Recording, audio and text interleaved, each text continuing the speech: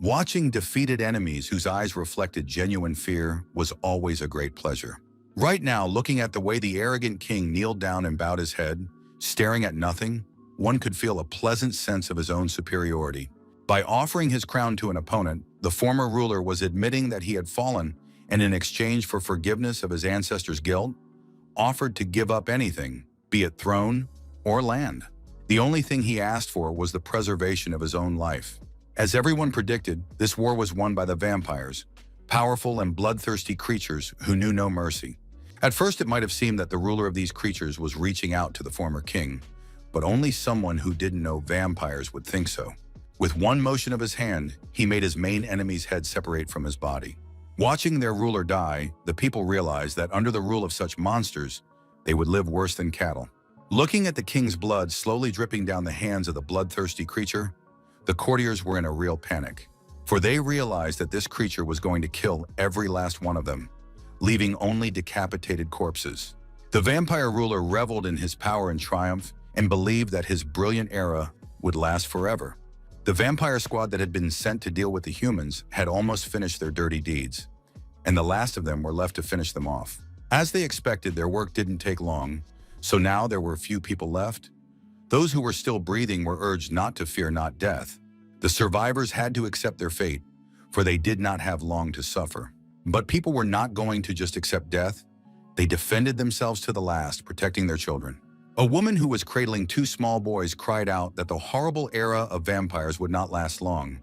A god came to her in a dream and informed her of this. Her voice expressed despair, but still she reported that very soon a hero would be sent down who would save mankind. But one of the vampires only grinned, saying that even if such a thing did happen, humans simply wouldn't live to see it. After that, the bloodthirsty scum attacked, approaching at an incredible speed. The survivors panicked.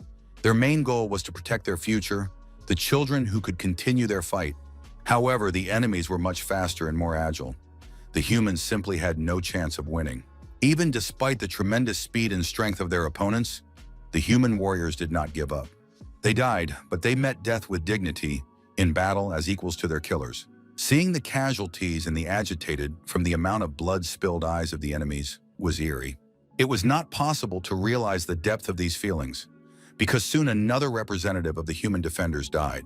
The vampires were already getting annoyed that these human brats weren't just going to die peacefully, but instead were always getting into the fight.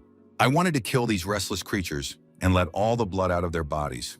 Although fighting with them was sometimes quite interesting, because among some individuals there were really strong warriors, but they would never be stronger than the vampires, who could simply break their weapons with a snap of their fingers, and then turn the whole place into a fountain of blood and entrails. Watching it was so commonplace that it became unbearably boring at times. Seeing the children's tears was even funny. The vampires were having a lot of fun as the little ones tried to hide behind their mother after hearing the words that they were about to be heard. They thought mommy would save them, but what the kids didn't know was that everyone would die. Every single one of them, including the woman who gave birth to them. One of the vampire warriors was about to pierce his mother's skull with his sword when he suddenly froze, feeling a strange energy behind him. Turning their heads, they saw a knight approaching them. His size was impressive and his armor shone brightly in the sun. The size of this bold stranger clearly exceeded the size of all the people the vampires had massacred. The vampires immediately suspected that the knight who was slowly approaching them and was not human, because he had too strange energy. Listening to their inner senses, the vampires unanimously said there was a corpse in front of them. Except this corpse looked too alive, as absurd as it may sound. It moved amazingly fast, which spoke of decent strength. The scum-killing people were outraged that this scarecrow dared to lunge at them so fearlessly. They couldn't believe who was even capable of such madness. When the stranger was able to fend off the blow, his opponents were amazed at his strength. Then the dead knight attacked, and his blow made one of the villains fly far back. For the first time in a long time, the vampire warrior felt fear. He wondered eerily who was standing in front of him. Looking at the footprints that were left on the damp ground after the knight's jumps, the vampire realized that the distance between them was at least 10 meters. His strength was also astonishing, for not only was he able to take down the bloodthirsty villain, he held him down and prevented him from even moving. And then he sent his limbs flying free in different directions. The remaining vampire realized that he needed to deal with this knight as soon as possible, for he posed quite a threat. So it was decided to attack suddenly and very quickly, except that the attack was by no means the most successful, as the knight stoically took the blow and withstood it. The enemy's sword was literally digging into the armor on the dead knight's chest, but he didn't think to move. His opponent was simply shocked by such behavior, so he wondered why he didn't dodge the blow. The vampire clenched his teeth in anger. His enemy should have been dead by now. After all, he had pierced his heart, but he was still standing there. The answer to this was a sharp movement of the arm, in consequence of which the head of the villain was compressed by the powerful hand of the knight. He pulled the bloodthirsty creature off the ground. It could only dangle its legs helplessly. The creature's eyes filled with pure animal fear as he realized he was going to be killed by someone whose heart had been pierced by his own sword. It seemed that the earth itself wanted to get rid of this mistake of nature, because the wind immediately scattered what was left of the vampire's dead body. The surviving humans froze and stared in amazement at what was happening right before their eyes. At that moment, the woman realized that they had managed to see the very hero that her prophetic dream was about. Shifting his gaze to the woman, the knight asked if she and the children were the only ones who survived. Realizing that the woman was unable to say anything useful, he mouthed that 5 kilometers away from here was the Holy Land. If they wanted to survive, they should go there. But the survivors kept saying that the very hero spoken of in the dream was standing before them. These words somehow caused a noticeable flash of anger inside the man. To the surprise of those standing before him, he began to remove his helmet, and those watched with anticipation. Showing his face, which had clearly gone through a lot of trauma, for it had numerous scars and one eye was seriously damaged, the man asked with a chuckle if he looked like a hero.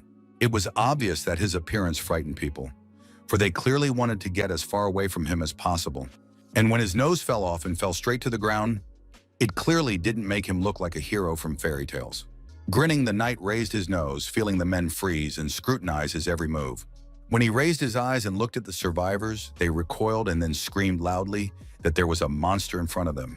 It wasn't the first time the knight had heard such swearing, so he wasn't too surprised. He was used to reacting with a chuckle. In a world full of despair, where only impenetrable darkness seemed to live, a very strange rumor was circulating. It was spoken of in whispers, so that those who wouldn't like it wouldn't hear it. There was a legend of some creature that had destroyed the vampires. Not just stories were made about him, but whole legends which said that the strange knight never died. A few days ago, the plague-masked individuals decided to survey some of the city's dilapidated areas. They were very surprised when they discovered something strange. What they saw seemed creepy and awesome in equal measure. Death came so suddenly that the knight met it standing, holding his weapon tightly in his hands. This man's name was Gunther. All the strange men in plague masks recognized him immediately. He was the greatest warrior of this era, and the last gladiator with 228 contests and as many victories to his credit. But even he could not defeat the vampire. One of the men asked their pal Ariel if they should risk their future for a guy they barely know. The one who was called by name said with confidence that she trusted Gunther completely. The condition of the corpse's body was good, so it was possible to do what they had in mind.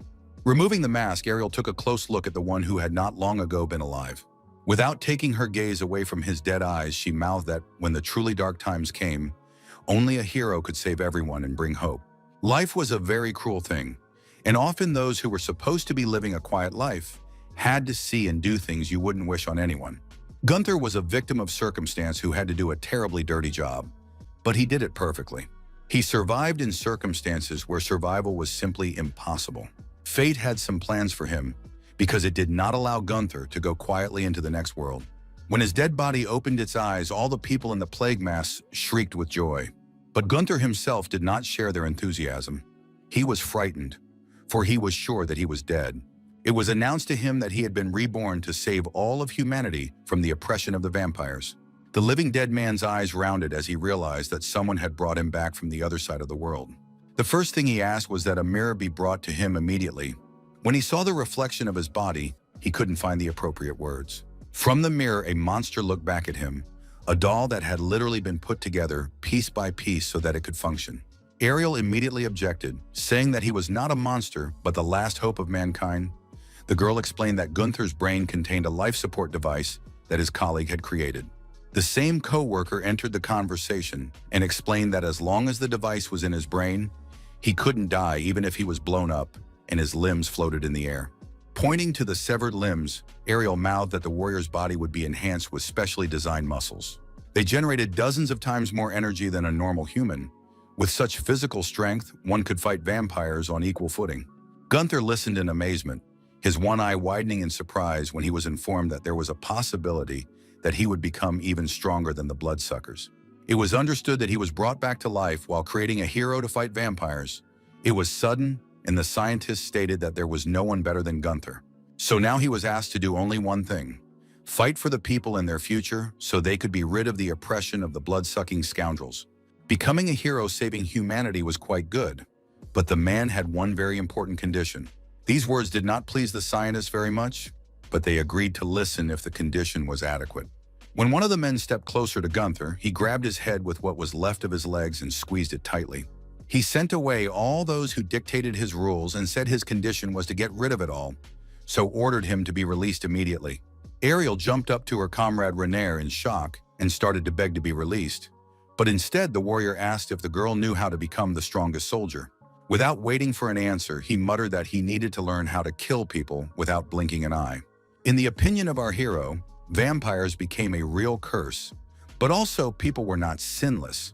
Because they were selfish and limited, he did not want to fight for them. Gunther was even amused by the fact that someone thought they could induce him to do this.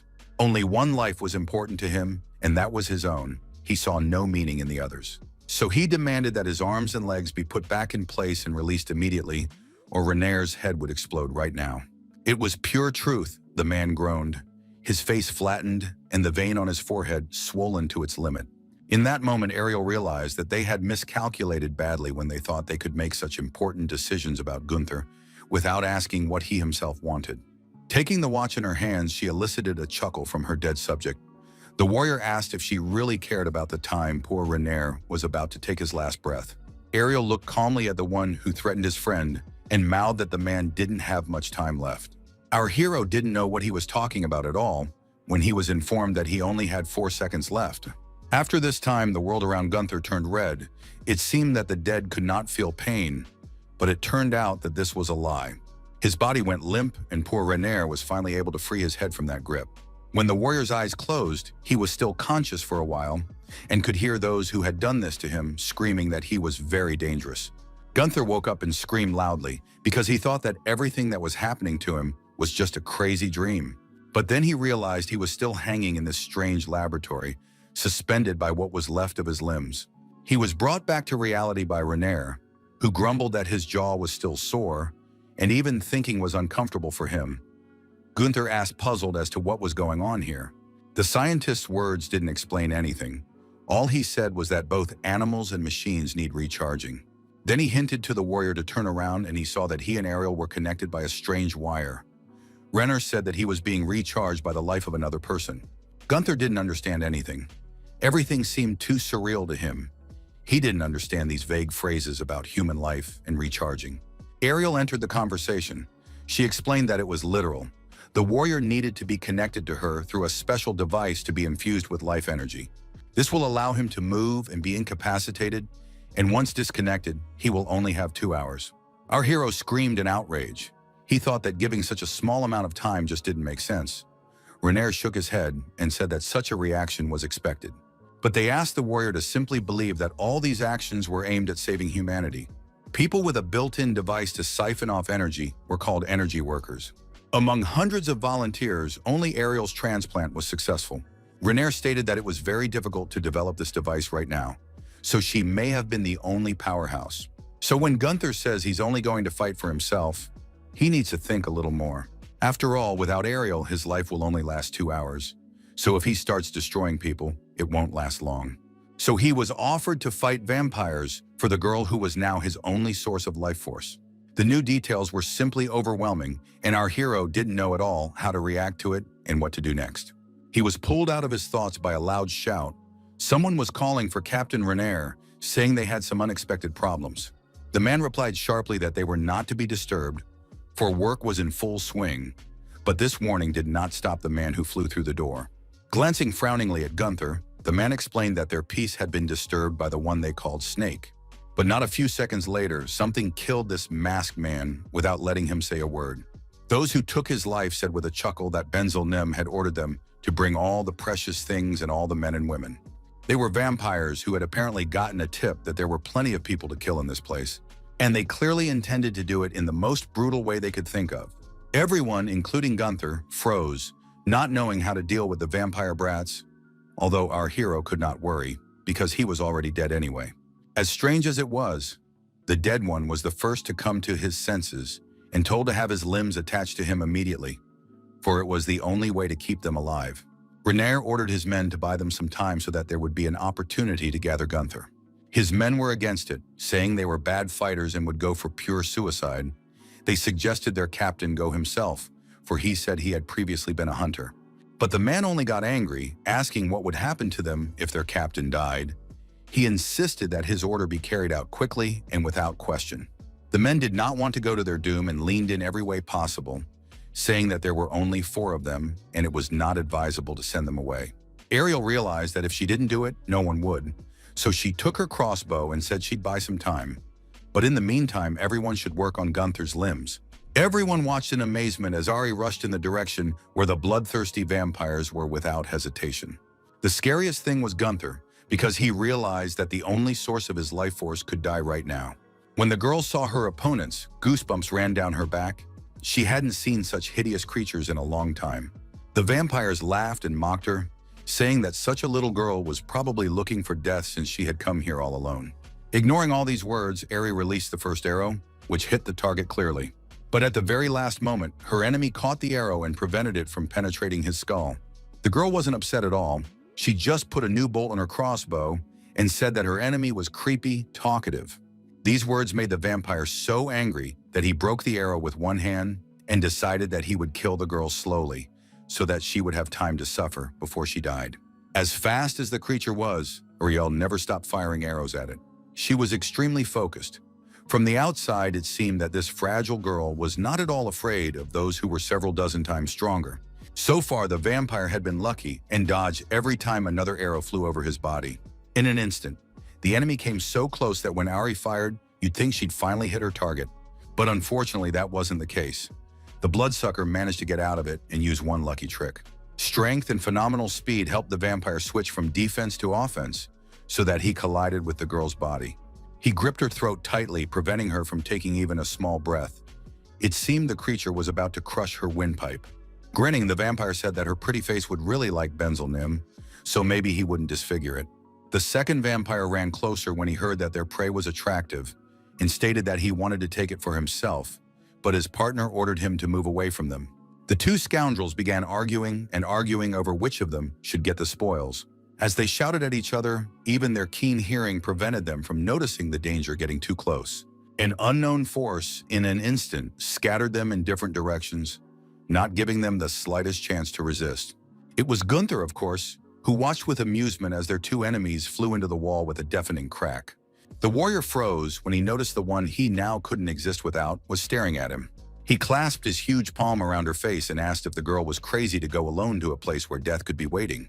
Ari became indignant, saying that someone had to go to the vampires and stall for time while they collected him.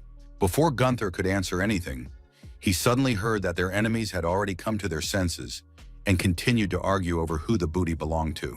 After a serious collision with the wall, the bloodsuckers were clearly disoriented and their bodies were no longer so light and agile. Despite the fact that his head was barely supported on the shoulders of one of the vampires, he was still functioning and wasn't about to die. Ari suggested that in order for the enemy to stop regenerating, the heart had to be destroyed. Pushing the girl aside, Gunther decided that it was time to finish with these annoying bloodsuckers, who did not want to leave the world of the living. The situation was complicated by the fact that there were 2 opponents. The warrior was not worried about himself. It was impossible to die a second time, but he feared for the life of his energy source. But fear didn't stop him, it only spurred him to act a little faster. So he was able to grab one of the vampires and squeeze his body in his iron grip. The enemy immediately tried to act on a proven pattern, to slip his hand inside the human body and rip out the still beating heart from there. When his hand failed to pierce Gunther's skin, he froze, not realizing what was happening or what creature stood before him. His body, on the other hand, was breaking down very well under our hero's physical strength. The second vampire saw the massacre of his kin, So he started to run away with screams of horror, but it would hardly help him. While Gunther was dealing with one, the other decided to steal Eri, who was defenseless against him. He hadn't counted on the warrior dispatching his partner so quickly that he had time to catch up with him as well. Ari and Renaer watched this massacre with their mouths open. It amazed them that despite using the body for the first time, Gunther was extremely good at fighting. Looking at the warrior, the girl realized that it wasn't just amazing. The altered body was superior to vampires in many ways. Its speed was incomparable to a human's. It was noticeable that Gunther had already understood all of this. After all, he had skillfully used his abilities, but he should have guarded his heart. It also surprised the girl a bit when she noticed that the man was clearly enjoying the battle. Grabbing the last vampire, the warrior decided that the bloodsucker's body was very good for beating. The one could barely speak, but still managed to utter words about how humans had created a true monster. Grinning, Gunther asked if those were the scum's last words. If so, he was just pathetic. As our hero swung to deliver the final blow, his opponent began to request that he wait 1 minute before sending him to the other side of the world. The monster began to talk about how he had an offer that was sure to please the man. For some reason, Gunther was interested, the pleading in the vampire's voice making him freeze in place. He asked exactly what the proposal was about and why he would have liked it. The vampire began to say that he could feel Benzel-Nim's presence. They were of the same blood, so if you killed them right here, the revenge would be very quick and terrible. If the bloodsucker was to be believed, Gunther wouldn't last a couple minutes, except that the man didn't understand why someone so powerful would want to avenge these scum. His opponent shouted that it would only happen for one reason. This mysterious Benzel-Nim loves them a lot. The creature promised to leave the people who were in the place alone if they were given the girl. Turning around, Gunther met Ariel's gaze and realized that he would never give up the one who gave him life energy. All he could offer the vampire was to take the bald Renaer, but no one wanted to take him since he wasn't attractive at all. Well then, there was something else the warrior had to offer his opponent. It was a good blow, so powerful that it pierced the enemy's body and spared our hero from further conversation. The negotiations were over, and this bloody method of carrying them out was very much to Gunther's liking. There was no problem with the second vampire either, especially since he was frightened enough by the sight of his comrade's death. Soon he was finished, which meant that if their words were true, we should expect someone called Benzel-Nim. Turning to Ariel, Gunther asked who this Benzel was since he was worshipped so zealously. The girl revealed that it was about a high-class vampire. The brunette continued, explaining that there were 3 types of vampires. The first ones were them from birth. They were called purebloods. High-ranking representatives had the purest blood and received all the recognition and respect from their kin. There was another type. They were called low rankers, and they were born from the blood of the latter. Vampires with black hair were inferior, and there were very few high-ranking ones, for they are vulnerable to sunlight. They use their blood to create unique weapons. It was said that these creatures were so powerful that their might was beyond even common sense. Their conversation was interrupted by Renaer, who was extremely disturbed by the news that someone named Benzel would be here very soon. Gunther thought it strange that the man took those words so seriously, but the man said it wouldn't hurt for them to be prepared for anything. But first, Gunther was demanded to answer whether he was really ready to fight vampires together with humans, because he still didn't say anything about it. After a little thought, our hero said that, as he had said before, the most important thing for him was his own life. But as it turns out, for his continued existence, he is forced to help people. So for now, Gunther decided that he would benefit from cooperating with those who decided to revive him. Ariel bowed her head respectfully and mouthed that humanity would never forget this decision. Instead of thanking her, the warrior asked to be fully recharged. Turning to Renaer, the brunette said she wanted to give a small gift before doing so. This gift turned out to be armor that completely covered the warrior's body and hid all the seams and irregularities where the limbs were sewn. Seeing the knight, Renaer was simply delighted, for in his mind it was the image of the very angel of vengeance who would punish all vampires. The man began to tell me that he had made the armor out of several costumes, and now this knight's garb looked like a kind of rebirth from the dead. Looking at his reflection in the mirror, Gunther felt like a hero from some fairy tales, except that he clearly did not have the same selflessness as them. Taking his hand, Ariel spoke excitedly as the ring armor was made of refined mithril, and a protective layer was applied to every part of the garment for ease of movement. The girl was convinced that Gunther was better than the vampires, for they were inferior in both agility and speed, and the suit would protect against all sorts of damage.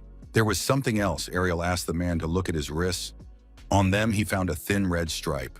It was explained to him that that spot would indicate the approximate time given after disconnecting from the Energizer. The red marker would gradually decrease, so one should keep an eye on it. Gunther remembered the warning that he would only have 2 hours before passing out and blacking out. He decided not to think about his sad fate and relaxed, enjoying the vitality flowing through his cold body. The moments of bliss ended as soon as there was some strange sound that made everyone who heard it tense up. People's heads immediately went up, for the source of the sound was clearly somewhere out there. After a few tense minutes, something suddenly began to hit the roof, and the force of the impact was no joke. At first, Gunther thought something had fallen, but the truth was far more disturbing. The blows of something huge on the roof became more and more intense. Renaer didn't understand why the reckoning had come so soon. After all, they had been told they had an hour to spare, but it had only been 40 minutes. Realizing that things were very bad, Gunther realized that it was necessary to act immediately, so he ordered him to disconnect immediately. He asked what direction to run in before the enemy arrived. Ariel told him that they had converted the city's underground graveyard, so now the entrance and exit was the same place. This news, to put it mildly, did not please our hero at all. He thought that he should have been told about this little nuance at once. Putting his helmet on, Gunther ordered everyone to stay away from him and stay out of the way this time. Renaer hoped it would work. Oh, the resurrected warrior was sure it would work out, for he hadn't felt this strong before. All that remained was to wait for the mysterious enemy under whose patronage the slain vampires were. Finally, the door opened, slowly, not abruptly, and with a clatter as expected. No one rushed to get inside, as if savoring the moment. A couple seconds later, 3 heads with 3 pairs of glowing red eyes showed up. Our hero and his companions were surprised, for they expected to see something more frightening. The strange trio announced with a smile that they had finally found the one who had ruined their family members. Gunther asked defiantly, "Were we talking about those low-ranking weaklings? If so, he would gladly admit that he had killed them, because they were so mediocre." One of the vampires agreed with this statement and said that, as for a human, his opponent showed very good skills. Then he told me that his murdered relatives were disliked even by their own parents because of their intimidating appearance. They were poor men who chased recognition. The vampire apologized and said that he was sorry, because it had come off as uncultured. These words caused a strange feeling inside Gunther. He realized that his enemies were insincere, but he didn't know what to say back to them. Renaer seemed to understand a little better what was going on, for he asked if the face collector in front of him was one of Benzel's minions. The latter confirmed that he was. The man frowned and apologized for killing those guys, but explained that it was only because they had attacked them first. Unlike the other vampires, the face collector was willing to commiserate with them, so Renaer made sure to convey that they didn't want any trouble. So he suggested that we not fuel conflict and just go our separate ways. At first, you could tell that the vampires liked the idea, for they nodded their heads in satisfaction and mouthed that the sun would soon rise. But then there was doubt on their faces, for they had given their word to some Julius that they would not allow their kin to be killed so easily. So they found the perfect and, in their opinion, the most appropriate solution, which was to kill all the people in the world. In fact, the answer was rather expected, for it was foolish to hope that vampires would suddenly show mercy. It was on the verge of absurdity. Except Gunther was sure that this trio was clearly not enough to handle him. Hearing this phrase, the bloodsuckers laughed loudly. It seemed like they had never heard anything funnier. More vampire heads began to appear. One of them raised his voice and said that there was only one reason why the lower vampires were active both day and night. They simply served to protect the highly ranked individuals who are more vulnerable to sunlight. After all, if the sun didn't shine so brightly and burn their sensitive skin, no one in the whole world could beat them. Looking at the hundreds, if not thousands of vampire heads, Gunther realized that they would only be right about one thing, if he didn't exist. And now the situation was changed by the fact that people had gotten the idea to create a soldier who couldn't be killed. This was the first time Gunther had ever met such a creature. He didn't even immediately believe at first that there was a vampire in front of them, or vampires, who was he to know? He wasn't the only one seeing such a creature for the first time. Ariel, too, was still unable to accurately describe who stood before them. This thing looked like a bunch of heads were connected by blood and moved like a single organism. Renaer entered the conversation. He revealed that this was why this abomination was called the Face Collector. Ariel was the very first to come to her senses. She realized that she needed to find the heart of this monster and destroy it. But it was extremely difficult to do so, especially considering the fact that each of the heads possessed very sharp teeth, which they furiously bared. The attack of these creatures was fast, powerful, and incredibly crushing. Ariel closed her eyes, imagining that this was her end, and she would see no more of the sunlight that the bloodsuckers hated so much, and the humans considered their blessing. She was saved by Gunther, who picked the girl up in his arms and carried her to a safer place, away from the bloodthirsty jaws. The opponents were much faster and bigger than he thought, so he had to be extremely careful. He ordered the girl to run for cover as soon as possible, but she objected, saying that if the warrior didn't recognize where the creature's weak spot was, there wasn't even any point in fighting. The man said he didn't have to worry about him and asked her to take care of herself. For a second, Ariel heard a note of concern in the rough, dead warrior's voice. She was surprised, but then she convinced herself she was just imagining it.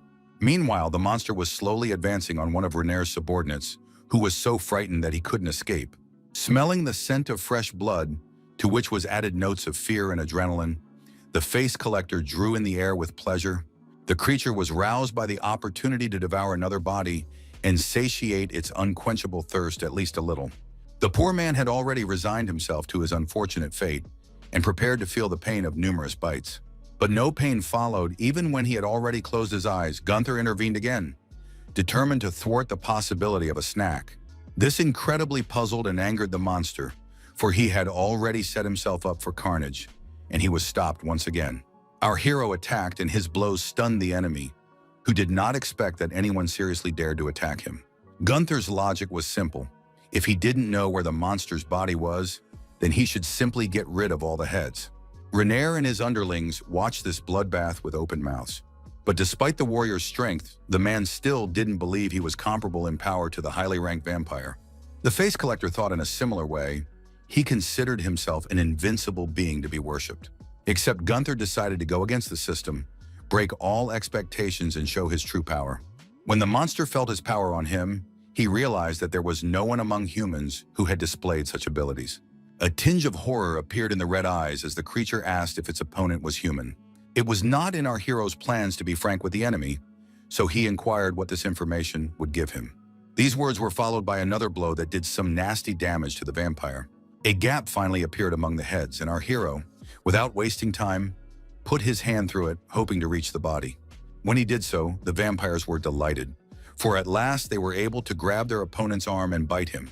They were confident that victory was now theirs, for they had never met anyone who could come even slightly close to their power.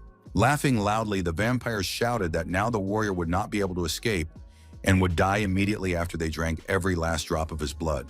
These words had no effect on Gunther's confidence, and he jerked his arm hard, trying to pull it out of the enemy's mouth, but ended up ripping off several heads before he could free his limb.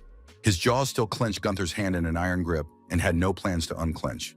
Gradually, more and more vampire heads began to encircle the warrior's body, and eventually he couldn't move freely because there were too many of them.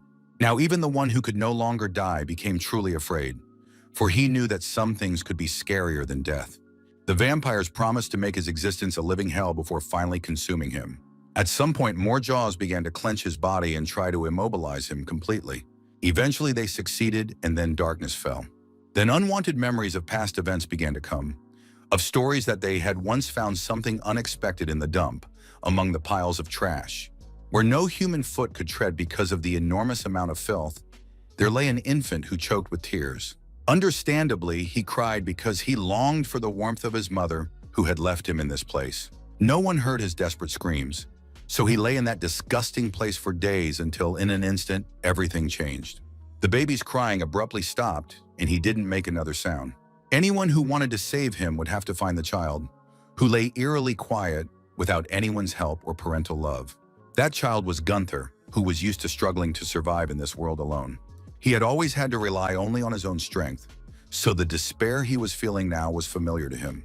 He knew there was only one way to survive, and it was to get out of the clutches and teeth of this monster as soon as possible.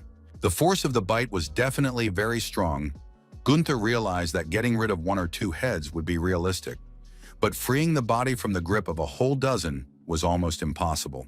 All the more reason not to forget that our hero's arms and legs were completely engulfed, so he was immobilized. Thinking about how he could escape, The man decided that he needed to keep contact with these individuals to a minimum. Touching the ground or using force was extremely dangerous. It might be possible to escape by climbing through the bottom, except the warrior didn't know how many layers of heads awaited him there. It might be too risky. As if reading Gunther's mind, the vampires began to laugh evilly and say that there was no way for someone like him to escape their grasp.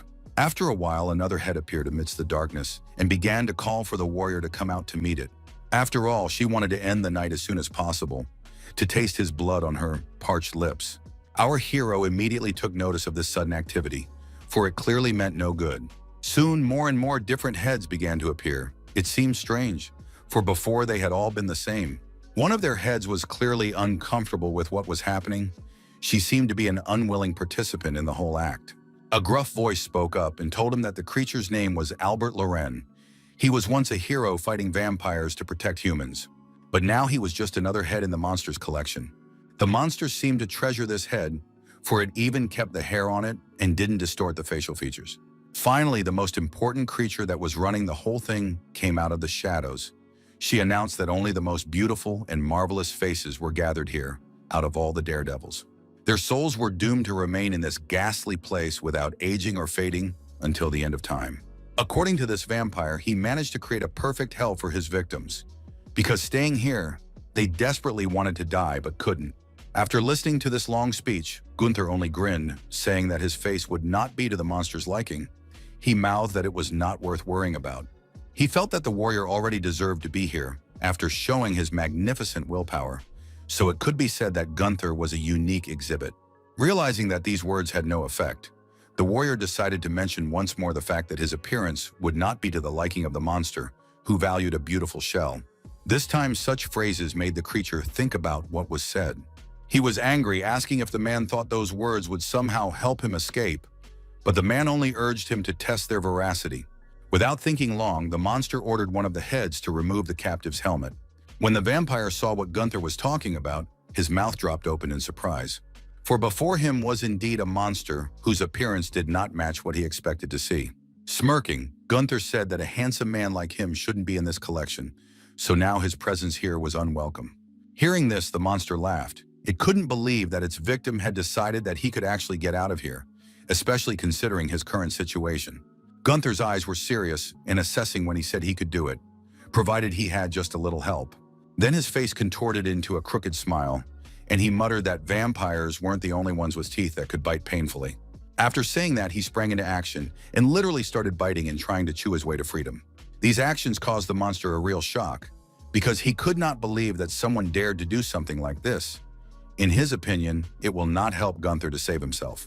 He started yelling and saying that no one had ever managed to outsmart him and get out of here yet. Except the problem was that the monster's path had yet to encounter the likes of Gunther. So stubborn, determined and strong, and also, importantly, immortal. Tearing one of the heads apart with his teeth, Gunther declared that despite all the words about his abilities, he was a living person. The enemy could only stare at him in amazement and watch his every frantic action. Yes, and the heads watched the man curiously. It was the first time they had ever seen anyone put up such resistance. This was being watched closely by Renaer and Ariel. They were horrified at how many vampire heads had attacked their hero. There were doubts about whether he could survive. The masked guy was terrified that this was the end, that their hope for a vampire-free future had been destroyed. But Renaer didn't believe it would end so easily. He knew they had created something that was unlike other fighters. However, the man was still very sorry that they had ventured into such a dangerous place, and now their knight might turn into a real corpse. Hope remained just inside Ariel. She never stopped believing that their hero would pull through, and soon there were the first signs that pointed to that. She pointed her finger at the spot from which vampire heads began to fall out one by one. Every second more of them fell out, and at some point a real breakthrough began, as if someone was making their way out of their trap. It was true, somehow Gunther had managed to escape from the creature's grasp, and now he was flying down, taking a couple of vampire heads with him. Surprised, Renaer began to shout that he had always believed in the knight, as if 3 minutes ago he hadn't said goodbye to him, berating himself for the wrong bet. Finally, the man was finally free. His body touched the floor, and he breathed a sigh of relief. But it was too soon to rest, for from the hole he'd made in the monster's body, many vampire heads rained down on him. But Gunther was able to bounce back in time. Except there was one but. Renner noticed that the legs were missing from the batsa. Something had to be sacrificed. But now our hero realized that it is necessary to change the strategy of action, because in close combat, this enemy cannot win. This was something that Renner didn't think about, for he hadn't really considered the prospect of them having to fight in the first place. And now, looking at the mangled Gunther, he realized that it was likely they would all be devoured. The first thing the warrior did was get to the one that was his source of life energy. Pulling Ariel against him, he decided he would protect her no matter what it took. Being heroes is only good when you're a fairy tale hero. That wasn't the case in reality. Gunther realized they wouldn't stand a chance, so he said they needed to get out of here before the sun went down. It was amazing how quickly this newcomer took the reins. The vampires didn't wait, they attacked, snapping their deadly jaws greedily. Their heads avalanched at a place that used to mean that here souls could find eternal rest. Gunther managed to make his legless body, which Ariel was holding on to, bounce as far away from the danger spot as possible. It was incredibly difficult for the man to move around, which was logical in his circumstances. Looking at her rescuer, the girl realized how to help him. After a while, she informed him that she had brought upgraded crutches. But they weren't finished. But if you tried hard enough, you could get to the weapons.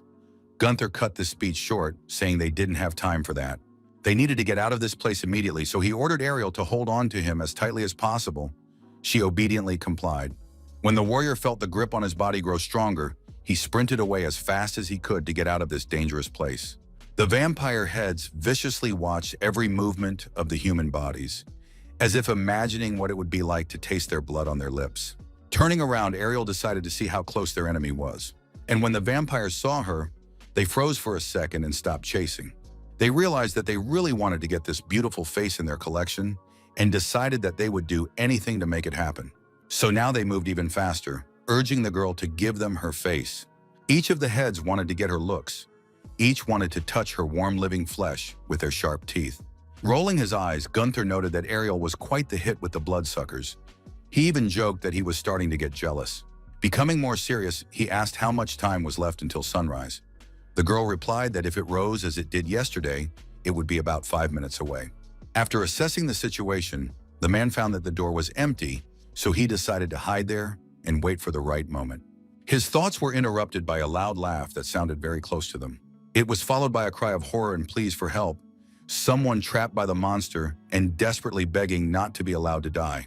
That poor man was Renner, who was very unlucky to find himself in such a difficult situation. Gunther realized that leaving the man was wrong, but he had most likely already been bitten, so leaving him was a forced sacrifice, and they could leave while Renner served as bait. Looking at the sad expression on Ariel's face, the man asked if she realized that she would have to sacrifice something for the future of humanity. She looked at him in a way that made it clear she had her own opinion on the matter, and it was very different from what Gunther had said. Our hero realized if he didn't intervene right now, this girl was going to do something unreasonable. As it happened, she jumped out of hiding and waving her arms began to scream, attracting the attention of Benzel, a monster that was eager to devour them. Screaming with anger, Gunther realized that he was ready to nail her, because she had endangered not only her life, but also his. He just couldn't believe that the girl had actually walked out into the very center of the hall and waited for thousands of heads to approach her, just to draw attention away from Renner. At the last moment, the man managed to grab her and prevent the creatures from consuming her body. As he landed on the ground, he began to berate her, reminding her that he had asked her to stay out. But Ariel protested, saying that if there was even a small chance to save the captain, they should take it. Now it was clear that it would have to break through these creatures, not quietly leave as Gunther had wanted. There was only one hope: open doors. If they could get to them before the vampires did, there was a chance of survival. Having to jump up to avoid being caught in the jaws of the enemy was difficult, but our hero was no weakling. At one point, his body was so close to the teeth of the bloodsuckers that they opened their mouths, anticipating the hot blood on their tongues. But all they managed to grab was a small piece of cloth that was part of Gunther's robes. The guys actually managed to fly through the open door and escape the deadly room. Without hesitating for a second, Gunther immediately started climbing up the stairs to run as far away from his enemies as possible and avoid any risks. The fact that he didn't hesitate saved their lives, for the vampire brat flew out after them and pursued them with even greater speed. Benzel said he was impressed with the courage of the men, who were far more capable than he expected. But that didn't make the monster give up on the idea of devouring them. On the contrary, it seemed to want it many times more. Feeling that the enemy is already literally breathing down his back, Gunther tried to run as fast as possible. From the tension and fear, Ariel squeezed into his body as hard as he could. At last, they saw the long-awaited light, which meant that a little more time, and the guys would get to the surface and be safe. The girl brightened. She shouted happily, alerting everyone that they were almost out. Except that the abruptly joyous scream was replaced by a shriek of terror that threatened to swallow up any hope of survival. The vampires managed to grab Gunther's arm. They dragged him down with tremendous force while repeating that they would devour him anyway. It all got to the point where the man wanted nothing more than silence, and to get it, he decided to eliminate the source of the disgusting squealing. Swinging, he struck his enemies with such force that they tore off the steps and flew downward. Gunther's arm was finally free, and his opponent did not prevent him from moving forward, taking Ariel with him. After a few minutes of intense and very fast running, our heroes were able to get out of the underground cemetery, which could have been a burial place for them as well. A long-awaited ray of light came into the man's eyes, which after darkness made him squint, but Gunther did not. He wanted to savor this moment that whispered that they had made it. They had made it out of a place that could have been their grave. But Ariel's sudden scream snapped him out of the pleasant sensations and forced him back into the harsh reality. Turning his head, he saw that the girl had almost been grabbed by Benzel, who had somehow made it to the surface without fear of sunlight. His hideous-looking heads were happy that they could finally get their hands on the pretty-looking girl. Mad red eyes were running in different directions, anticipating the fact that very soon, the collection might be enriched with another pretty face. This time he didn't make it. Gunther couldn't snatch the girl from the clutches of this monster, and now he could only watch her moving away from him. Looking at the ground, the man frantically tried to think of what to do, since Ariel was the only person he could recharge from. Negative thoughts and strong emotions came over him in waves, so he gave a shout and declared that he would not let them steal what he needed. Success wasn't always on Benzel's side. There were dark days when he wasn't sweet at all. It happened that his precious faces suffered, burning in the hot flames his enemies directed at him. Yes, there were dark days, very dark days where you wanted to scream with anger and dream that all humans would finally disappear into its jaws. On one such day, when Benzel looked particularly bad and felt the same way, he was visited by subordinates who were concerned about his condition. He revealed that his revenge failed, and it was all because of one monster knight who decided to get in his way. His subordinates began to sympathize and say that he was safe now, and also promised to take revenge on this man one day and thank the Lord for the love he had given them. Shaking its head, the creature objected, saying that no one but it would be up to the task, especially since it didn't plan to tolerate being treated this way. More than anything, he wanted to deal with that guy on his own and prove to everyone that he was still strong. The only thing he asked of his vile assistants was that they bring him as many new faces as possible. Those were only too happy to help, and after a while showed up at the lodge, saying that this time they had carefully selected 34 men who were sure to please the Lord. People were tied up and very scared, because they didn't realize where they had gotten to, but they knew that nothing good was going to come of it. Benzel's many faces broke into smiles as he examined the captives, for the pretty faces he saw were clearly to his liking. But among all those people, there was the one that the monster liked the most. Her pretty face wanted to devour as soon as possible. This unfortunate victim was Ariel, who despite her fear looked at her enemy with defiance and defiance. Smirking, the bloodsucker told the girl that she had no reason to worry, for when he consumed her, they would be together until the end of time. At this time, Gunther was just furious about the way things were going for him because time was running out and the life force flowed like sand through his fingers. Fortunately, Renaer had survived and was now able to help the man get his legs back in place, which was very helpful given the circumstances. Except the problem was that the legs didn't want to connect and function, even though the load didn't even get halfway there. The man was almost in a panic. He couldn't understand if Ariel could be done without. He asked Renaer if it was possible to implant a new power source. A suggestion flashed through Renaer's mind that the warrior wasn't planning to rescue the girl. The man honestly replied that such thoughts had flashed through his mind. Frowning, the captain said he couldn't guarantee anything, and at the moment only Ariel's presence could guarantee a full charge. He explained that Gunther has a device installed in his head that regenerates a corpse. More specifically, it has the ability to make dead beings infinitely alive. If the corpse decomposed to a certain degree, there would be no turning back. So according to their predictions, the warrior's body only had 3 days. This news not on a joke alarmed our hero. He could not believe that he had so little time left, because when it is over, to bring him back to life will not be possible. It didn't matter if he was in a safe place or not, because according to Renair, if they didn't notice the device stopping in time, he was finished. The captain even said they needed to get to the cemetery as soon as possible before his body finally rotted away. He argued that developing a new energy source was impossible and probably wouldn't be possible for another couple of years. So it was obvious what he was implying. Without Ariel, Gunther would die. Thinking about what he heard, our hero could not believe it. He wondered what this device was. But Renair said now was not the time for an explanation. He promised to discuss those details when they had developed a more trusting relationship. The captain then proceeded to connect Gunther's legs to his body. After a while, he announced that everything was connected. Frowning, the warrior asked why he was hearing some strange sound coming from somewhere nearby, to which the man replied with a slight smirk that there was something special for his right hand. He remembered that Gunther had once mentioned that killing Benzel up close could be difficult, so now they had a solution in front of them, a special weapon designed for long-range combat. Looking at the warrior's perplexed look, the captain asked what he thought of this novelty. Without saying a word, our hero only nodded approvingly. If some could smile, some right at that second were gripped by an eerie despair that gradually turned into panic. The first victim, a blonde-haired man, was brought up to the one who would probably take his life and make him suffer. The one called Benzel appeared among the many heads and extended his hideous palms, which ended in sharp nails, towards the victim. As it came closer and closer, the creature began to say that it should not be afraid, because it would not hurt at all. When the creature's hand approached the man, he cried out desperately and wanted to recoil, but something kept him standing still. A heavy palm was placed on the victim's head, and a deafening, agonizing scream sounded, after which the blond man's face was covered with some strange red veins flowing from beneath the vampire's skin. Soon these dense veins covered his entire face. It was as if they were consuming him and trying to erase every feature. The victim was in such a state that he could not utter a word, so now Benzel spoke.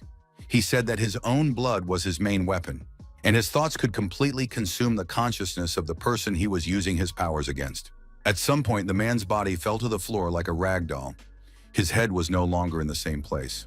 She was in the hands of a bloodthirsty monster who had gotten another item to add to his sophisticated collection. The head opened its eyes, which were now blood red in color, and the mouth with a row of sharp teeth stretched into a smile. Not a trace of the former blonde man left.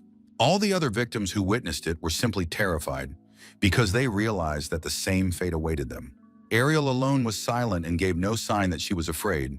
She proudly held her head straight and never took her eyes off the dead body, as if defying death itself.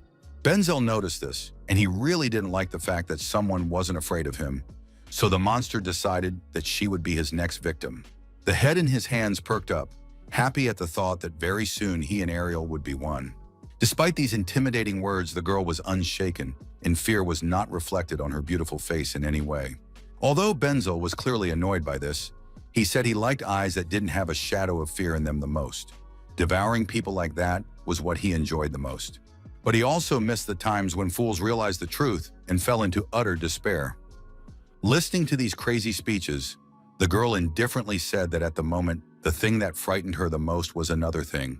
Namely, that everyone was so indifferent to Benzel's soul that no one even tried to save it. These words made the monster freeze for a second, as if he was considering something, but then he laughed loudly and said that the girl was saying very funny things. He found that what he said amused him so much that he wanted to make Ariel repeat those words over and over again when he got his hands on her head. He wanted to reach out his hands to the girl as soon as possible, but he was interrupted by a sharp call by name. A man was rushing toward him at breakneck speed. His hair was blonde, and he looked remotely like the man Benzel had just absorbed. This man cried out that he had waited a very long time for the moment to take revenge on this enemy of humanity. He was clearly intent on attacking the monster and ridding this world of the one who had chosen to poison it with his presence. His sword was in dangerous yet so welcome proximity to the monster's body. This desperate and very brave attempt did not turn out well for the man. He was now doomed to suffer. The monster had him captivated, every limb of the warrior's head clutched tightly so that he dared not even hope to move even a little. Benzel's subordinates began to apologize to him for not keeping a good eye on his heads, but the man said it was no big deal.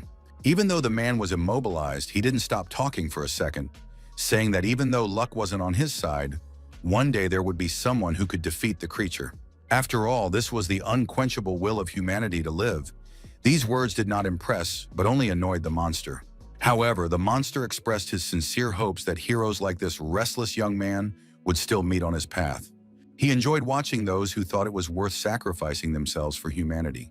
After all, watching their futile attempts in blind faith makes the bloodsucker very funny and amused.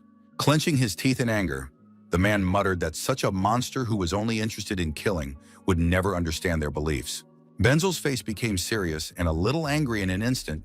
He held his palm out in front of him and asked for a closer look at it.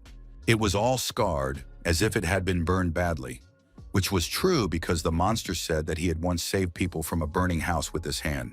Benzel remembered every detail as if it were yesterday, the billowing fire breathtaking, the hot flames burning his skin. And then there was the pain, so much pain. But despite its presence, he had come back to save another human being. And what he got in return was not at all what he expected. There was no praise for heroism, no respect from the people. The man listened to the story in surprise. The monster said that at first he did get some recognition, but mostly all he was rewarded with was human contempt and disappointment.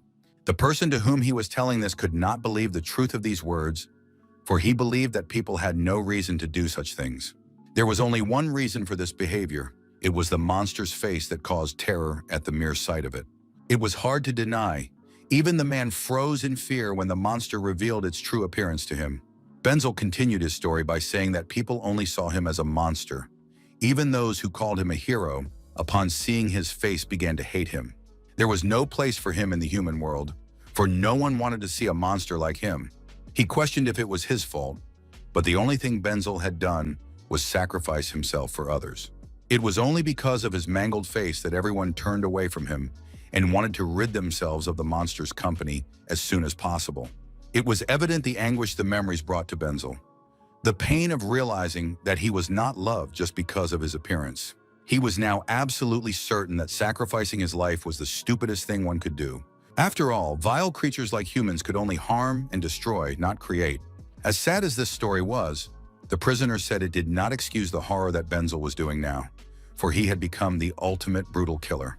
The bloodsucker disagreed. He said that someday the man would understand his motives and desires. After those words, a red liquid began to flow from his hand, reaching out his palm towards the blond man, intending to touch his face and engulf him. But when his nails almost touched the soft skin, he was stopped by a harsh voice that said the monster was talking too much. Benzel froze, just like his victim. They both expected something to happen now, but they had no idea that there would be a small explosion, which unfortunately didn't hit the monster. It was not at all clear from where and who shot at them. They seemed to be in a secret and well-hidden cave. Of course, it was Gunther who grumbled about his weapon not even getting close to hitting the enemy. Renaer only shrugged and reminded him that it wasn't finished yet. Ariel's face finally expressed something other than indifference. Her beautiful features transformed, showing joy and relief. But the warrior only shrugged his shoulders, saying in surprise that he didn't expect to see the girl alive, because with her temperament, she had every chance to die first. With a hiss, Benzel informed him that his enemy was a real idiot, since he decided to come here on his own too. In his opinion, Gunther was clearly looking for death. Rolling his eyes, the man didn't deem it necessary to answer. Adjusting his weapon, he wanted to try it out again. After all this chaos could only end when one of them dies. His new armament was called the Launcher and was designed personally by Renaer. As told by its creator, it was one of the few modified body weapons, powerful muscles protected by a spike of bone created from the tibia of a bison. The muscles responsible for pulling and pushing slowly stretched and built up strength. They then attacked while simultaneously releasing bone spikes with tremendous speed. The force of the spike was extremely destructive, and the speed was more powerful than any crossbow or ballista. It didn't take long for the muscle to stretch to its full length. The only drawback was that after using up all 6 bone spikes, the weapon became useless. Gunther was okay with the gun becoming trash afterward, but either way, the thing was useful for range combat. As the men rode through the woods toward the desired cave, Renaer reminded his companion that they were extremely short on time. Even so, our hero had to make every effort to kill Benzel. Their priority was to rescue Ariel as the sun would rise, perhaps she would have a chance to escape.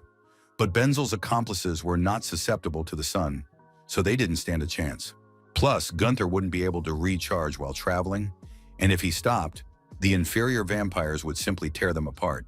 According to Renaer, one had to kill the high-ranked creature, then the low-level vampires who inherited its blood would also be destroyed. Looking up at the dark night sky, the man only wondered if it would get done anytime soon. Gunther asked his companion not to worry, for they had one huge advantage. If he was even badly crippled, he would still survive and be able to continue the battle no matter what. Though the cave was hidden from view, once closer, it was hard not to notice it. Getting to the destination was not difficult either, but there was another difficulty. Gunther only had 15 minutes left, and he doubted it was possible to defeat the monster and free his power source in that time. Be that as it may, our hero did not despair at all. On the contrary, he felt that such events stirred his spirit. And to be honest, not just him, for it was noticeable how much Benzel was intimidated by his bone-shooting weapon. But as strong as his fear was, the confidence that the barrier of faces could handle any weapon was stronger. Hiding behind those he had previously enslaved and absorbed, the monster was confident that nothing would penetrate his human shield. Well, it was only possible to find out in practice. So Gunther did not wait to conduct an experiment and did not hesitate to shoot. Fate was clearly not on the vampire side, for no matter how hard he tried to create an impenetrable wall of faces, it was shattered. Benzel roared with anger. He couldn't believe that this was actually happening. His perfect defense had been breached. Gunther, on the other hand, was disappointed. He was hoping to hit the monster directly, but something went wrong and he only damaged a couple faces. He made a promise to himself that the next bone arrow would go straight into the heart of his enemy. Such confidence strained the bloodsucker beyond belief. He liked to break strong men, but he felt he could break his teeth on this man. Being in a state of fear and aggression, he began to shout and address his servants, asking if they were afraid to attack, since they were huddled in different corners of the cave. Those began to object and argued that they moved much faster than their master, so could deny their enemy the ability to move. After a little thought, Benzel let them do it. The only thing he wanted was for his safety to be safe. He ordered his henchmen to beware of the strange weapon their adversary had, of late, wielded. Except Gunther had absolutely no plans to waste precious charges on such weaklings that he could handle without reinforcements. So he decided not to hesitate and rushed into the attack, showing his confidence and strength. His blows were crushing, the kind that made even the strongest monsters freeze in horror. When his enemies fell under his hot hand, there was nothing left of them. They literally turned to ashes.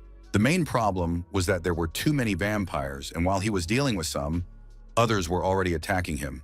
The vile creatures never stopped attacking, defending their master. They claimed that their will was like steel, and the likes of Gunther would never break them. Oh, our hero could not just break them, but literally flatten them in his hands, though it would take a lot of effort. Eventually, he managed it. The head of one of the vampires burst and the blood of his enemy sprinkled over his body. Seeing one of them lose his head, all the other vampires recoiled in horror and were not so bold now, and did not dare to approach Gunther. Such a reaction couldn't help but bring a smile to the man's face. Seeing him being feared even by such monsters was extremely satisfying. Only this fear and indecision did not last long, because the heads realized that they must protect their master, so they attacked. But Gunther managed to bounce back in time. When the bloodsuckers realized that this was all just a distraction to give Ariel time to escape, they said they wouldn't let anyone escape from here. The warrior realized that escape wasn't going to be easy, so if they wanted to get out of this cave, they needed to cut off all possibilities of being chased. This meant that it was not worth avoiding a fight. On the contrary, it was necessary to get into it and kill as many creatures as possible. With cries that the monsters' lives were worthless, Gunther began destroying them furiously. Their wounded body parts were flying in different directions, but the flow of those wishing to die did not stop. Hearing a faint chuckle, Gunther turned and saw the vampire contemplating his words. He said that Benzel had never treated them as living beings, so their lives really had no value. This meant that they didn't need to be protected either, which made these creatures fearless because they simply had nothing to fight for. Gunther realized that he was dealing with perfect soldiers who were ready to follow any orders without thinking about their own well-being. Such opponents were the most dangerous because they rushed into battle without any extra motivation. The word of their master was enough for them to do the craziest things. The heads were desperate to start devouring the face of a new victim, but whether they would succeed would only be known in time. Only one thing could be said so far. Gunther wasn't going to give up, and you could read it in his gaze. The first thing he decided to do was to try and neutralize some of the heads with his weapon. That helped partially, but they still had to fight off Benzel's henchmen who wanted to attack, taking advantage of Gunther dealing with the heads. Finished with them, the warrior hurried away, for the remains of those he could pull out of the general mass would fall upon him. Despite the losses, Basil's heads did not stop trying to devour their opponent, who did not want to die in any way. Gunther realized that he only had 3 shots left in his arsenal, so he had to be very selective and careful. But the main problem was that among all these faces, finding Benzel's position was almost impossible. While he was pondering and trying to think of some way to draw out the main villain, there was a loud scream. It was Ariel once again surprising with her desperate and rash actions that made her want to strangle. She now stepped out into the center of the cave and shouted the monster's name with all her might, trying to get its attention. Gunther couldn't understand if this girl was stupid, crazy, or if she just really wanted to die a painful death. The scream irritated the vampires and they decided to deal with its source. But they had to do it carefully without damaging his face, because Benzel liked it very much. While Gunther was thinking about what to do to help the girl, a sharp blade swept right in front of his face. Another blow followed. This time it landed on the man's torso and was much more powerful than the previous one. The attacker kept yelling about how the vampire's will was steel and no humans could defeat them, no matter how strong they were. This statement was immediately subject to refutation, for no matter how steely this creature's will was, its body was vulnerable and capable of dying and breaking. Seeing that the vampires could not handle Gunther on their own, the faces decided to intervene in this battle and attack with a combined force. As he ran away from the monster, the man could hear his power source continue to scream exhaustively. He didn't understand why she was doing this. Thoughts crossed his mind that Ariel might have lost her mind while she was in Benzel's captivity. After a few minutes, the screaming died down a bit, all because the girl had been caught by the vampire, except she wasn't going to give up so easily. It didn't take long before she was making noise again, trying to lure Benzel out of his hiding place. Her strategy was working, for if you look closely, you could see how the monster had a hard time staying in cover when summoned. The faces that hid their master were extremely displeased, for they realized that if this continued, their protective barrier would collapse. Apparently, Ariel noticed that the defense had already cracked, because she told Gunther to watch the reaction of the enemies more closely. She asked him to notice that in that pile of faces were the ones that reacted and moved first. Her theory was that it was these individuals who were in close proximity to Benzel himself. As soon as she said that, one of the vampires immediately jumped up to her and covered her mouth with his hand, which told her that the assumption was correct. It became especially obvious the moment the creep started threatening to rip out her tongue. But even if he does, it won't help, because Gunther realized where he should aim and fired the first shot. Now he watched carefully and caught every facial reaction, every change in facial expression or sharp blink. He remembered that he himself had noticed that some faces reacted before others. It couldn't mean anything. So when his shot caused a gap to form between the faces, he knew Benzel was very near. The monster hissed loudly but then calmed down, for he realized that if his enemy didn't hit him, he would have no trouble simply hiding among the faces again. Only there was one more problem that needed to be solved urgently, because it could be too late. Some nerves that were connected to the faces were severed. This could cause control over certain elements of the body to be compromised. Gunther realized that now was the perfect moment to use the last 2 shots that could put an end to this battle. And that point was very loud, the kind that made all the vampires scatter in different directions.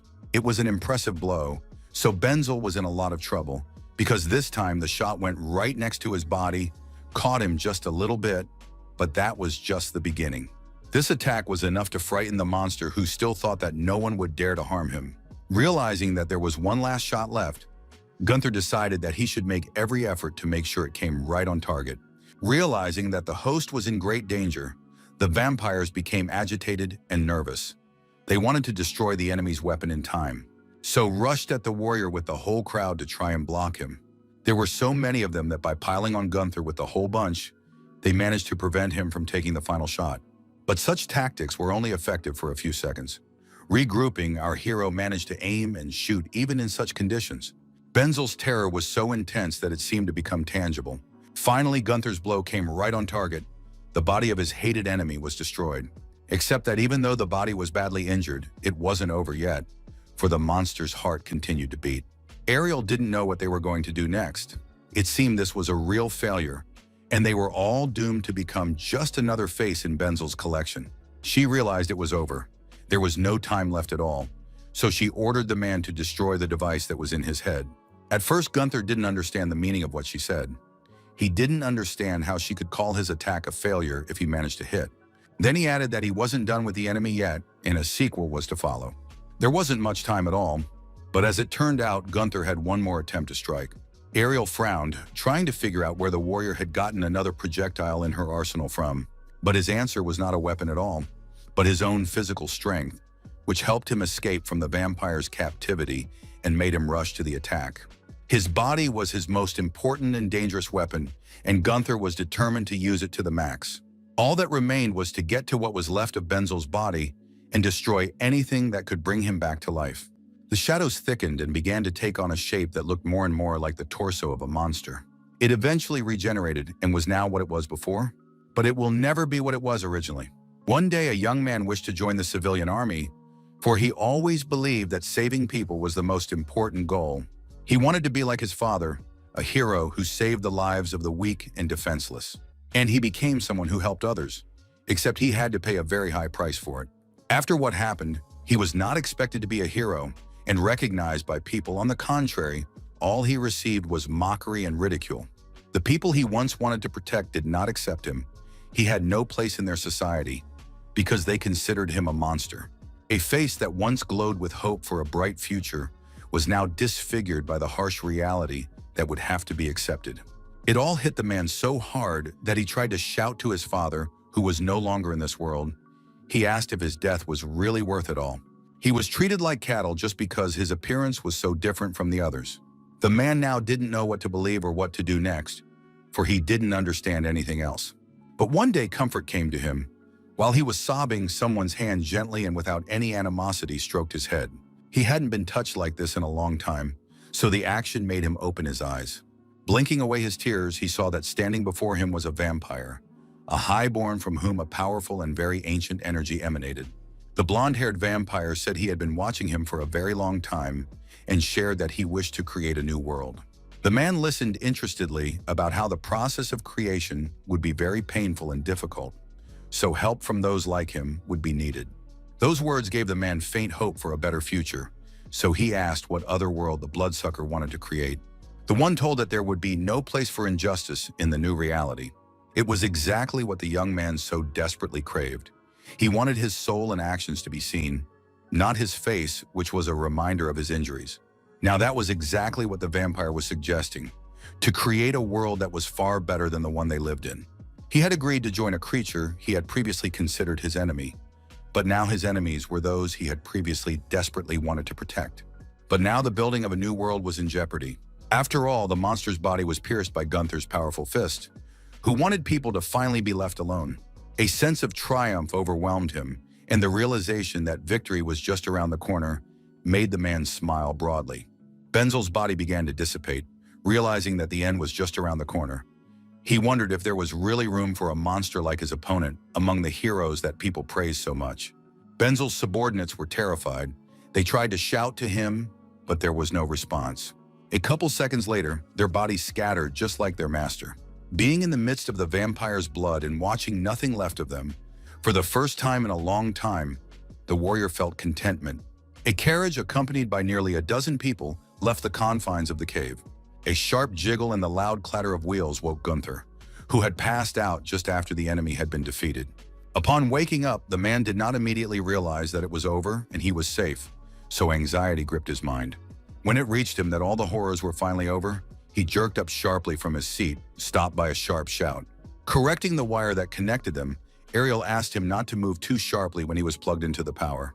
The girl said that the warrior had done a good job because thanks to him, they had saved many lives. Renaer added that he hadn't even expected such a quick reprisal on the highly ranked vampire. After carefully examining his companions, the man said that this operation was risky, after which he inquired if the inferior brats had disappeared. Nodding his head, Renaer reported that the vampires who had inherited the blood of the Supreme had died with him. After a little thought, Gunther came to the conclusion that the best solution to get rid of the monsters was to deal with their leader. Ariel said that in theory that's what it was, except that the last pure-blood vampire was Julius, but after he killed the Emperor, no one saw him. This struck Gunther as odd, since pure-blood vampires were considered the strongest, which meant they had no reason to avoid fights so much. But no one, not even Ariel and her friends, knew why Julius never fights. All this made Gunther think seriously. After a bit of silence, he clarified if all vampires feed on human blood. He nodded affirmatively. Now the man found it illogical that the bloodsuckers were going to exterminate all humans, for then they would be deprived of their food source. It seemed strange to Renaer as well, but all they had to do was fight to survive. As the silence dragged on, Ariel decided to reveal that they were heading to headquarters to get more details. Looking at the warrior's eyes, which were filled with incomprehension, Renaer told him that there was only one city left, and there, on the untouched land, the survivors were gathering. The girl added that all the research and development for Gunther was done there. It was the last stronghold of humanity that had never been taken over after hundreds of years. All these stories had fueled the man's interest, and now he was very curious to see the city for himself. Looking out the window, the captain reported that his outline was already visible, but they were now at the point that was the signal point for launching the counterattack. Gunther realized that they were now in a place that people considered holy ground and their last hope of escape from the bloodsuckers. This city bore the beautiful name of Wahal, and now it was on fire. Noticing the bright flames, Renaer and Ariel stared unblinkingly out the carriage window. They couldn't believe their own eyes. Rolling his eyes, Gunther reported that the last hope of mankind would very soon be completely burned out. While the humans were reliving the horrific events, some of the vampires were sleeping peacefully. But the dream did not last long, for soon the bloodsucker awoke and began screaming that Benzel had been killed. He was so frightened that he began to convince everyone around him that the enemies had shown up to come and kill him. Swaying in the hands of the larger vampire, the kid screaming hysterically that he didn't want to die, the one holding him relentlessly telling him they were safe. The older vampire mouthed that Benzel's death was bad news. Though he was dangerous, they could use his power. Turning to Julius, they wondered if such a thing could be done by humans. They found it hard to believe that mortals were capable of it. The blonde-haired ancient vampire was silent. He was immersed in his own thoughts and paid no attention at all to what was going on around him.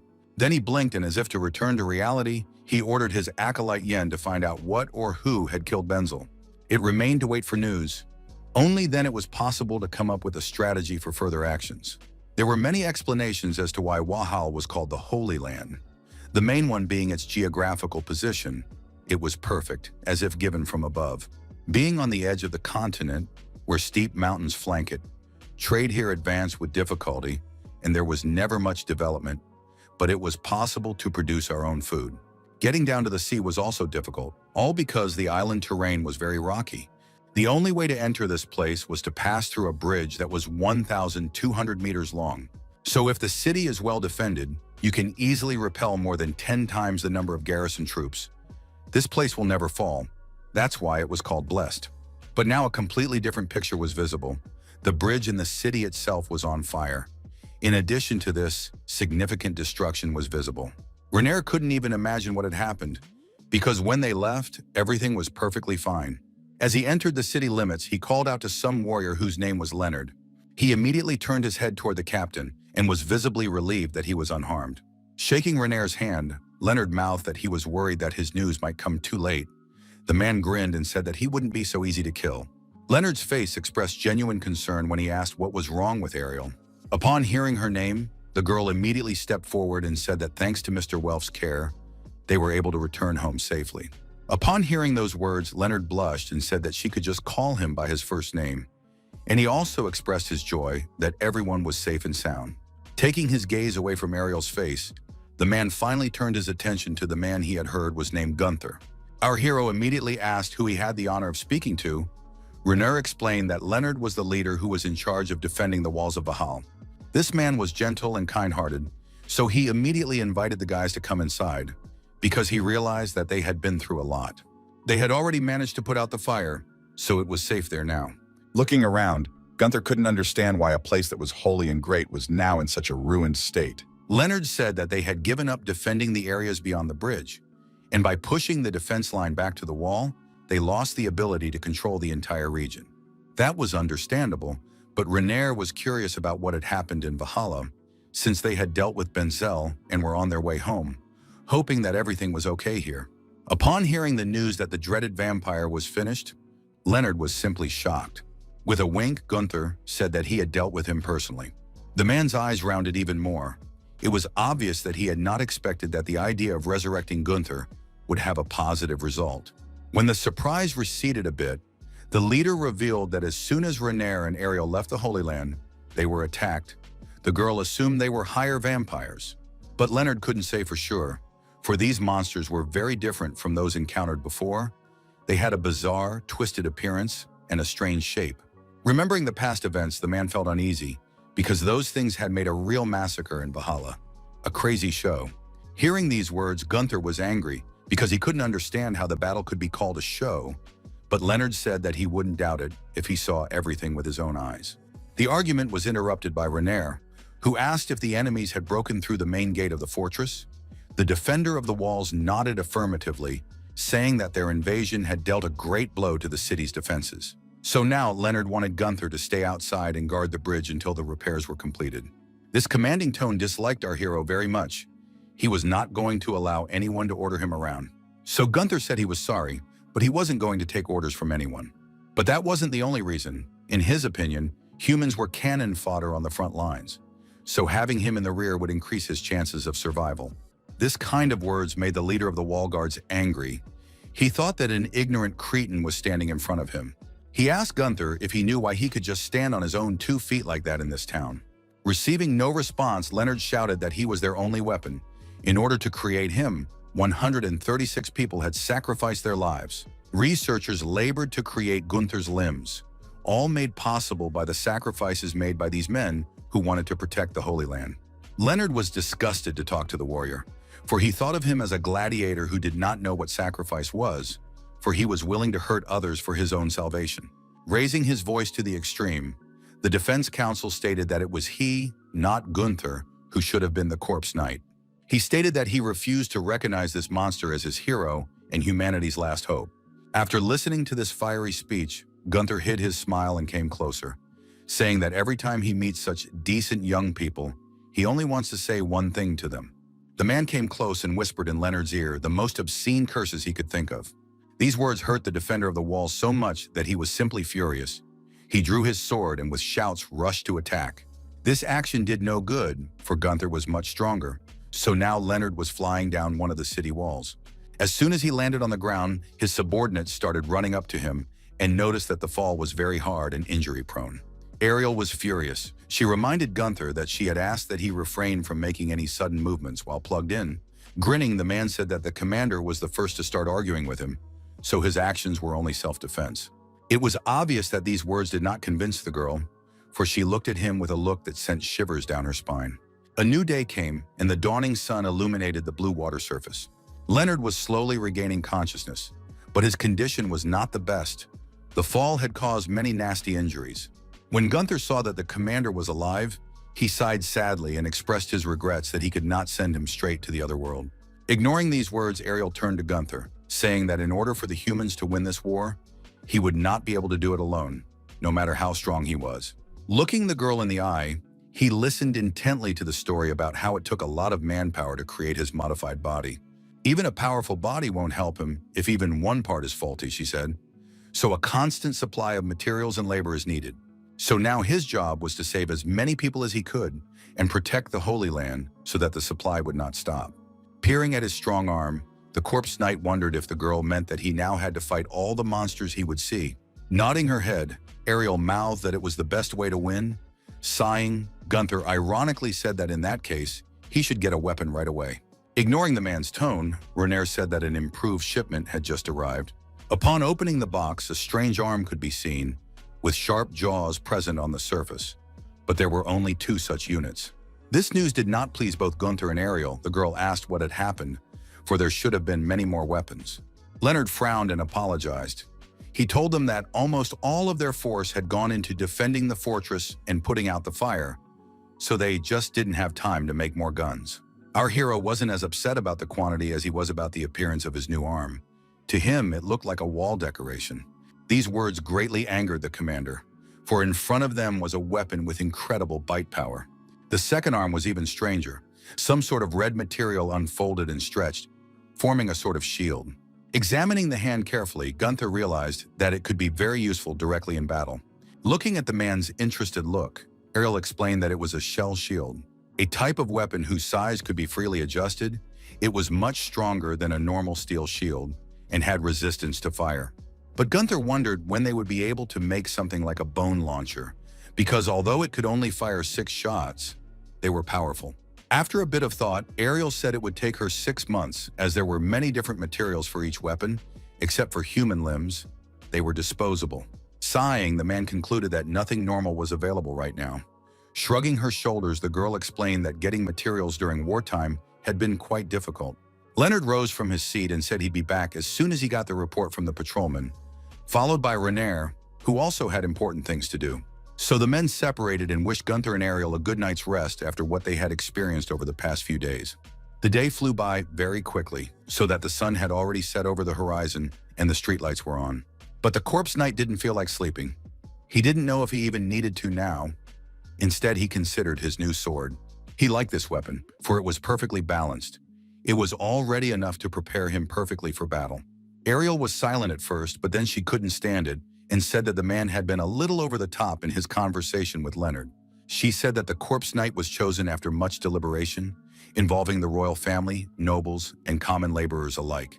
All of them unanimously decided that this role is best suited for Gunther, so he doesn't have to worry about the fact that someone else could have been in his place. After all, even Ariel herself believed that Gunther alone could save their world, but the man said he never worried about anyone else wanting to be in his shoes. The girl wanted to say she was very glad, but stammered when Gunther mentioned the 136 people who had died trying to be power sources for him. It saddened her to realize that they had lost many in the course of their experiments. Corpse Knight asked why she had chosen to become such a person when she had seen numerous deaths of her predecessors. After a little thought, the girl said that someone had to do it, and that person was the one she wanted to be. The man saw a spark of hope in her eyes. She believed there was a better future for people. He would never understand her. After this conversation, they continued charging in silence, Gunther gazing at the gray walls while Ariel was engrossed in a book. Suddenly, their peace was broken by the intrusion of Leonard, who called for a night in a panic. Despite the recent conflict, he warned the man to be prepared, for their enemies were just around the corner. Our hero realized that it was time to test his strength in new weapons, and also to show these people what he is capable of. They had gone outside the city and crossed the bridge.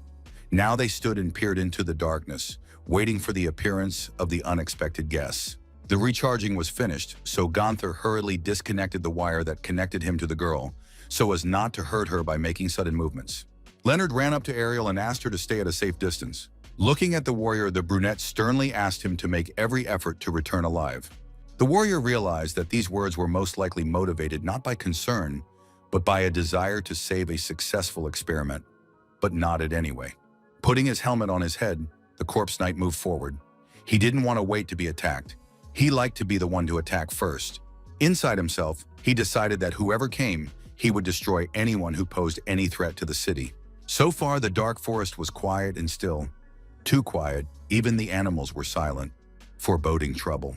Finally, the first silhouette of an unknown monster appeared in the distance. The creature was alone, but it looked so strange that Leonard's words that they had never seen such monsters before came to mind.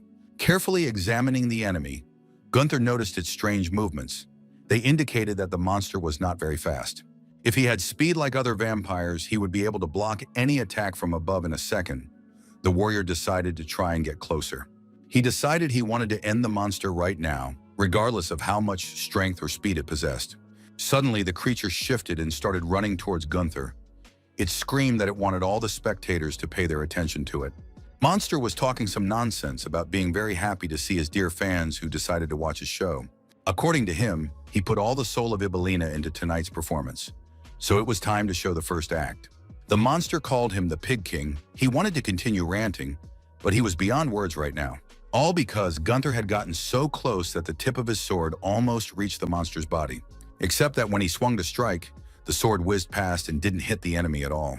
The corpse knight was perplexed, for it seemed to him that the sword should pierce through the monster's body, but instead, it didn't even touch it. Laughing, the strange vampire said that his audience was too ungrateful, for they did not respect the order of the performance. which was very important. Stepping out of the shadows, the vampire announced the full title of the first act, which sounded like the King of Pigs and the Chorus of Dwarfs. Flashing bright red eyes, the bloodsucker announced that the show could now begin. After saying that, he scratched his hand with his long nails and let himself bleed. When the red drops touched the ground, they began to turn into a bloody mist that was thick and had a disgusting odor. After a while, it transformed into a tent that resembled a place where traveling circus performers performed. Now, Gunther finally realized what Leonard meant when he said that vampires put on a bloody show during battle. The bloody curtains of the tent began to ripple and move strangely, as if from the wind, but there was no wind. Then they opened abruptly, and out of the tent came something that was hard to see, for the creature moved incredibly fast. Thankfully, Gunther had a shield, which he was able to use in time to fend off the attack. At last, I managed to get a better look at my opponent. It was a vampire, but he looked like he was really participating in some kind of masquerade. No matter how hard the monster tried, it couldn't break through the warrior's defense. The shield did a great job of protecting him. Very soon, the curtains of the tent slid open again, and a huge number of monsters like the first one ran out of there. They surrounded the warrior and started running around non-stop. Each of these vampires smiled predatorily and held a sharp blade in their hands. Looking at them with genuine disgust, Gunther couldn't understand what kind of deranged dwarf stood before him. No matter how small these things were, they attacked very effectively and synchronized, overwhelming in their numbers. Soon they had Gunther on the ground and were piling harder on him, denying him any opportunity to get to his feet. But this problem was helped by a sharp sword that cut the small creatures in half. Our hero managed to escape from their captivity and was now determined to kill every nasty dwarf. It wasn't easy, but there was a reason Gunther had gotten all those weapons. Now they didn't seem so useless anymore. As he got to his feet, he immediately began to fight off the vampires who were trying to pull him to the ground again. But the warrior managed to repel all their attacks, which were organized in such a way that the little bloodsuckers attacked as a whole crowd. At last, most of the enemies had been defeated, and Gunther's sword was threatening to crush the last vampire who had stubbornly withstood his onslaught. Despite the considerable tension, the monster was not going to give up, and its eyes burned with a sincere fire of hatred. No matter how hard he tried, it was impossible to withstand Gunther's blow, so not even a couple of seconds passed before the monster's blood sprinkled the ground. But that wasn't the end. The exact same monster started running out of the tent again. The knight was tired of wasting his time, so he started to come up with a new plan. This time he decided to be proactive and prevented the dwarves from surrounding him, attacking those closest to him. When the little bipeds were done, the warrior decided it was time to move on to their leader, who was apparently hiding in the tent. And so it was. Amidst the darkness, two bright red eyes could be seen, staring predatorily at Gunther. Our hero didn't expect the vampire to be able to shoot fire at him. It looks like they decided to burn him with napalm. Lucky that his shield was fireproof, so the knight didn't get burned, much to his enemy's disappointment.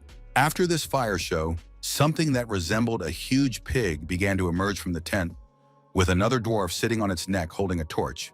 Now the knight understood what the title of the performance meant, for he had seen both the Pig King and the Dwarf Chorus. The petite vampire hissed angrily that if an enemy stood before them, the Pig King would destroy it very quickly. Following those words, another pillar of fire erupted, threatening to destroy everything in its path. Thankfully, our hero had a shell shield that protected him from the ravages of the flames. The dwarf shouted that the king's fire would sizzle absolutely everything, so he urged his enemy not to take a single step and stand still quietly.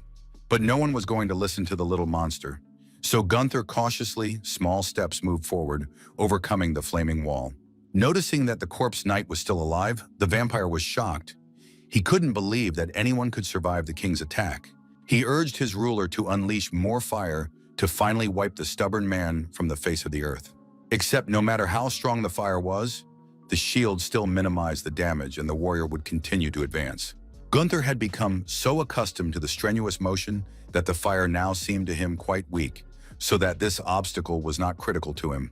The fact that it was a difficult task to break the enemy, not on a joke, frightened the vampire, because he realized that very soon he was going to have a direct confrontation with him.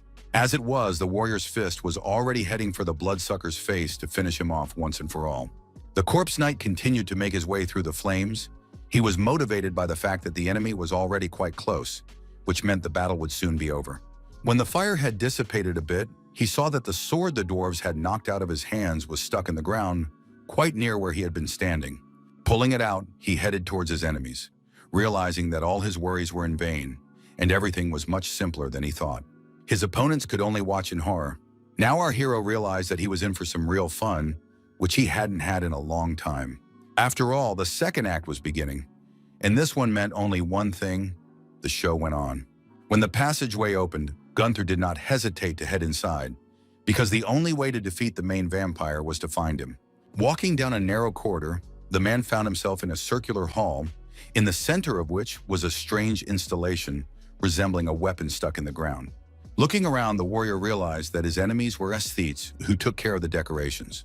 Suddenly, the vampire he had seen at the very beginning of the show emerged from the darkness, the bloodsucker informing him that Gunther was the first audience member to come see the second act. This was something special, so the monster decided to prepare properly. The corpse knight decided to stop this annoying speech, so he swung his sword, but the enemy had time to rebound to announce the beginning of the second act. After that, he bounced as far away from the warrior as possible, so that he couldn't reach him now. The fact that this bastard could not be hit with a sword was very frustrating for Gunther, because he was already tired of wasting his time on this nonsense. He didn't understand why his opponent managed to dodge so easily all the time. There was speculation that he was aided in this by his surprisingly flexible body. Rubbing his hands together, the creature began to say that he had prepared his speech very carefully. Soon blood flowed from his palms, which would apparently take another form very soon. This time the liquid didn't create some new structure or weapon. Instead, it began to consume the vampire's body. It was like a cloth that braided his body, creating something stronger and more durable.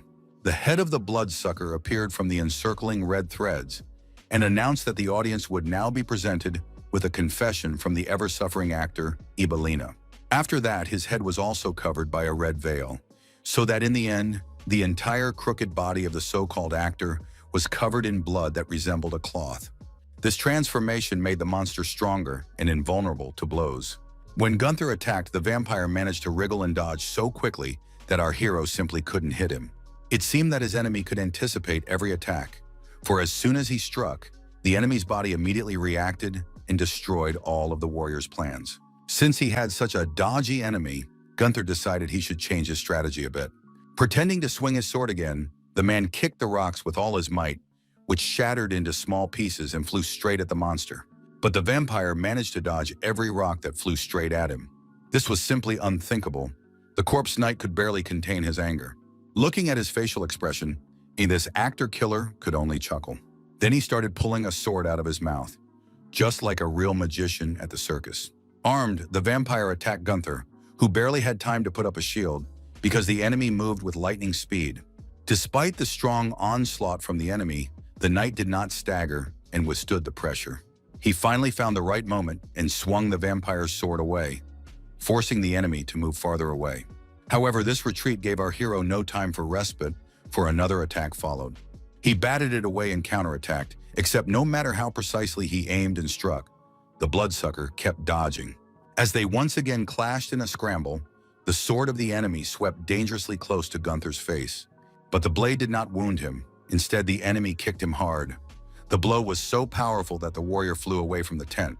By doing a somersault in the air, Gunther prevented a hard landing, but he was still very angry that he hadn't succeeded in killing his opponent. Just as he thought that, the vampire jumped out of the tent after him and was already approaching, apparently to finish the man off. The whole heated battle was closely watched through a telescope. Renaer asked how Gunther was doing, to which Leonard replied that so far their knight was being pressed hard. They were far away, so the man couldn't see exactly, but it looked like that thing was blocking all of Gunther's attacks. On top of that, it was also controlling all the dwarves in the area. After saying that the warrior was pinned down almost at the very bridge, Renaer began snatching the commander's telescope out of his hands, saying he wanted to see it too. The only one who remained calm and sane was Ariel, who was staring off into the distance. Meanwhile, for Gunther, the battle continued and it became more and more intense. For now, all he could do was block the enemy's attacks using his shell shield. After all, when he tried to attack, the enemy kept dodging. He wanted an interesting battle, not a game of catch-up. But for now, he had to make do with what he had and come up with a plan to make sure his sword could at least scratch this bloodsucker. At present, not even minimal progress has been made in this regard. The vampire was enjoying the battle, Despite the fact that his face was hidden, you could see that he enjoyed tormenting his opponent very much. Seeing the anger, the hatred, the notes of powerlessness and blind aggression, it was all a treat for the eyes of the vile monster. Taking her telescope in hand, Ariel carefully assessed the fight. She concluded that the creature was fending off every attack known to her, so Gunther should have behaved unpredictably. It was noticeable how tense Renaer got. He looked at his friends and asked if there was any way to help the corpse knight. After thinking for a bit, Leonard stated that the fortress's guns had been destroyed during the last battle, so all they could do was fire on the monster from the fortress's gate. They were interrupted by a girl who said that the most important thing for them was to avoid a battle on the bridge. Renaer asked why she thought that. She explained that the muscles in Gunther's body were incredibly heavy and dense. There was no fat in it, so the conclusion was self-evident. If the corpse knight falls off the bridge into the water, it will immediately go down. It seemed her fears were not in vain, and unfortunately, as soon as she uttered that, she saw the vampire push the warrior off the bridge. Her face reflected a mixture of emotions, from fear to disbelief, from worry to hopelessness. Their only hope of escape from the monsters was now in free flight, and only a miracle could save the man. A few seconds later, his heavy body was welcomed into the cold sea's embrace. At the very last moment, he managed to stick his sword into the rock and dive out of the water, keeping his body a few centimeters away from the sea. He was well aware that water was a dangerous enemy for him because it could pull him into its abyss and never let him come to the surface again. Though looking at such a strong current, it was clear that anyone who fell in there would be doomed to choke on the salty waters. But what's the harm? Gunther was well aware that the fight wasn't over yet, so he needed to get up to the bridge as soon as possible. It wasn't easy, especially considering the fact that his life energy was running low, and at this very moment, he was feeling the lack of it particularly keenly. While our hero was climbing up, he thought that he had never imagined that the vampire would be so strong and invulnerable. As Gunther approached the bridge, the monster spotted him, roared, and decided it was time to spring into action. This bridge has never seen such a heated battle. But despite all the difficulties, our hero did not think to give up, because he realized that the well-being of the city and the people who lived in it directly depends on him. We needed to kill this thing that decided it could put on a blood and fire show, right at the entrance to the Holy Land, the last stronghold of humanity. Tapping his sword on the ground, Gunther addressed the monster, saying that he had defeated many strong monsters, so he would definitely send him to the other world as well. The warrior promised his opponent that very soon they would end this, and the fight would end in his victory. But he was interrupted by shouts that came from the city wall. His acute hearing helped him to hear that he was required to retreat. It was an order. At first, he didn't want to take orders at all, but then he realized he couldn't handle this monster when his energy was almost at zero. So as soon as a small gap appeared in the city gate, he immediately rushed to run and literally in the last seconds before it closed, sneaked inside.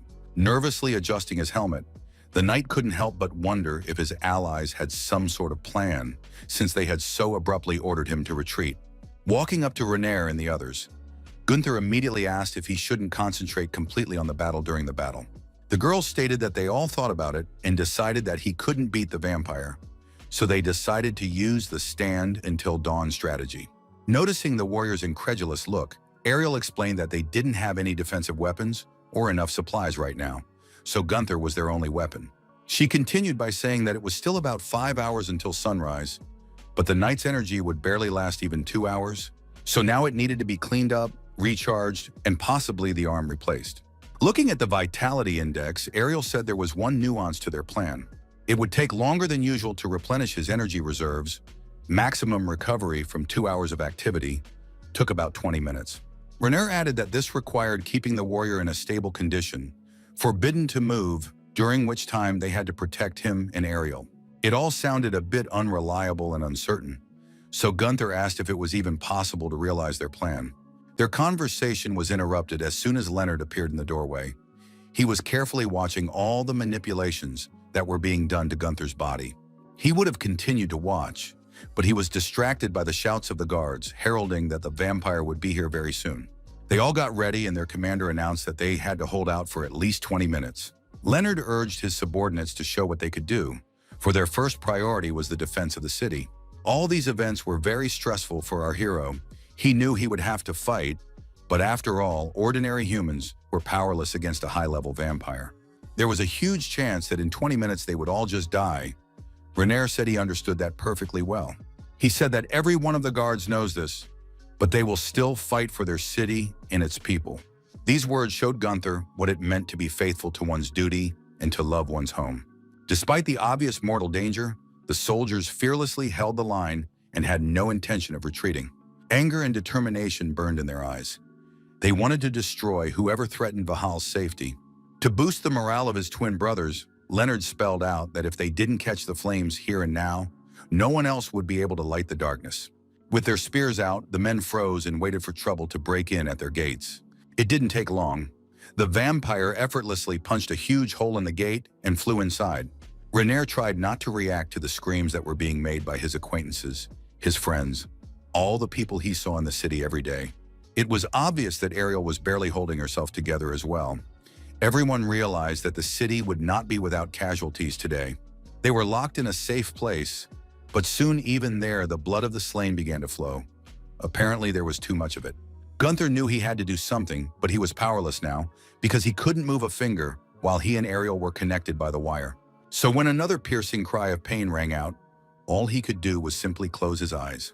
Outside the safe room, there was a veritable bloodbath going on, the vampires slaughtering people like cattle. So far, Leonard had been lucky and managed to fend off attacks with his shield, but his luck might not last long. The monster soon became interested in the one who still hadn't spilled a drop of his precious blood, so he approached the man and smiled broadly. After that, he started pushing it so hard that the shield literally sealed itself into his unfortunate face.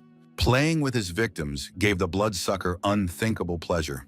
He wanted to savor these beautiful moments longer, but the opportunity was taken away from him. Finally, Gunther, he attacked the enemy with his new hand. It was noticeable that the vampire had not expected the people on the wall to come against him. Leonard was shocked. He reminded the knight that his recharge wasn't over, and he wasn't supposed to come out of hiding early. Looking at their warrior fighting with one arm, Renaer couldn't get a word out. Freezing in place, Ariel pondered the fact that it would be difficult for the man to get into the monster's heart since he had already surpassed his limit. On top of that, he had finished charging earlier. So the girl couldn't imagine if he had enough life energy to finish this battle. Everyone was extremely surprised when the knight decided to change the scene of the battle and literally push the creature off the city wall. With shouts that it was time for the third act, Gunther, holding his enemy in his arms, jumped straight into the raging sea. He did so, knowing full well that the two of them would not make it out of the depths of the sea. A loud splash, and the water instantly engulfed the two bodies that continued to struggle with each other. Earlier, Gunther had wondered if he could feel the scalding cold while dead.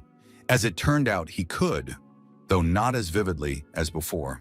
Even underwater, he didn't give up trying to kill the monster. Drowning with the thought that he had won would be much more satisfying. Finally, for the first time in a long time, he managed to hit a vampire. Gunther smiled broadly as he realized that it seemed his opponent was virtually powerless underwater. As he squeezed the monster's body in his hand, he realized that all he had to do was get to its heart. However, the monster wouldn't stop kicking and didn't want to make it any easier for the knight. Their struggle was so intense that soon a small maelstrom formed around their bodies. There was chaos all around, and our hero was unable to prevent an enemy sword strike that came straight to his hand. This small victory made the monster laugh evilly. Seeing its smile was so vile that Gunther wanted to tear its mouth open. While they were fighting, their bodies were sinking lower and lower. Pretty soon they would reach the sea floor. Gunther lost his arm during the battle, which made his task much more difficult as he was now much less effective. This loss made the man very angry, but he didn't give up and didn't stop tearing his opponent's body apart, trying to get to his heart. But for now, he was only receiving blows, one after another. Eventually, his opponent's dagger was able to pierce through his armor and wound him. One would think that the dead do not feel pain, but Gunther would not agree because now he was just unbearable. Blood filled the entire space around him. Nothing could be seen because of it, but the warrior felt the enemy's sword scrolling inside him, tearing the wound even more. A bright red body emerged from the darkness and began to float toward the surface with a sinister smile. Floundering in blood, Gunther could only scream desperately, following his foe away. No matter how much he tried to delay his opponent, he remained out of reach because with a severed arm, it was difficult to grab someone. Then the man decided to use his teeth. He sank into the vampire's limb and began to clench his jaws frantically. He began to literally gnaw off chunks of flesh. thus trapping his opponent in the depths near him. He had finally gnawed a huge hole in the body, and now the heart of the monster was bare and uncovered by flesh. Of course, the vampire realized that he was now extremely vulnerable, so he began to defend himself and swing his blade. But that didn't stop our hero from getting as close to the heart as possible and trying to tear it apart with his teeth. For some reason at that moment, he was reminded of kind violet eyes. Their owner was an elderly woman who, when Da told of remembering something important about Gunther, she was referring to a place where no one went, a cesspool where no fly could survive. It was there amidst the stench, rot, and destruction that she found a little boy who barely had the strength to scream. The woman remembered for a long time that intermittent cry which he, slowly dying, squeezed out of himself. It was a final cry asking for help, and eventually it was heard. Looking at this little innocent life buried under a pile of garbage, the woman suddenly wondered something. She believed that anyone who came into this world would not want to be in this child's shoes and be buried alive in the waste. So she wondered what meaning this little boy attached to the word life and what he was crying out for so persistently. After many years, she finally figured it all out and found the answer to her question. It came to her mind then as she looked at her boy, who stood before her covered in the blood of defeated rivals. Gunther was badly beaten himself, so he didn't quite understand what the older woman was saying.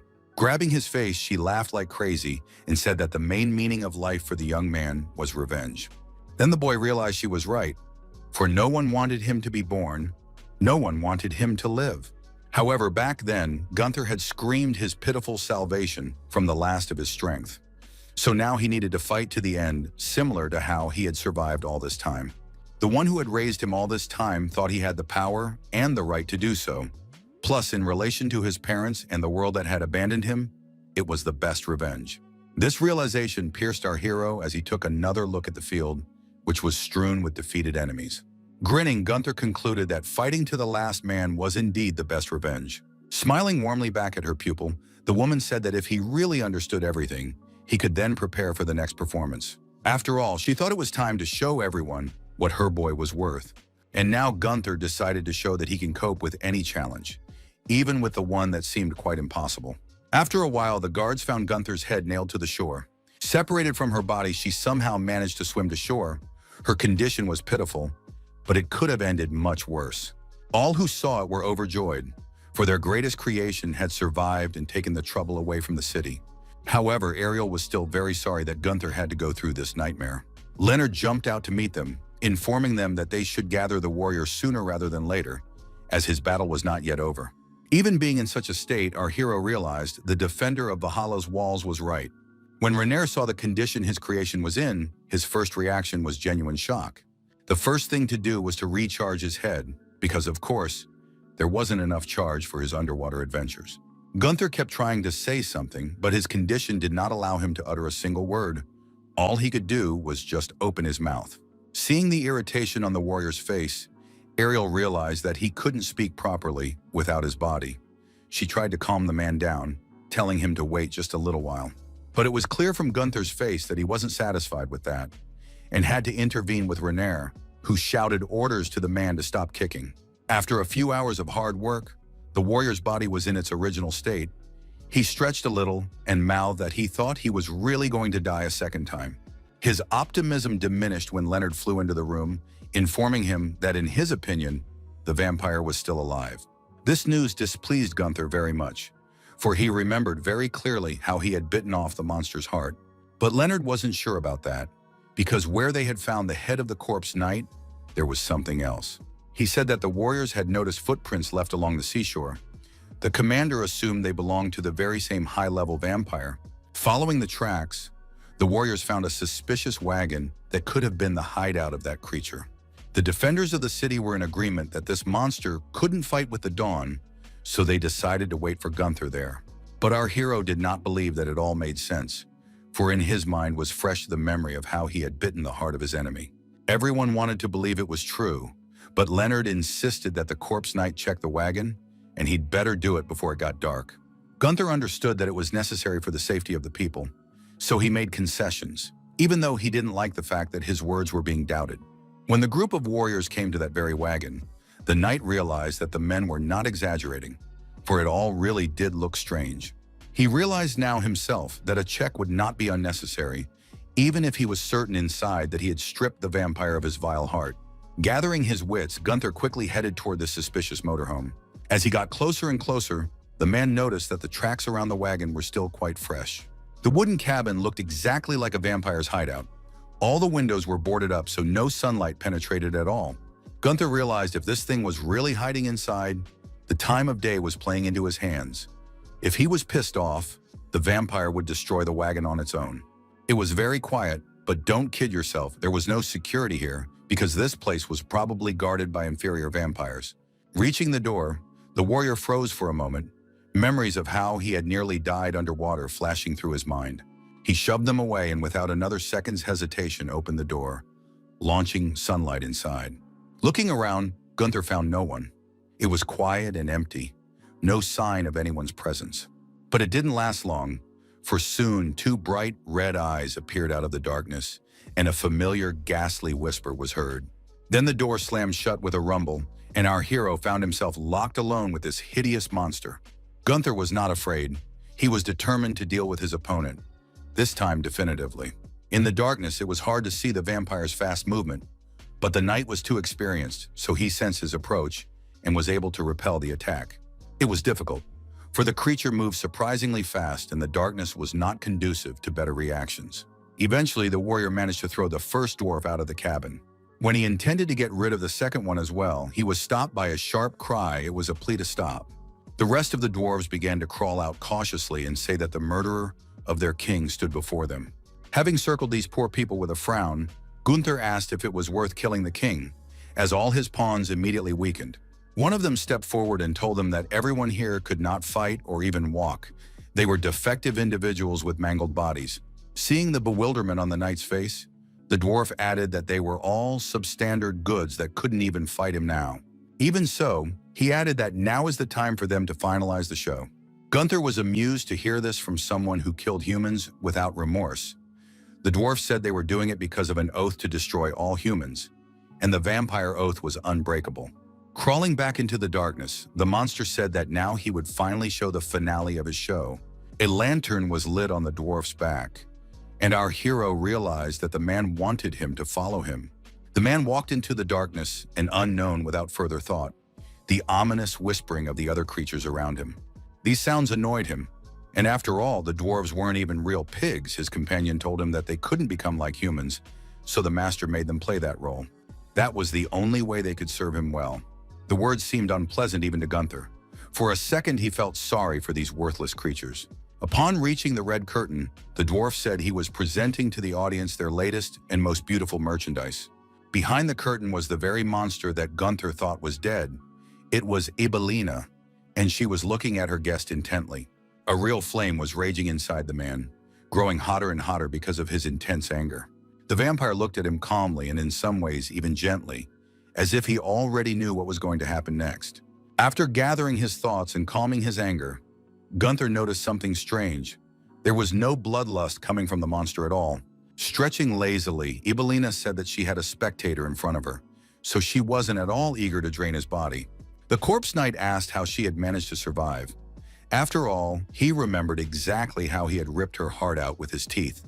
Waving her hand like it was some small thing, she informed him that he had only eaten part of it. Unless it was completely destroyed, the vampire would not die.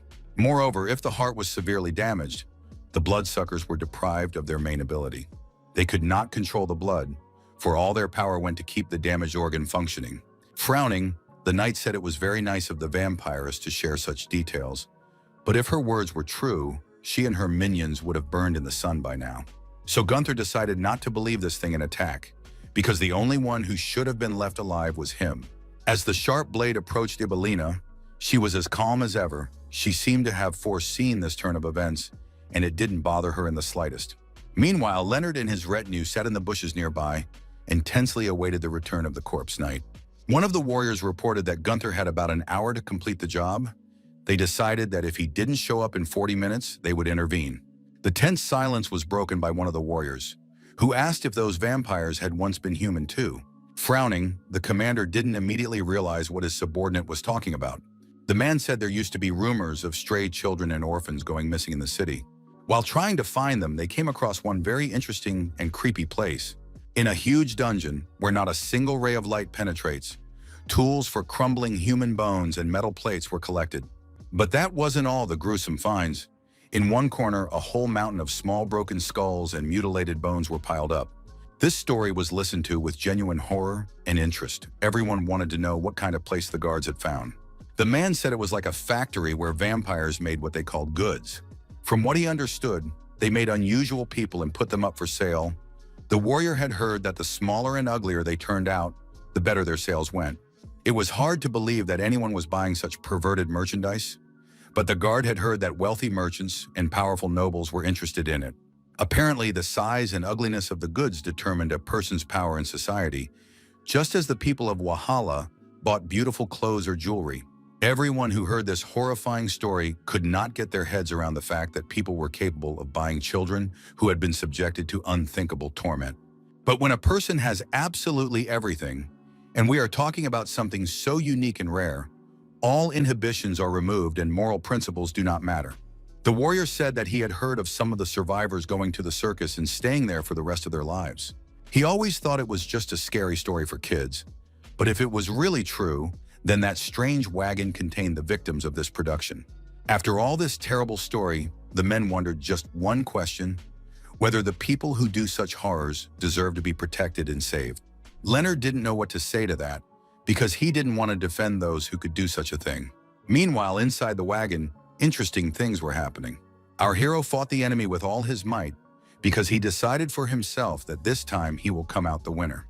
Evelina played on his nerves, asking why he kept clamping down on her and cracking her bones. She dodged as best she could while telling herself that this horrible pain would never end, for even as she screamed, begging for death, she was ignored. So maybe if she is accidentally killed, it could be called a release. Evelina therefore questioned why the man was still tormenting her and not giving her her long-awaited freedom. Closing her eyes, the vampiress realized that she had been told the truth about her activities. One day, when she came to the estate of one of the rich nobles, he said a strange phrase to her. In his opinion, Evelina's fashion had passed and her activities no longer carried the same value. It was very painful and unpleasant for the vampiress to hear those words, because she had tried so hard to make her show interesting for the audience. So now she had one last question for Gunther. More than anything else, she was interested in what was trendy right now and what could catch people's attention. She wanted her show to be popular. Grinning, Gunther said that the story of a man who stays alive despite everything was very popular among people right now. Sighing, Evelina mouthed that it was a very hard and lonely performance. After that, everyone who was within a few meters of the wagon could hear a powerful impact that caused part of the wall to fall out. Inside the wooden wheelhouse, a fire was blazing, consuming everything in its path. Gunther emerged from the flames, whole and unharmed. He walked resolutely amidst the ashes that flew straight into his face. Meanwhile, one of the islands was much more peaceful. Meeting on the wall, the two guards were discussing the fact that two high-level vampires had already died in Valhalla. It was surprising, so they assumed that the people of Valhalla had some new weapon, because the survivors were fleeing there in droves, looking for shelter. After a moment's thought, one of the men asked how many of the strongest vampires there were, if some of them had died in Valhalla. The city wall guard reported that there were only 8 such vampires in total. This meant that there were only 6 of them left at the moment, and all of them were now heading to Valhalla. Rumors reached the people of this island that the people there were short of supplies. They could help them. But this idea did not appeal to the second man. He did not want to help the arrogant Wahalians, for whom their land had never been worth anything. Plus, he urged paying attention to the position of their mainland. They were surrounded by seas on 2 sides, so would be most likely to survive. Moreover, vampires hated water.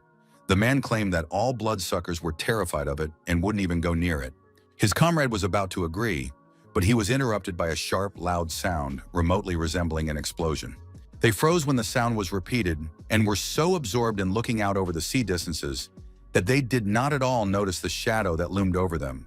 The sound repeated a few more times, and then something strange happened. The water droplets rose up and floated in the air, as if they had forgotten what gravity was. But that was not the worst of it, for the drops seemed a mere trifle compared to what the men saw next. Meanwhile, things were much calmer in Valhalla, except for the irritation of Gunther, who was forced to put on a ceremonial suit. He looked at the silly outfit and asked if this was really the right time for something like this. Ariel, who was wearing a beautiful dress, said they were celebrating a victory. Killing two high-level vampires was a big deal, and now they had important guests on their way, and it was worth it to look the part.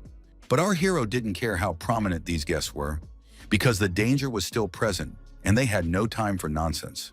Out of the shadows came Renair, who mouthed that this woman was worth all the temporary inconvenience, for it was because of her that Valhalla existed to this day. So he asked Gunther not to say something unnecessary or rude, because those words could ruin everything. To be honest, the warrior was a little offended that he was considered so chatty, but he chose not to say anything. Soon, a beautiful carriage pulled by thoroughbred horses pulled up to the city wall. All the inhabitants were ordered to bow their heads, for Her Majesty, the only blood heiress of a noble family, had arrived. The carriage door opened and out stepped a beautiful woman whose name was Olivia Hound. Renair, Ariel, and all the others bowed their heads low in respect. Gunther alone stood straight and looked at the heiress with defiance. He wondered who she was and why he should bow to this stranger. Apparently, the mistress was fond of stubborn people, for instead of getting angry, she smiled with the corners of her lips. Rolling her eyes, she turned to her servant, saying that the place was too dusty and smelled strange. Her servant said he would deal with it. Hearing these words, Gunther thought that this person was crazy to expect the battlefield to be clean and neat. Even though Renair didn't like what he heard, he didn't say anything back so as not to make things worse. Stopping her gaze on the man, she asked if it was really the corpulent knight Enkel standing before her. The servant corrected her, saying his name was Gunther. Frowning, she began to examine it as if it were some kind of insect to be studied immediately. Gunther felt extremely uncomfortable because it seemed to him that this woman does not see him as a human being, considering him a soulless creation of local geniuses. Without taking her eyes off him, she informed him that the warrior must have such an incongruous look because he was effectively a dead man. The royal heiress didn't even realize that she had said something wrong.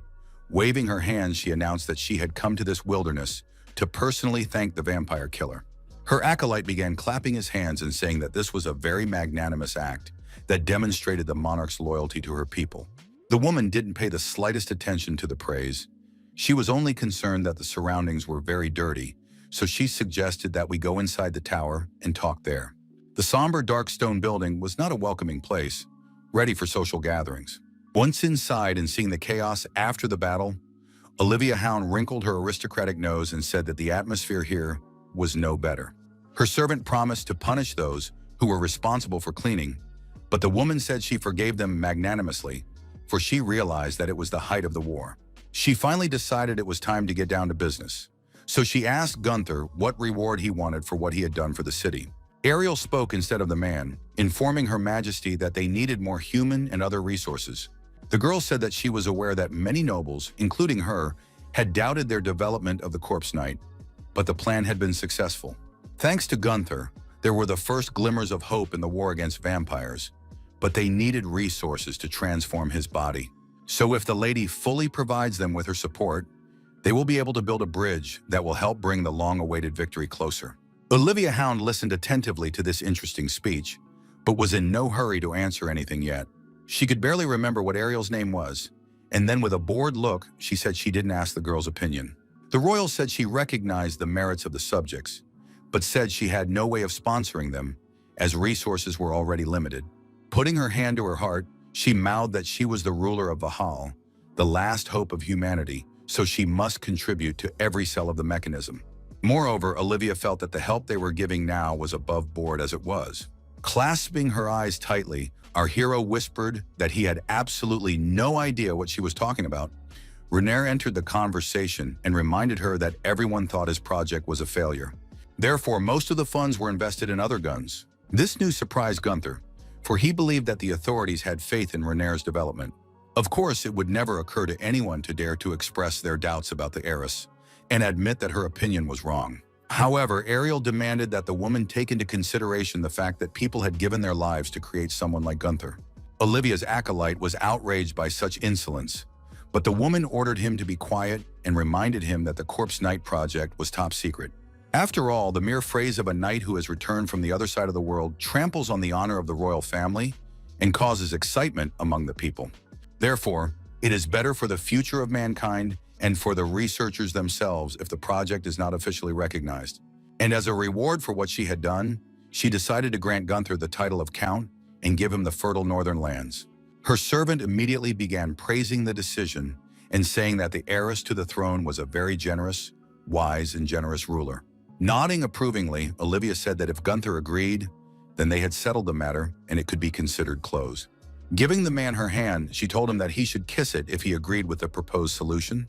But the corpse knight turned his back on her and informed her that he could not accept her terms. Renaer wanted to stop him, but Gunther still managed to say that the mistress had no idea what they faced every day, so it was too easy to pay him off with gifts. He thought it was unfair that the fate of all mankind was in the hands of a brainless girl who, for some reason, was proclaimed queen. In his opinion, no bright future was out of the question unless the approach to the innovative method of defending the city from vampires was changed.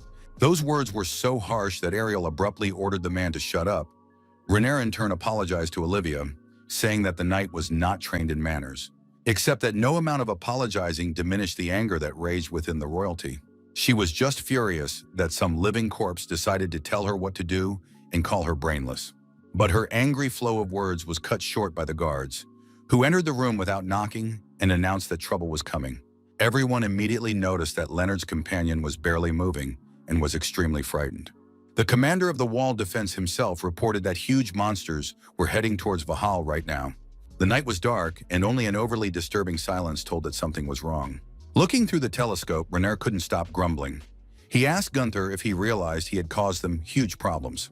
But our hero was not going to please this arrogant woman, because if he did not speak out, she would continue to do whatever she wanted. Ariel listened to this carefully and couldn't say she disagreed with this position, so she decided to just remain silent.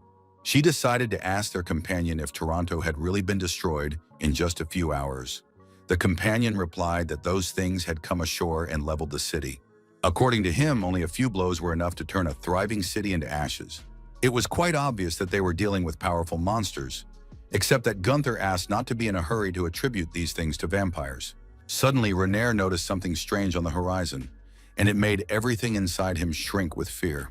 A huge creature could be seen in the distance, and it was so large that even the mountains seemed like mere lumps against its background. The monster's eyes burned with red fire, and a few seconds later, a roar was heard that made the ground shake. His huge feet trampled the trees with such ease, as if they were just grass that weighed nothing. Gunther had not yet encountered such monsters. He wondered how you could defeat someone who was about 10 times your size. He couldn't believe that such an overgrowth could be considered one of the vampires. But Ariel had explained that blood was the main strength of their sworn enemies. Without taking her gaze off the monster, the girl mouthed that she had heard about the ability of high-ranking vampires to create anything using their blood. So she concluded that they were dealing with the steel titan Miranda. It was the same monster that had managed to destroy the walls of the capital and take over. Their attacks probably wouldn't work against him, for the monster's skin was as hard as steel.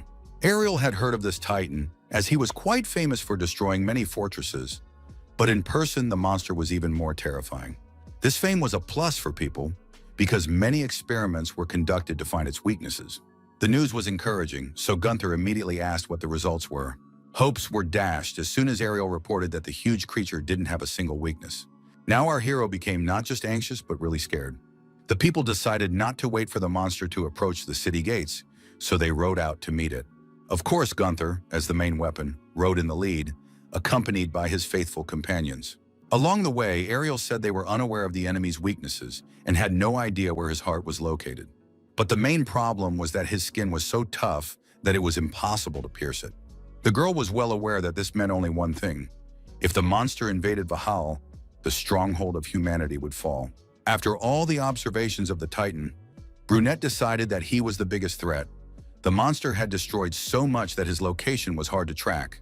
When Gunther asked if there was any information on where the creature was headed this time, Renaer irritably muttered that they had no such information. Looking up at the night sky, Ariel added that their enemy was high-ranking, which meant that the sun was his main enemy. Looking at the brunette incredulously, the knight asked if such a big man was also hiding from the light, and she replied that when the sun rises, the Titan takes on a different form. Pushing the wagon up, the companions informed Gunther that the light was their only chance of victory. From what was said, our hero realized only one thing. He was being offered to play a deadly game of hide-and-seek. Renaer added that Miranda was fast enough, but in his opinion, he wasn't supposed to invade Valhall today, so they had one day to prepare. Pointing at the map, he said that judging from the monster's advancement, it would be hiding in the vicinity of a ruined village with many buildings. So if they didn't manage to find him there was a high probability that he would invade Vahal the next day. So the winner of this battle will be decided in that particular village. Upon reaching that spot, the warriors discovered the huge footprints left by Miranda. They cut off clearly in the center of the village, so it begged the question how he could be found among 120 houses. Leonard stated that he and his squad would start the search from the south. Gunther, he instructed to start from the north. Examining the soldiers, the commander said that they would probably need reinforcements because the task was too serious. He really didn't understand why the one they called Queen had sent so few people. One of the military men said that everyone else had been sent to produce defenses under the direction of the heiress to the throne. Hearing this absurd decision and seeing Leonard's shocked look, Gunther couldn't contain his laughter. Frowning, the commander stated that either way, it was time to start searching for the enemy. To find the vampire, they needed to split up and search everything. After a few minutes, everyone dispersed, scrutinizing every corner of this village. The search was difficult, for no one knew exactly what form their enemy had taken. The warriors searched all, even the smallest nooks and crannies, thinking that the vampire might be quite tiny in size. Tensely glancing at her watch, Ariel realized that they had less and less time left, which meant the chances of saving the city were dwindling by the second. Gunther wasted no time either and looked around at every house that came his way. He was sure that the Steel Titan was big and strong even in his lifetime, so he decided to inspect the spacious places more carefully. As he approached the door, the knight realized he felt the need to examine what lurked behind it. Listening to his inner voice, he used force and broke through that door, opening a path for himself. It was dawn, and the gentle rays of the sun were warming the earth. So far, the search has yielded no results, and the enemy has still not been located. With only a few untested houses left, Renaer fussed and worried that their plan was doomed to failure. Hearing this, Ariel speculated that their enemy might be hiding in a form they couldn't even imagine. Sighing, the man took stock of the fact that the sun would be rising very soon. At this time, it was quite turbulent in some homes. Gunther was smashing everything around, angry that there was no way he could find the Titan. He hoped that this way he would be able to lure him out. It really annoyed him that he had searched over 10 houses already, but hadn't even encountered a rat, let alone a vampire. Suddenly, the knight noticed some movement behind him. Turning his head, he saw a large shadow that moved quickly nearby. Without thinking long, our hero immediately rushed to catch up, realizing that it couldn't be just a coincidence. Rushing as fast as he could, he ordered the thing to stop immediately because it would not be able to escape him anyway. Eventually, the shadow fell into a trap and had nowhere to go. Our hero slowly approached it, trying to realize who stood before him. All he could see so far was an indistinct large silhouette that huddled in the far corner of the room. Gunther hadn't seen anything like it, so he began to look as closely as he could. But it still didn't help him realize what kind of creature he saw before him. After a few seconds, the creature growled menacingly and bared its deadly fangs. As night fell upon the land and it was illuminated only by the full moon, Julius stepped out into the fresh air to enjoy the silence. A thick, dark haze began to approach him. The strange shadow transformed into a creature with sharp fangs that began whispering important information into the vampire's ear. Thanks to his henchman, the pureblood vampire learned the news of the one who was called the Immortal Knight. He assumed it had been created in Valhalla. Growling, the shadow grew nervous and said he had been hearing more and more about the place lately. The shadow picked up on the fact that this was just about the last town Julius had left. Now the vampire was seriously wondering if he had made a mistake when he hadn't wiped Valhalla off the face of the earth like all the other cities. It was not to be forgotten that this city was special, for it was where it all began. Consequently, he had left it to end things there. Now, Julius realized, the time had come. Revitalizing, the shadow said she would contact Miranda in that case. Nodding approvingly, the vampire asked to contact that person. He really wanted to meet this immortal knight in person. But back to the moment when the full moon was replaced by the dawning sun. While Renaer was sad and thinking that their plan had failed, a strong noise that resembled the sounds of a battle was heard behind him. The man immediately thought that Gunther, who had obviously been more successful in his quest, was the cause of it all. Following the source of the sound, the man found a house where something strange was going on. He immediately inquired as to what had happened. Instead of answering, Gunther stepped out of the shadows, a huge dead bear resting on his shoulders. Patting him on the fur, our hero asked if a vampire could have turned into this furry forest dweller. Frowning, Renaer replied that he wasn't sure if a high-ranking creature would take on that kind of appearance. The bear died for nothing. Looking at his breathless body, everyone felt sorry that his life had been taken from him. Ariel reminded him that the sun would set in an hour. Not thinking long, Renaer ordered the guards to search all the houses once more. But Gunther didn't find it appropriate. He couldn't understand how one could look for someone without knowing what they looked like. Moreover, the enemy was dangerous, which meant they should prepare better. He was supported by Ariel, saying that manpower and resources were running low. She felt that going beyond her own limits was too risky. After listening to these opinions, Leonard concluded that they should act now. Since they had so little time, he suggested setting fire to all the houses and leaving only ashes. Ariel didn't like the idea, because wooden buildings were too easily ignited, so if something went wrong, the flames could spread to the forest. But the man was adamant. He preferred to do at least something instead of just standing there and waiting to die. Renaer couldn't take sides because he agreed that they could burn the forest, but at the same time, standing around and doing nothing wasn't right either. He was tired of listening to these arguments, so the man decided to act on his own. He reminded them that if they put their hands down now, the next battlefield would be Valhalla, which they were so eager to protect. After examining his companions, the man said he only went with them because he believed they could defend the city. So now they had no chance of making a mistake. They couldn't lose to the vampires. Thinking about it, Renaer said there was one place he hadn't checked properly, so he planned to check it again. After notifying his companions, he ran briskly towards the village. Renaer's behavior was strange. Leonard attributed it to the fact that his family was now in Valhalla, and he was very worried about them. The defender of the city walls told him that the man had a daughter whom he loved and cherished madly. Now Gunther understood why the captain was so interested in defending the city. Nodding, Leonard said he too wanted to go around the village one more time.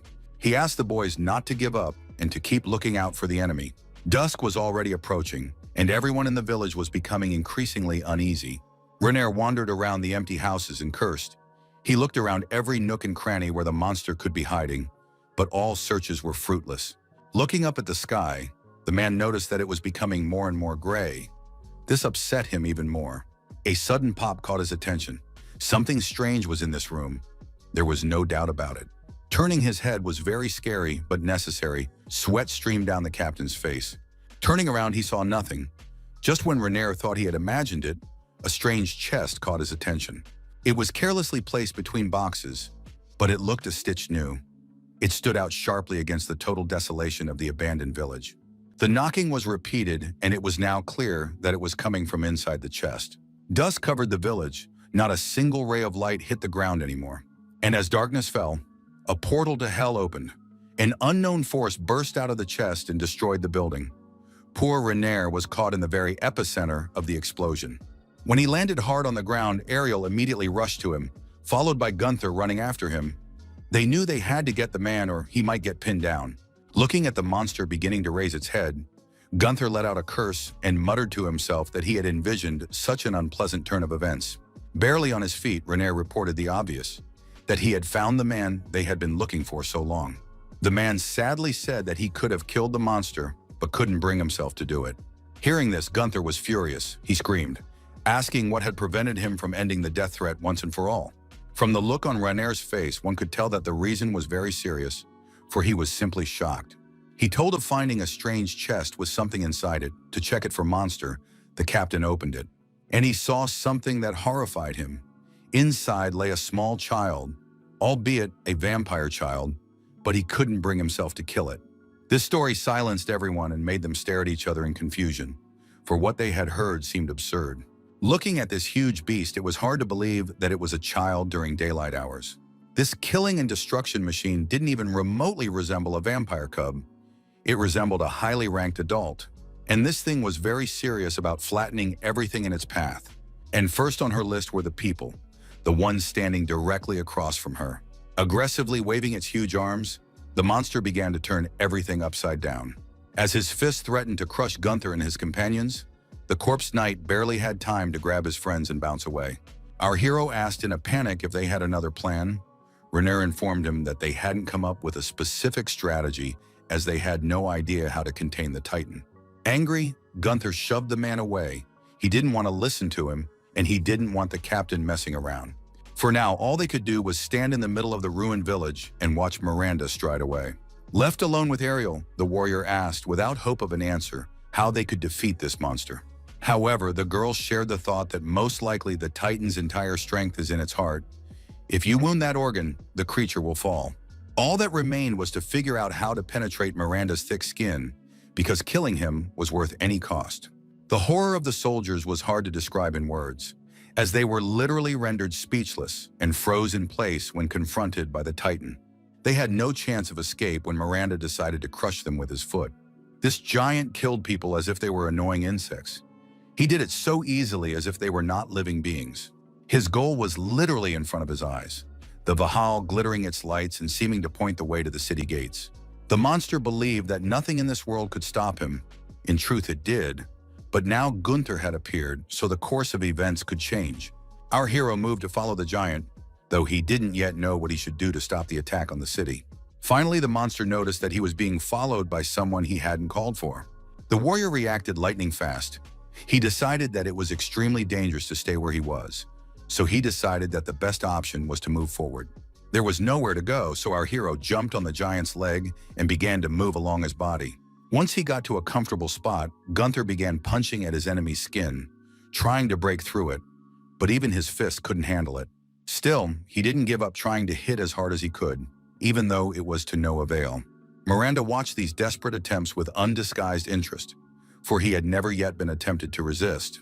In the meantime, Gunther did not calm down and continued to strike. Yes, so powerful that he began to feel a sharp pain in his arm. This caused him to literally blow his arm off. His limb just couldn't take it and flew off. But the surface of Miranda's body was not damaged. Moreover, there wasn't even a small scratch on it.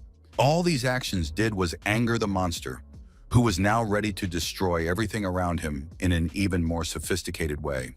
Now the corpse knight was scared, because he had no idea how to get to the heart of this stone titan. While he was in thought, the enemy's hand was already moving in that direction to crush him without even leaving a wet spot. He managed to bounce away at the last moment and felt only a shock wave, which was caused by the collision of the stone hand with the ground. Our hero fled, and Miranda never gave up trying to kill him to get rid of the one who dared to throw him a challenge. Gunther was not an optimist, but this time for some reason believed that every creature has its weaknesses, so victory was not something unrealistic. Just in his mind, there were glimmers of hope for salvation. The monster's hand eclipsed them all. Fortunately, the corpse knight was simply elusive, dodging even when it seemed impossible. He was like a little bug hopping around the body of the stone monster and just wouldn't let himself be grabbed or thrown off.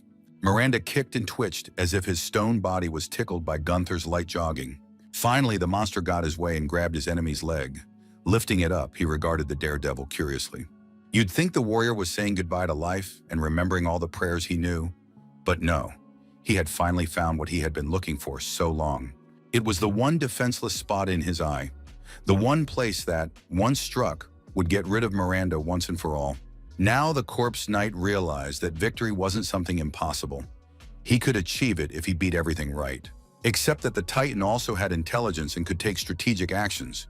He realized that he needed to get rid of the annoying warrior. So he hit him so hard that Gunther's body parts flew apart. Being on the city wall, Olivia Hound could clearly see the steel Titan approaching.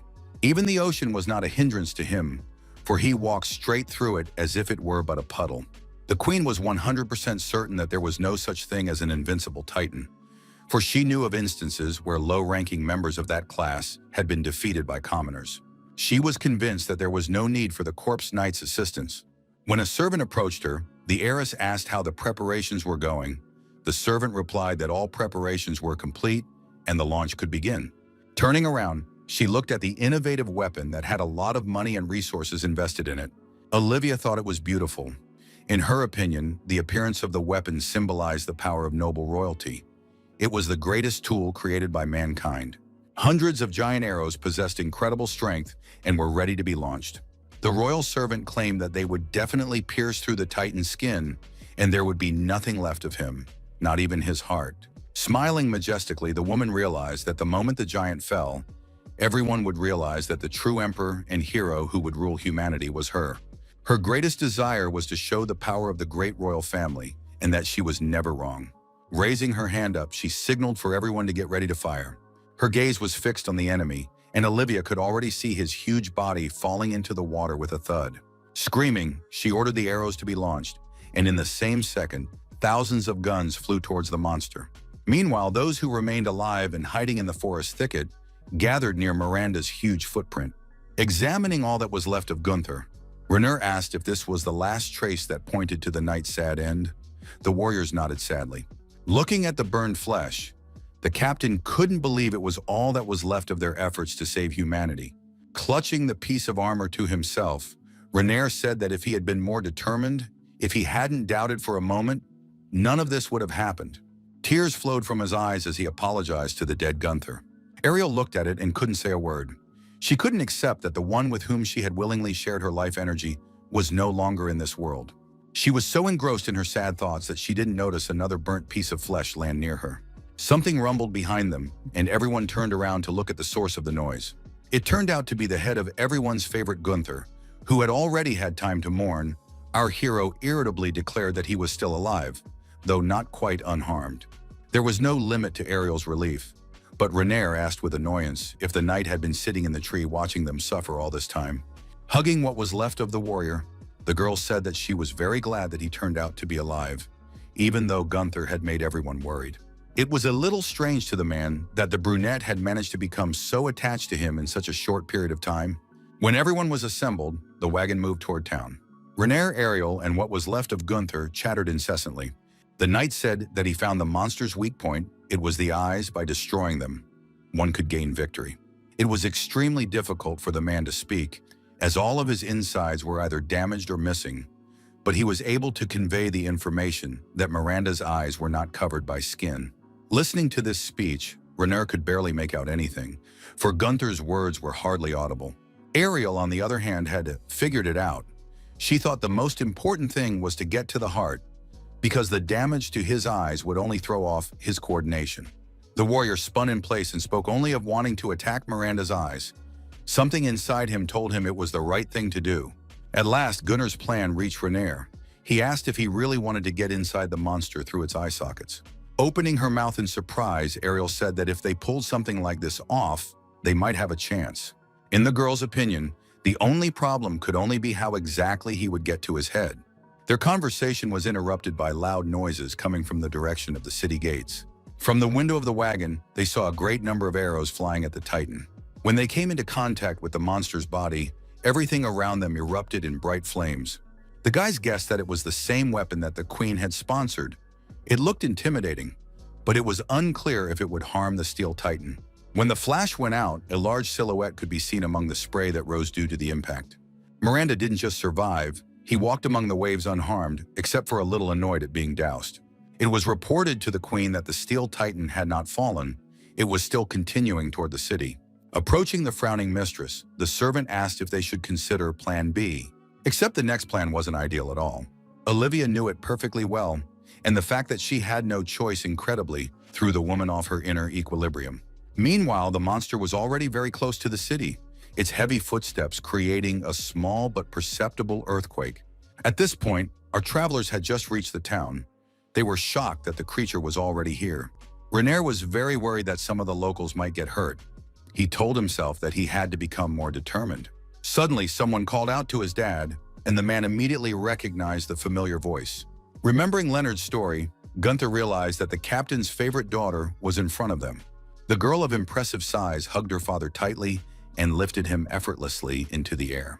The blue-eyed blonde started crying with happiness and said she was so happy to see her daddy alive and well.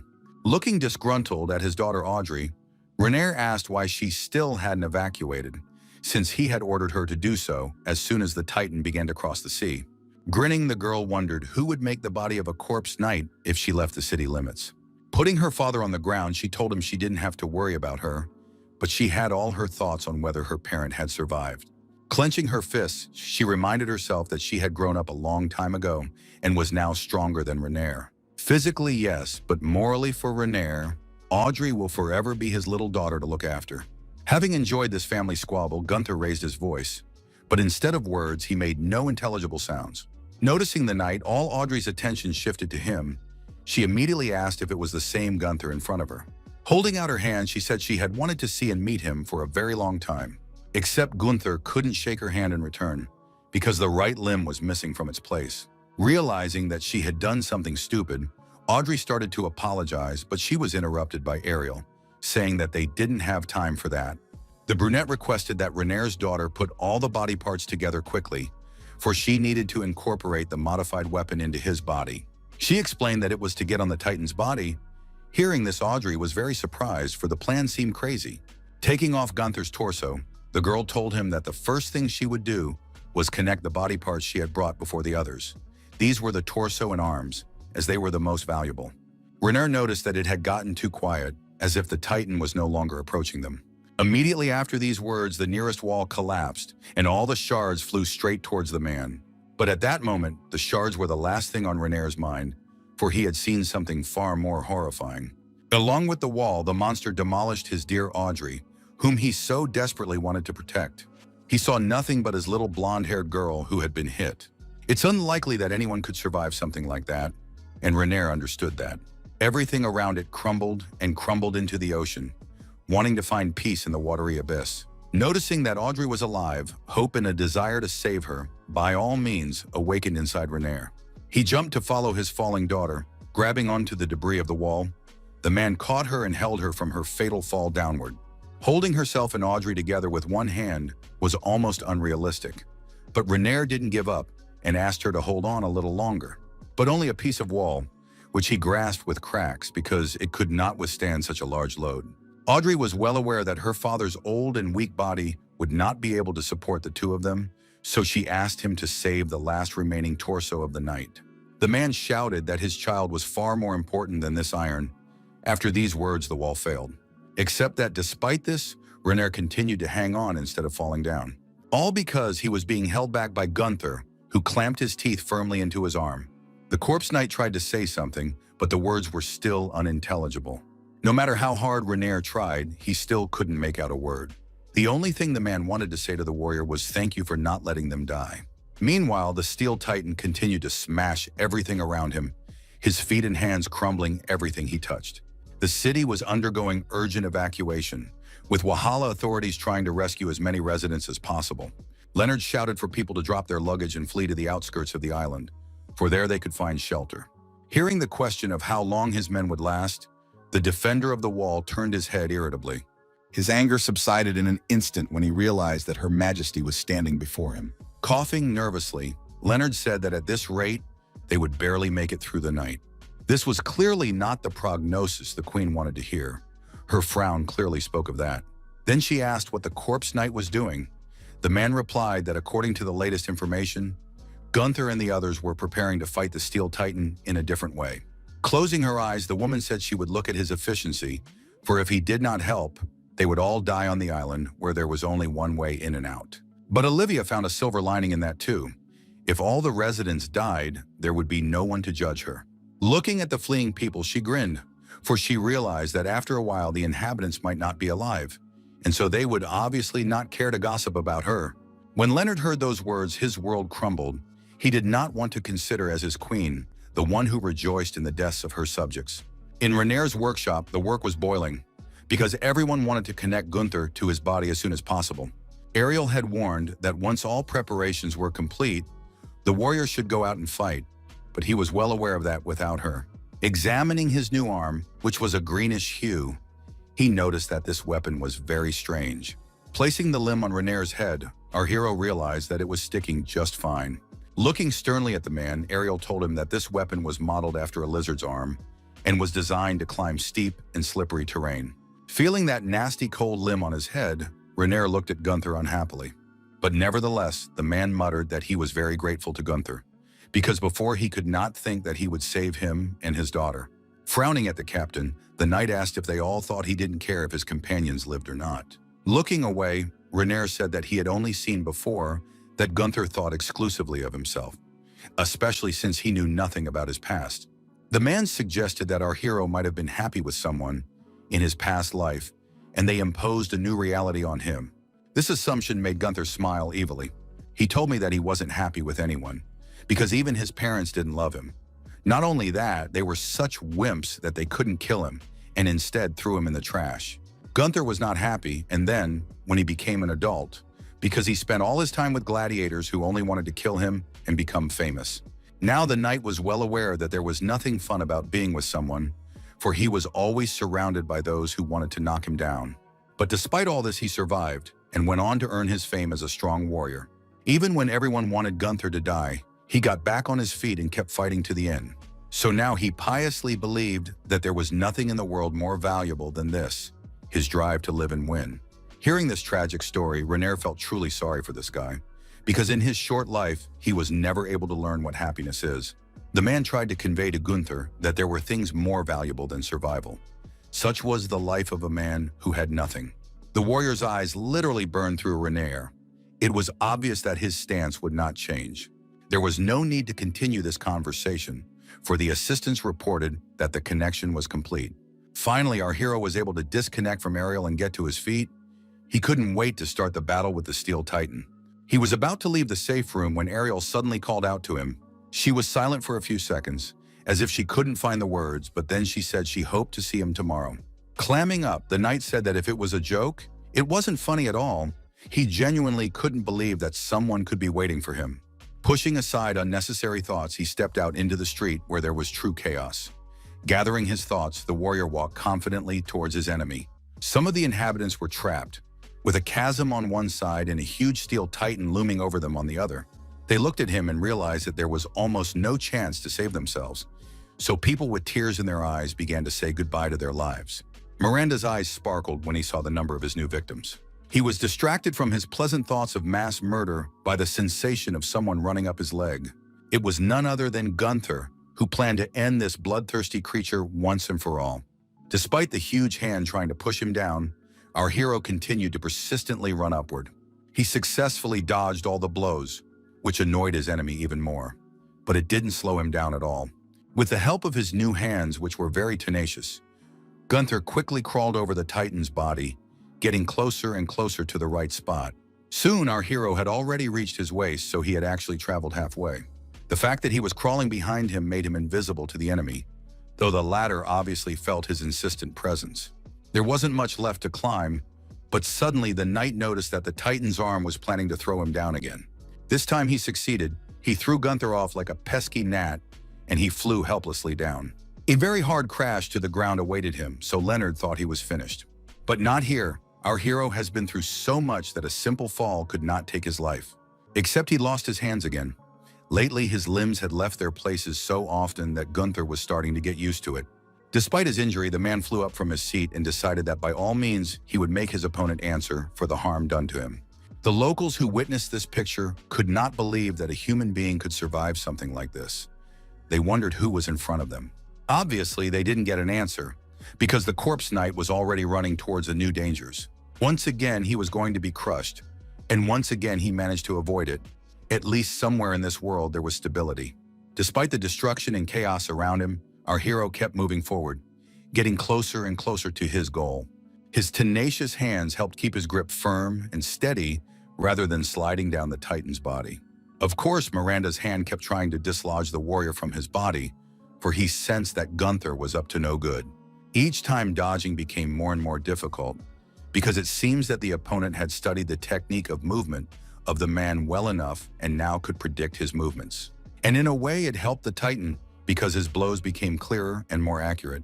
He finally got his way and his huge fist hit the spot where the annoying knight was. Everything in that area had collapsed and splintered, so the chance of survival was minimal. But luck was on Gunther's side because he, with the help of his new hands, managed to get a grip on the monster's fist and thus save himself. When the man turned his head to look at what was left after the blow, he found something very strange. Underneath the ruined road was a dungeon he had not known existed before. It looked very deep, and one wondered where such a thing had come from on the island. While Gunther was distracted, his enemy managed to throw him off his fist and toss him a few meters aside. Landing hard on the ground, the corpse knight didn't immediately notice that the monster had already brought its fist up to make its next strike. When the Titan did this, the entire Valhalla shook. The force was so impressive, it caused a small earthquake. Everyone immediately realized who this thing was trying to destroy. Ariel thought sadly that she might never again see the one who had become not just a hope of salvation for her, but a friend. But our hero was not so easy to kill. The salvation for him were the tenacious hands made by Ariel. They helped him not to go to the other world. When Miranda saw that the enemy was still alive, He roared with anger, as he was tired of dealing with that annoying bug.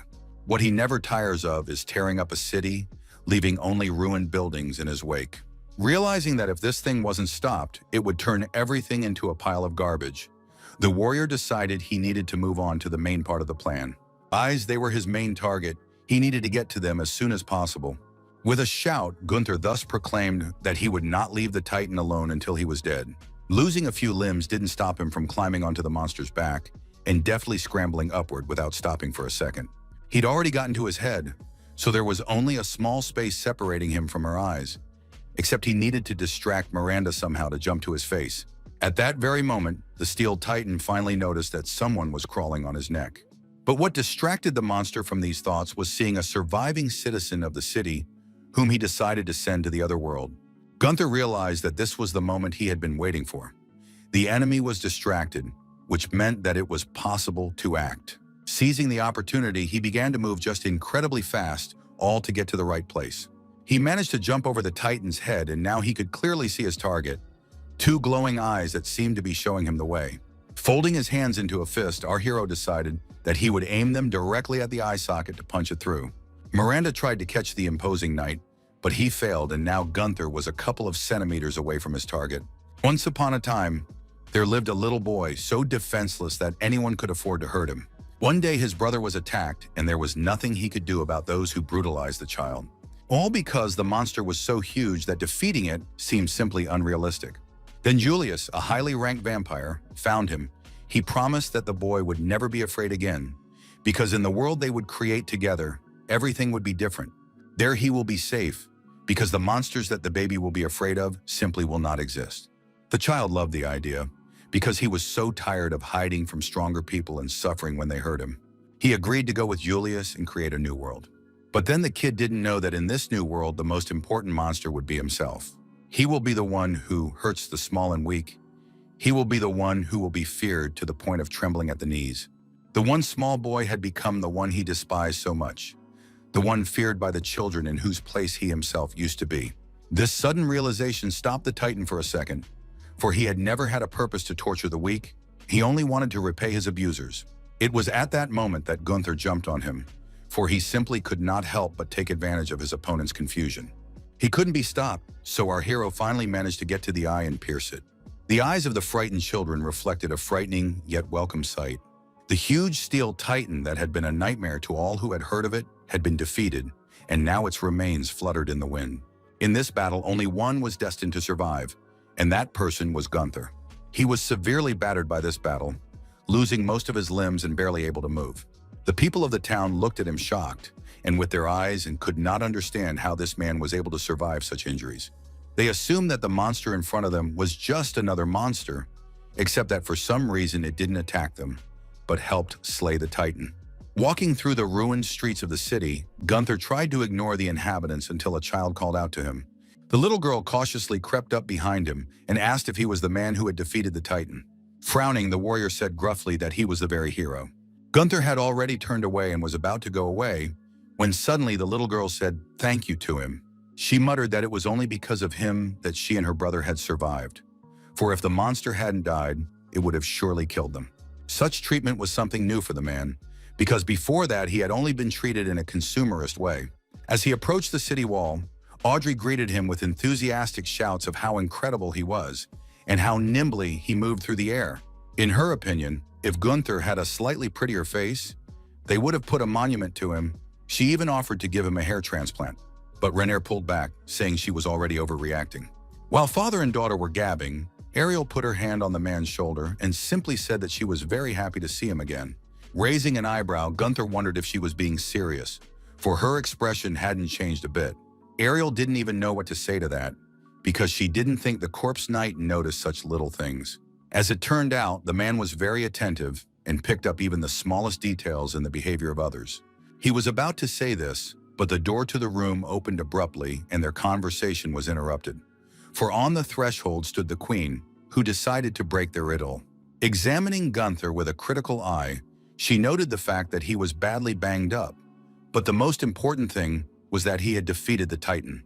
The woman stated that fortunately most of her precious citizens were unharmed, thanks to her strict evacuation order.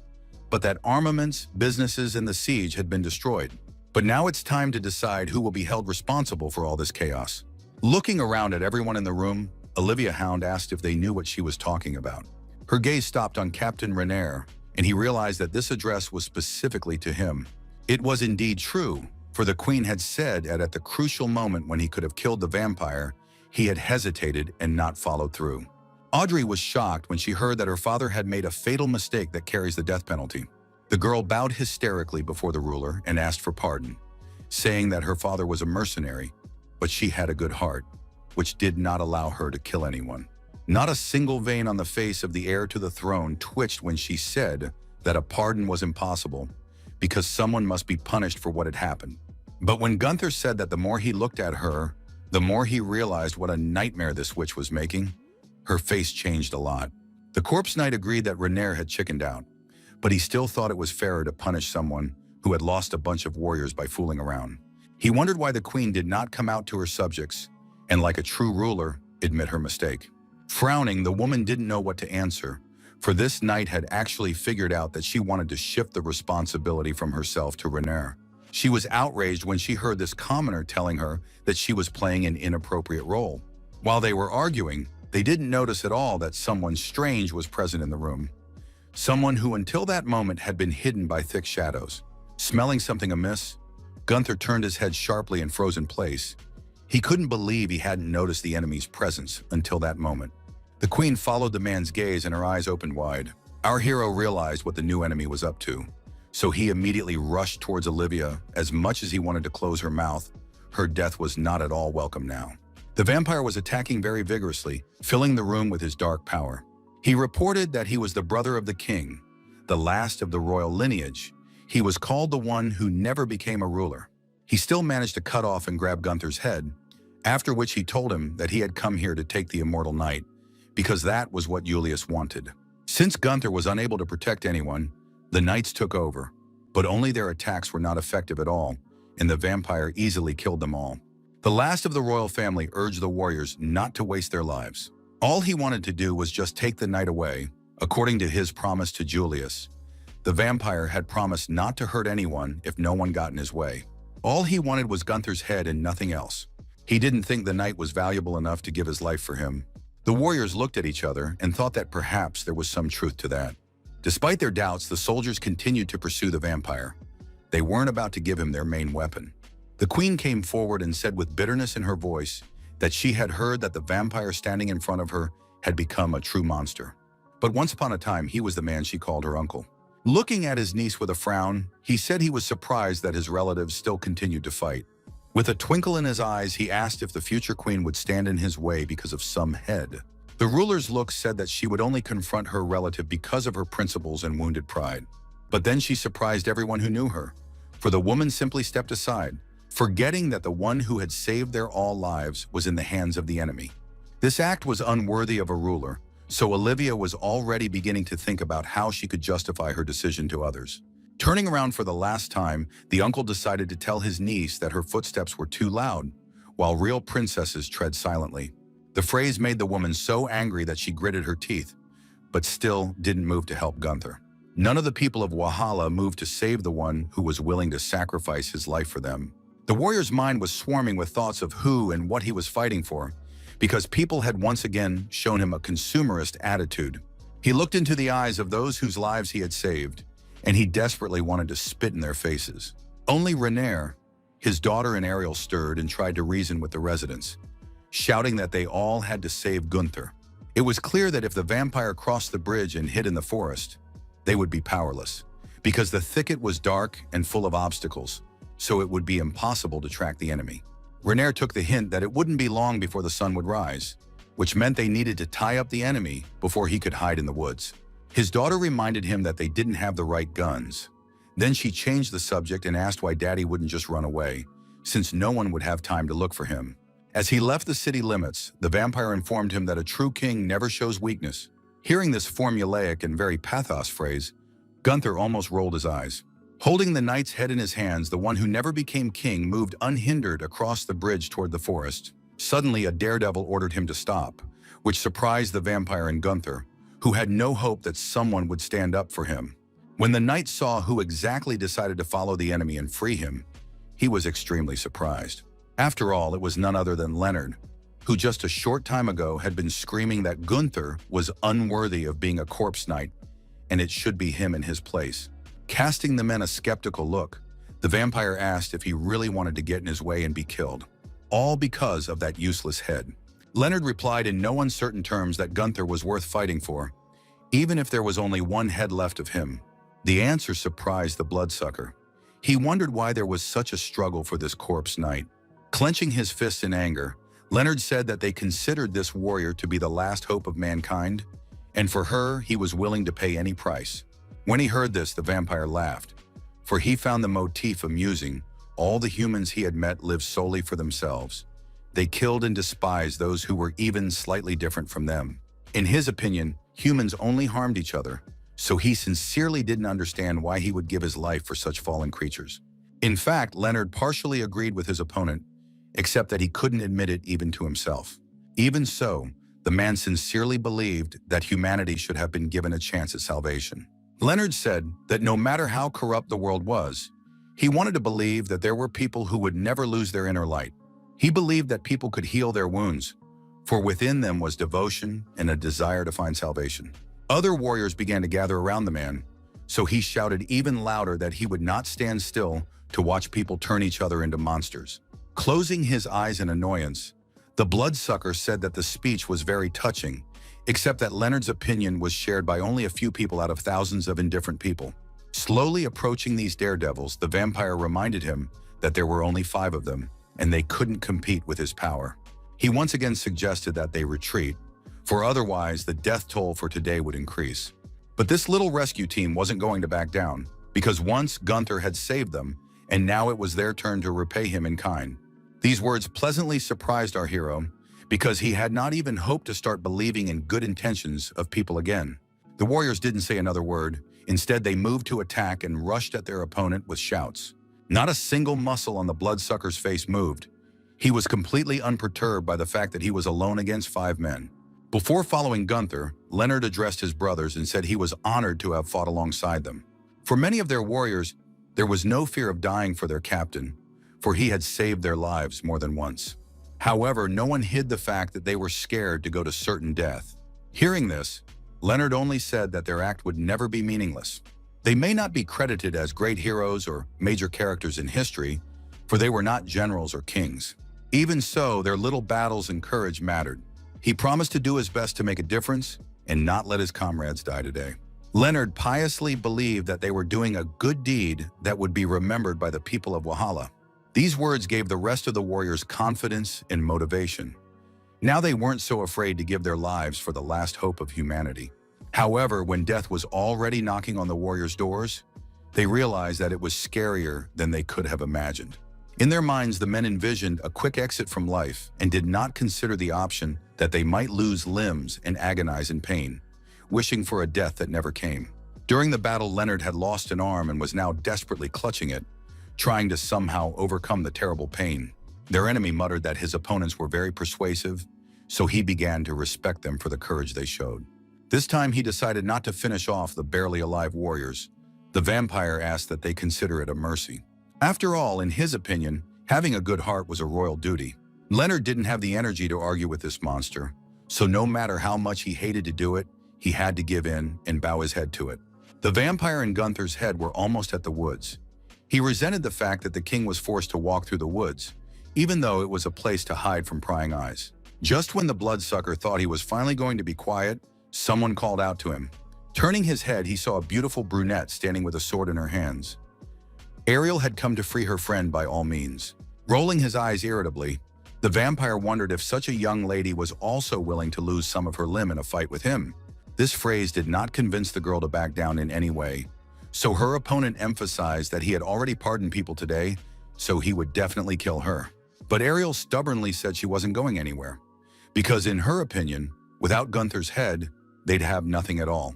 So without question, she decided to stand up for someone who had fought alone all her life.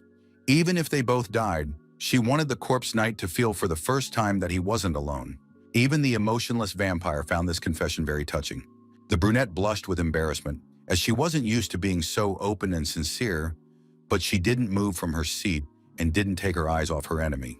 With a wave of his many hands, the bloodsucker said that he had heard the will of his opponent, so there was no need to delay the fight. Throwing himself right at the girl, the vampire promised her that he would try to stab her quickly, so she wouldn't suffer the pain for too long. Ariel was very scared, but she didn't lower her sword and proudly took the blow while she managed to hold back the onslaught. But the pressure was too much. At the moment when the warrior thought that now her weapon would fail and she would die, the pressure suddenly stopped. She felt hot and opened her eyes. Indeed, there was a small fire very close to her. While the brunette had been talking to the vampire, she hadn't noticed that dawn was approaching. So now that the first rays were lighting up the land, the one who was used to living in the shadows was being burned alive. The failed king looked up at the sky and stated the obvious fact that the sun had risen.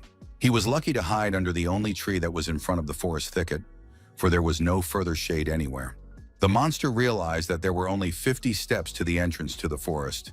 It was a shame that there was so little left to overcome, but even such a short walk could cost him his life. It was a very difficult step he could not make up his mind to take, for if he failed, he would die a most horrible and painful death. The queen couldn't miss the opportunity to mock someone who couldn't fight back. So she didn't even try to hide her smile as she approached that tree, in the shade of which the smug representative of the real royal family was hiding. Olivia Hound thought her uncle was truly pathetic, for such an end would not be wished on anyone. Scoffing, the heiress to the throne remarked that she should have sent a low-grade vampire to do it. Then she wouldn't have had to hide in the shade of a small tree and put her life in danger. She also recalled that the deposed king had no followers at all to help. For his part, the vampire pointed out that as soon as her father had become king, he had immediately exiled him to the island, so it made sense that he had no suitors. Brushing those words aside, Olivia began to contemplate aloud how she would end the royal family member, whether she would file the tree at the base or simply set it on fire. With a hum, the monster said that such killing methods were not at all worthy of a descendant of the royal family. Those words hurt the woman, as did all those phrases that questioned her future as queen. Noticing her confusion, her uncle said that he never killed for nothing, so if he wanted to escape, he would do so without a second's hesitation. Everything he did was to protect the honor of a true member of the royal family. So being trapped in that shadow was also important to protect honor. Listening to this confession, Olivia barely caught any of the gist of it. Meanwhile, her uncle continued his speech, saying that if she wanted to end it cowardly like that, it was an unthinkable choice for a descendant of royalty. Ariel intervened in the conversation, claiming that it was all just idle chatter because the vampire was only in the shadows because the knights were holding him back at the cost of their own lives. She urged that the tree be cut down and the enemy disposed of, for one could not turn a blind eye to sacrifice because of this honor. Deciding to try his luck once more, the vampire, as a true member of the royal family, decided to try and propose a deal. Ariel realized that this would not end well, so she wanted to warn the queen not to get close to the monster and not to believe his words. However, Uncle knew what levers to pull to manipulate Olivia Hound, and it worked, for the woman was now determined to listen to his proposal. As a child, the girl was mocked all the time by her uncle. He called her pathetic and worthless, all the while accusing her of not knowing enough about royal etiquette and talking about how he understood why her father thought she was unworthy. After all, in his opinion, silly Olivia should never have sat on the throne. These words were imprinted in the girl's memory, so much so that at one point, she wished for the death of her dear relative. Back on the city wall of Wahala, the first thing that ran up to the future queen was her acolyte, who wanted to know if she had really accepted her uncle's proposal. Frowning, Olivia said that it was dishonorable to run away from the fight, and she wanted to prove to everyone that she was worthy of royalty. Turning to her servant, whose name was Patrick, the woman inquired where he had been all this time, for he was nowhere to be seen. A shadow ran across the man's face. It was noticeable that he was confused and didn't know what to answer. But then he made an excuse, saying that just in case he was looking for an escape route for Her Majesty. Crossing her arms, the heiress to the throne glanced glumly at the servant and muttered that he was looking for a do-it-yourself.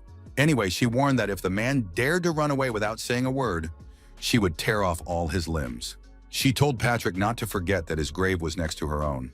Bowing his head respectfully, he said he had never forgotten it. When the woman turned away, he sent her a look and a smile that gave her goosebumps. Morning came, but the city wall was still restless. Everyone was shocked by the fact that the queen accepted the vampire's challenge and agreed to the duel. Audrey was particularly outraged, for Captain Leonard Welf and the others had sacrificed their lives and health in order to kill the monster. Lowering her eyes, Ariel said that they could not go against the decision of the heiress to the throne. Frowning, Renaer asked exactly what kind of duel Olivia Hound had agreed to. Ariel's face was extremely frowning as she said her answer wouldn't be liked by anyone. Several small awnings were placed near the tree that hid the vampire from the scorching sun, with a man standing between them and the tree. Raising his hand, he reported that he was the best warrior among true warriors. The man introduced himself, saying he was John Byron, a descendant of the famous Baron Byron. As the representative of the Great Queen, he promised to smear anyone and everyone who dared to question her with his fists. Those words were addressed to the very vampire who, for the moment, could only lurk in the shadows. Ariel sadly reported that the Queen had agreed to an honorable fist duel. Audrey was puzzled, for she didn't understand what that meant.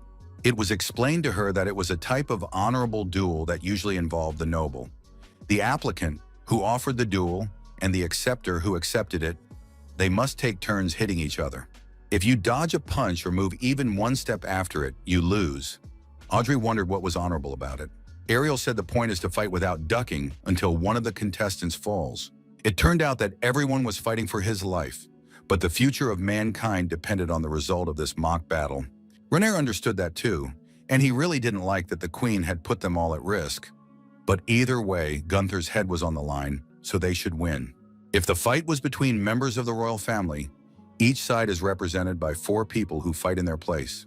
It seems our heroes only have to win once, as their enemy had no representatives. Just one win out of a possible 4? Renaer thought it wasn't too bad. They just had to get the vampire to make one move. The Queen's representative was quite imposing and strong, so there were hopes that he could win. Since John Byron was the acceptor of the duel, he was given the opportunity to strike first. He realized that he must fell his enemy with his first attack. He decided that no matter how strong the vampire was, his face was defenseless. So if he hit him with his steel fists, he would definitely fall. Byron was informed that if he won this duel, he would be promoted to the title, and perhaps the man could even claim to be emperor. So he was very motivated by the honor and wealth the Queen promised him. Olivia's servant, Patrick, stood between the duelists and said that it had been approved by the 2 parties. Announcing the terms, he said that the men could begin. He divulged that the right to attack first was with the acceptor of the duel, Baron Byron. He did not think long and decided to take advantage of the moment of surprise, attacking immediately after Patrick stopped talking. John was ready to fight for honor and wealth. As he planned, the man punched right in the face, hoping to force his opponent to make a move and win. Everyone who witnessed this duel was simply amazed at the power that the Queen's warrior possessed. Some of the vampire's teeth had been knocked out, and he grinned at the fact that his opponent had a very hard punch. But Belbrick Hound, the vampire who used to be the monarch, didn't budge. Now it was his turn to strike. John was truly terrified, for he didn't expect it to get to the point where the bloodsucker would attack him. Belbrick's blow was so strong that even the mightiest warrior couldn't withstand it.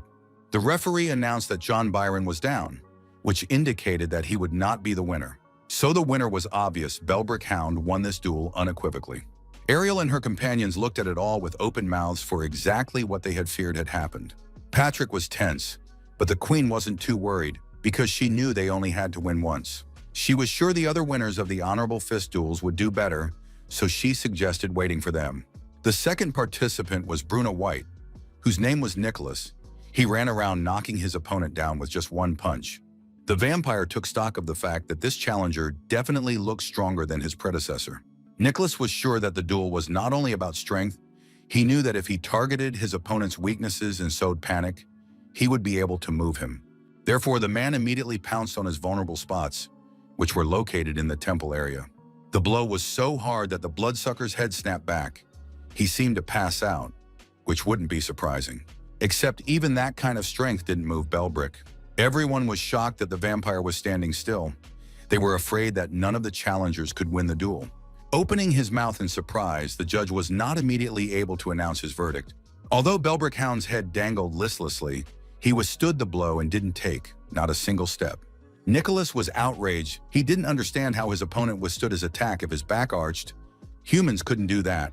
As it was, the rules stated that you had to make a move to lose, and the vampire didn't make one, so there was no mistake.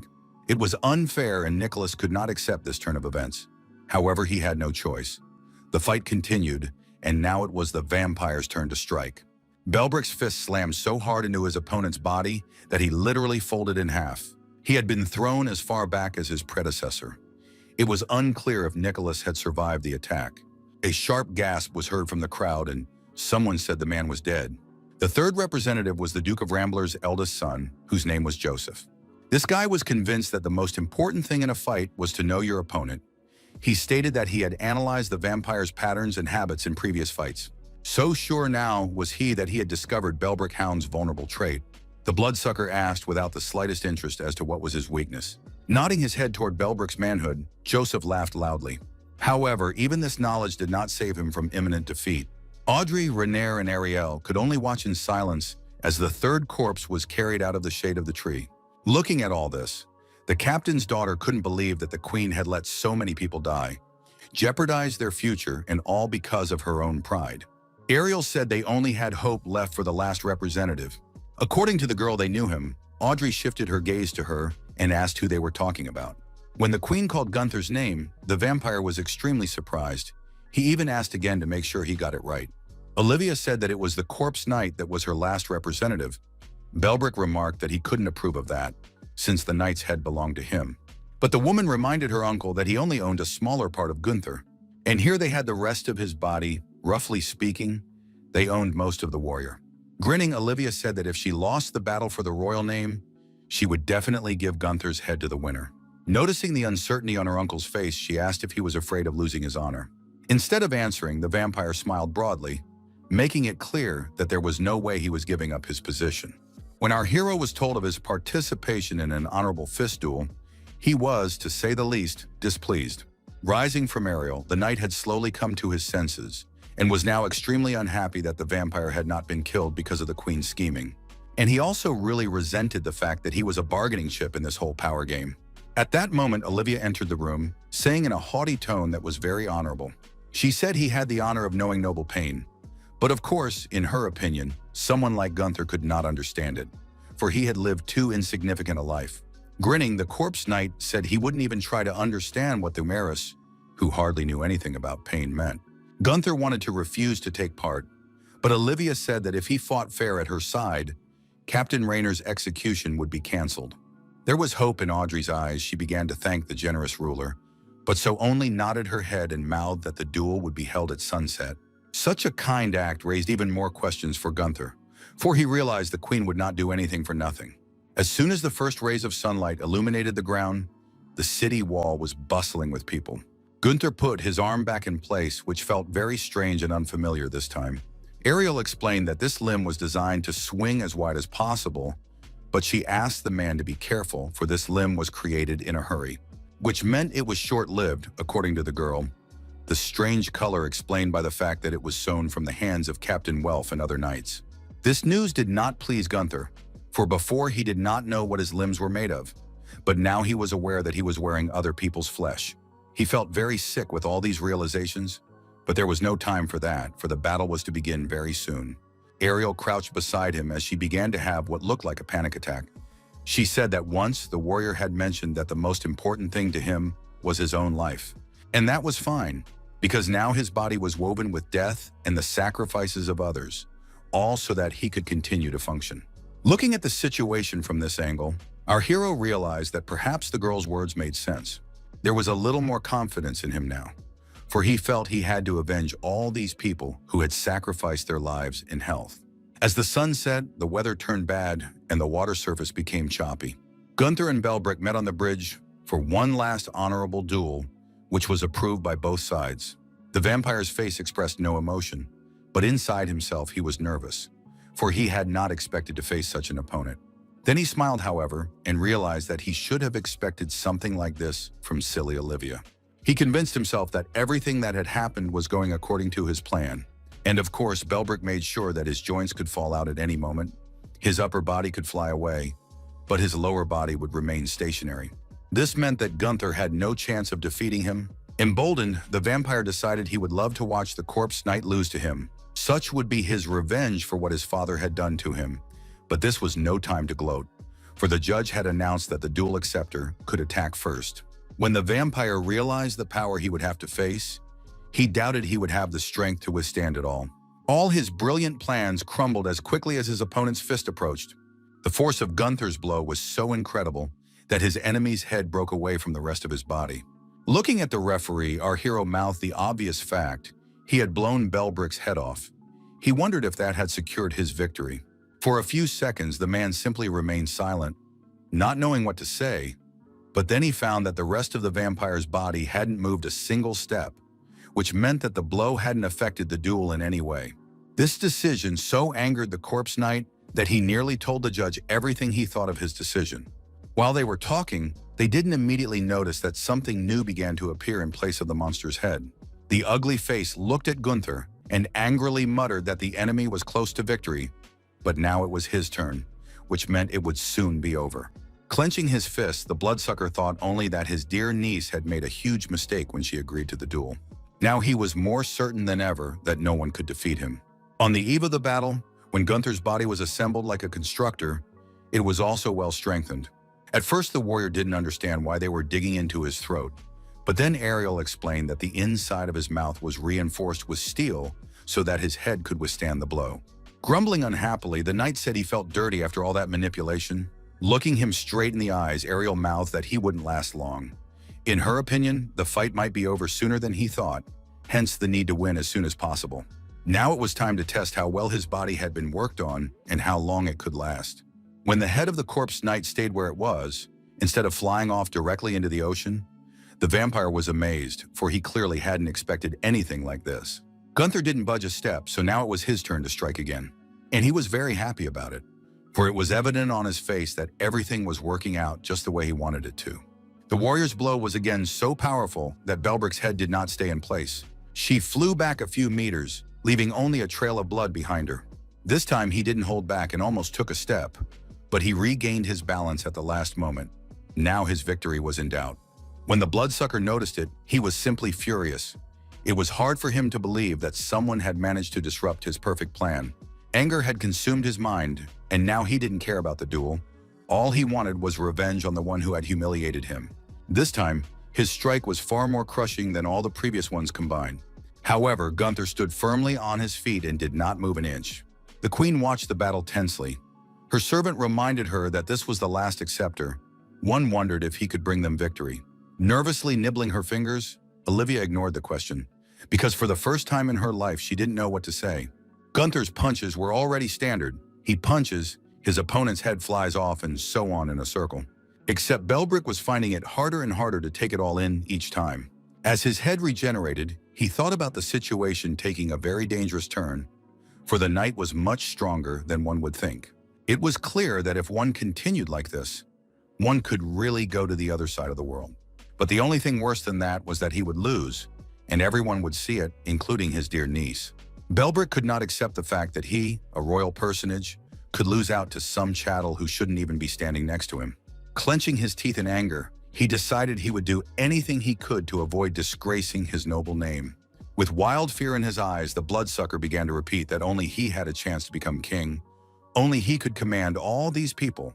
But these words did not have the proper effect. On the contrary, they only caused a grin to appear on his opponent's face. Except that Gunther wasn't happy either, as he coughed and shards of the metal plate that had been used to cover his mouth began to fall out of his mouth.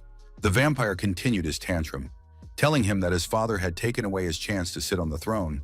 He hadn't just punished Belbrick, he had taught him a terrible lesson. The red arms began to spread apart, revealing the vampire's real body. After a second, one could see his torso, except that the two arms were missing, all because the current king had cut them off. Gunther almost recoiled when he saw this picture. He realized that the royal family was not just cruel, it was truly insane. Sizzling with anger, Belbrick said he would prove to anyone and everyone that he could never be defeated. When he attacked the corpse knight again, the corpse knight quickly and deftly dodged the blow. His enemy was surprised that he could move so fast and was so flexible. But before he could realize how he did it, Gunther attacked as well, and his strike was much more effective. Seeing the way the knight fought, Ariel was simply amazed at his strength and determination. What to speak of all the other courtiers who hadn't seen anything like this before? The queen was pleased and frightened at the same time. In that moment, she realized that before her was a force to be reckoned with. Such a strong reaction among the audience was caused by the fact that the last attack of our hero literally smashed his opponent, and the latter not just took a step, but literally flew away. After coming to his senses, Belbrick began to say that the whole fight was unfair because his opponent was dodging his fists. Gunther parried, saying that honor was out of the question since the vampire was using subterfuge and attacking from the back. Closing his eyes, the knight informed him that he had had enough of this fight. He had accomplished his mission and was not going to continue this display. The battle had taken away too much of the monster's strength, so now it couldn't even cover its mangled body with its bloody hands. This moment made Belbrick truly nervous, for it had never happened to him before. He realized he couldn't control his blood like he used to. That could only mean one thing, that his heart had been damaged in the impact, for it was the only thing without it that the vampire couldn't control his blood. Panic gripped the monster's body and he felt like he was suffocating. He felt like he was about to die. Grabbing him by the throat, Gunther swung harder, saying that now the real fight was about to begin. Belbrick began to beg him to stop. He began to urge the knight to think about royal honor, and then he said he had another proposal to make. These words only made the man even angrier, so he ordered the monster to shut its mouth quickly.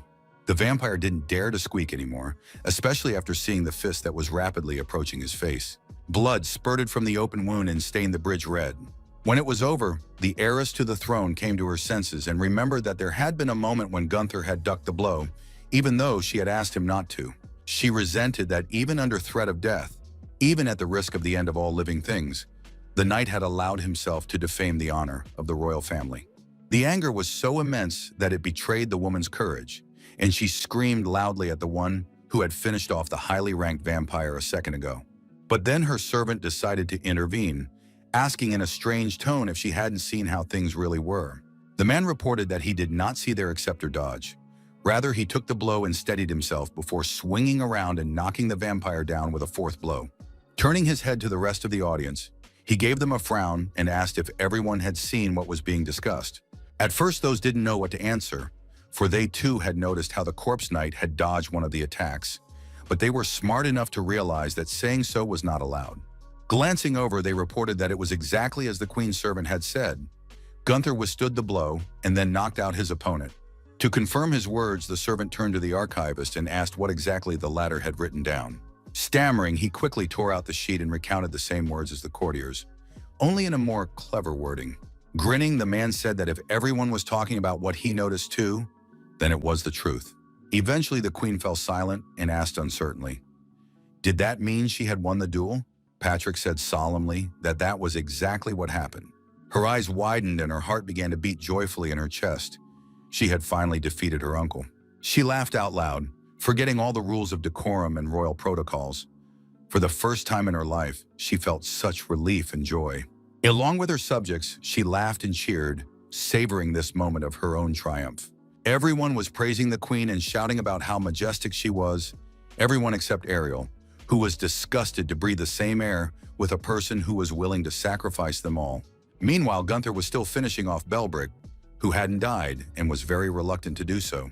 He begged the knight to stop beating him, pressed for pity, asking if the man didn't feel sorry for his defenseless enemy who was missing limbs. Gunther paused for a moment and said he could beat the rascal for as long as he wanted, and he planned to do so until dawn. Belbrick then decided to once again make it known that he had a proposal. When his opponent was unwilling to listen to anything, he shouted the name Julius before the knight's fist collided with his face. The blow didn't follow, and the vampire opened his eyes incredulously. Gunther repeated the name interestedly. The monster clarified that it belonged to the last pureblood vampire. Belbrick was aware that people were looking for him, so he promised to take him to him if his life was safe. Noticing Gunther's hesitation, he added that there would be no need to kill the other vampires, for if Julius was eliminated, they would all die with him. Laughing, he said that then the people would defeat their hated enemies. But our hero was not stupid. He realized that this creature could not be trusted, because if his master died, he would also die.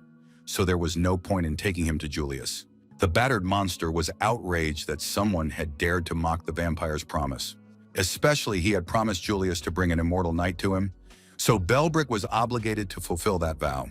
And he wasn't going to think about the consequences, because he'd already lost too much. So the monster muttered that the knight could turn this situation to his advantage. Well, the offer was indeed tempting, except that Gunther said he needed some time to think about it to make a decision, after which he took another swing. When his fist touched his opponent's face, he squealed and said that a real monster was standing in front of him. In the dilapidated Valhalla, a dawn has broken that could mean a new beginning for the city. Ariel was extremely surprised when she heard the news that Gunther had kept the vampire alive, in exchange for which he was to escort them to Julius. Nodding his head irritably, Belbrick said that he would only go with the immortal knight.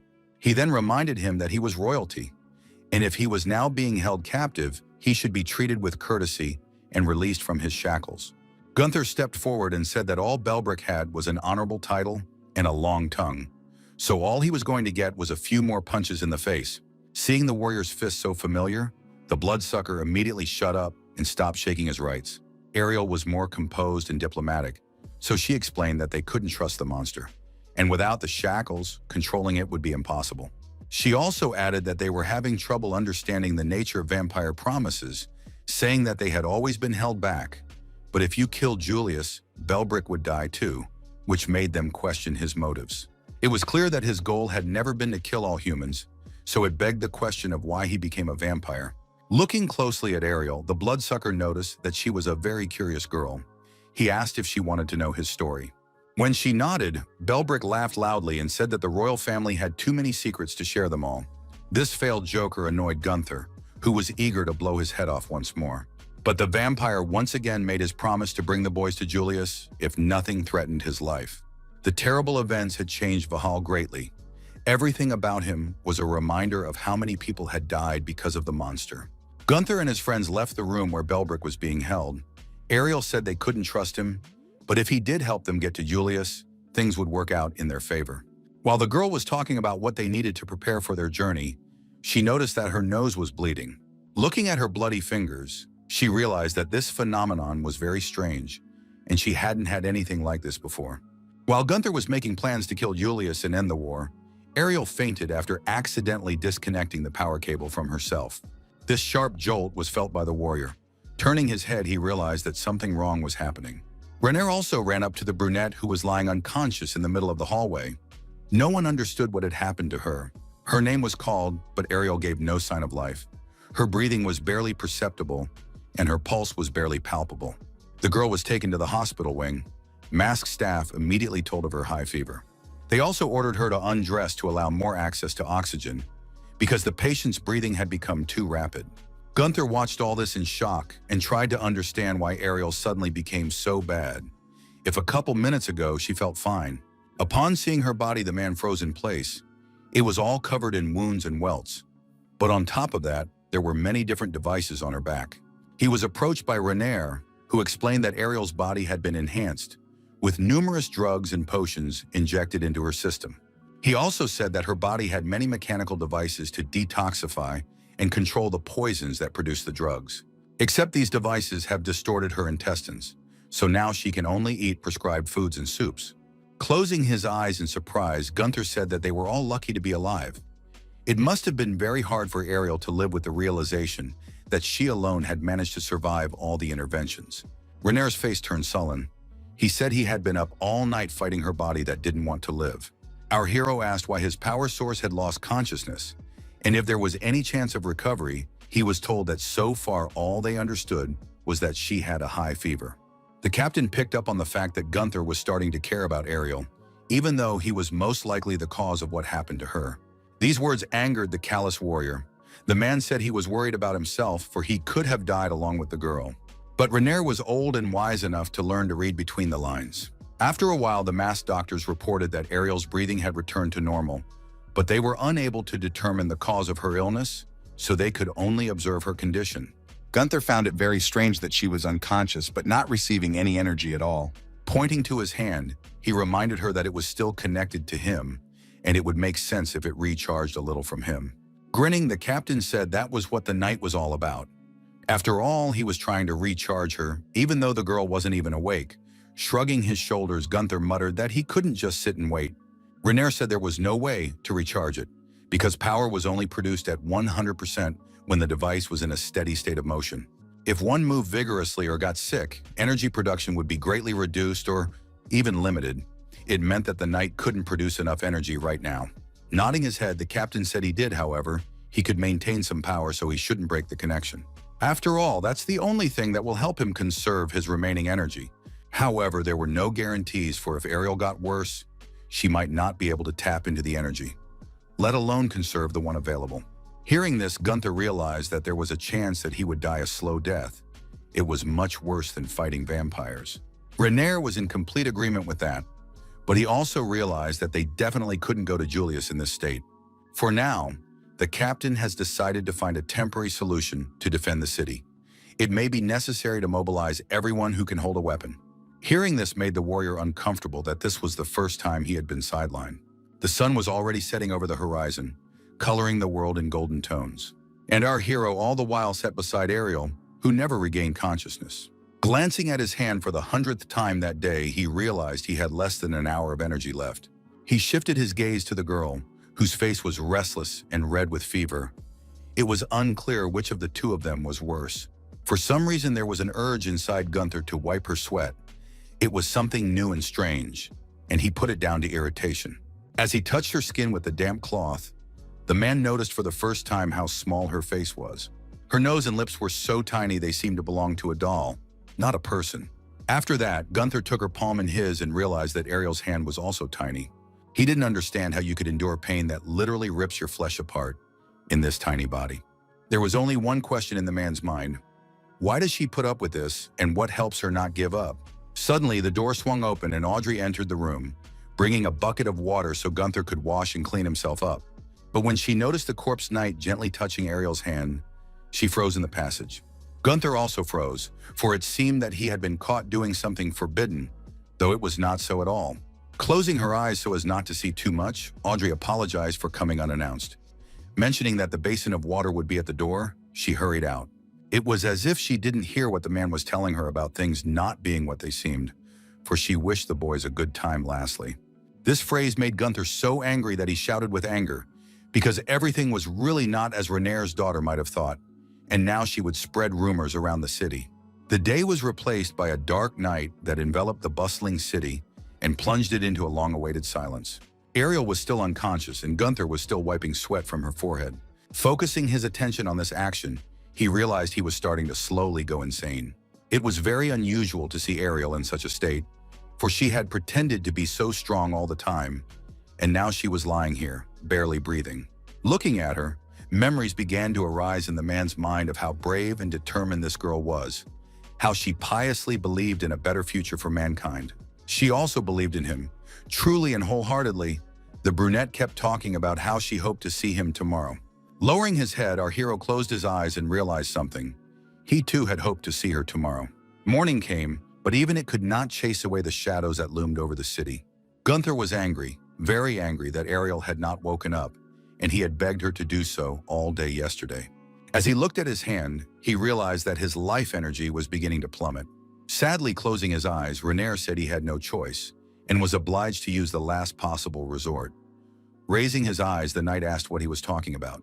The captain explained that as of now, Ariel, even with her enhanced body, could not demonstrate her full potential until her energy production was restored. Therefore, he and his subordinates decided that they should mobilize the entire workforce and start developing a new strong man. Those words hurt the knight.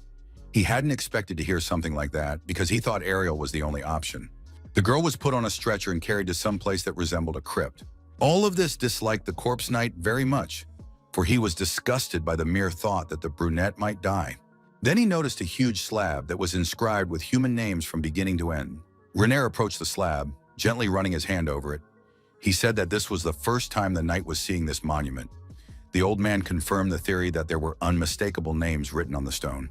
They belonged to all those people who had applied for energy worker status but failed. Gunther found it very unfortunate that names that could inspire heroes were shut up in a dusty corner of the basement. Lowering his gaze, the old man frowned and said that things weren't happening at all. Two men ran into the basement and said that the preparation of materials and production for one man on energetic was complete, so it was safe to begin. Our hero was extremely outraged that Ariel had already been written off and right now wanted to sacrifice the life of another human being. Renaer took Gunther's displeasure the wrong way and thought he was angry that they had only trained one person, so he said there weren't enough materials for many. But the knight said he was most surprised that there was even one fool who had dared to take such a step. Turning away, Renaer admitted that his life had always been worthless, for very often he was unable to make the right decision and act as he should. This time, he decided he had to make every effort to do the right thing and protect his daughter. After looking at all those names, the captain clearly mouthed that he would do what he had to do this time.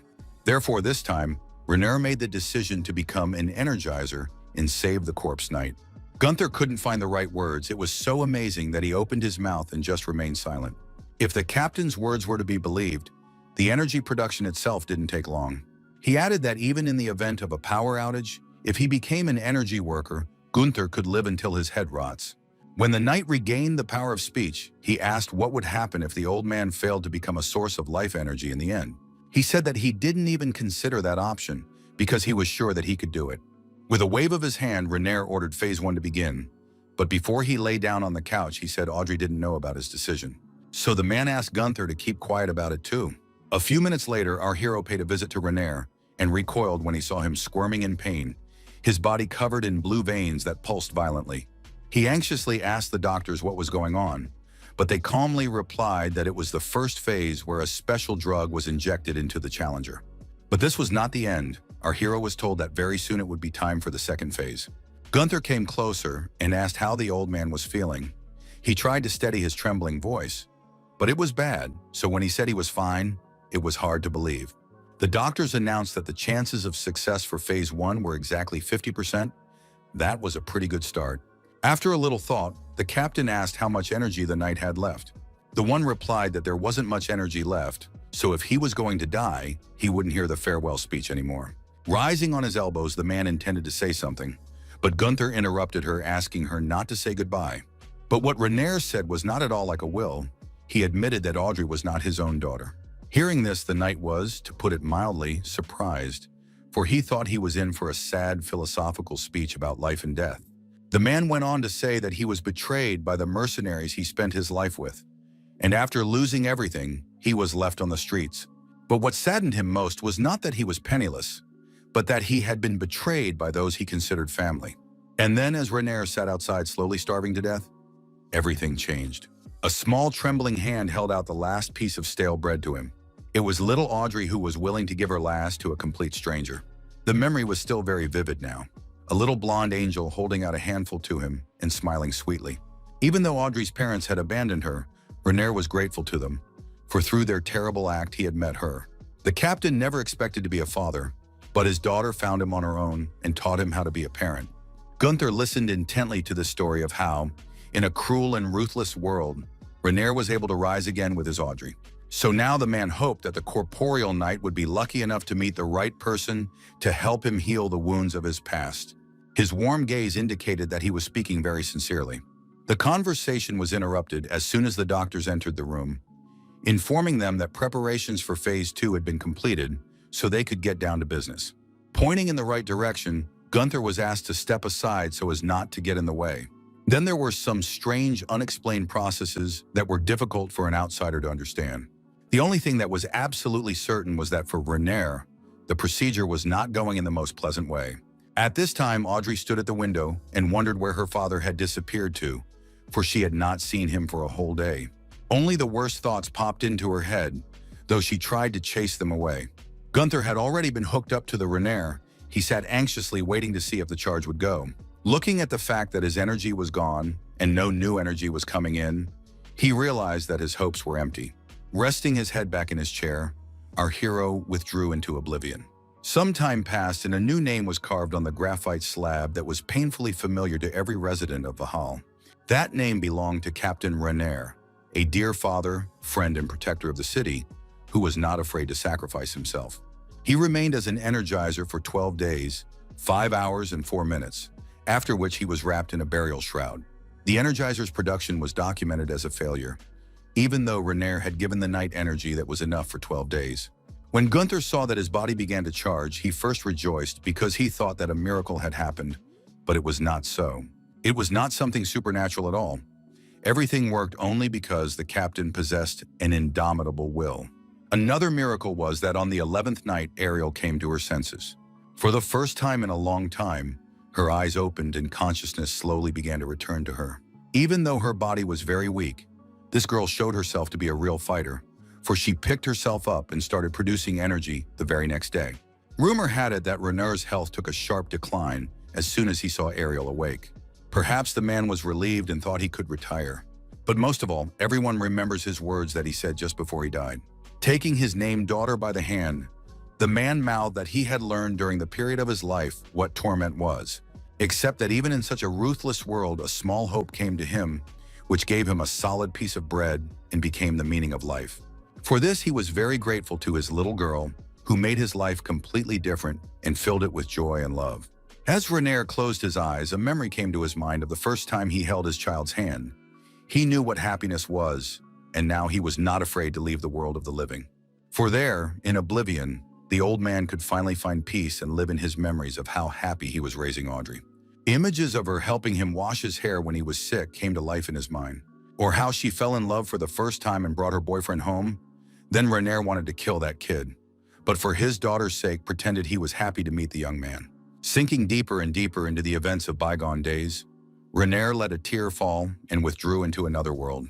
Now Audrey will have to learn to live without her nearest and dearest person, the one she called and considered her real father. As long as Renaer was alive, the girl didn't shed a tear. She supported her father's choice and was proud that he had helped Gunther hold out until Ariel woke up. But after he died, her neighbors said that for days on end, a low, pitiful moan echoed from the house where Audrey lived that was heartbreaking. Morning came, but the new day did not help to forget the accumulated sorrow. While Ariel was engrossed in her book, Gunther stood against the wall and waited for the recharge to finish. To break the lingering silence, the man asked if they were really setting out to kill Julius as early as tomorrow. Without taking her eyes off the book, Ariel said only that too much had happened recently. The corpse knight remembered that Belbrick said they could reach the highborn vampire's location in a few days. After this, the battle with the vampires should be over once and for all, but the strange thing was that Gunther felt unconcerned. Not knowing what to say to that, the girl ducked into her book and remained silent. She seemed to want to pull away from the knight. Noticing this, our hero said he was very sorry for Renaer's death, to which Ariel said confidently that the captain was resolute and had done the right thing. It was hard to disagree, so the man nodded his head and continued charging in silence. After a few minutes, Gunther ventured to say that he was glad to see Ariel's face, even though it was excessively somber now. When she met his eyes, he smiled slightly and asked her next time not to bust her ass so hard. Ariel's face was no longer frowning. She said nothing, but her smile was more eloquent than any words. Evening came, a time when gloomy thoughts attacked more than usual. Gunther sat in his now familiar spot by the bed of his power source and pondered while he recharged. The door of the room was open, so he noticed immediately when some shadow loomed in the opening.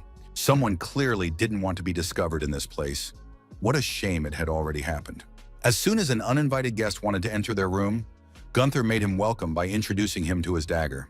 Recognizing the one before him, the corpse knight asked why the queen's henchmen had come running to them at this hour.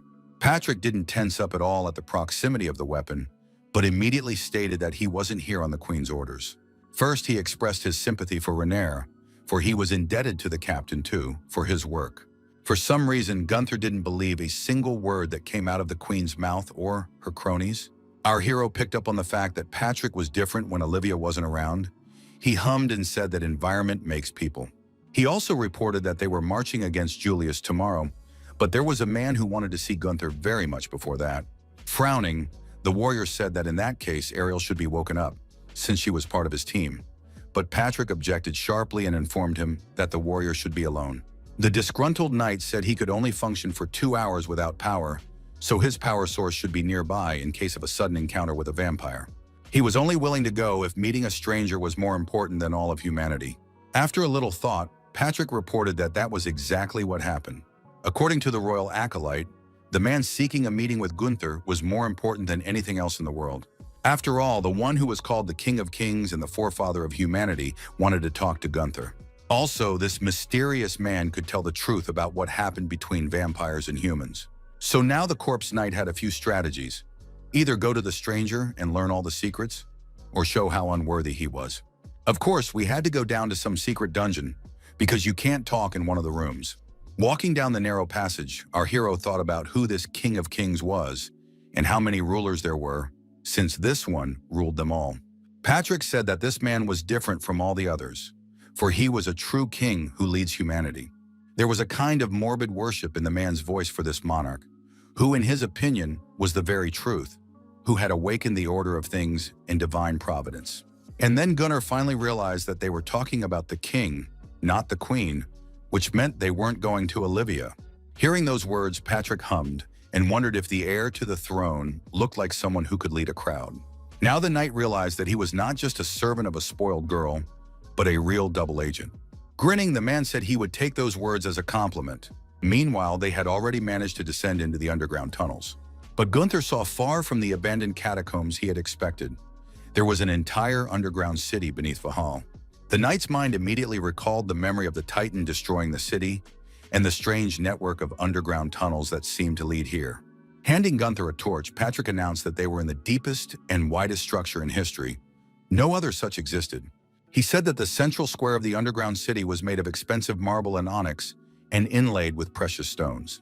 Although the air underground was not fresh, the city was supplied with a supply of drinking water, and there were rooms that could easily house hundreds of servants and valets. It was a revelation to Gunther that originally the town of Valhalla was created to serve this place. Patrick said that kings of past eras used to descend here before they died. According to legend, eternal life could be found here. So now they were in the paradise of kings. After looking around the huge dungeon with a skeptical eye, Gunther said he had difficulty understanding the phrase about eternal life. The servant asked him to come closer. Our hero gingerly began to walk forward, scrutinizing every corner. They walked through beautiful corridors that were lined with expensive carpets. Everything here screamed luxury and wealth. On the walls hung strange paintings in golden frames, except that instead of images of rulers, there were bloody streaks. Then the guys came to a very strange place that looked more like a location used for executions. Patrick said that this was the place where that particular pureblood vampire named Julius was bound. This creature could live by drinking human blood, it could burn alive in the sun, and it only died when its heart was completely destroyed. These were the kind of creatures that were the vampires that have been keeping humans down for years. For them, blood is the will and source of vitality. However, the pureblood vampires that existed from the beginning were different. They didn't need blood to sustain their own lives. These creatures could feed on nothing but continue to live for ages. They were noble and great, like mythical creations. Patrick reported that they were able to learn one amazing fact about pureblood vampires. If human blood was a source of life force for other vampires, so the blood of a pureblood vampire was healing for humans. Vampire blood could bring back lost youth and even life to people. Gunther didn't expect to hear something like that, because he didn't realize it could work both ways. Thus, if the words of this man are to be believed, one can gain eternal life by drinking what was mentioned earlier. Our hero guessed that the people who were in this underground city lived by drinking the blood of a pureblood vampire. Nodding his head, the servant said it was only for a select few. However, since the blood of such a creature was like a mirage, when it left the host's body, it would almost immediately vaporize. That is why fresh blood is needed, which can be obtained immediately at any moment. Julius was tied up in the exact spot they had passed a few minutes ago. He did not regain consciousness as the axe kept swinging and kept chopping off his head. The fluid flowing from his body filled special reservoirs. Thus, he provided his blood to humans for 950 years. Opening his mouth in surprise, Gunther said he didn't even know who to call a monster, a vampire who didn't even need to drink blood, or those who had been killing him for almost 1,000 years. Ignoring these words, Patrick said that because of this, humanity was able to achieve the greatest age of prosperity. With the final consolidation of the Great Hound royal dynasty's influence and participation in all politics and governance, the Land Kings could descend here before they died. Here they were evaluated by the underground kings, who determined how righteous their lives had been and whether they had been able to make the kingdom richer. Thus, all kings had to make an effort to create a great kingdom, and the one who made this system possible was the first king of that kingdom. He was called the head of all kings, and it was the same Mr. Hound. However, the phrases about a great kingdom made the corpse knight laugh, for from what he had seen earlier, the entire Hound dynasty was out of their minds. Gunther was interested in what was the main mistake of these rulers. After all, did not people begin to exterminate just because they stumbled? It was, according to Patrick, 41 years ago. One man had an incident. He released the imprisoned Julius and escaped with him. With a sigh, the corpse knight said that at least someone in this place had a conscience. These words angered the servant because, in his opinion, the humanity had been greatly damaged. For as soon as the pure-blood vampire disappeared, the underground kingdom began to crumble. Once the source of life force for eternal life ran out, it was as if decades were immediately returned to the people who inhabited the place. And then they began to die in agony, taking on an ugly appearance. One by one, they were sent to the other world. Gunther guessed that for several minutes he had been looking not at an ugly statue made by an aspiring sculptor, but at a real corpse of royalty. Lighting up the hall, Patrick began to walk past the vast number of corpses that had died due to lack of blood. Approaching the one who had previously ruled the empire, the servant said that it was Prow's hound, who had recently gone to the other world. However, there was one last hope left, the one who had dedicated all of himself to humanity for 1,000 years, the true King of Kings. Mr. Hound was still alive, and it was to him that Patrick brought Gunther. It's time to come face to face with the true history of humanity. The knight's eyes widened in surprise when a voice called his name from the room. The room reeked of old age, dust, and burnt candles. No wonder, as everything in the room was littered with books and manuscripts. Apparently the king documented events, preserving them in history. Without taking his eyes off the parchment he was writing on, the Lord said that he had been watching over Gunther since long ago. For he was curious to know the fate of one who, though alive, could not live, though dead could not die. The King of Kings had a rather intimidating look when he said that he would always watch over someone who was on the border of life and death. Laughing loudly, the creature welcomed the long-awaited guest into its court. By nature, our hero was very straightforward, so he didn't even try to hold back the comment about the former ruler looking terrible. After seriously examining the warrior, the king said he could say exactly the same words about him. Gunther wondered how long the king had been watching him, for it seemed he had nothing better to do than to do something like this. According to the former ruler, he wrote about everyone's life, who was born when, who grew up to be. These books kept information about all people, telling what kind of life a person lived and how he or she left this world. In all of this was its power, for here was gathered the knowledge of the entire kingdom. Rolling his eyes, Gunther thought he was talking to some perverted know-it-all, wondering why he had called him. Instead of answering, the former ruler turned away and reached for one of the books that lay nearby. According to him, it contained the story of the whole life of Isabella Hound. This girl was one who could have been a great queen, but refused the throne. And after Julius was released, they disappeared together. Thus, the book was left in the position of unfinished. To finish it was one of the long-standing goals of the King of Kings. So now he asked Gunther that when he met Julius, he should ask about the promise he had made to Isabella, that she had decided to condemn all men to death. But our hero thought it was understandable why Julius wanted to exterminate the humans, for it was they who held him captive and cut off his head for 1,000 years. For the King of Kings, it was much simpler, for he believed that hatred was a purely human emotion that was not familiar to pure-blood vampires. So he was sure that Julius only wanted to kill all the people because he had made some sort of promise to Isabella that he couldn't break. Earlier, the immortal ruler had stated that the heiress had given up eternity in the throne. She had whispered to the vampire what she wished for.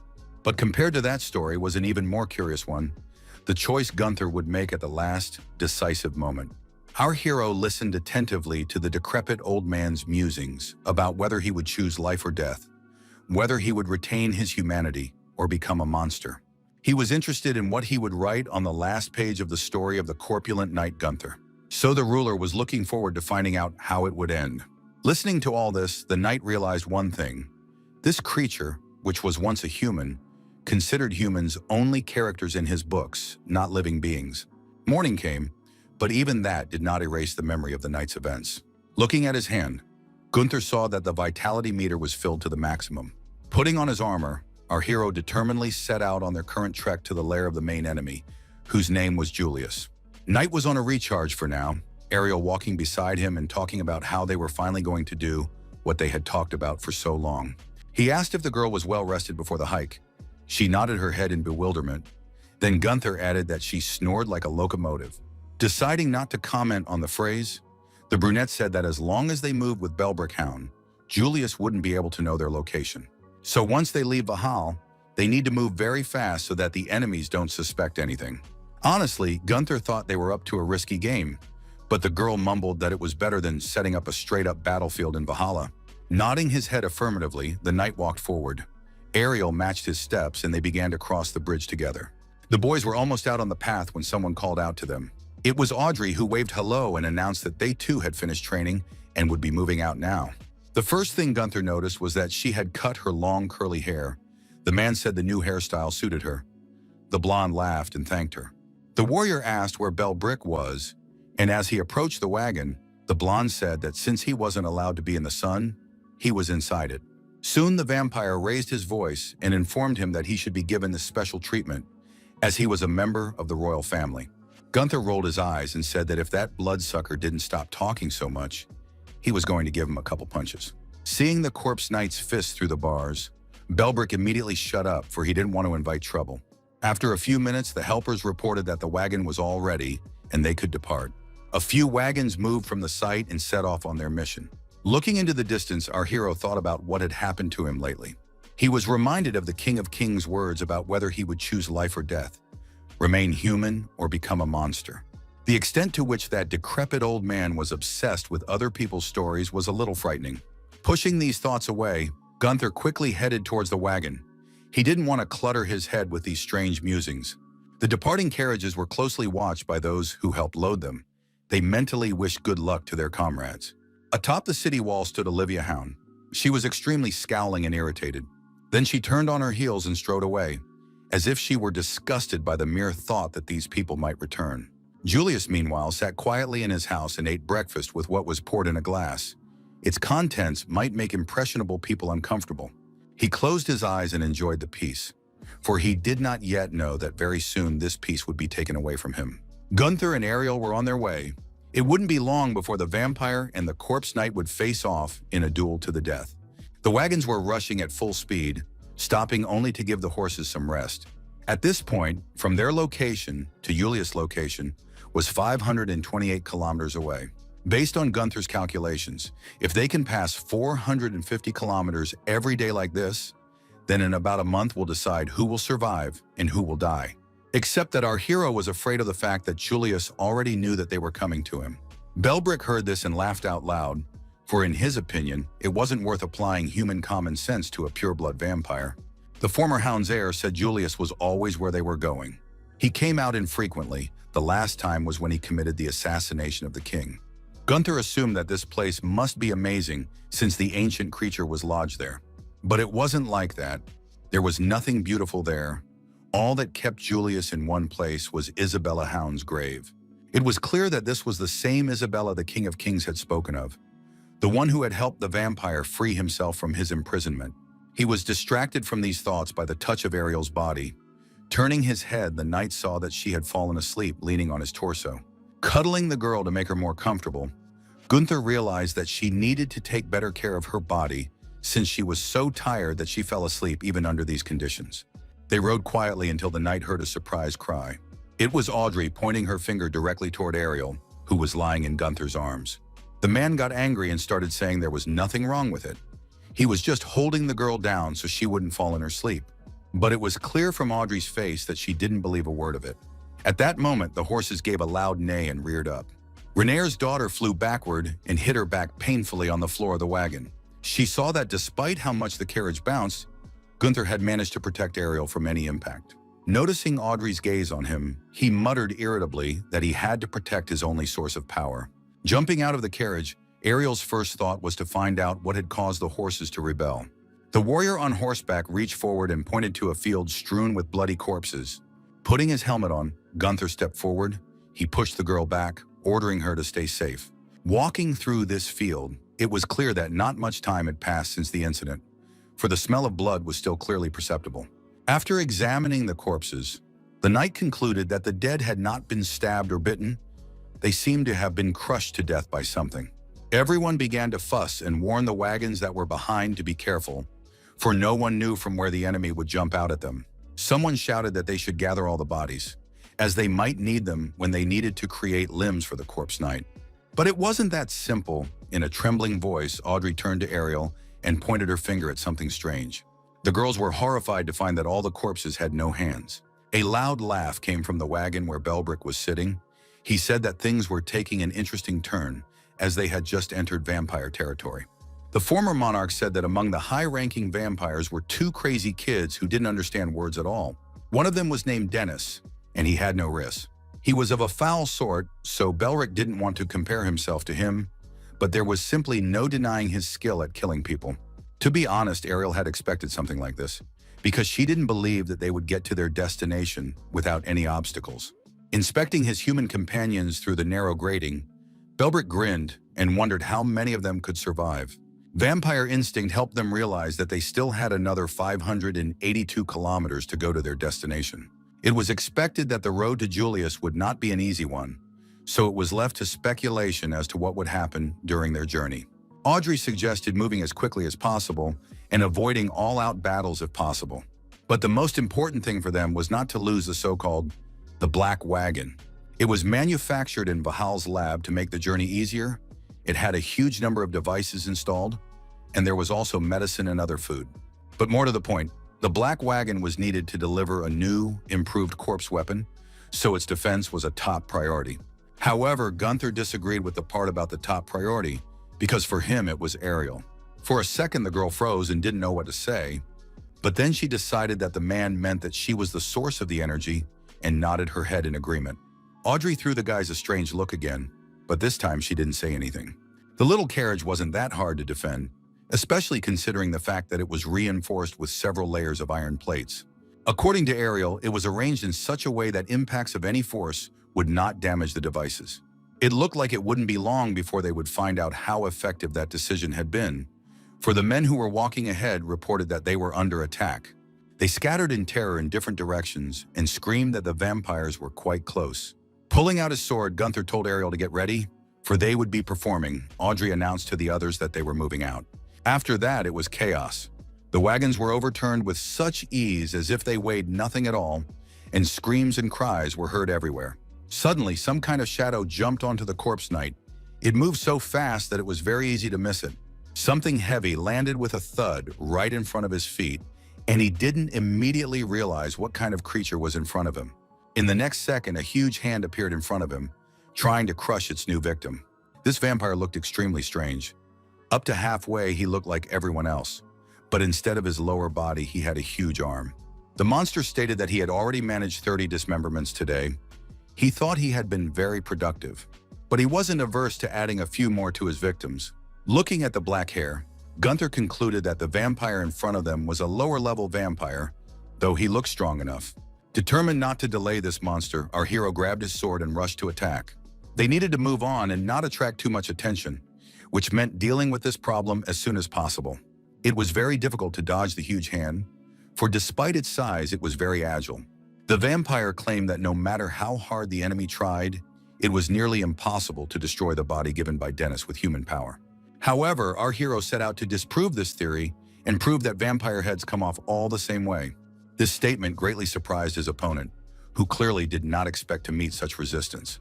The disobedience of the knight made him very angry, and the bloodsucker decided that it was worth it to teach this insolent man a lesson. Except that Gunther was not new to fighting those who thought they were invincible, so this time too, he only rolled his eyes when he heard the threats. But this time it was harder to win than he expected, as he failed to repel another attack. The vampire was very happy because he thought that he was able to defeat the annoying knight so quickly, and now he could add to the list of his victims. He ran enthusiastically towards the wagons, wanting to kill everyone his huge arm could reach. The bloodsucker's joy evaporated very quickly, for Gunther's sword split the air and struck his opponent. Our hero thought he could finish him off for good, but it turned out to be much more difficult. The creature's movements were very unorthodox. It moved freely and quickly. Moreover, the creature's attacks were ferocious, and it was not easy to fend them off. Gunther noticed that the next target of the hand was a black wagon that was trying to be driven as far away as possible, but the monster was catching up to it quickly enough. If the knight wanted to save what was their priority, he had to hurry, for it could be too late. The horses were rushing like crazy. It seemed like just a little more, and they would take off. On the roof of the carriage was mounted a firing rig that could be used to shoot off enemies, which was exactly how the vampire was trying to get away from the chase. When the arrows ran out and there was no way to shoot at the enemy, a great panic came over the warrior. It only intensified when the enemy suddenly disappeared from sight, and then the man felt someone else's presence behind him. Turning his head, the warrior noticed that a huge hand was approaching him, just about to crush all of his insides. But then Gunther slipped between him and the vampire and saved the unfortunate man from a sad fate. Fighting off the attack, the corpse knight scrambled up onto the roof of the wagon and asked the terrified man how many vampires he had counted. The man barely managed to utter that there were about 30 of them. After critically examining the launcher, Gunther asked if the warrior really thought he could kill a vampire with it. Without waiting for an answer, he ordered him to stop doing nonsense and helped him get a metal chain.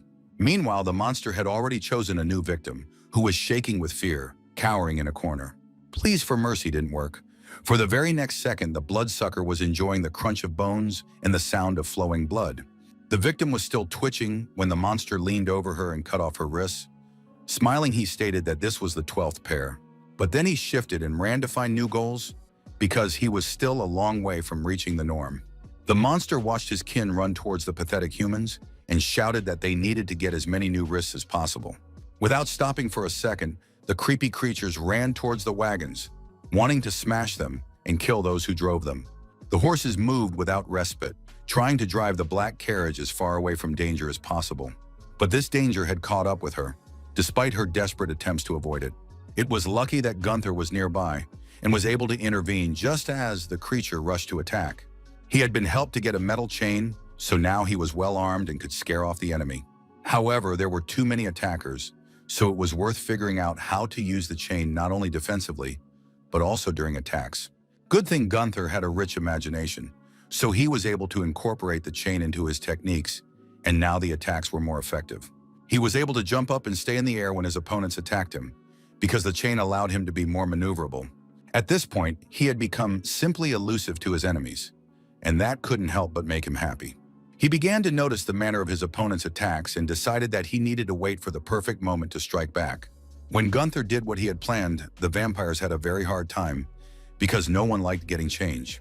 Those who were sitting in the black carriage were watching through the narrow window. They were amazed at the way Gunther fought and decided that he was like a monster in battle.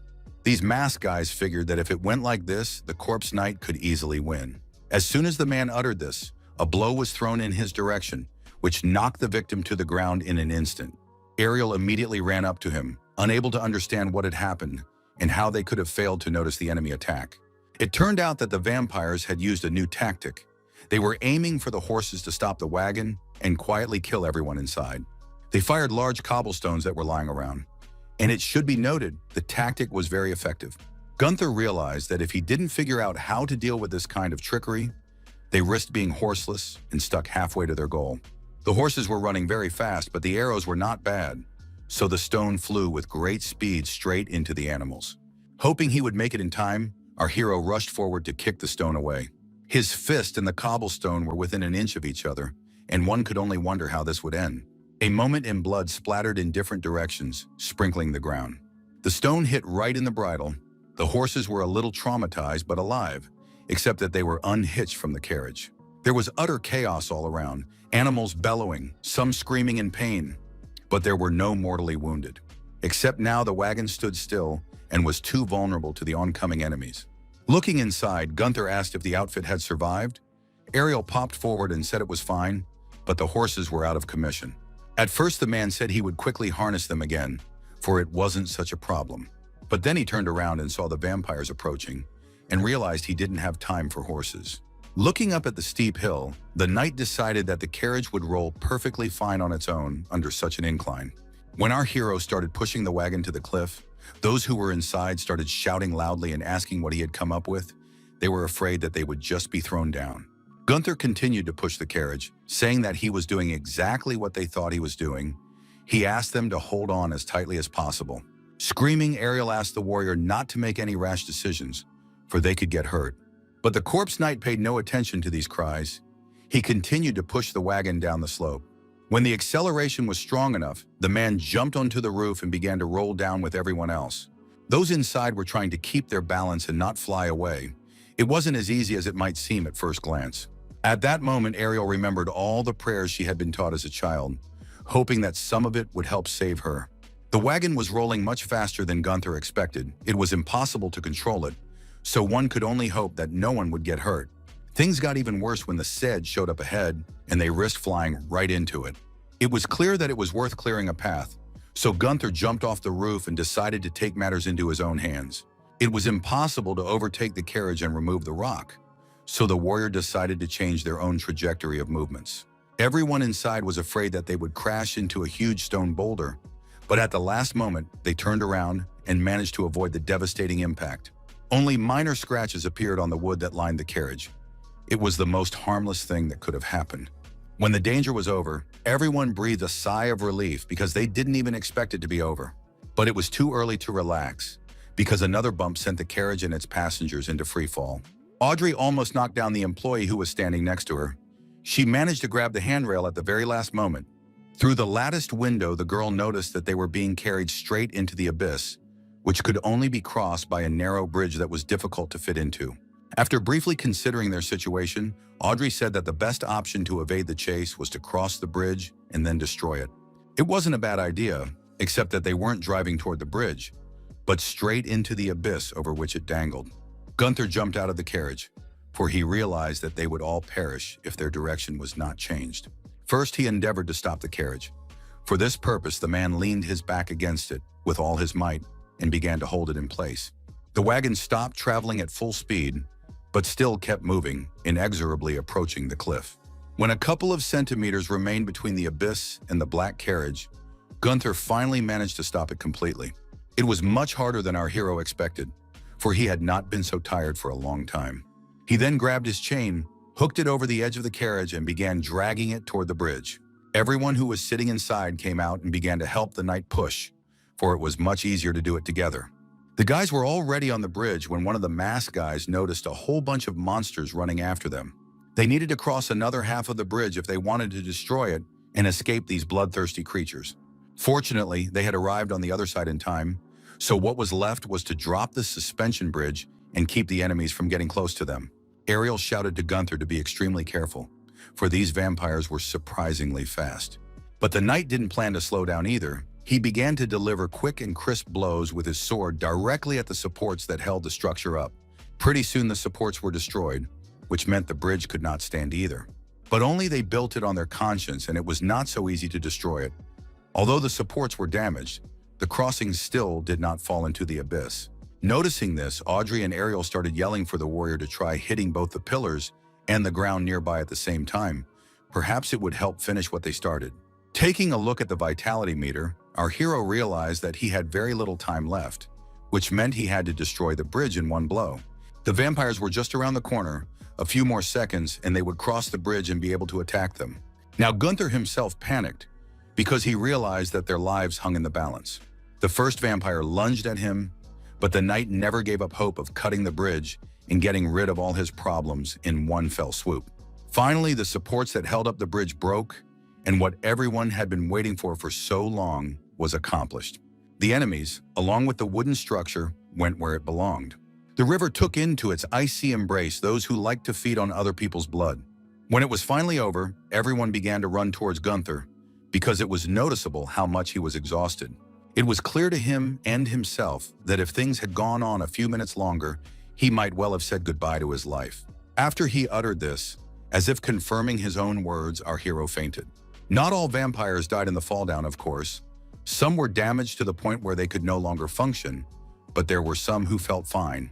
A bright fire erupted around one of the main vampires, all because he let the rays of the sun touch his body, which, by the way, was no longer palm-shaped. It was now plain, fragile, and very vulnerable. His fellows looked similarly distressed, all of them visibly distressed, as they entered the cave and said in a trembling voice that they had brought their master the hands. Dennis stood in the shadows and scrutinized his subordinates. They were fearless vampires who destroyed all living things, but in the presence of their master, they felt like mere targets. He came closer and said in a playfully pitiful voice that his boys were obviously suffering, but then his face became angry because the monster noticed that there were fewer servants. One of the minions lowered his head in fear and began to apologize, saying that they had lost many of their brethren because the monster-like knight had intervened. He also said that because of the losses they suffered, they were unable to meet the day's quota and bring in as many hands as they should have. At first, Dennis smiled, and had the servants not known him, they would have thought their good-natured master would have forgiven them the trouble, but it was not so. The monster roared loudly, saying that even with the perfect bodies he gave his minions, they couldn't accomplish what they were asked to do. The vampire's damaged hands trembled as he apologized to his master, but it didn't help. After all, each of them knew that the responsibility for the unfulfilled norm would have to be repaid with lives. Denise will absorb as many vampires as it takes to fill that very ration. Realizing the hopelessness of his situation, the servant began to cry out in fear and asked only that his heart not be taken away. All the vampires fell to their knees and began begging Dennis for mercy. They promised that next time they would be sure to fill in the share of missing hands and be more responsible in the future. At first, their master did not react to this hysterics. Then he froze for a moment and began to mutter something, as if talking to a small withered hand that hung around his neck. He spoke to her as if she were a living thing that needed attention. Dennis cradled her in what was left of his arms like a small child who was the most precious thing he had. After this monologue, he looked at his subordinates and said that Mr. Wrist would grant them forgiveness this time. The vampire exhaled in relief and began to thank the Lord, speaking, praising his generosity and grace. They realized that a real miracle had happened to them today, for Dennis had not been so kind to his servants before. Ignoring all the thank you speeches, Dennis decided to talk about how many wrists his subordinates should bring him. Looking at the wrists that hung around his neck, Dennis began to whisper something again, as if consulting him. Raising his eyes, he muttered that Mr. Wrist was demanding 10,000 hands for pardoning the servants. Upon hearing this number, everyone was shocked, since there weren't that many people walking through their territory. But it was useless to argue with Dennis. Meanwhile, our heroes were checking the condition of the remaining equipment and examining the people who had been injured during the skirmish with the vampires. Gunther had already recovered and now approached the carriage with Belbrick to ask how long to go to Julius's lair. The latter replied that they had 578 kilometers to go. This news did not please the knight because it turned out that they raised a lot of noise and only traveled 4 kilometers. But, according to Ariel, that was the case because they focused on escaping and protecting the black wagon, which they luckily managed to keep intact. Belbrick was less optimistic. In his opinion, if things continued at this rate, they would be wiped out in 100 kilometers, let alone 500. Laughing, he said that they should all try to get at least the head of a corpse knight to their destination. At that moment, Gunther wanted to break the wagon and drag this impertinent vampire right out into the sunlight. Only the fact that they didn't know the way held him back. After a little thought, our hero admitted that, as frustrating as it was, but Belbrick is right, it would be difficult for them to walk even 100 kilometers. Moreover, they had a huge problem with the horses, for they were too vulnerable to attack. Looking at the animals, which had collapsed on the ground due to extreme fatigue, one could not help but notice that they were too exhausted. In addition to the live but emaciated ones, there were also many dead animals. Looking at them, an idea popped into Audrey's head. She said they could use them as material and then they could handle the wagon themselves. Gunther didn't understand what she was implying, so the girl said that they had the best warrior whose body could be freely transformed into anything else. The suggestion made him a little uncomfortable, but our hero had no other option but to agree.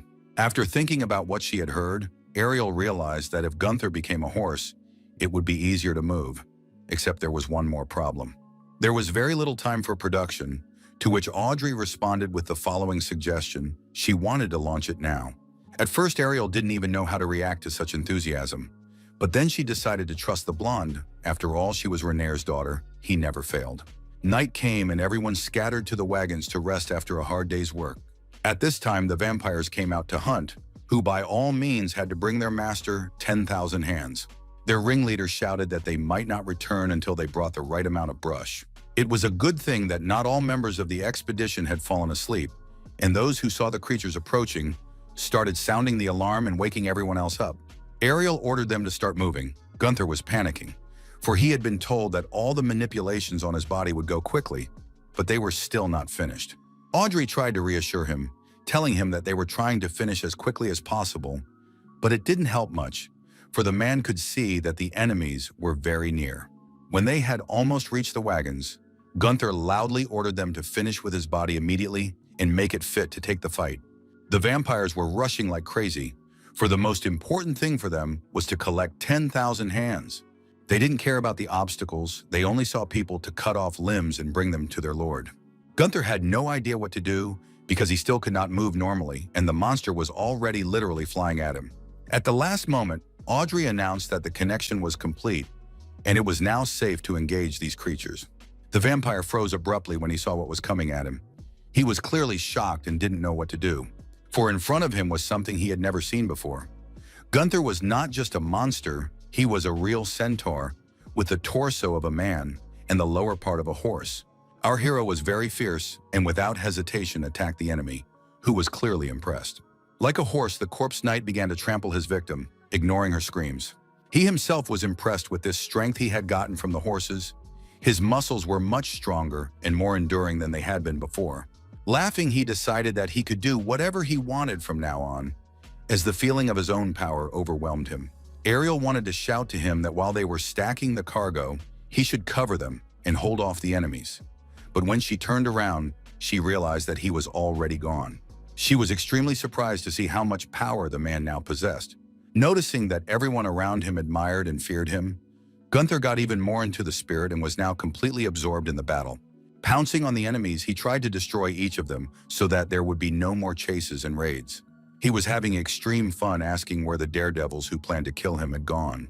Of course, the bloodsuckers had not stopped striving to bring their master the head and hand of this insolent man, but now it was extremely difficult for them to do so. After all, their current enemy was no worse than themselves and possessed amazing power. At one point, the corpse knight got so carried away that he barely had time to stop when Ariel appeared in his path. His sword passed just a couple of centimeters from the girl's neck, but she did not even flinch, because she knew perfectly well that Gunther would not hurt her. Turning back, she was surprised to see the vampires scurrying away screaming. Such a violent reaction surprised even the knight, for he had hoped for a good fight with worthy opponents. Rolling his eyes, he said that there were some lowlifes against them, and one couldn't help but notice that the number of bloodsuckers had greatly decreased. Ariel said that in that case they could sleep well tonight, but no such luck. Among the fleeing vampires with dark hair, the girl noticed a stronger representative with blonde strands.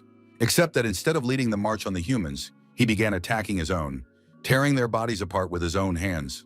As the corpses scattered in the air, he wailed about how 10,000 hands was a lot, but it was still so far from filling the norm. Turning to one of the surviving vampires, Dennis asked if they had decided to make their escape. Before the unfortunate monster could reply, his master's hand suddenly pierced through his body, so that only faint wheezes could come out of the servant's mouth. And since Dennis never got the promised hands, he had to take the hearts of his own minions in return. The head vampire was about to leave the scene, but Gunther stood in his way and blocked his path with his sword. But that didn't really impress Dennis, who clearly wasn't going to be ceremonious with the enemy. His eyes widened only when the blade of the blade headed straight for the eyeball. At that moment, Gunther asked what was the reason for the collection of hands. It was told earlier by Belbrick, according to him. Dennis failed to achieve honor, farmed on the outskirts with many slaves, and became a mad baron. For any disobedience and failure to comply with what he had set forth, he deprived his servants of their hands. Whether it was children or old people, Dennis didn't care at all. He did it to anyone who went against the strict rules. Many people died because of these procedures. Belbrick believed that if he became king, he could prevent this nightmare. That monster Denise fiddled with dried-up baby pens every time. He interacted with them, talking to them, rocking them in his hands and seeming to catch auditory hallucinations, for he pretended to hear the answers to his questions. Even a monster like Belbrick was surprised every time he saw this master of little hands talking to them all the time. After all this talk, Gunther himself was disgusted to fight someone who did such horrors. He wanted to rid the world of such a vile creature. Dennis said he shouldn't touch it, since there were no people around who should have been picking up hands for him. This phrase made the corpse knight extremely angry. After all, no one dares to tell him whether he should strike or retreat. Dennis finally realized that none of the servants would help him, which meant he had to fight alone. The force enveloped the pureblood vampire's body, creating a kind of armor on it that protected any exposed areas. Now he wasn't just Dennis, but an enhanced version of him that was more protected. He announced that he would personally kill his enemy and take away his hands. But these statements only caused Gunther to laugh, because he knew very well that with new powers to harm him would be extremely difficult. This spurred him to rush to attack first, so he didn't hesitate, but immediately swung his fist. It was important to take out the enemy as soon as possible, because the boys needed to continue their journey. But accomplishing this could be much more difficult than anyone thought, for Dennis was gifted with tremendous power that was a force to be reckoned with. Find out who is stronger will help only one, and it is a battle, which could turn out for Gunther either a grand success or a shameful failure. Some time ago, when they were still in Valhalla, Ariel had read a book that said blood was a tool for the will and mind of vampires. Hearing this phrase, the corpse knight guessed that it was like something subliminal to the bloodsuckers. Nodding her head, the girl informed him that this was why it was said that the stronger the inherent will and suffering of vampires, the more powerful the representative himself. She asked what feeling brings the most suffering to a person. After a little thought, Audrey suggested it might be being burned alive. Still alive, Rainier said that in his opinion, feeling what you've believed in all your life being destroyed is also horrible. Then he remembered that earlier, when they were traveling, he had happened to hear a horrible scream, not unlike a human's. From his account, it was a terrible howl that seemed to burst forth from the very depths of his heart. That beastly howl was the cry of a mother whose child had had something very terrible happen to her. He had been hit by a wagon, and now she was holding him in her arms and hysterically trying to bring him to his senses, however unsuccessfully. Everyone listened intently to the story. Audrey with empathy, Ariel with scientific interest, and Gunther with mild irritation. Having heard that sound once, Rainier remembered it to this day, so he was now almost 100% sure that what the woman was experiencing was the most horrible emotion. The heartache of a parent who witnessed the death of their own child with their own eyes could not be compared to anything else. Once this great shock was also experienced by Dennis, who had to stand and look at the corpse of his young son, on whose chest lay his severed hands. He felt so much pain and anger inside him that it was simply impossible to hold it all inside. He wanted to destroy this whole world that his little boy would now never be able to live in. That was how he became what he was now. Hatred had consumed him, and now there was no road to redemption for him. Gunther was not interested in all this sob story. In front of him was the enemy, which he must destroy, because otherwise will destroy him. All Dennis wanted to do was fill in the share of hands he continued to collect. He realized that he needed to control the force, for if he didn't, he would be destroyed. The corpse knight was extremely focused. He knew that in order to kill his opponent, he needed to find his weak point. So once again he attacked, for to find a weakness, he had to act, not sit in one place. Our hero's blows were so powerful that his enemy did not have time to fight them off. Except no matter how much Gunther hit, no matter how much effort he put in, there wasn't a scratch on the vampire. The anger that burned inside him seemed to protect Dennis's body. He really disliked the realization that he was facing an opponent who had no weaknesses at all. Looking at the one who was absolutely invulnerable, a strange feeling of fear and indecision began to brew inside Gunther. Our hero realized that now he was closer than ever to failure, because from this battle he could well come out a loser. He was distracted from these thoughts by Ariel's shout. She informed him that they had finished packing and could depart, which meant he didn't have to. In this situation, he'd be glad to get to avoid a fight. Since it wasn't necessary, the corpse knight decided to take advantage of his fast horse legs. So he galloped toward the wagon to help move it, for they had a long journey ahead of them. Except he was stopped by a strong blow, which came right in the area of the torso. It literally knocked out all the breath of their Gunther. He didn't even realize what had happened or why his body was pierced with such unbearable pain. Something had pierced through his torso, so that there was now a huge hole.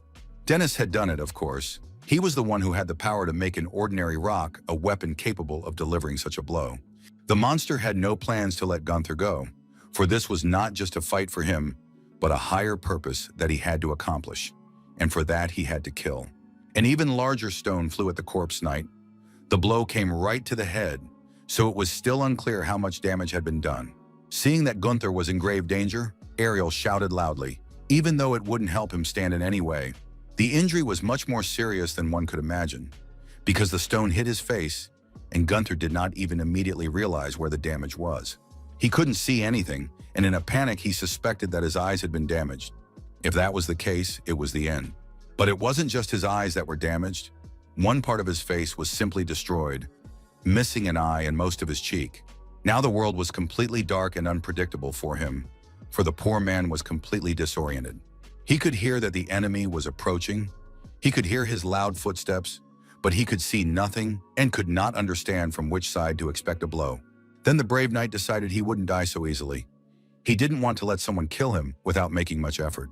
Clenching his fists, Gunther decided that no one could kill him. So even though he was blind, he rushed to attack, even though he didn't know exactly where he should aim. Combat was a familiar element to Gunther. He had been skilled in defending himself and harming others since childhood. His powers and skills allowed him to literally drown his opponents in their own blood. He defeated those who were much older than he was, so that even before they died, they could not believe that they had been put to death by a child. Sometimes these people would come to him in dreams and memories, and they would always tell him that he was endlessly battling death. Asked if he really thought he could find his place in this big world. After all, even his parents didn't find a place for him in their family, throwing him in the trash. But it's like Gunther is still trying to scream about being a survivor. All these statements have always made our hero very angry, but most of all, he was pissed off by the words that he was a stupid child who never got love. Such words were always the last thing his opponents said, because after that, they would be brutally massacred. But his enemies never stopped saying that there would never be a place for him among normal people. After all, in his opinion, no adequate resident would want to allow such a monster to exist. Honestly, Gunther knew inside himself that he thought the same way. It made him so angry that he decided to brutally kill whoever had led him to such thoughts. He remembered that fight now. He had been blinded by rage then, but now his eyes physically saw nothing. Ariel ran up to him. Despite the danger from the vampire, she hugged the man and begged him to stop this fight. Gunther's arm was missing, and half of his face was also damaged, but he was adamantly unwilling to give up the fight, even though he realized he couldn't see what was ahead, which meant that if this continued, he would simply die. Ariel promised in a soothing tone that she would be his eyes, guide him, and thus they would run together. It was just as the girl had promised. The warrior was rushing as fast as he could, and she was showing him the way, telling him when to duck or turn aside.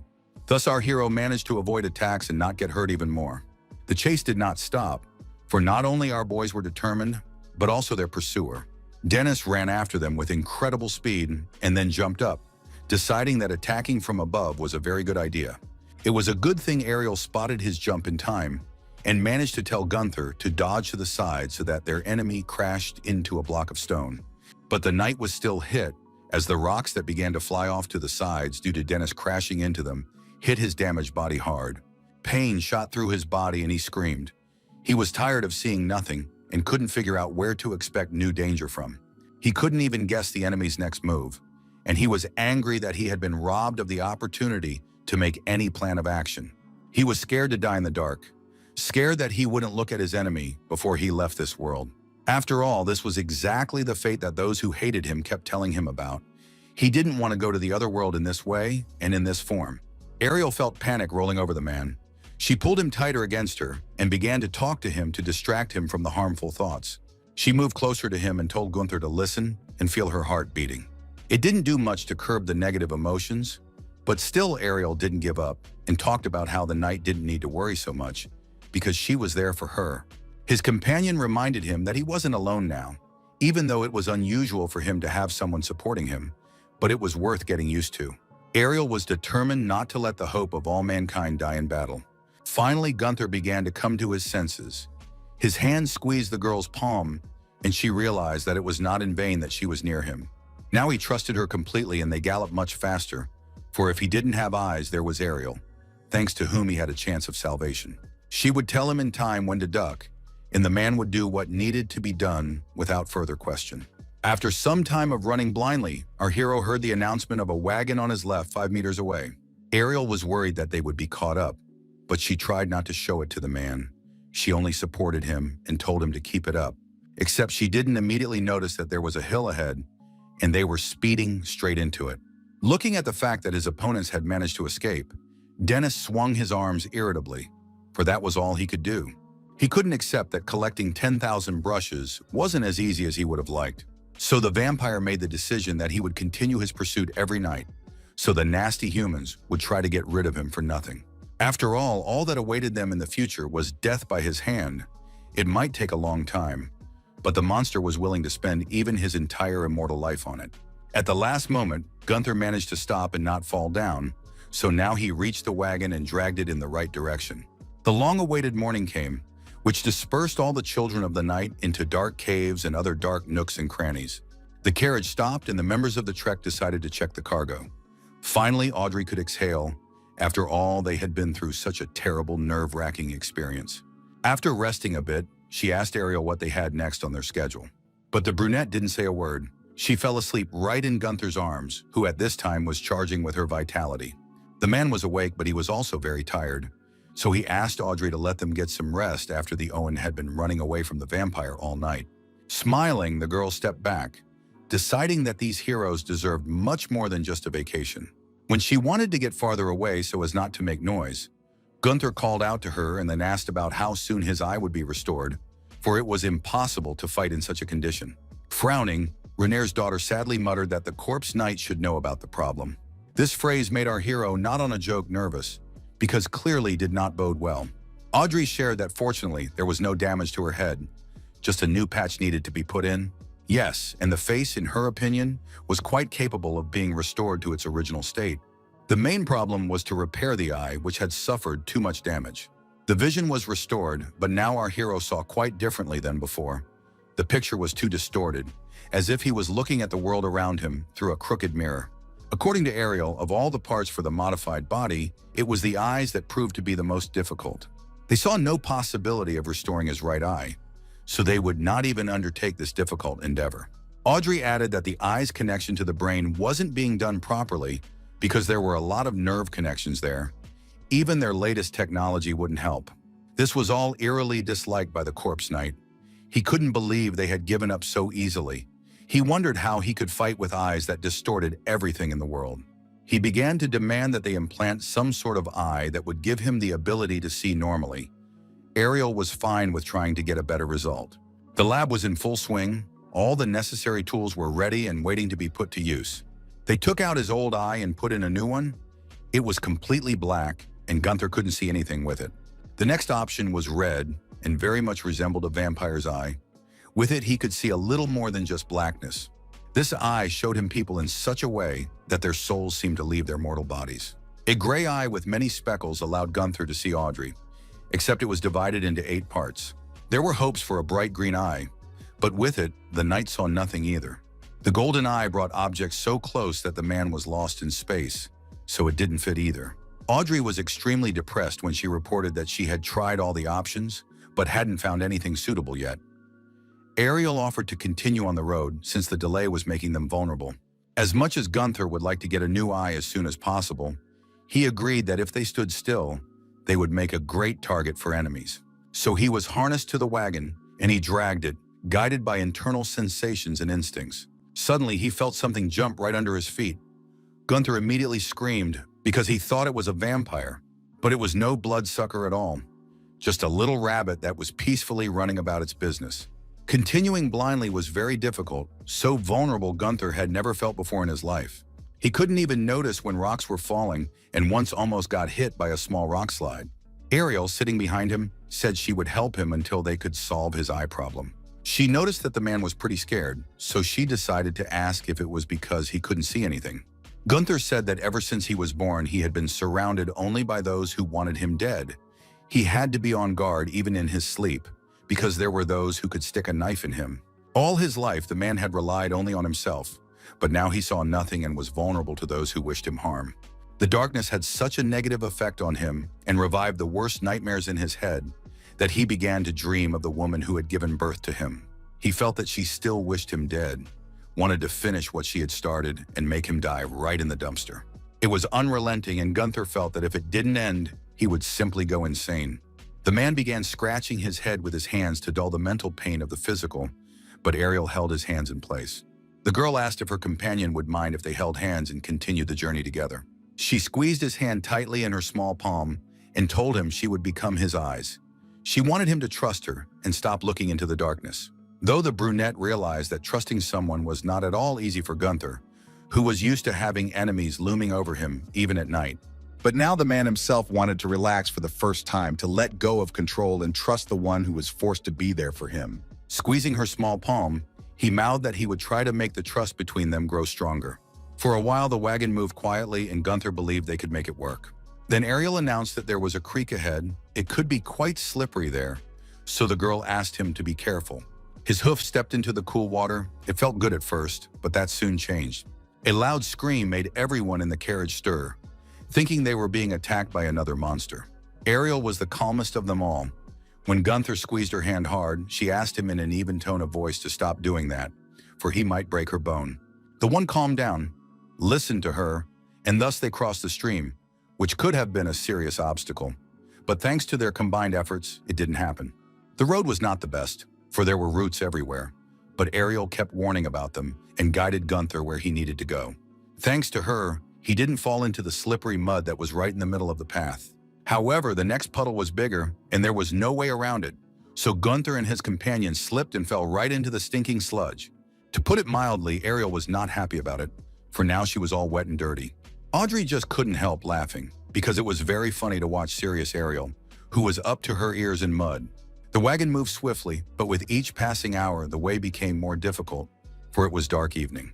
But the guys did not stop and passed overnight for more than a dozen kilometers, and did not rest even when morning came. More than one day passed in this rhythm. Successfully overcoming obstacles was only possible because Ariel and Gunther worked together and were beginning to trust each other. The night was dark and too quiet, for no nocturnal animal or bird was screaming anywhere. Suddenly, this silence was broken by a sharp jump of some creature that was quite nearby. Ariel immediately squeezed Gunther's hand and said that he could take it easy, because nothing terrible had happened. A rabbit just ran past them that had met on their path before. Hearing that it was just a small animal and not a big bloodthirsty problem with huge vampire fangs made the night feel calmer. As she stroked Gunther's shoulder, Ariel noticed that the night sky was especially beautiful tonight, as if the black silk cloth had been covered with pearls. This comparison helped Gunther visualize this picture in his head, and it dispelled all the scary images that haunted him in the dark. Audrey, who was driving by, noticed the way the couple held hands, and she was beginning to suspect there was more to it than just socializing while recharging. She couldn't help but ask the man a question, for she had been simply burning with curiosity for a very long time now. In her opinion, Gunther's attitude toward Ariel was vastly different from his attitude toward all other people, so she wanted him to either confirm or deny that fact. The assumption came out on its own. Audrey literally couldn't shut up in time when she said that she thought Ariel might well like Gunther as a girl. At first, he didn't understand what the blonde meant, for he thought she couldn't possibly be saying anything important. But when the meaning of what he said finally came to him, he literally boiled with anger. Ariel quickly considered Gunther's mood, so she told Audrey to stop asking such strange questions. Afterward, she let go of the man's hand so as not to embarrass him in front of Renaer's daughter. He felt the loss of her warmth surprisingly strongly, so he said sadly that only those who had received love could achieve it, and those like him had never felt such a thing and could not give it. So the man said that they shouldn't take their relationship for anything more than what it was. After saying that, Ariel threw him some too sad look. Then Gunther got a little too excited, because he decided to say that he still didn't care if his companions died or not. Everyone who witnessed the conversation could see the look in Ariel's eyes that said something was breaking inside her. The man who was riding the horse next to Audrey asked why the two were acting so strange. The blonde didn't know what to say to that question. When morning came, the vampire who sat in the wagon declared that he would die if he didn't drink fresh blood now. I had to find a volunteer who agreed to share his blood so Belbrick wouldn't drink too much. There was exactly 1 minute to feed him. When the vampire was ordered to stop, he did so immediately, and also added that the taste of blood was quite good this time. The volunteer immediately began to bandage his arm to stop the bleeding, for the fangs were leaving quite deep wounds. Such a blood transfusion from human to vampire was done every other day. Gunther wondered if that meant the bloodsuckers didn't feed as often. But it also spoke to the fact that such monsters had to carry around a living blood bag behind them, as creepy as it sounded. But everyone realized that this was the only way they could provide sustenance. In confirmation of these words, Belbrick ran his tongue over his bloody lips and mouthed that the most important thing in the war was supply. He explained that in order for vampires to drink fresh blood, they needed someone to get it from. Otherwise, they simply couldn't fight humans. Hearing this, Audrey wondered how they managed to lead so many living people. With a smirk, the vampire said that many things could happen that would push a person down a wrong choice in a crooked path. More than one person had to lead the way, because you never know who will die, when, and whether there will be a chance to find sustenance elsewhere. Moreover, according to Belbrick, their numbers were also dwindling, so that they could not get food to feed the people whose blood they fed on. So they had to think about creating a new, innovative live blood pack. The supply was stable, and once they ate once, they didn't feel hungry for a long time. Audrey's eyes widened and she asked with curiosity and a hint of fear in her voice what this new method was. Except Belbrick wasn't planning on revealing his secrets, since they didn't have that trusting relationship. Gunther was sick of this monster trying to tease them, so he threatened him, but he only said that he was a member of the royal family, so he wouldn't say anything. Instead of shutting up, the creep started talking about how he had a couple thoughts about the corpse knight and the energy man. He said that he seemed to have heard of something like this in the royal family once. Then Belbrick asked how exactly they managed to create such an immortal warrior. And also a member of the Hound family mentioned that he had heard some very interesting rumors on the subject. After these words, his speech was interrupted. Ariel bluntly said that there were topics they wouldn't talk to the vampire about, because as the man had said earlier, they didn't have the same level of trust at all. Such a harsh and rude reaction was something new to Ariel. So Gunther wondered exactly what rumors Belbrick had heard. The work in the laboratory, which was located in the Black Wagon, continued. Finally, the 30-second eye transplant operation was completed, and the corpse knight was taken outside to assess the work. Ariel had noticed that this eye was most similar in size and shape to the one Gunther had, so she had high expectations. Opening his eye, the man began blinking and squinting to see how well it was functioning. At last, he could see those around him clearly and undistorted. He wanted to laugh with happiness, but he restrained that impulse and simply reported that he could see now. Audrey was literally jumping with happiness, for they had accomplished something they had previously thought impossible. The masked man standing next to her said that this eye belonged to a guy named Doric. He was only 28 years old, 10 of which they were best friends. He died this morning from a serious injury. According to the man, Doric has always dreamed of being a tough guy who would save the world, so let him help the cause at least in this way. But the most important thing he asked was that Gunther not forget his name. Realizing that you were literally woven from other people's body parts was extremely strange. But despite his mixed feelings, Gunther found the strength to smile and say that he would not forget the one who had given him a piece of himself. The wagon set off with over 400 kilometers to go to the lands where Julius dwelt.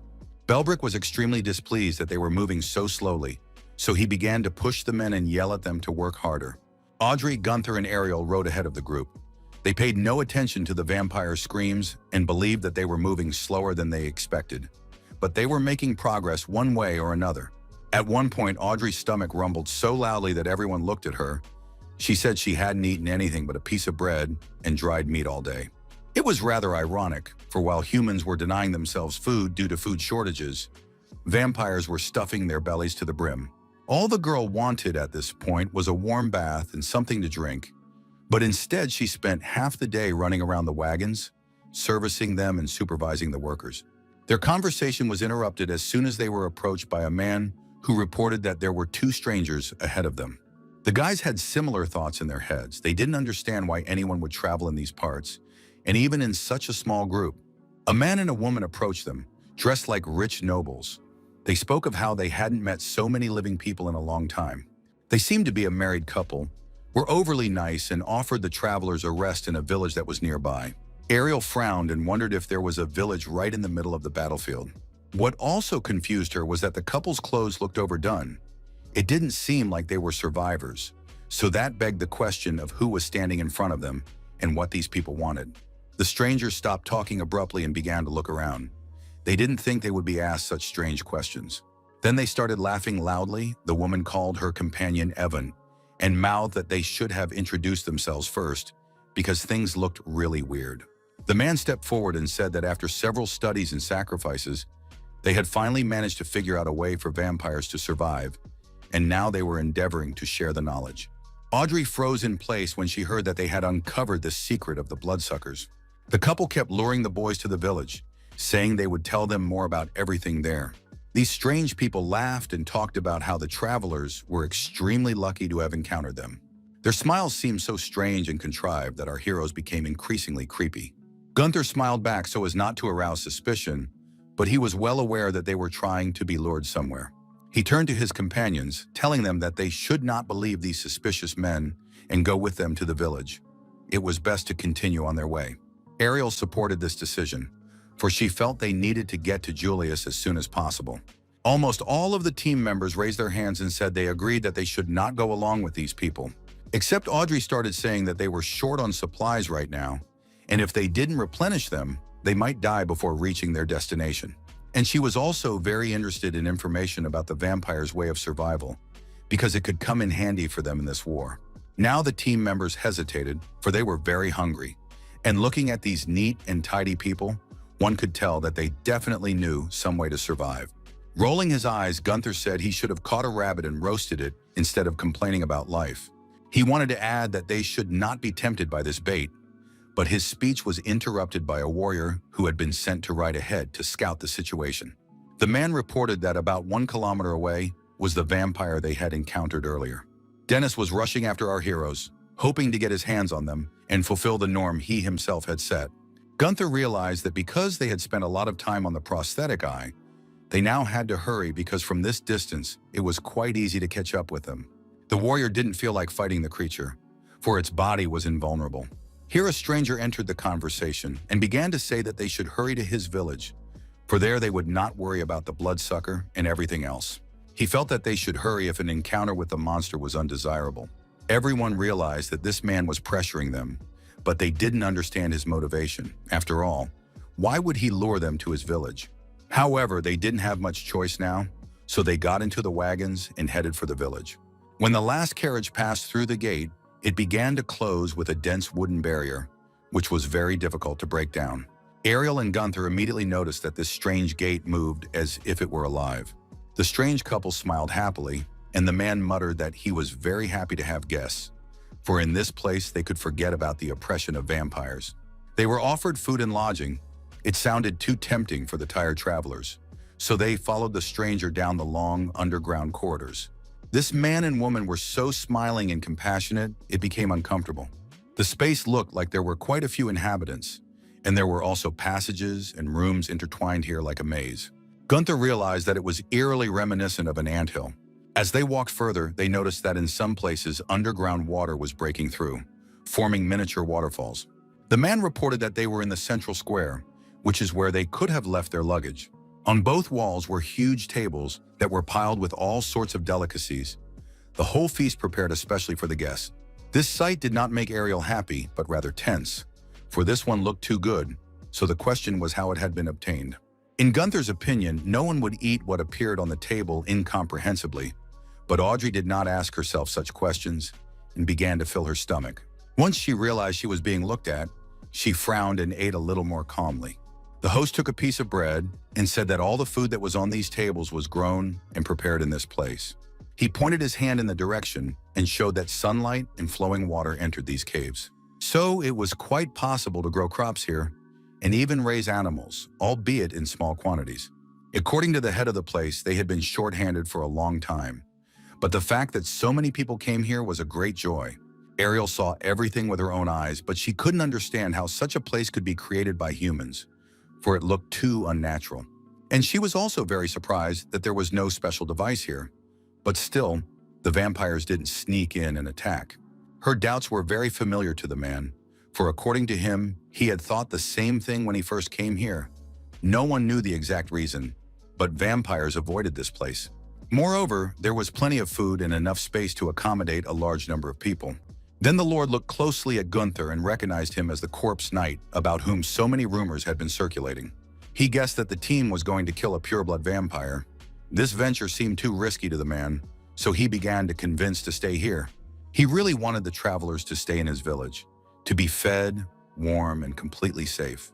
Ariel was the first to speak. She thanked the generous offer, but refused to stay, instead asking for some supplies for the journey. However, one of their group stepped forward and asked what it would take to stay here. One of his comrades wanted to stop the man, but the man threw back his hand and said he didn't want to go on with all this. After all, the only reason they were taken on the quest was so that they could become corpse knight material after death. After saying that, the rest of the warriors also began to say that staying in this place wasn't such a bad idea. The masked men began to whisper and talk about how they were tired of fighting for their lives, and when they died, instead of honor, they were going for parts for Gunther. Looking at all this tension, the corpse knight asked if they had a backtrack just in case.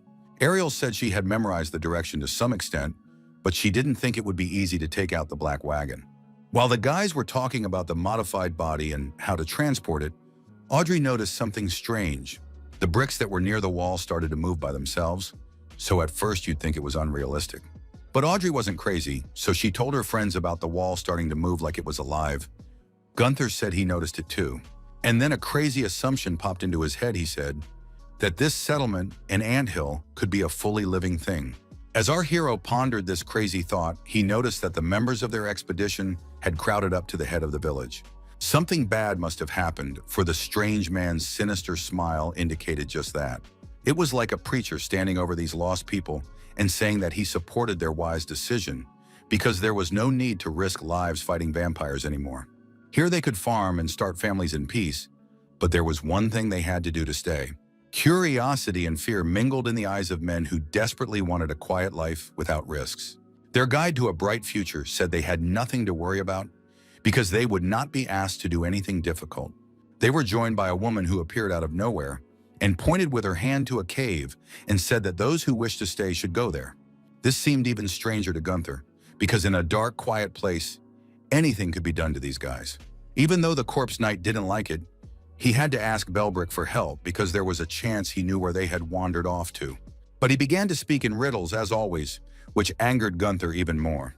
The vampire grinned and said he was willing to reveal the truth. There was no point in covering it up since they had already gone too far. He recalled their recent conversation about the live blood bags the vampires needed to defeat the humans. So, according to him, this place was a steady supply of fresh feed. This is where the live blood packets were created. Eating one of these would keep you satiated for a long time. When those wishing to stay in this village saw the monster, they immediately realized it was a vampire, except they didn't understand why it was being kept here. The head of the village smiled sweetly and mouthed that this particular vampire was not to be feared at all. For in front of them was a friend of this village called Pregnant Linnell. According to the ringleader, this beautiful place was made from her body parts, and everything here spoke of how she protects and loves the residents with all her heart. Hugging the monster, the man began to urge it to do the same, for only then could one feel how loving and kind Linnell was. Those who wanted to stay in the village began to slowly come around and say that to them, vampires were the ones to be destroyed, so they didn't believe those could care about them. Those words didn't make the strange man pull away from the vampire. He continued to embrace her, telling her he was willing to do anything for survival. So his choice fell on symbiosis, and it brought harmony into his life, and he forgot what fear was. Gunther listened attentively to all this nonsense and realized that the trickster was not telling the whole truth, because to make a living blood bag needed the blood of 6 people. After taking blood from these poor creatures, it was digested for 4 days in Linnell's unique digestive system. At the end of this whole process, a unique concentrated substance was formed. Now that was the live blood bag Belbrick mentioned. This vampire invention was called the blood bead. It could keep for 2 months and not rot. If this gentleman's words were to be believed, a vampire could eat just 1 bead and wouldn't need to drink human blood for 3 whole months. So if the warriors who have expressed a desire to stay in the village are willing to work for Queen Linnell and help her create beads, then they can stay. Hearing these words, the men were shocked and didn't know what to do, because they had been raised from childhood with the idea that vampires were their sworn enemies to be exterminated. Gradually, the thought began to enter the fools' heads that they were now being offered to become food for those whose death they wanted more than anything else in the world. At last, they realized that the man before them was not a gracious master of the village, but a bastard who had been supplying their enemies with food so that the vampires could destroy peaceful towns and people. The man was not at all angered by this violent reaction. Instead of getting angry or defensive, he simply asked what he was supposed to do. He covered his face with his hand so that he could appear to regret that the people outside were dying because his actions were helping the bloodsuckers survive. But then he laughed and shouted that he didn't care about that at all because it wasn't in his plans to die. His laughter became more and more hysterical when he said that no one cared if humanity died or not. For him, the priority was his own life. The men tried to talk sense into this madman, saying that the vampire's goal was to destroy all of humanity, which meant that sooner or later, they would get to those who were underground. Restlessly examining his hands, the Lord said that they might be right, except that it would take a long time to wipe out all humans. So he was 100% sure it just wouldn't get to him. So while the world was drowning in the blood of innocence, this scoundrel preferred to hide in a cave and live a comfortable, well-fed life. So now he was giving the others a choice: live their best life with him in the cave, or get out on the surface and exist in fear like stray dogs. Such a comparison was uncomfortable for his listeners, who already didn't know what choice to make. Overhearing this conversation, Gunther and the girls came to a common conclusion. There was a crazy creep in front of them, and this whole place was much more dangerous than Dennis's lair. Audrey realized they needed to get out of here as soon as possible, except a sharp scream made them all freeze in place. These were villagers they had not seen before. These people approached them with a threatening look and told them to join their cause. After all, they were sadly short of laborers, which meant they simply couldn't pass up the opportunity to attract new residents. Especially after learning that the corpse night really existed and the threat it posed, they couldn't let it out alive. They believed that they would easily destroy Gunther because the queen's body was incredibly strong inside. The boys began to be braided by some bloody roots. Audrey guessed that Queen Linnell planned to block their access to light. Everyone rushed to the black wagon, wanting to protect it, for the most important valuables were there. Ariel ordered everyone to prepare torches, for it was the only thing that could help them escape. Linnell's body clenched tighter and tighter, and the light became very little. The warriors could only watch with sorrowful faces as the last, very small, and so distant ray of light disappeared. Darkness came, and with it came the despair that said this was how they would all die. But at last the first torch was lit, the first flame of hope that dispersed the gloomy thoughts. The prisoners inside Linnell's body began to start fires, hoping it would keep them alive. Only it was very doubtful, for despite the fire, the enemies were approaching them with very bad intentions. One of the older warriors had already started to say goodbye to his life, and to make it less scary, he closed his eyes. But after a few seconds, I realized I was still alive, and there was a strange sound nearby. Gunther was the one who made the noise because he didn't know how to kill opponents quietly, and he didn't like it, to be honest. He liked it when his enemies screamed in fear before going silent for good. So he didn't deny himself the pleasure and didn't kill them too quickly, trying to stretch the pleasant moment. Except that it was extremely difficult to fight the enemies inside this creature because it was as if it was adding to their strength. These things regenerated quickly and attacked with even more fervor. So our hero had a very hard time because it was quite difficult to defend himself from a lot of enemies who attacked all together. The villagers shouted that Gunther was indeed a monster, for he fought on par with vampires, so they too decided to start a fire. They wanted to get the corpulent knight out of their way as soon as possible, who was preventing them from enslaving his companions. The warrior standing with the torch watched in horror as the enemies approached, waving their huge knives. He was very scared, but the light so blinded his eyes that he had to cover them with the palm of his hand, so he became helpless in front of the locals. Thankfully, there was Gunther, who managed to come to the rescue and save the unfortunate man from a painful death. Linnell's acolytes threw their sharp knives at the man. Gunther was extremely angered by the way they used these weapons. So he decided to demonstrate to them how it should be done properly. His strike chopped one of the opponents in half. Well, he really showed an extremely high level of knife skills. Gunther was filled with such a strong anger because of what was going on in these caves that he wanted to destroy anyone and everyone who was somehow involved. One of the locals realized that the corpse knight was much stronger than they thought, except that the fact that they were invincible wasn't a lie either. The truth was that they were inside the queen, which meant they had to play by their rules. In an instant, everyone in the cave noticed that the floor began to move as if it were alive. Now Audrey finally understood why Linnell's servants were talking about being inside her body, for what was visible from the carriage window did indeed resemble entrails. And Gunther was doing exactly that, trying to free them from these insides that were trying to swallow the carriage. Except the only problem was that no matter how many blows the knight took, that huge body was constantly regenerating. Examining the almost unharmed flesh, Gunther kept trying to figure out how he could get through it, because there were too many obstacles. If it was extremely difficult to escape alone, it would be extremely difficult for the whole team to accomplish it together. Suddenly, one of the warriors spotted a gap. Pointing his finger at it, he shouted to run there before it closed. Noticing this gap, Gunther rushed there with all his might. He ordered Audrey and the others to just hold on as tightly as possible. He started to pull the black wagon and ordered those at the head of the second wagon to dump their baggage to move faster and have a chance to get out of here. Everyone strained to run and prayed to themselves that they would not perish inside this monster. The road was not easy. There were too many holes and various obstacles, so that it was extremely difficult for the horses to run.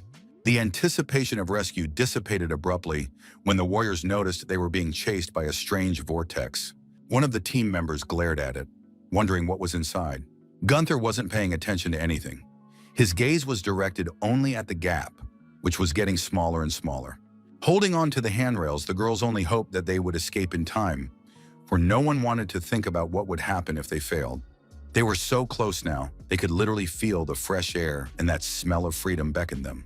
Except that the passage began to close even faster, so that people who, for whatever reason, had not gotten into the wagons were running and screaming in panic. The exit slammed shut, so even the very first carriage couldn't get out. Everyone was frustrated but realized they had to try and find another way out. Gunther was very angry, but even so, he began to ask if anyone had memorized the path to the exit. Coming to her senses, Ariel said that if they walked the way they came, it would take at least 40 minutes. Nodding his head, Corpse Knight said that in that case, he would run as soon as possible. The lights that were supposed to scare away the enemy were lit, and the carriages sped off to where Ariel had indicated. Eventually, they got to a fork in the road. It was completely unclear which passage to choose. Suddenly, a knife that belonged to the villagers flew into Gunther's knee. After that, laughter and a loud voice was heard, saying that those inside the queen could not be overtaken. Men began to emerge from all sides, as if they had been sitting right inside Linnell, and now she was pushing them out. These lunatics were moving right along the makeshift living wall. Now Gunther was harnessed into a carriage and couldn't move. One of the men said that it had gotten to him that 2 or 3 cleavers would do nothing to harm a monster like a Corpse Knight. But whether he would be okay after being mangled with 10 cleavers was worth testing in practice. After these words, many different knives flew at Gunther. It seemed that cover could not be found anywhere. When one of the knives flew straight into the knight's eye, he was not in the least frightened, for he remembered well what it was like to be blind. A huge number of knives slammed into the wall that was not far from the wagon. Seeing them, the girls were greatly frightened, for they immediately thought of whether Gunther was all right. He was in better condition than one might expect. He had managed to cover all his vital organs with his hands so the cleavers didn't stick into his face and his only eye. The villagers shouted angrily. They couldn't believe that this monster was standing on its feet even after so many attacks. They were hoping to do at least some damage. But instead, they gave Gunther a huge amount of deadly weapons, which he happily used to destroy one of the opponents. Laughing loudly, Gunther said that those who attacked him would regret for the rest of their lives that they could not finish him off with one blow. Their leader clenched his teeth and ordered his subordinates to pursue the knight until they killed him. Meanwhile, the wagon continued to rush along. Ariel noticed that they had taken a wrong turn and anxiously informed Gunther. He was angry with himself, but said they couldn't get back on the right road anymore, so they'd have to go that way. The shaking was so violent that Audrey barely had time to grab the nearest handrail. She wondered why the knight was so angry. The man tried to minimize the area of damage to one side as much as possible, but the cleavers had sunk in so many that his body was hurt far more than he thought. The muscles in his right leg were so shredded that he couldn't even move it. The farther they drove, the angrier he got at everyone around him. Gunther tried to make sure no one noticed his injury. After all, everyone knew one simple truth: a wounded animal is the easiest prey. Except his enemies clearly smelled the blood, for they all gathered together and decided to go and finish him off, marking a victory for the vampires. These traitors had turned their backs on humans once and for all, which meant that they could only survive if the bloodsuckers won a complete victory over humanity. So they were willing to do anything that could bring people closer to imminent doom. Since Gunther was harnessed to the wagon, it was much harder for him to maneuver, but he tried not to put his body under another blow. The wagon was moving faster and faster, but it was still unclear if the boys would be able to get out of Linnell's body. Those who had previously wished to remain in the village now ran after the carriage, for that was the only way they saw of escape. Gunther galloped as fast as he could. He wanted to get out of this disgusting place as soon as possible, except that his wounded leg kept him on his toes and prevented him from moving faster. Oh, and Linnell's body was starting to shrink and squeeze the wagon, so that was holding things up. They exited one passageway and found themselves in a more spacious place, except this wasn't the end of it. Our hero was in so much pain that he just didn't know how much longer he could hold out. Turns out they've hit a dead end that may be much harder to get out of than expected. Breathing out, Gunther said that going through a body that was constantly regenerating was simply impossible. He suggested waiting because their enemies wouldn't be able to get through here either. Frowning, Audrey asked why the villagers wouldn't be able to reach them. The local men stood at the passage and thought about what to do next. Some suggested going in and killing the knight. After all, there was a dead end. Only it was a trap for them, because the passage was very narrow, and therefore go there one by one. It will give Gunther a great opportunity to kill everyone in turn. But nobody was going to be the first to go there, because these people valued only their own lives. They didn't care if someone else got hurt. The ringleader announced that there was no hurry, because in any case, the Corpse Knight and his retinue were at a dead end, so time was not on their side. They didn't even have food, so the villagers said that if any of the captives wanted to join them, the offer still stood. The man shouted at them and told them that they could come whenever they wanted because only their lives mattered, and it didn't matter if the others stayed alive. Gunther listened carefully to this speech and almost rolled his eyes with indignation. One could not live too long with such a life stance. Turning to his comrades, he said they needed new weapons. It would be nice if he had the ability to freely climb a living wall like their enemies, because they did it incredibly agilely and quickly. The only problem was that of the parts for the modified body. Only a torso and 3 pairs of legs were available. Gunther began to get angry because he felt like some kind of millipede, which had a whole bunch of legs and nothing else. That phrase gave Audrey one good idea that might well have helped their scheme come to fruition. After the girl had suggested that he transplant the horse's legs, Gunther was already afraid of what might come into her brilliant head. It had been hours since Corpse Knight and his team had fallen into the trap, but no one had yet emerged from it. The men began to suspect that their plan might take a long time, except that they didn't know how to speed up the process. Their leader tried to reassure himself and his team, saying that they should just relax and be patient. He was so confident of his own success that he forgot all caution and failed to notice that trouble was getting closer and closer to them. Gunther managed to get so quietly and unnoticed that his appearance was a real surprise to the miserable locals. They began to scatter in panic, trying to get as far away from the night as possible. It was unclear how he had managed to get so close, for they were watching the entrance closely. All their hopes were that they could escape him through the walls. Except this plan wouldn't work, because Gunther's body had been transformed in such a way that his legs helped him crawl over walls with ease. Laughing loudly, the man said that the moment had come when all his enemies would regret that they were still alive. It moved so fast that the villagers screamed in fear, unable to understand how the monster managed to crawl so fast.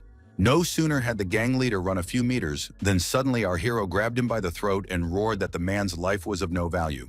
After all, in Gunther's opinion, the most important was his life, because he was literally the embodiment of humanity's hope for salvation from vampires. These words made the man scream in anger and pain, for his throat was still clutched by the knight's strong hand. When Audrey finished Gunther's new body, she realized she had created something innovative. She asked him not to move too fast because his legs could get tangled. Ariel noticed that his body now resembled insects, so that should help him move around the walls and not fall on slippery surfaces.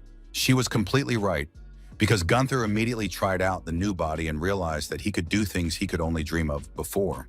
Now he was confident that his opponents would be no match for him, for he had the ability to move freely and quickly. In addition, he was designed with a tail that resembled the sting of a scorpion, so it is unlikely that ordinary people could harm him in any way. Gunther wanted to try out the tail attack, so he faked it on Ariel, who didn't even flinch when the tail touched her cheek. She said that the man would definitely win, but that wasn't the only thing they were interested in, so they needed to come up with a plan to escape from this confusing space. With a wave of the hand that was now on his back, the knight mouthed that either way, it wasn't going to be easy for them. So he suggested spending a few hours to destroy Queen Linnell and all her minions at once. Except Audrey reminded them that the route was very confusing, which meant it was extremely difficult to find out where the queen was. The warrior suggested finding someone to lead them to their destination. His smile, which combined cunning and innocence, said that he had some kind of plan that he hadn't yet announced. It seems that the moment had come when Gunther began to put this plan into reality, so now his enemies were hysterical. He grabbed the leader of the locals and began to ask him for information about where the queen was, but he did not want to confess. But once he squeezed his opponent's head with his tail, he immediately became talkative and pointed in the right direction. The rest of the residents heard that the queen's location had been surrendered, so they screamed in horror that they needed to kill Gunther immediately before he harmed Linnell in any way. They were well aware that they had reached that critical point that either they or they would be killed.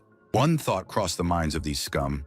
They thought, what if they released the vampire that Gunther and crew had so carefully guarded? As soon as Belbrick was told that he was a member of the royal family, he immediately began to fall at his feet and was hurriedly released from his shackles.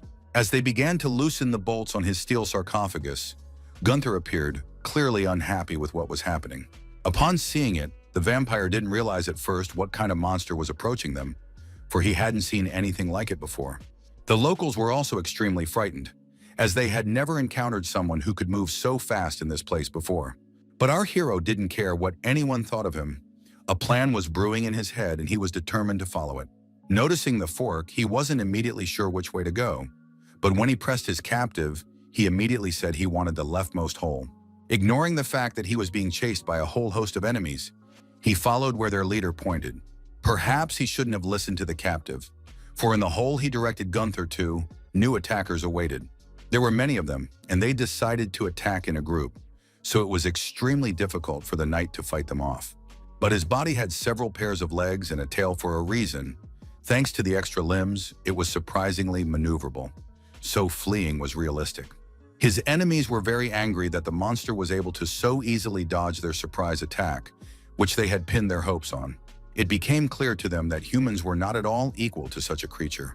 But still, there was hope for a last line of defense that no one could overcome. It was the queen's mouth, which is filled with a huge amount of her teeth. She would rather chew up and spit Gunther out than let him go free.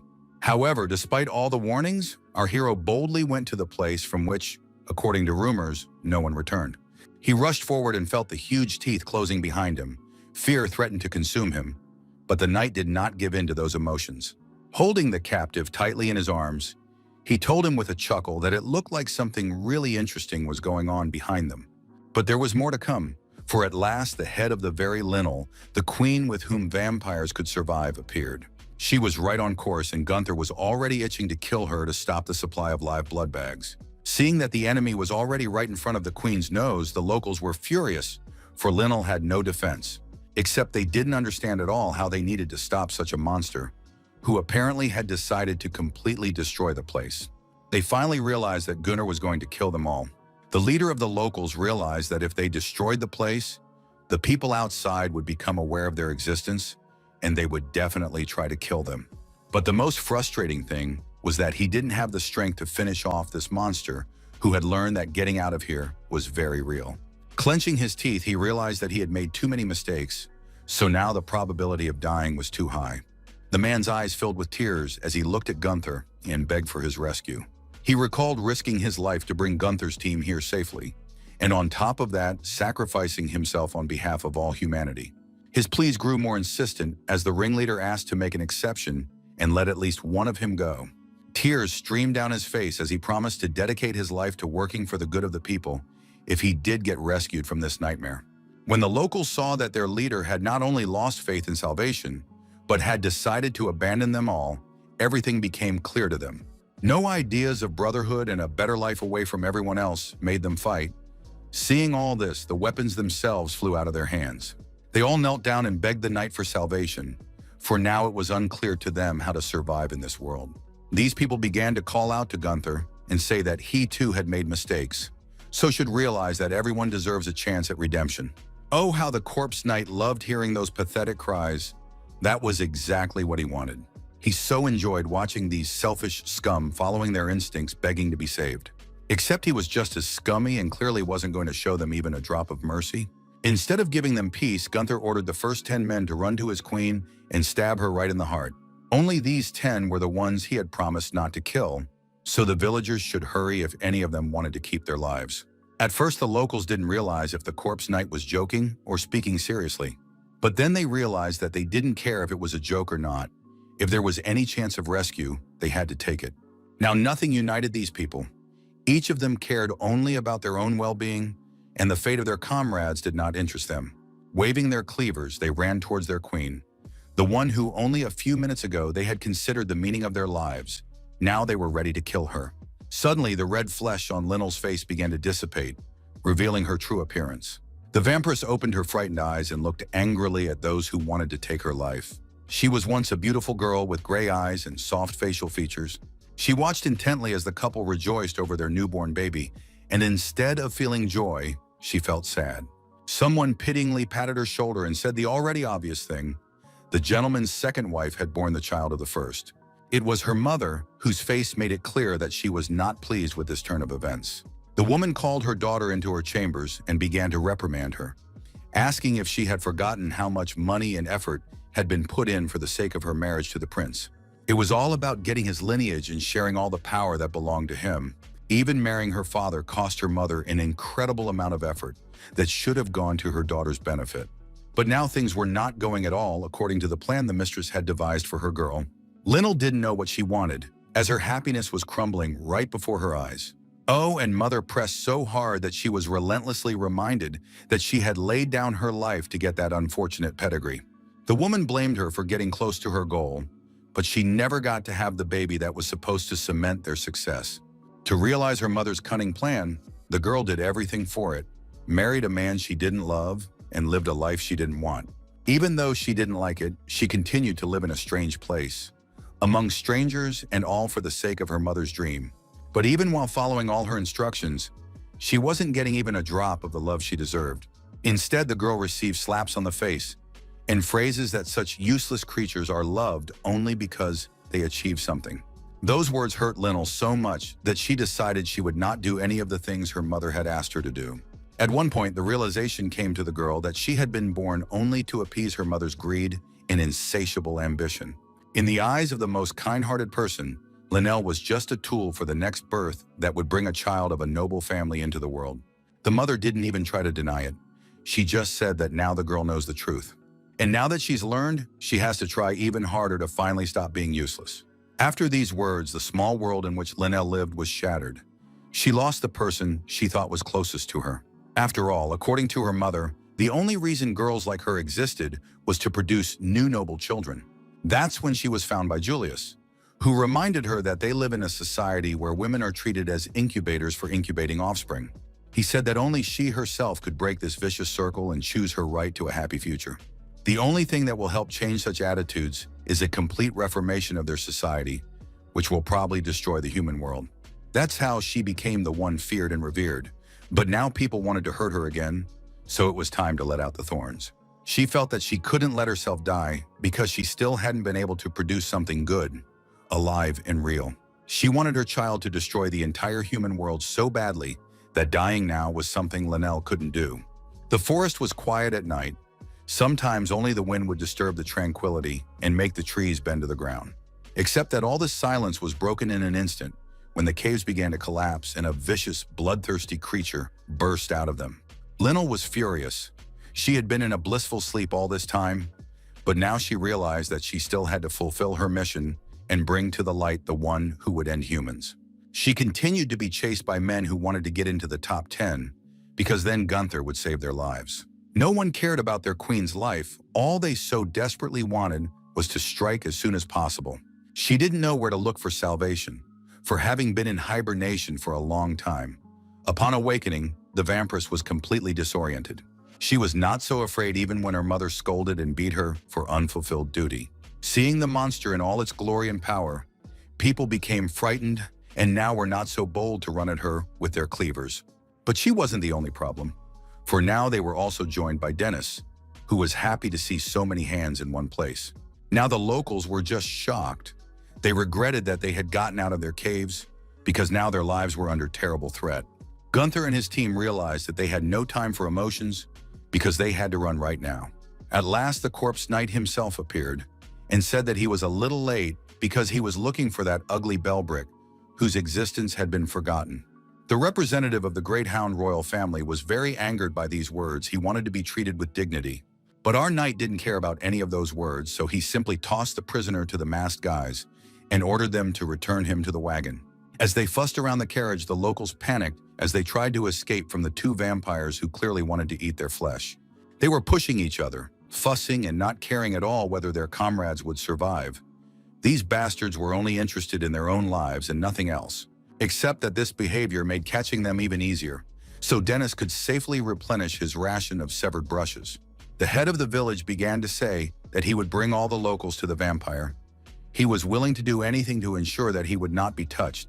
The man began to say that he would comply with any request from Mr. Dennis, so he could ask for anything he wanted. In exchange, he asked to be left alone. The vampire thought for a second, because getting a servant who would fulfill his every whim on pain of death wasn't so bad. But then he decided that the lust for killing was stronger, so no matter how hard the man tried to negotiate this time, it didn't help him. Soon there was almost nothing left of the scoundrel. His thirst to live at the expense of others did not save him, but on the contrary signed his death warrant. Now only his hands remained in his memory to add to Dennis's gruesome collection. Meanwhile, Gunther was harnessed into a wagon and he was trying to run as fast as he could to get his men away from all this madness. Inside the carriage, the boys were arguing about whether Dennis didn't know that these people were the ones who produced food for the vampires. Priel thought he had only seen hands.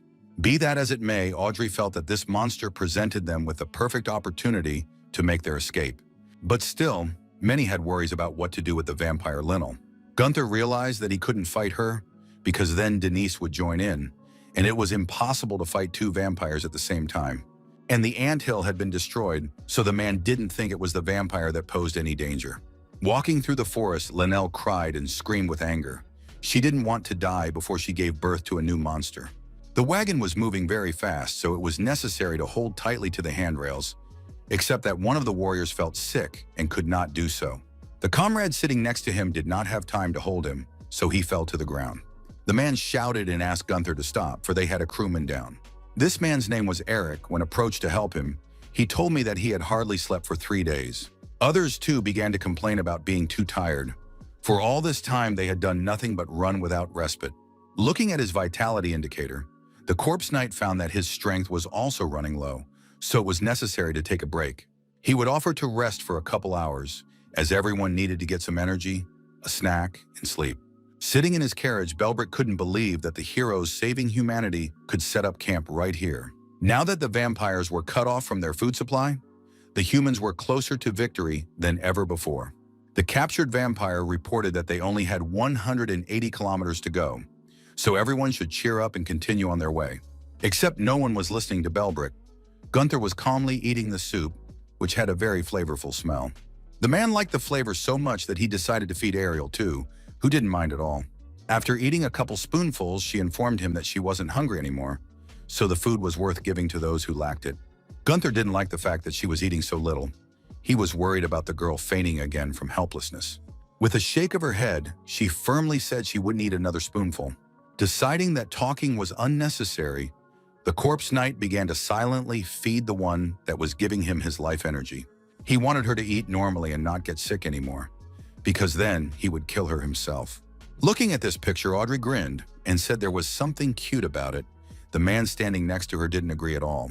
What worried him most was that their ranks had thinned greatly. After all, the journey had been very difficult, and there were more and more who doubted that their plan had any chance of success. These words really upset Audrey, who was hearing for the first time that many warriors were walking here while continuing to endure. They told her for the first time that they didn't want to die in vain like that. Hearing this phrase, Gunther was very angry. He said that they could all die. The main thing is to preserve his life. So in his opinion, the plan will be successful either way. At first, the masked man did not know how to react to such a statement, but then he said that the knight was right, because if the hope of humanity survived, there was nothing to fear. After a short break, the team headed onward, Gunther trying to cover as many kilometers as possible. Audrey had listened to the warriors' discontent, and now they stopped more often so they could rest, eat, and hunt. The food supplies were being replenished, so now Gunther was carefully making sure Ariel was eating properly. After all, when she had more energy, she had a higher quality charge for the corpse knight, who could then function longer. As evening came on, the thick fog covering the road and making it impossible to see what was ahead, Belbrick reported that they had exactly 100 kilometers to go to Julius' domain. He began to praise the men for their perseverance and talk about now really seeing the end of this journey. Except that the boys would have to run into someone last, and the mention of this creature made the vampire chuckle enigmatically. As soon as he uttered this, quiet footsteps were heard from the darkness. When a tall shadow appeared, Gunther tensed and prepared to engage the unknown foe. The shadow moved slowly, but soon the moonlight illuminated its face, and our hero realized who he had to deal with. In front of him stood Julius, who really wanted to meet the knight who can't die in any way. Those sitting inside the carriage panicked. They couldn't believe that the vampire had come to them on his own without waiting for them to arrive. Smelling the people's fear, Julius smugly grinned and began to walk closer. He said that they shouldn't be afraid. After all, he didn't come here to fight. The vampire looked at Gunther and mouthed that he wasn't thrilled with his eagerness, but was still trying to figure it out. Our hero didn't understand what it was about, but the monster explained to him that he had made the wrong choice. In his opinion, if people win the war, Gunther will die at the hands of those very people, those he fought for and defended. Frowning, the knight listened to the speech about how those who would be able to fulfill his wishes were not people at all. Julius believed that only he could give Gunther everything he truly aspired to, so he urged the man to consider joining him. Noticing the knight's hesitation, Audrey shouted loudly that Gunther should not listen to this creature, for they were trying to trap him. Except he wasn't interested in the girl's opinion, so he asked her to shut up and reminded her that the decision would be his alone. Turning to Julius, Gunther promised to listen to the vampire's proposal, except that if he was dissatisfied with it, he would kill the blonde-haired wretch. Ignoring the threats, the vampire said that the warrior was still alive only because of his value to humanity as a weapon. In his opinion, once the war was over, Gunther would be just another threat they would want to eliminate. And the first people who will want to get rid of a force to be reckoned with will be the Hound royal family, who will kill the knight with their own hands. Those words made sense, so Gunther didn't even know if he should deny them. Audrey was the only one who shouted that it was all nonsense and it was ruinous to believe the enemy. But the man didn't listen to her. Instead, he asked what Julius thought he should do. He looked at his companions and said he would like to speak privately. Julius said he didn't know if he could die at Gunther's hands, but on the other hand, he also didn't know if he could die at his either. All were surprised when he muttered that he wanted to understand them, for to him, as to Gunther, sure death had come closer than to any other. Beyond that, he suggested that the guys set aside preconceptions and try to understand him. Now Gunther had ceased to understand his strange enemy at all. Thoth frowned and asked to be allowed to tell what he and the rest of the vampires were going to do. After all, he and the corpse knight had managed to do what no other person who had come face to face with death had been able to do. Reaching out to the warrior, Julius said he just wanted to make sure they could understand each other. No one expected such behavior from a vampire. Everyone thought that this bloodthirsty monster would want to finish them off first, but it was different. The warriors just didn't understand what was going on, for in front of them was Julius, their sworn enemy who wanted them dead. But instead of attacking, he was just having a peaceful conversation. Audrey didn't trust Julius and whispered to Ariel that they needed to get out of this trap. She didn't jump to conclusions. The one who was considered the greatest threat to humanity began to talk about how everyone had parents. Here were these beings too, except that he realized as a young boy that his own father was the one who disliked him more than anyone else in the world. After telling Julius that he was nothing, the vampire walked right out into the sunlight and burned to death, as did his mother. And watching his father burn, the vampire couldn't feel anything at all. There was only emptiness. Then he realized that eternal life is not a blessing, for it can make suffering and pain simply endless. People didn't expect to hear such words, for they had always thought that vampires were very proud of the fact that they could live for ages. Julius continued his speech by saying that countless births and deaths had left their marks in the creation of the planet. At that moment, he realized that he would not be able to leave a single trace behind him in this world. This realization contributed to the vampire completely losing interest in life and not understanding its value. When there was no longer anything left to keep Julius waiting for the next day to come, he decided to go to sleep. Closing the coffin lid, he wanted to just sleep for a few centuries and then wake up and try to live in a new time.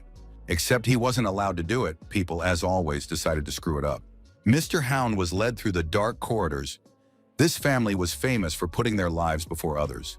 Upon opening the coffin lid, Hound realized that the rumors were true and pureblood vampires still existed. He looked at Julius' peaceful face and glowed with happiness, for he thought he would never see such a creature. This man had been searching for him all his life, and all so that the vampire could give him youth so he could master this world. When Julius opened his eyes, he realized that he would not find peace for a very long time. After all, his body no longer belonged to him, and his head was separated from his torso every 20 seconds. All this was done in order to fill with his blood the huge bowl that stood at the bottom of the place of confinement. After receiving the precious vampire blood, Hound realized there was no way to keep it for long. He didn't understand until when he should take it and when exactly it should be done. His acolytes said they were trying to find a way, but the pureblood vampire's blood disappeared without a trace within hours. These words angered the king, for he knew about it without them. The monarch demanded that the scientists develop some way to preserve the blood and his youth. Hound believed that if he disappeared, everything would end because he was humanity and the whole world. Then a youth stepped forward and bowed to the King of Kings and offered him a taste of eating the body of a pureblood vampire. Hound frowned at first, but then suggested that if blood gave youth, then the body could give great vitality. He started devouring Julius' fingers first, then moved on to his legs and ribs. He wasn't at all interested in the fact that a vampire was going through the hellish agony of having his insides eaten alive. Hound justified all these horrors by saying that he was doing it for the great future of all mankind. Only all this was not enough to preserve youth for a long time, because wrinkles still continued to appear on the king's body. Standing in front of the mirror, he didn't know what else he could do to gain the perfect eternal life. Then the acolytes said there were still body parts the king hadn't tried to eat. It was dangerous, but he thought it should work. Turning his head toward the servant, Hound asked with a tinge of fear what exactly the kid meant. Then the mad young man reminded him that the pureblood vampire also had a heart, which for now remained untouched. Apparently, it didn't stay untouched for long, for looking at this part of the immortal's body, the king licked greedily. A vampire's heart was the source of the creature's life force and the most important part of it. That's why vampires didn't die until their heart was completely destroyed. But if part of it is destroyed, the creatures lose the ability to use weapons, namely blood. However, it was still not known how much the heart needed to be split for a vampire to lose its abilities and not die. No one knew if it was half, a third, or a fourth of the organ. So first, the minions decided to separate a very small portion and see what would happen. The king was looking forward to savoring such a delicacy. Tasting it, he was delighted with the unsurpassed flavor. The man claimed he felt it fill him with power. It tasted so good that he wanted to eat a piece more and more. However, the small piece of heart still couldn't give him eternal youth, so Hound decided to try cutting off more. Each time, the king craved a bigger piece of the pureblood vampire's heart, and in the end, there was only half of the poor man's heart left. Eventually, Hound became completely unhinged and demanded to cut off whatever was left of him. He was so obsessed with his youth and power that he didn't notice at all that he was being watched closely. At some point, Julius regained consciousness, something he hadn't done in a very long time. There was a girl sitting across from him who told him that he remembered nothing as he had been a prisoner for 900 years, people beheading him and drinking his blood to gain eternal life. So now, sitting before him on her knees, she begged forgiveness on behalf of all people and suggested that he take out his anger on her. She begged him not to punish the innocent and to save humanity. Julius was still coming to his senses, for he had been tortured for too long, but he was still able to ask who was sitting in front of him. A knight answered in her place, saying that the one who sat before the vampire was that true queen who would be honored and loved by all the people. It was Isabella, the famous princess, but she herself considered herself only a sinful human being. Julius was very surprised that a girl from a noble family was able to admit mistakes she hadn't even made. Raising his head, the vampire said she knew that her kin had cut off his head, drank his blood, cut and eaten his heart and innards. But he did not resent or hold a grudge against it all, for to him nothing of significance existed any longer. Isabella felt so sorry for the creature that she felt even more worthless, for it was her relatives who had brought it to this state. Once outside, the girl said that she had chosen a place that people would not be able to find. She gave her word that as long as she was alive, she would not allow Julius to be captured by humans. The vampire could hear the steely confidence in her voice, so he asked why she was helping him. Turning her back to him, Isabella said meaningfully that if it were not for her, some other worthy person would surely help him. A girl came to see him every day. One day, she brought a book that was very popular among people and offered to read it. For the first time in a millennium, Julius smiled weakly and said he really wanted to hear what it said. Reading books, they spent many quiet evenings. Years went by and the books I read became so many that no bookshelf could hold them. The reading woman's voice was growing quieter and her hands were covered with wrinkles. One day, Isabella spotted royal guards on her doorstep. She was horrified and warned Julius that their location had been revealed and they must move in the evening. She called out for him to come with her rather, but the vampire calmly mouthed that she shouldn't worry about him so much. His keen hearing allowed him to hear that a carriage was approaching the house. It was hard not to see that this horrified Isabella. In her old age, she wanted peace, not another war for survival. Looking into her troubled eyes was physically painful for the vampire. He wished she had never felt pain. This time, the royal guards were dealt with, but the problems didn't end there. Soon, Isabella receives a visit from her faithful servant, who informs her that he can no longer support her, as he wants to devote the rest of his time to his family. The princess, who never became queen, thanked Mr. Knight for his service and let him go. After that, she went back to Julius and said that she was honored to be around a great being like him, except she didn't have much time left. She didn't want to die, because then the vampire would be alone again. Smiling, Julius said he had a dream for the first time in hundreds of years. In it, he and Isabella raised their children and lived to a ripe old age together. At the end, they died, and their adult children attended the funeral. These words warmed Isabella's soul. She supposed Julius had thought a great deal about it, for it was an unfulfilled dream. At this time, for the first time in the vampire's life, one significant thought occurred to him. He realized that the day he would close his eyes and never wake up again must come today.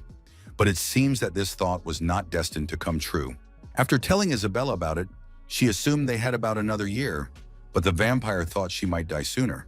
Then the aged princess asked where Julius planned to go after she passed away. His blood-red eyes were filled with sadness when he said he would stay where the woman was buried, for he wanted to be near the one who had saved him. Those words brought a smile to Isabella's face. She asked him to bury her body where no one could find the vampire. Nodding his head, he said he would definitely fulfill her last will. Another smile lit up the aged face, and for a moment, one could see how beautiful the princess used to be. That night, Julius had another dream that made him nervous.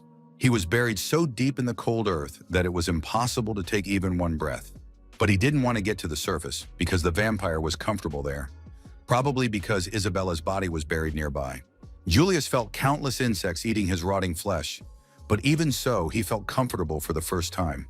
He wanted to stay with her forever, to not let go of her hand until their bones decayed with time. Living in this world without her seemed pointless, but dying together wasn't a bad idea at all. The vampire was awakened by a rumbling noise nearby. At that time, Isabella was disturbed by a guard who had come to deliver a message from the King of Kings.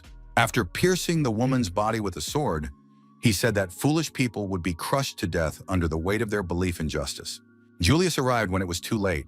All he could do was watch the guard remove the sword from Isabella's collapsed body. The killers didn't even bother to take her with them. Roughly laying her body on the cold ground, they said they had no use for her, as they were only interested in a pure-blood vampire. They knew that there was no reason to be afraid after all. The monster only had half a heart, so it couldn't control the blood.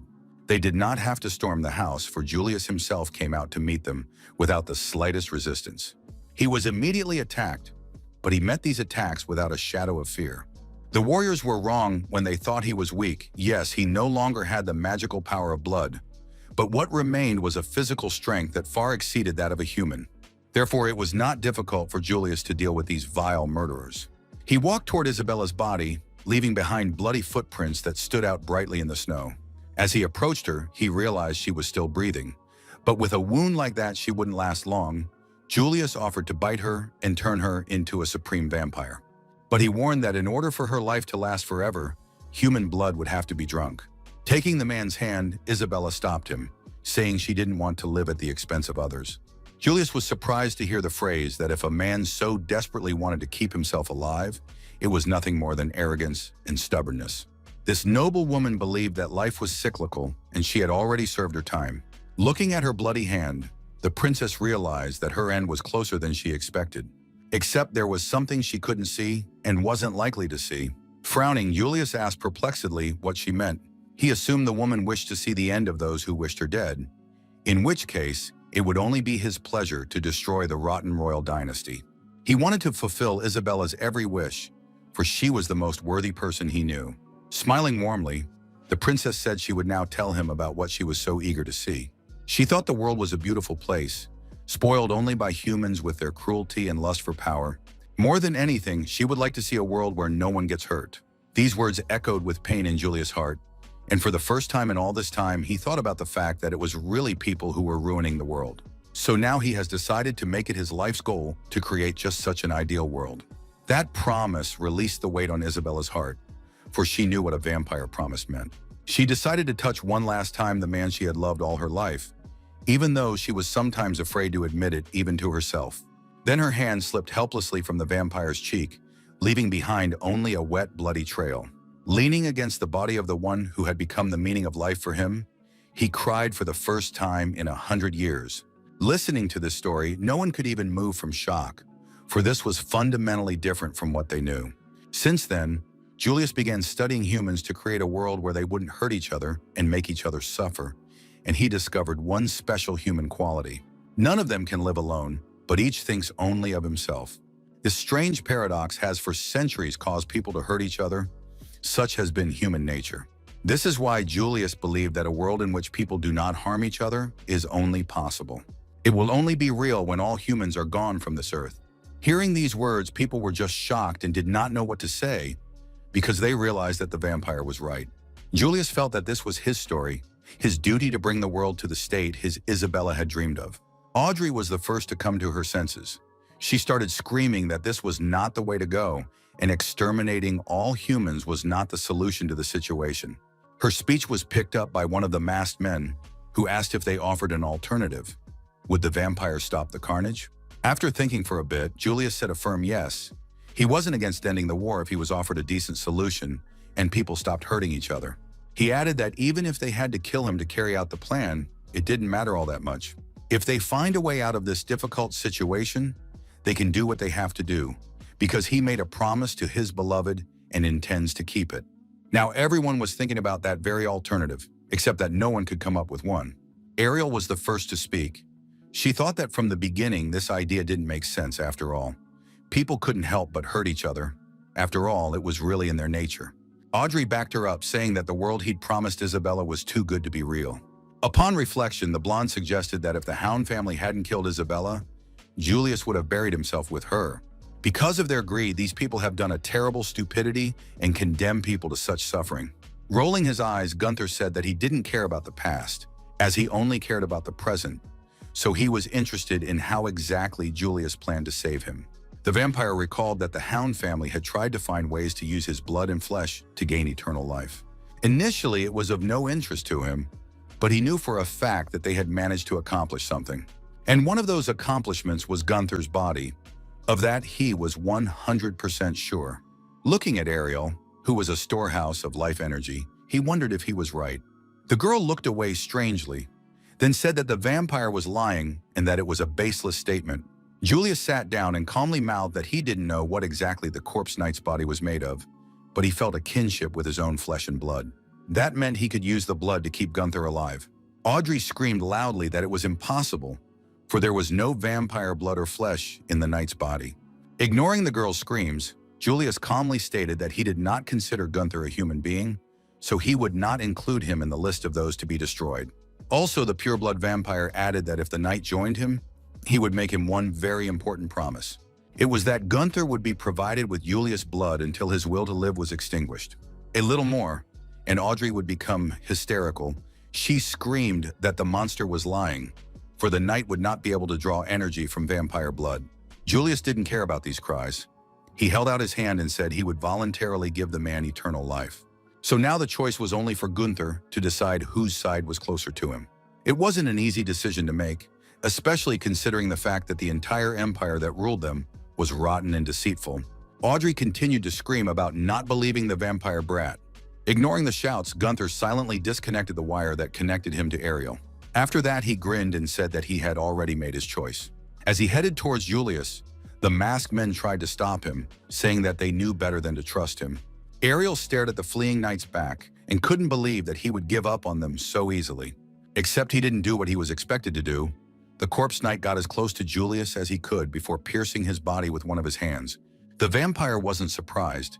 He was too used to the pain and betrayal he faced more often than anyone else. Lastly, he said only that his offer would always be in force should Gunther only change his mind. After these words, Julius' body began to sputter and disappear, so that only an incomprehensible shell remained in the knight's hands. Gunther now realized that all this time, Julius hadn't been real, and he couldn't trust someone who pretended to risk his life.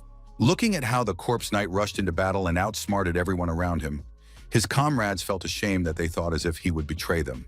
All that was left of the vampire's body was a red ribbon that began to crawl toward the forest like a snake.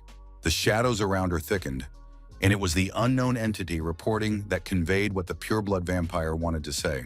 And though it was only a shell, she claimed that everything said was pure truth. Taking a closer look at the creature, Gunther assumed that a supreme vampire stood before them. After all, only someone like that was able to create such a high-quality replica of Julius, so he wondered who was in front of them. The haze parted slightly and the mouth of this monster became visible. Its fanged mouth curved into a smile as it said its name was Whispering Ian. He reported that unfortunately the boys would not be able to get to Julius, as his ability would not allow them to do so. But for now he has to say goodbye to them, so his body scatters in the wind as if it never existed. When the monster disappeared, no one dared to move. The guys were in a stupor. They didn't know what to do or where to go next. The first to come to their senses were the men in masks. They decided to ask why Gunther chose them. He replied that he did not choose anything and just decided to leave everything as it was because it was safer. Julius' offer was no doubt very interesting, but he had no reason to trust it, so he decided not to risk choosing an unreliable power source. For a moment, Audrey questioned what she believed and assumed that everything the vampire had said might be true. She was very interested in how Gunther would have acted in such a case.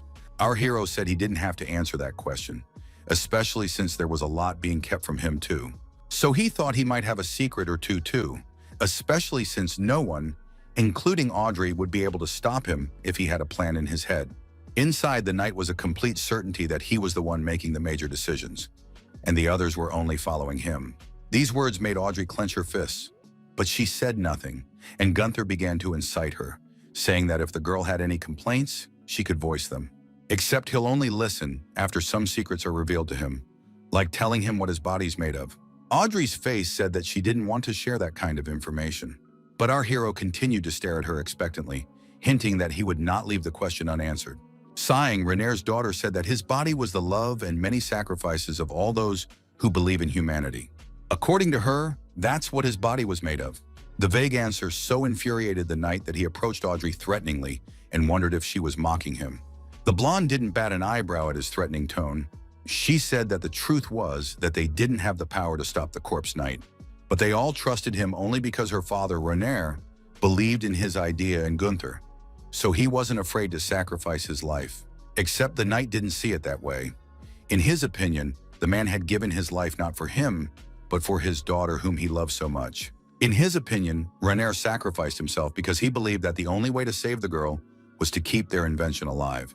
All people had their own truth they believed in, so he too would do what he wanted and what he himself thought was right. Audrey didn't say a word, partly because she realized Gunther was right.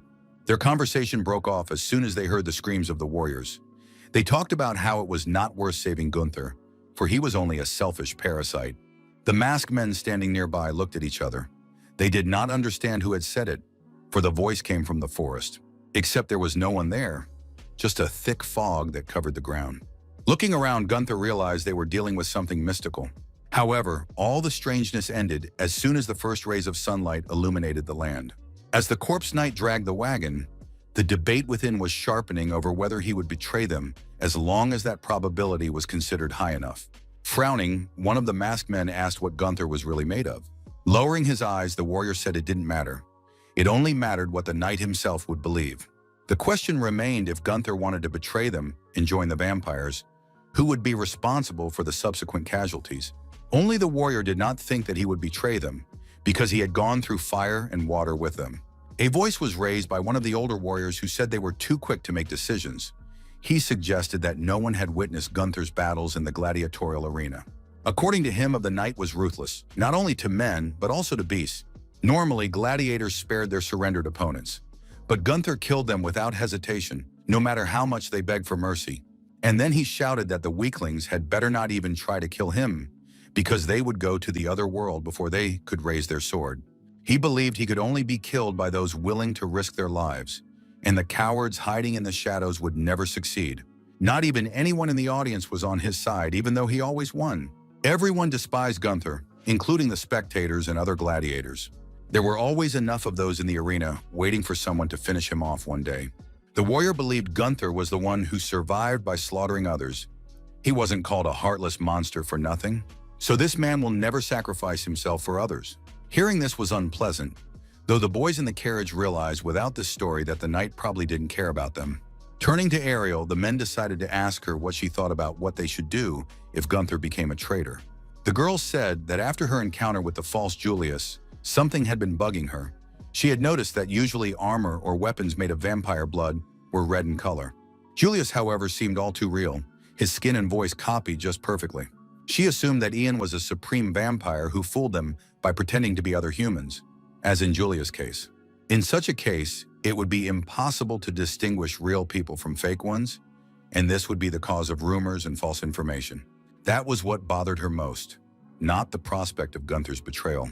Her theory was continued by one of the men, saying that the copy of Julius they had seen was sort of made from Ian's tongue. This meant that all the copies he created would have tails, So if you were careful, it would be easier to find a fake. Squinting, one of the warriors asked how they could be sure they weren't talking to a fake right now. Indignantly, the masked man said he was real. Sitting in his carriage, Belbrick could only chuckle as he listened to all the bickering. They only had 50 kilometers to go, which meant the fun was just beginning. When evening came, the team made a brief stop. Gunther decided to stretch his muscles and stepped away from the wagon a bit. At that moment, he heard his comrades talking about how he couldn't be trusted. The two men talked about hurrying up and creating a new corpse night. All that was left was to convince Ariel that Gunther didn't have to be the one to lead them to victory. Upon noticing the night, this conversation stopped, and the men waved to him in greeting.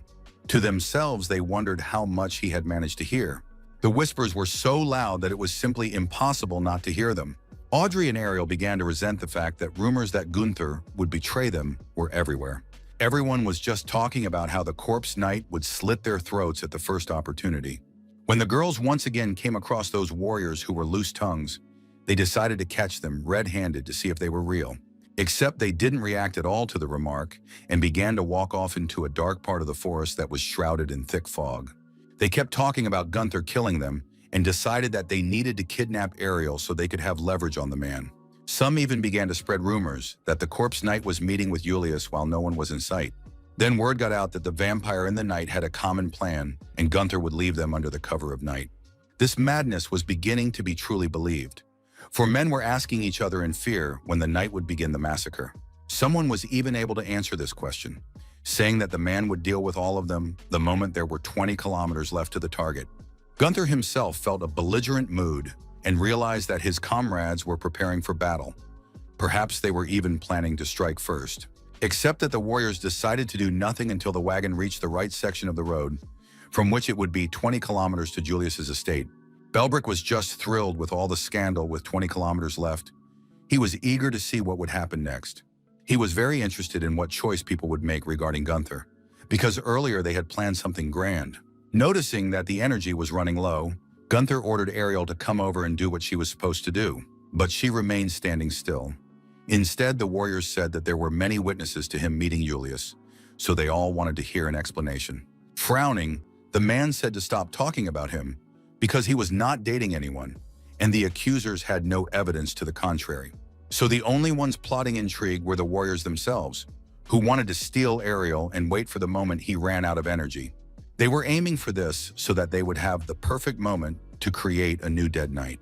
The masked men were outraged, saying that it was all just baseless rumors because the only one who was acting suspiciously was Gunther. Laughing, the corpse knight said that he had to deal with some real idiots. Ariel finally intervened in the argument and rudely ordered everyone to quiet down. She was the first to guess that it was the vampires who were provoking conflicts among them by spreading false rumors and thus getting their way.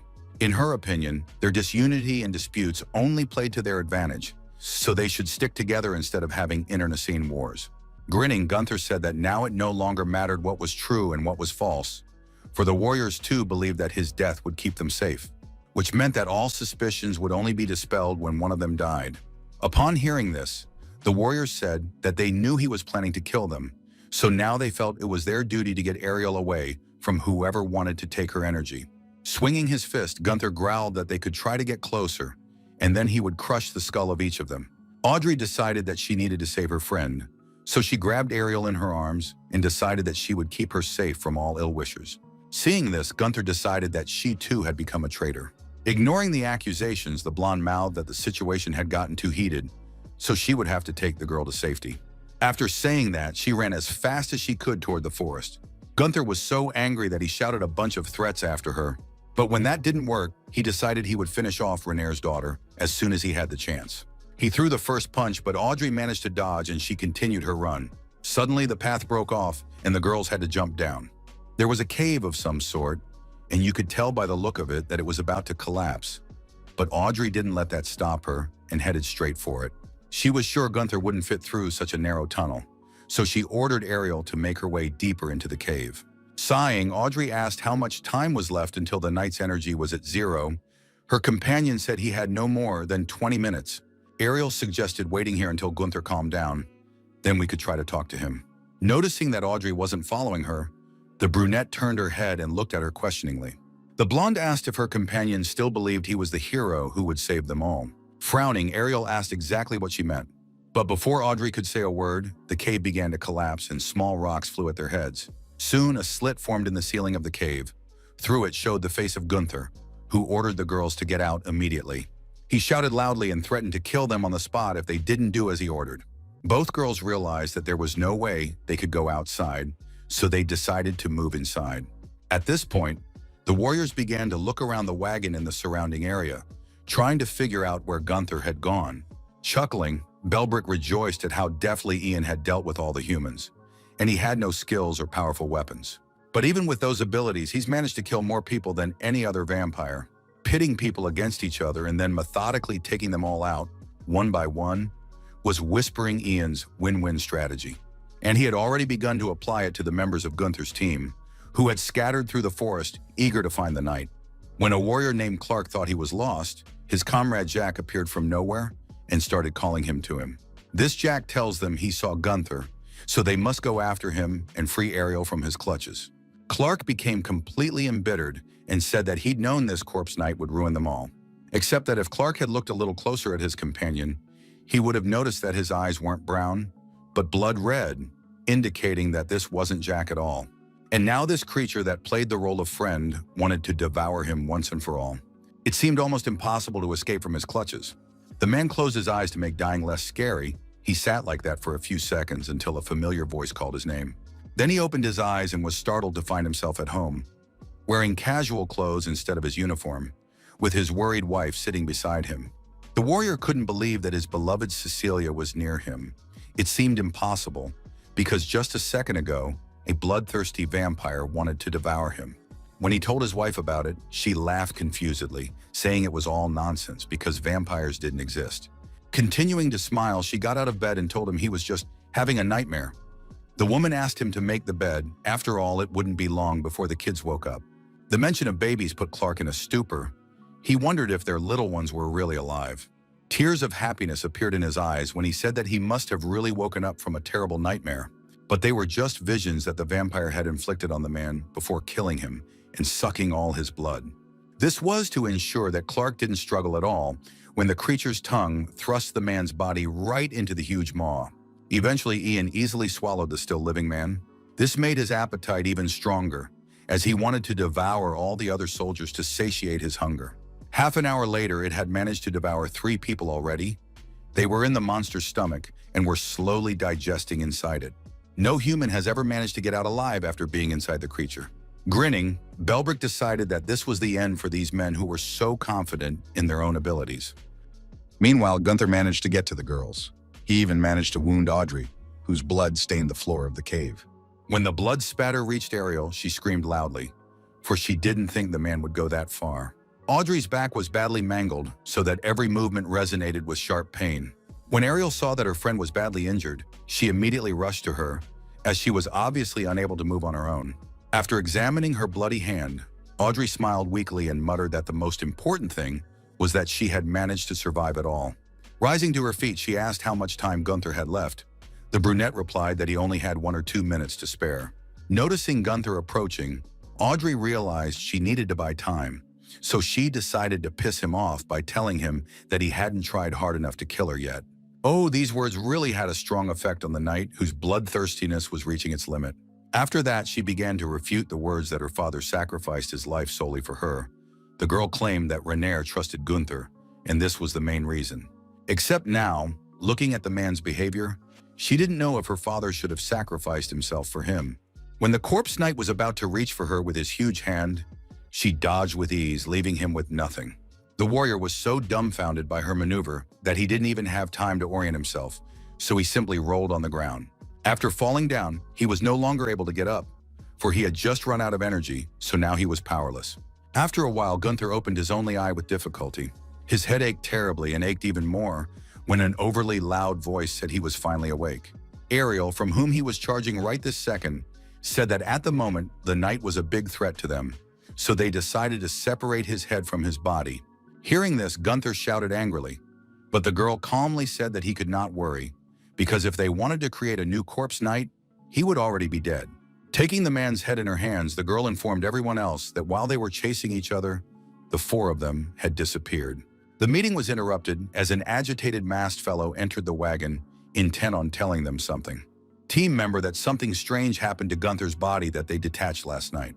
It was all shredded to pieces. Some warriors assumed it had been shredded by vampires. Audrey was still recovering from her injuries, but despite the pain, she too came to examine the knight's body and came to similar conclusions. Of course, there was nothing good about it, but Ariel was happy at least that they had enough parts to make a new body. Except it's going to take some time, so Gunther's going to have to hang on to that position for a while. As night fell, the boys were becoming increasingly anxious, especially after the news that another man was missing.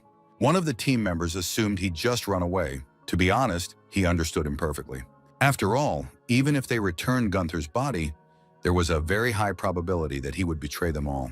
After that, they started talking again about how the knight couldn't be trusted.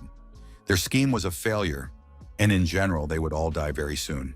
One of them was the most active in talking about sticking together, because you can only trust your own. They were watched closely by Gunther, who had already assumed his former appearance. He decided that these men were just chumps whining and waiting to die. By his calculations, those who could really be relied upon were only 3 left. Since he was still charging at Ariel, he was forced to listen to her speculation about the vampires sowing enmity between them with spears. And then, when they let their guard down, they were killed one by one. So she asked everyone who heard her to stay together at all costs. Gunther started supporting her and yelling that he was talking about it too. He was doing his best to get his missing limbs attached as soon as possible. But Audrey didn't like this idea very much, because after what had happened, she began to be afraid of the man. It was late evening. As Ariel was about to go inside the wagon, she found the door locked tightly. She knocked irritably and asked what Audrey was doing there alone, and behind a locked door. The blonde didn't answer for a few minutes, then finally said she was confused and didn't know what to do next. For every time the wound on her back throbbed, one disturbing thought never left her head. It kept seeming to her that Gunther would betray them at the most important moment to save his own skin. She just couldn't let all their efforts go to waste. And though his shredded body was not on her conscience, the girl understood perfectly well those who did. Now, Corpse Knight couldn't be trusted, and every member of the team understood that. Ariel wasn't a master at supporting other people, so she simply said that the wound on Audrey's back wasn't that deep. In her opinion, if Gunther had been the gladiator the stories were told about, he would have clearly chopped her in half. The girl claimed that the Corpse Knight was changing a little every day. It was hard to believe, and he didn't always realize it, but it was true. So if even they stop believing in him, then no one will ever believe in their sacrifices and efforts. These words encouraged Audrey a little. She even found the strength to open the door and smile slightly. When she saw Gunther, she clutched the knife tightly in her hands. It was obvious how much she wanted to use it. But instead of firing her weapon, Audrey took Gunther's legs out and said it was okay to put them back where they belonged. Only she wasn't talking to Ariel at all, but to the monster, who was only playing her part to lure the girl outside. An animal fear stirred inside the blonde, except she never had time to scream. At this time, an image of Audrey came to someone, followed by a terrifying creature who wanted to take the life of another victim. Ariel also naively entered into a conversation with the masked man, who turned out not to be who he really was. But Gunther did not foresee that the creature would come to him in the form of the one he trusted the most. Our hero was legless, so he couldn't offer proper resistance to the enemy. So now their team to save humanity was finished. When he opened his eyes, our hero could not understand where he had gotten to. The strangest thing was that he had his legs again, and he was standing in some strange empty space. He remembered very well that that monster had managed to easily dine on him. He hated to admit that he had been so easily caught. Trying to make sense of what was going on, Gunther remembered that Belbrick had said something about their opponent. The empty space was gone, and now the memories transported him to the forest, where there was such a familiar wagon, the vampire sitting in it, saying that those Ian had consumed had met a happy death. According to him, the creature had no weapon to kill instantly, instead slowly digesting its victim, gradually whispering Ian digest people whole so that nothing but bones remain of them. According to Belbrick, this is when the flesh experiences a sharp, excruciating pain, similar to the pain people inflict on each other with words. Folding his arms, Gunther said it was possible to rip open the monster's guts and get out. The vampire nodded his head in the affirmative, saying it was possible because the digestion process took a long time. But that's only if some lucky person manages to wake up in time. Bellbrick said that the people he ate are connected to Ian's nervous system in such a way that he creates illusions for them. They were stunning reveries, inaccessible to the eye or senses of a person in real life. Because of this, no one has yet been able to wake up from those sweet dreams and make it out alive. Then Bellbrick asked if Gunther really thought he could wake up from such sweet illusions. No one could find the answer to that question, not even the corpse knight himself. That was until Gunther found himself in his illusion, which was just empty space. It even hurt him that he didn't get to see anything pleasant while his body digested. But then he laughed, for the man realized that he could not be killed. For if there was anything that made him happy, it was the possibility of survival. His confidence dissipated, and his laughter stopped as soon as he heard a familiar voice. Turning his head, Gunther saw the woman who had adopted him. She gently stroked his head and praised him for winning his 10th battle victory. And then she uttered the most important words he hadn't heard since about his birth. Smiling, the woman said she was very proud of her son. The brutal, blood-drenched man had, in an instant, transformed into a little boy who longed for his mother's approval. Smiling sweetly, he could barely utter words of thanks. He came to his mother with new victories, and she never stopped praising him. Each time the woman reminded her son that his main task was to survive. The mistress talked about how the victories were the only way to get revenge on his parents who abandoned him, because this way he proves his right to not live. And the fact that he successfully defeated each of his enemies made her proud of her named son. Gunther enjoyed every gentle touch of his mother. For the first time in a long time, he felt the value of his own life. But at one point, when the boy again informed his mother of the victory, she did not stroke his head or speak words of praise. When he asked if he didn't deserve his mother's recognition, the answer surprised him. The woman told her son not to talk nonsense. After all, he was old enough to do without it, so he should concentrate on preparation, not nonsense. These words hurt the lad, who still needed his mother's affection and approval just as much. When he once again stopped by the woman's house to tell her of his victory, he overheard a very interesting conversation. His mother spoke to the owner of the arena, who revealed that attendance continues to drop. He attributed it to the audience being tired of Gunther being champion for so long. Regular victories of the guy led to the fact that viewers could easily predict the result, so betting on someone else was pointless. Many have talked about how there is nothing else to see in their arena. The woman called her son a monster. She said she raised him to be a mad gladiator to get people's attention, but she was amazed that he was able to not lose once. She said it was now clear why Gunther had survived the junkyard, as he was just a monster. The man suggested that they needed to find a new champion to attract an audience. Nodding her head affirmatively, the woman said that it was indeed time for them to switch to something new, and that meant it was time for Gunther to go to the other world. The boy never expected to hear this from the one he thought was his mother. He realized more clearly now that the only way to get revenge on all his detractors was to survive. It was a mantra he repeated to himself while he was alive, and he never forgot it: becoming a corpse knight. But there was something else that he dreamed of somewhere in the back of his mind, but he wouldn't let even himself admit it. A married couple came out of the void and smiled warmly at him and tearfully told him that they had finally found him. At first, he didn't even realize who was standing in front of him. But then the woman cried and explained that she was his mother, who had been desperately searching for her son for years. Frowning, our hero said it was all a lie, because the woman who gave birth to him immediately threw him into the dump. Squeezing his palm tightly, the stranger said it wasn't like that. She had lost her child and spent her life searching for him. Together with her husband, they searched everything they could. Gunther's father also cried and mouthed that he couldn't believe he was finally seeing his son. The world in front of the corpse knight began to crumble. It turns out his parents didn't wish him dead, as he had believed all his life. They told him how much they loved him and were glad they had finally found their lost child. His mother ran up and hugged him tightly, thanking him for being able to survive in this cruel world. For a moment, the grown man became a little boy again, who only dreamed of being loved for nothing, not for any merit. Gunther cried and told his parents that it was very hard for him to survive. In response, his mom hugged him even tighter, and at that moment, he felt the happiest on earth. Turns out all he needed was his mother's embrace, in which he wanted to dissolve. His father joined them and patted him on the back and mouthed that the kid was now perfectly safe. Until that moment, Gunther had never imagined that all he so desperately wanted was a family, a real, loving family. Unfortunately, these were the cruel tricks of Ian, who wished to digest the corpulent knight's mighty body. As his skin slowly turned to nothingness, he laughed and told his parents that he loved them very much. Looks like Belbrick was right after all about no one getting out of Whispering Ian's body. As he climbed out of his carriage, Belbrick said he would very much like to see how his captors dealt with the illusions. Behind him, Olivia Hound appeared, noting that the end of these losers was all too obvious. After all, no human being living in this world is capable of escaping from it.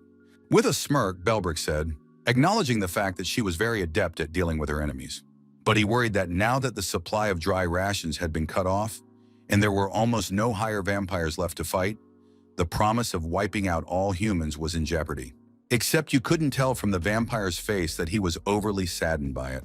Olivia's face became smiling and pleased as she noted that despite being a bloodsucker, her uncle remained quite amusing. Then the mask fell from her face, and the creature that lurked behind her countenance uttered that it might be too energy-consuming to wipe humanity off the face of the earth. However, Whispering Ian was more than confident that he could do it alone. Rolling his eyes, Belbrick said that of course he believed it, except that he advised him to be careful of the people he had just swallowed. With a disgruntled hiss, Ian said that they were his prey now, and it was one he never missed. So he suggested that he and Julius make themselves comfortable and admire the unhurried demise of all humanity. The monster decided to dive inside himself and inspect what condition his victims were in. He felt their suffering fade along with their happiness, which marked the nearness of their demise. All their hopes, disappointments, joys and sorrows, and all emotions will be transferred to Ian to become the key ingredients of a world without suffering. So now the victims should just relax and dissolve into sweet illusions. Ariel has always been someone whose image is veiled in a veil of mystery. When she met Renaer, he reported that her body was too weak to be a storehouse of life energy. There were always whispers about her, saying that the strange, gloomy girl never smiled. Gossipers speculated that it was because she had no family. No one really talked to her, for she kept very aloof. So when she expressed her desire to defend Gunther, everyone was shocked. People attributed her decision to the fact that she had too difficult a childhood. And Gunther himself had said more than once that Ariel would never understand him because she didn't experience the pain he went through.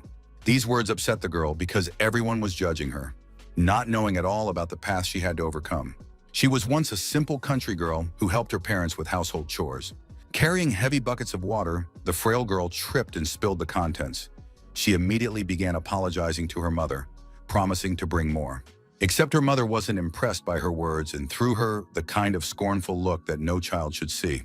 The woman quickly approached her daughter and hit her hard in the face so that she could not stay on her feet and fell down again. She ordered Ariel to get back to work immediately and take the example of her sisters who carried 2 buckets at a time, while the girl couldn't carry one. Trying to ignore the strong throbbing in her cheek, the girl said she would bring water right away and apologized again. After that, hard work in the fields awaited the family. Ariel worked tirelessly in the heat, for she knew her mother would say she was doing too little compared to the rest of her sisters. As it was, the woman kept saying that the harvest would not pick itself and that the youngest daughter needed to put in more effort if she wanted to consider herself part of the family. The girl wanted to go back to work after another lecture from her mother, only she felt sick because of the hard work under the scorching sun. When she fainted helplessly, her relatives only rolled their eyes unhappily and said that everyone was fed up with her weakness. The father stopped work and walked up to the mother and said that their youngest child was too useless. Instead of being useful, she was breaking work tools. Because of this, she began to be bullied by her siblings who kept asking if she could do anything right. No matter how hard Ariel tried, her mother's shadow always loomed over her, telling her that she wasn't doing enough. The girl lived like this year after year, unaware that she might be treated any differently. When the harvest season came to an end, the mother reported that in the end, the grain came out even less than 100 kilograms. One of the brothers said that last year and this year's drought was too severe. He had heard of their neighbors harvesting less than half of the usual crop. But my sister grudgingly replied that they were running out of money, so they might not make it to next year. After listening to the children, the father concluded that under such circumstances, there was a risk that someone in the family might starve to death. The man stated that this winter may be the cruelest they have ever experienced. The cold weather came, and everyone realized that the head of the family was not kidding. The lunches were very sparse, and everyone realized that you couldn't last long on such portions. After the meal, no one felt satiated, but everyone kept quiet because they knew that nothing could be changed. At one point, one of the daughters said that there were rumors that William and Margaret from a neighboring village had starved to death. The mother said dryly that they had nothing but this porridge they ate every day. But if they continued like this, they would soon run out of it too, and then they would all be short. The head of the family realized that some decision had to be made that would save them all. He remembered that some eagles would throw their weakest cubs out of the nest in times of great hunger. This was done so that the strongest chicks could survive by sharing the food among themselves. Such intense hunger had already been there. The man was very young, but he remembered that at that period his mother had taken his brother by the hand and gone for a walk with him. Except she came back all alone, her weak brother was nowhere to be found. Everyone listened intently to the story and began to guess at what it was hinting at. Father continued by saying that thanks to his brother's disappearance, they had one less mouth to feed. That winter, it was enough to keep the rest of them alive. His look was all gloomy as he looked at Ariel and mouthed that it was about time to go in search of his brother. Hearing that phrase made the girl freeze in place. She already knew that her family didn't like her because of her weakness, but it never occurred to her that they could kill her. Then she felt the kind of pain that really few people could understand. In those days, frozen hungry people died right on the streets. While her mother talked to someone inside the building, Ariel stood there and realized that she could soon be just another dead body lying under some building. The woman took her daughter to someone who bought people. The law had gotten stricter and now the demand was down, so no one wanted to buy a child who was not gifted with anything. Desperate for at least some money, the mother asked for a better look at her daughter. She was sure she must be good for something. After listening to the mother's pleas, the merchant decided to take another look at the girl through the window. And he said a confident no, because when people were dying in the streets of the city, no one would want to buy such a puny child, which is of no use. The woman herself realized that her scheme was a failure. For if even her parents did not want such a child, why should strangers want her? Giving the girl 2 bronze coins, the mother made her final choice. She said that she could buy herself a bowl of soup and she had urgent business to attend to, so her daughter should wait for her here. After these words, the woman left. But when her daughter asked if she would return for her, the silence was too eloquent. However, Ariel continued to stand still and clutch the coins in her hands. She believed that her mom would not leave her alone. She didn't move an inch, desperate to wait for her mother. Her hands were blue from the cold, and her feet seemed to be stuck to the cold ground. Hours passed, but no one came back for her. Looking at her mother's footprints, which were still clearly visible on the snow-covered ground, the girl wanted to run along them and return home. But she realized that no one was waiting for her there. It had been several days, and the poor frozen girl still sat exactly where the closest person had left her. The poor girl kissed the coin her mother had left behind, for it was the only thing that connected her to home and those she considered her family. One night a shadow approached her. The weakened and sleepy girl thought that one of her parents had finally come back for her. But it was a complete stranger who leaned over her and gave her a not unreasonable fright. When his hand tried to grab Ariel, she screamed loudly and finally shifted. Despite having almost no strength, she was able to run away from someone who wanted to harm her. Eager to escape a fate that could have been far worse than death, the poor girl fled with her last strength. Tears from helplessness and terror covered her eyes, so she had to move almost blindly. Her feet led her to a cliff that was located just above the city. So before her was a view of the place from which she had been cast out like a weak animal that had no place anywhere. She was in so much pain over it that she wanted to scream and cry. She wanted to destroy the entire city, along with the rotten people who lived in it. And I also wanted the inner pain to go away. So my feet told me to go to the edge, because only death could bring peace. As she was about to take the last step, a rough male voice ordered her to stop. This was followed by a fall, the crunch of breaking branches, and a deafening scream. Opening her eyes, the girl realized she was in the arms of the very man she had run away from. For a moment, she thought she was dead. But the man laughed out loud and said that they were alive. They had indeed survived by a miracle, for they had fallen from a great height. Opening her mouth, Ariel didn't even know what to say. A moment ago, she thought her torment was finally over, but as it turned out, it might have just begun. Moving away from the man, she asked what he wanted and why he couldn't leave her alone. Grinning, the strange man said she looked like she needed help. Upon hearing this phrase, Ariel exploded. She cried loudly and said that there was no need to laugh at her, for she was already aware that she could do no good. Her hysterics wouldn't end. The tears only flowed harder, but she didn't want to be pitied. She only calmed down a little when she noticed that the man who was coming closer and closer to her was without a leg. As he walked past her, he said that for someone, a girl could really be useless. But for the right people, it might just be the find they've been waiting for all their lives. Those words made Ariel seriously wonder if she was really as useless as everyone around her said. Looking at the man who didn't despair even after losing a part of himself, the girl decided to go with him. They came to the outskirts of town. Stopping next to an elderly woman, Ariel's new acquaintance said he had asked her not to get out of the house. She waved her hand and said she couldn't sleep a wink anyway. Then she saw the girl and asked who it was that had come to see them. Shrugging, the man said he picked her up on his way home. She seemed useful to him. After examining the girl, the grandmother said that she was not at all useful, for even if you boiled soup from her, those bones would not satiate anyone. Grinning, the strange man said that if the two of them weren't enough of such soup, the old woman could pack her belongings. Instead of taking offense, the older woman laughed loudly as if such jokes were a familiar thing between them. For Ariel, such communication was something wild, so it was strange for her to hear that hunger and death could be joked about. The strange stranger led the girl to a nice wooden house, which, though it looked modest, was cozy enough. Gesturing the guest inside, the man said that this was where he worked and now he would have a roommate. He realized he wasn't offering a chorus, but when you're starving, you can't choose. The girl was so grateful she wanted to cry. Her own parents had condemned her to starvation, and a stranger was offering to find a comfortable place to stay and make herself at home in his abode. She was far from alone in that building. It seemed everyone in there had been saved from starvation by the man. When the owner entered his house, people ran up to him joyfully, calling him Doctor Ed. They seemed to be expecting him. People looked at Ariel curiously and asked where she was from, as she had obviously not been here before.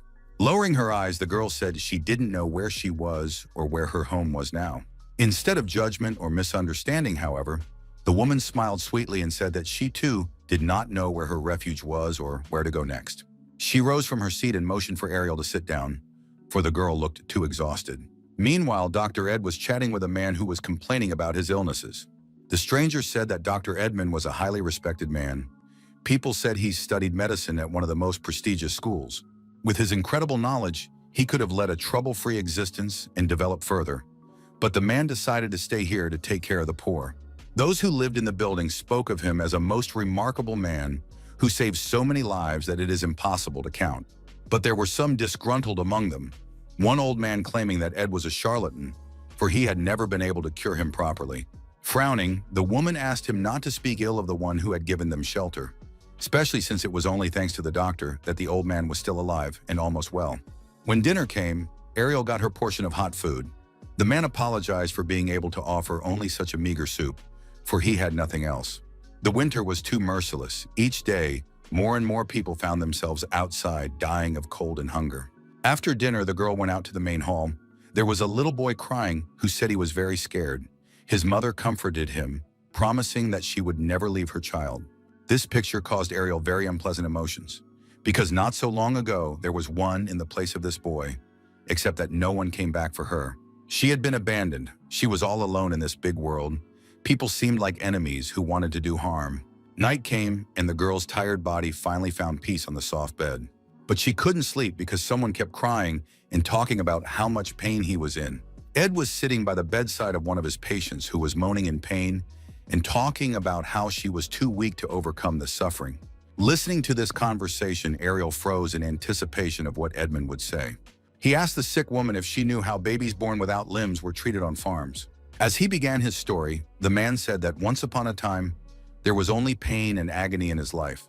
But one day, a teacher told him a funny story. The wagon had an accident and overturned. The man who was riding in it broke his leg. The teacher asked young Ed if the boy who injured the limb was lucky. Ariel couldn't stand it and said that of course this kid was out of luck. Then the doctor continued the story by saying that all the other passengers in the wagon who were traveling with him had died. Yes, that man had broken his leg, but he had survived. So now Edmund asked again if that man had had any luck with the fracture. Frowning, Ariel said that if you looked at the situation that way, he was indeed a lucky man. Ed frowned and wondered if the girl was sure of her answer, for the guy's leg was still broken, and there was nothing pleasant about that. After a little thought, Ariel said that surviving with a broken leg was neither lucky nor unlucky. There was a philosophy to it. The doctor also thought that they tended to determine what was happiness and what wasn't by comparing themselves to others.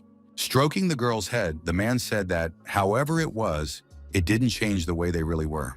In his opinion, all the feelings people had were normal, whether it was sadness that interfered with thinking and living, or a joy that could erase all the dark moments from life. To feel pain, fear, hope, or despair, all of these things were natural to a person who lived rather than existed. And it's also okay to be out of order, because all the complexities hit us like rocks.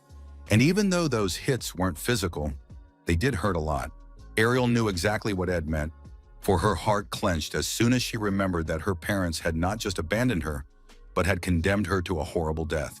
Ed spent the next night at the bedside of the grumpy old man, who talked about how the healer had finally been able to kill him because he had never tried to heal him properly.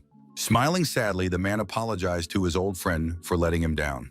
The old man didn't expect to hear those words, so his anger quickly evaporated by itself. Letting out a tear, the dying man said that even though the doctor was a quack, he had done everything he could to save someone like him, poor, without a family or a roof over his head.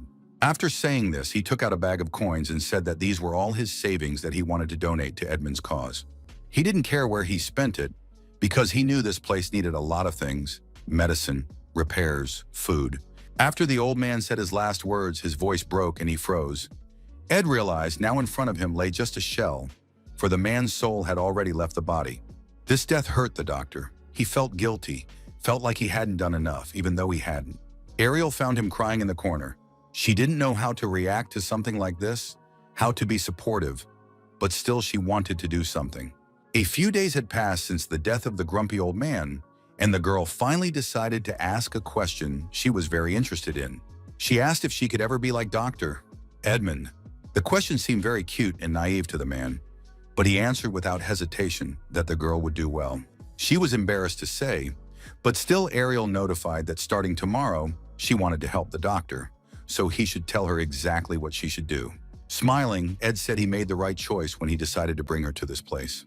For the first time in a long time, Ariel allowed herself to smile a little and believe that she wasn't so useless. Soon, the residents of the home began to turn to her with their needs and illnesses, and she fully took the place of the doctor's right hand. Working tirelessly, she felt useful and important, which was very unusual. She had lived at this pace for over a year, and honestly, the girl enjoyed it much more than living with her parents. Watching this young girl who had once wanted to jump off a cliff blossom, Edmund said for the umpteenth time that he had done the right thing when he decided to take her in.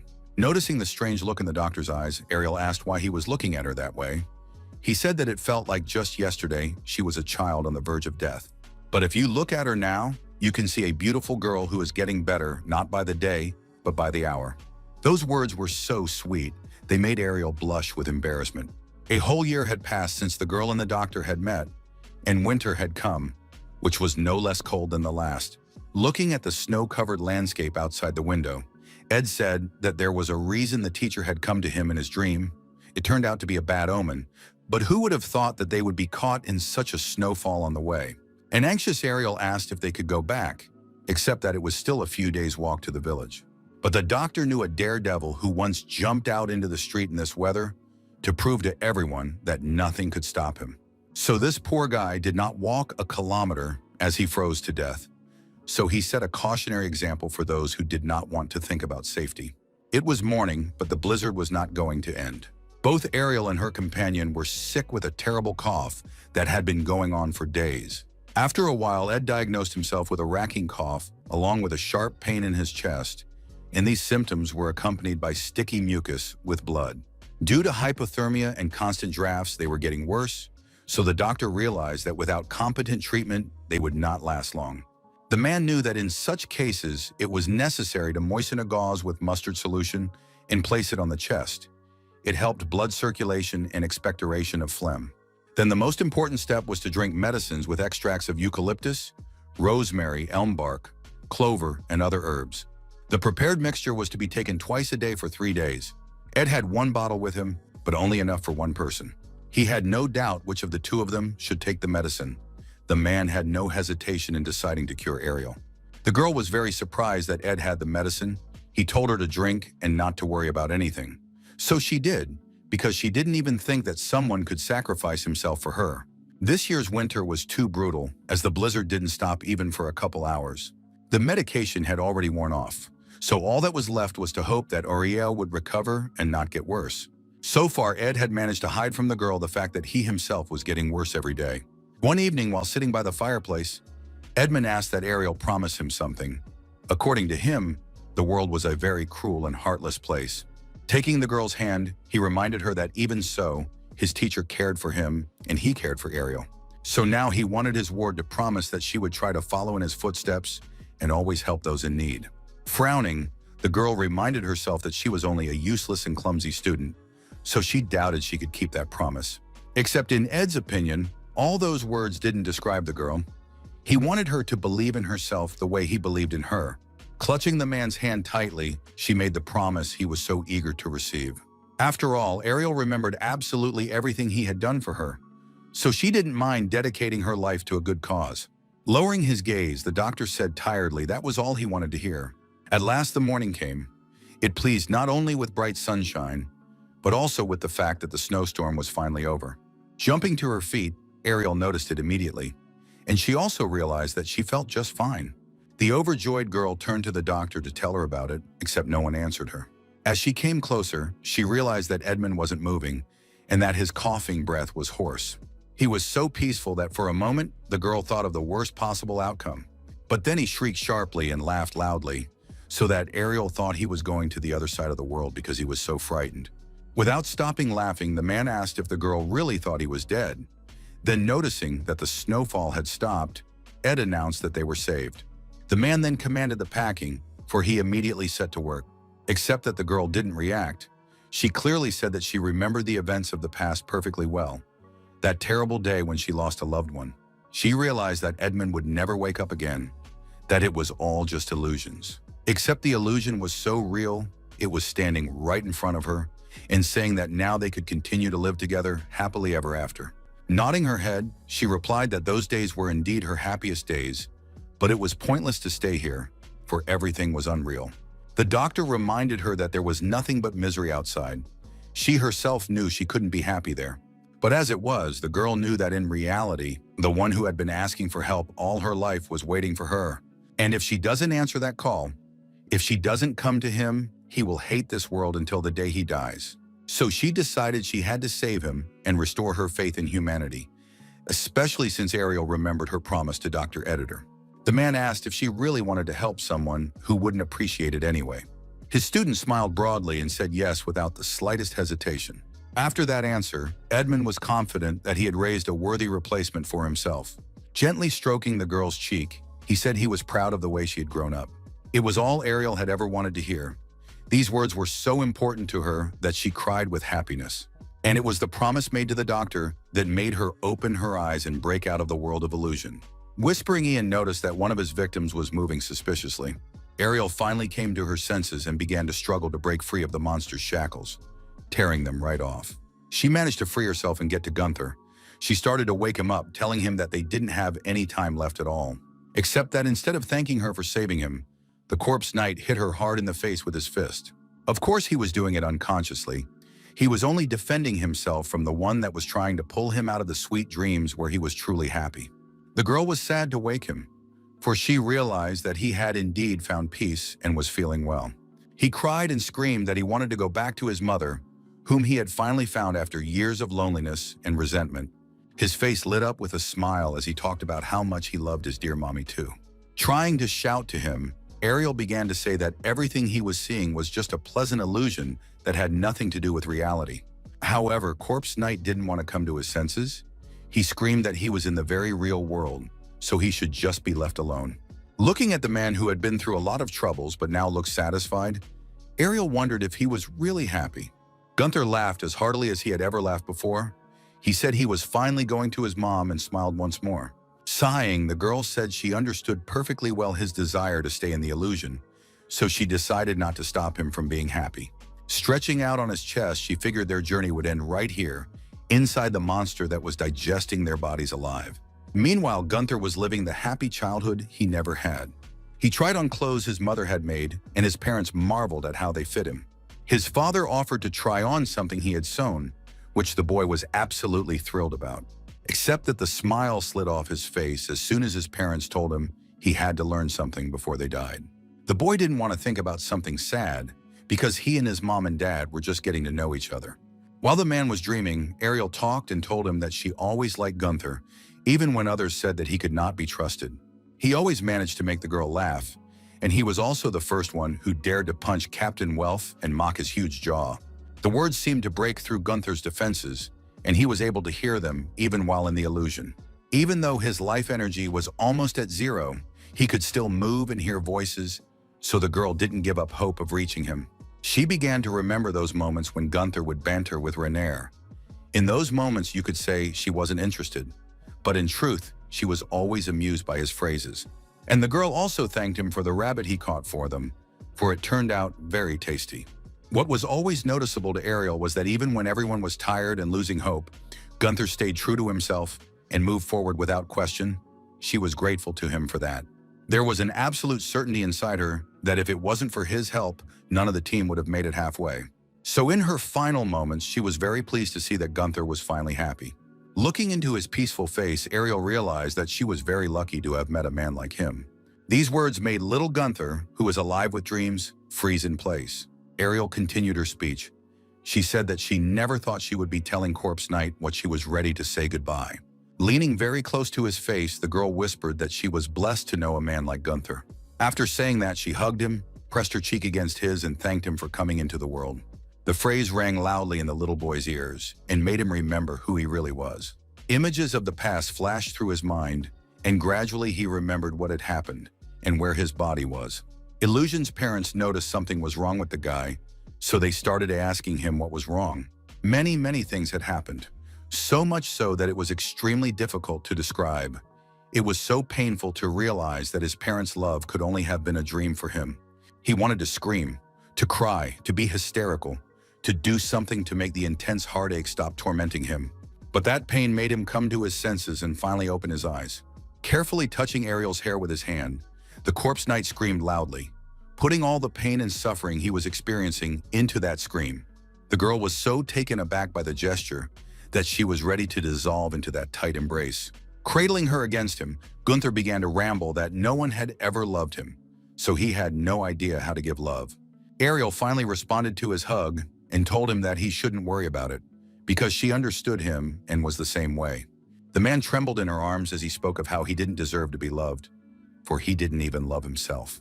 In response, the brunette only clung tighter to him, saying she'd been through it too. Gunther didn't find anything to reply to that. He just cried, as hard as he had never let himself. Even as a child, no one had ever seen him cry. Gradually, their bodies began to slide down Ian's body, except they didn't understand how they were going to get out. The monster was simply furious. He couldn't understand how this couple managed to wake up. Except these lucky ones shouldn't forget that they were still inside the monster that intended to wipe them out. But the serpent failed to do so, for the Corpse Knight broke through the monster's body and burst out with Ariel in his arms. As Ian wriggled in pain, the man carefully asked if the girl was okay, and she nodded her head affirmatively. Gunther realized he had about 5 minutes left. In that time, he should find the monster's heart and destroy it if they wanted to save the others.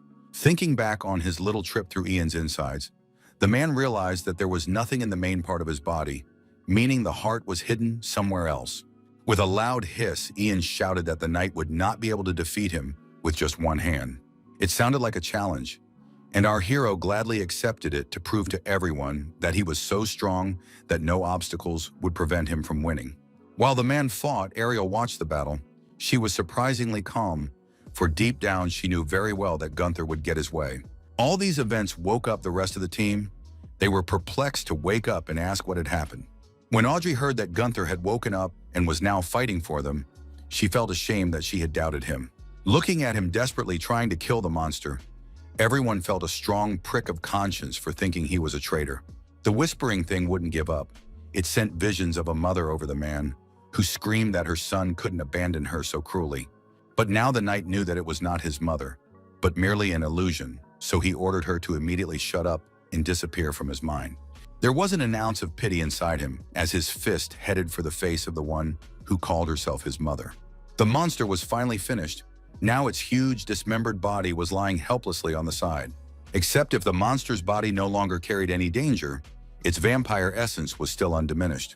When Gunther finally found it, he was horrified, for the vampire looked as if it had been burned at the stake. With a smirk, Whispering Ian said that as absurd as it sounded, the knight had hit it right on the mark. She told me that she was once chained to a pole and fried to a crisp. One accusatory sentence was enough for them to set her on fire alive, and then they just watched her scream in unbearable pain, constantly begging for mercy. Rolling his eyes, Gunther said he didn't have time to listen to those sob stories.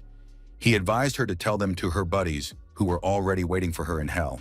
Only that phrase brought a smile to the vampire's face. She mouthed that even if he killed her now, it wouldn't change the fact that people would drive themselves to the grave. The creature began to ask Gunther to cut off all people's tongues so they would never open their filthy mouths again. Her words were turning into a real tantrum when In said she needed to stop all this chatter. Her gaze was so pitiful it resembled a human's as she mouthed that she had never been a witch. Evil tongues had slandered her. Except Gunther didn't care. He swung his strong fist and there was one less vampire on this earth. It was morning. The team was gradually coming to their senses after the incident. Someone informed them that they had only 5 kilometers to go. There were still doubts among the warriors about Gunther's loyalty. One of them told Audrey that now was the last chance to dismantle the Corpse Knight. Turning her head, the blonde was sharply reminded that neither she nor he had been able to give up Ian's illusions. And Gunther had been able to and had saved them all, despite the recent scandals. Audrey was sure that if they didn't trust him even now, it would be vivid proof of how hopeless people were. Now it finally dawned on the man that Renaer's daughter was right. He smiled, for he realized that their captain had raised a fine daughter. Meanwhile, the knight and Ariel were resting after all the events of the previous night. While the man was energized, they both fell asleep sitting in the wagon. This cute picture was noticed by Audrey and asked how they could attack him when he looked so peaceful. Grinning, her companion said he was even a little jealous of the man. After all, she and Ariel looked so calm and happy, it was impossible not to notice. They slept all day, and when dusk fell upon the land, they awoke only when the carriage stopped. Going outside, the girl decided to gather her hair in a ponytail. Gunther immediately noticed and asked why she did it. She explained that she used to always walk like that, but after the death of the doctor stopped. Now she was thinking about going back to that look. Finishing her hair, the brunette asked if it was pretty. Blushing, the knight mouthed that she looked quite nice. It seemed that his dead pale face had turned a little pink. The same blush appeared on the cheeks of the girl who hadn't heard compliments in so long. Noticing this sweet conversation, Audrey couldn't hold back a dreamy sigh. Gunther immediately became indignant and irritatedly asked if she was having trouble breathing. Getting serious, Audrey said she would like to hear the answer to a question she had asked before, but now she needed the man to be as honest as possible. This tone made the man a little tense, so he started going over in his head all the questions the curious Audrey had ever asked. He thought she was interested in the betrayal question, but there was no way he expected the blonde to ask if he liked Ariel. A blush colored his face so that it could not be overlooked. Lowering his eyes, our hero said he didn't know what he was feeling. A pleased Audrey picked up on the fact that he was no longer in denial like last time. Turning away, the knight asked him not to pester him with strange questions. Also, one couldn't help but notice that Ariel was blushing all red with embarrassment. The atmosphere around this couple was more than strange. Grinning, the man who was driving the wagon said that someone was having a pretty good time traveling. After these words, there was a violent explosion that happened right behind the carriage. Turning his head, the man realized that their troubles were not over. Unfortunately, they had just begun. They will again have to face the one for whom the main value was the human hands, and to fulfill the daily norm for their collection, the monster is ready to do anything. Now he was not going to let go so easily of his prey, which he had followed for several dozen kilometers. Terror gripped the warrior's body and he shouted loudly that Dennis had caught up with them, and after all, they had barely escaped him last time. Gunther immediately went into action. He quickly pushed the man away from where the first blow had come and thus saved his life. Looking at the fact that the warrior was still in a daze, the corpse knight ordered him to get into hiding as soon as possible. All the man could utter was a simple thank you, because he had not expected Gunther to stand up for him. Examining the knight, the monster asked if he hadn't blown up his wrist. Grinning, Dennis said it was only for the best, for now he would be able to take his new hands for himself. Clutching a small stone in his hand, the vampire said he would be very curious to see how his opponent would get away from him this time, for he now intends to make this patch of forest the burial place of the famous unkillable warrior. Ariel ran out of hiding to remind Gunther that his opponent was invulnerable, and therefore he should run away. He said no, for they could not abandon the black wagon. So this time the battle cannot be avoided. You will either have to defeat this monster or die. And since our hero was extremely stubborn, he chose to fight to the very end, no matter what it cost him. This persistence was very impressive to Dennis, who decided that this fight could be quite interesting. It was quite obvious to the knight that he was facing a strong enemy. He didn't even deny that he might lose, except that running away from the enemy was more risky. To handle Dennis, he realized he had to know absolutely every move he made. After all, by seeing where and how the blow is coming from, he will be able to reflect it and counterattack. And to do that, he'll have to face his death. Laughing, Dennis said that all those were just pretty words that would not help in any way with the task at hand. But that was not the case. Thanks to his observation and strategic thinking, Gunther managed to fend off several attacks that could have neutralized him. The angry vampire continued to attack, throwing stones at him one after another, but it was not difficult for our hero to repel each pebble. His maneuverability and speed helped him get close enough to Dennis that he could easily strike him. Except that at this distance, Gunther was also vulnerable, so he was subject to a hard hit that was impossible to avoid. But one shouldn't forget that the Corpse Knight was an unusual warrior, and it was extremely difficult to kill someone who was already dead. So it didn't take long for our hero to recover from the blow. Just a couple seconds later, he already made another attempt to kill Dennis. When Gunther's sword touched the vampire's skin, it rang loudly and split in half. The shocked man regretted being so careless, for it could have been foreseen that Dennis's skin would be too thick, making it almost impossible to do damage. Taking advantage of the knight's temporary confusion, the vampire attacked, grabbing his wrist hard. This action helped him get what he so desperately wanted, Gunther's right hand, without which it would be difficult for him to continue fighting. Except that the bloodsucker didn't know that it wasn't the first time our hero had had to lose limbs, so he learned to function without some of them. Losing part of his arm did not stop him or in any way prevent him from striking the next blow. But it all seemed too useless because Dennis easily reflected all the blows and did not allow him to do even the slightest damage. He said he was that inevitable death for Gunther that he didn't even realize was coming.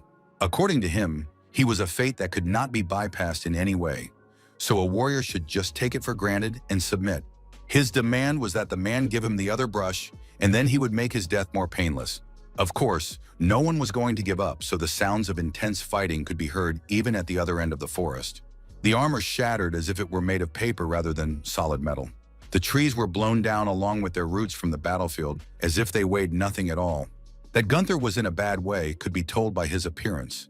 The right side of his torso was partially missing, his arm was completely torn out, and his legs were barely holding up his damaged body. He didn't understand where this bloodsucker got such power from within him, but he decided that he would fight to the very end. After all, he had a clear goal now, to keep those who believed in him safe, even if those people were few. He needed to find out where the bastard's weak spot was. The bloodsucker's skin was like stone. It couldn't be penetrated by anything, so he had to look for other options. Our hero took a closer look at his mouth and thought it looked more vulnerable than the rest of his body. Now it remained to figure out how to confuse the enemy and make him open his ugly mouth wide.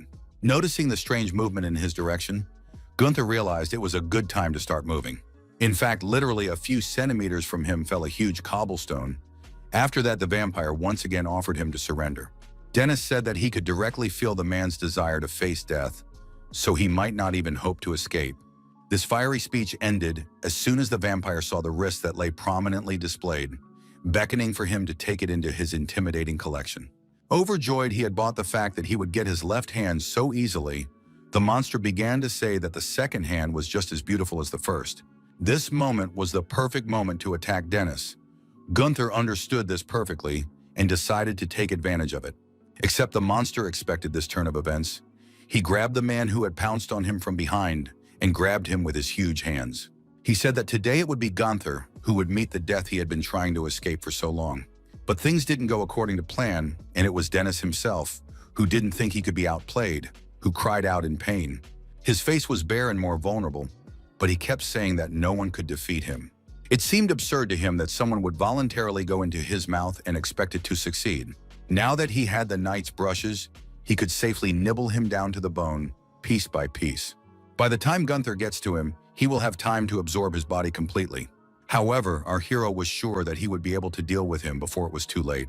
It was hard to tell how this battle would end, as Gunther's head was completely engulfed by Dennis's mouth. The monster's teeth were so sharp that they effortlessly bit half of the corpse knight's torso, the rest of it falling to the ground helplessly. All that remained of Gunther was his head, neck, and a small portion of his rib cage. However, despite his pitiful condition, he was still alive, and even dared to grin at his enemy. Such boldness was to Dennis's liking. He grinned and mouthed that he still hadn't met the norm, so it was no time to lose. The vampire himself was also badly hurt and didn't look the same anymore. However, he managed to grab his enemy with his foot and mouthed that he wasn't done dealing with him yet. As he got closer, Dennis noticed that Gunther had gotten much stronger. He assumed that could only mean one thing. The warrior had found something much more valuable than his own life. Noticing the corpse knight, Ariel immediately rushed over to him, her heart foreboding that something bad had happened to him. He was very pleased to realize that someone cared whether he lived or died. Noticing the strange smile on the man's face, the vampire said that one day he would inevitably experience the intense pain of losing someone he lived for. And then there will be the question of whether he can bear the weight of the pain that lies ahead. The monster knew what he was talking about, for when his child was in distress, he could not bear the mental anguish. With him was always a reminder of his failure to keep his child safe from a terrible fate that no one would wish on anyone. His voice was abruptly cut off, for all the damage Gunther had inflicted on him caused his body to begin to disintegrate and dissipate into space. Looking at what was left of the monster, everyone realized that he was indeed a difficult target. But despite all the difficulties, the warrior did well and survived. Closing his eyes, Gunther muttered that this time he wasn't fighting for survival at all. Frowning, Ariel clutched what was left of his body tighter and wondered what the man was fighting for then. The girl's touch was very nice and warm, so Corpse Knight was able to relax. He wanted to sit in that position for as long as possible. Ariel smiled and said she would be there for as long as it took. Everyone who witnessed this picture perfectly understood that between this couple there is some special relationship. After a while, Gunther's body was fully recovered, and he was now able to pull the wagon again. At last they arrived at their destination. Audrey had noticed that many things had happened on the way, and they had arrived later than expected. Now all they had to do was get over the hill, and they would finally get to where Julius lived. According to Belbrick, it was over that hill that Isabella Hound, the girl who showed mercy and was killed for it, was buried. Only our hero was interested not in a sob story, but in how many higher vampires were left, because there were only 8, and he had already finished off many of them. Audrey immediately remembered that Linnell was still alive. It was unlikely she had any strength left to fight. They had no more information on survivors. It was unknown how much provision the monsters had left in the form of blood marbles, but it was obvious that the supply shortage was a pressing problem. The girl also reminded him that Julius only had half a heart, which meant that Gunther would be able to overpower him. Looking at the hill, Corpse Knight said that when they crossed it, the battle with the vampires would end with humanity's victory. Except that Renaer's daughter wanted to know what would happen next when the enemies were done with. Instead of answering, the warrior asked her to stop immediately, for he sensed something coming. Also, this was far from a single creature. There were about 100 of them, if not more. The girls became alarmed. They thought it was simply impossible. After all, it was still a long way to sunset. Perhaps they were inferior vampires. That's just where they came from in such numbers. But the knight said that those steps did not belong to vampires at all, for those had much heavier and more chaotic steps.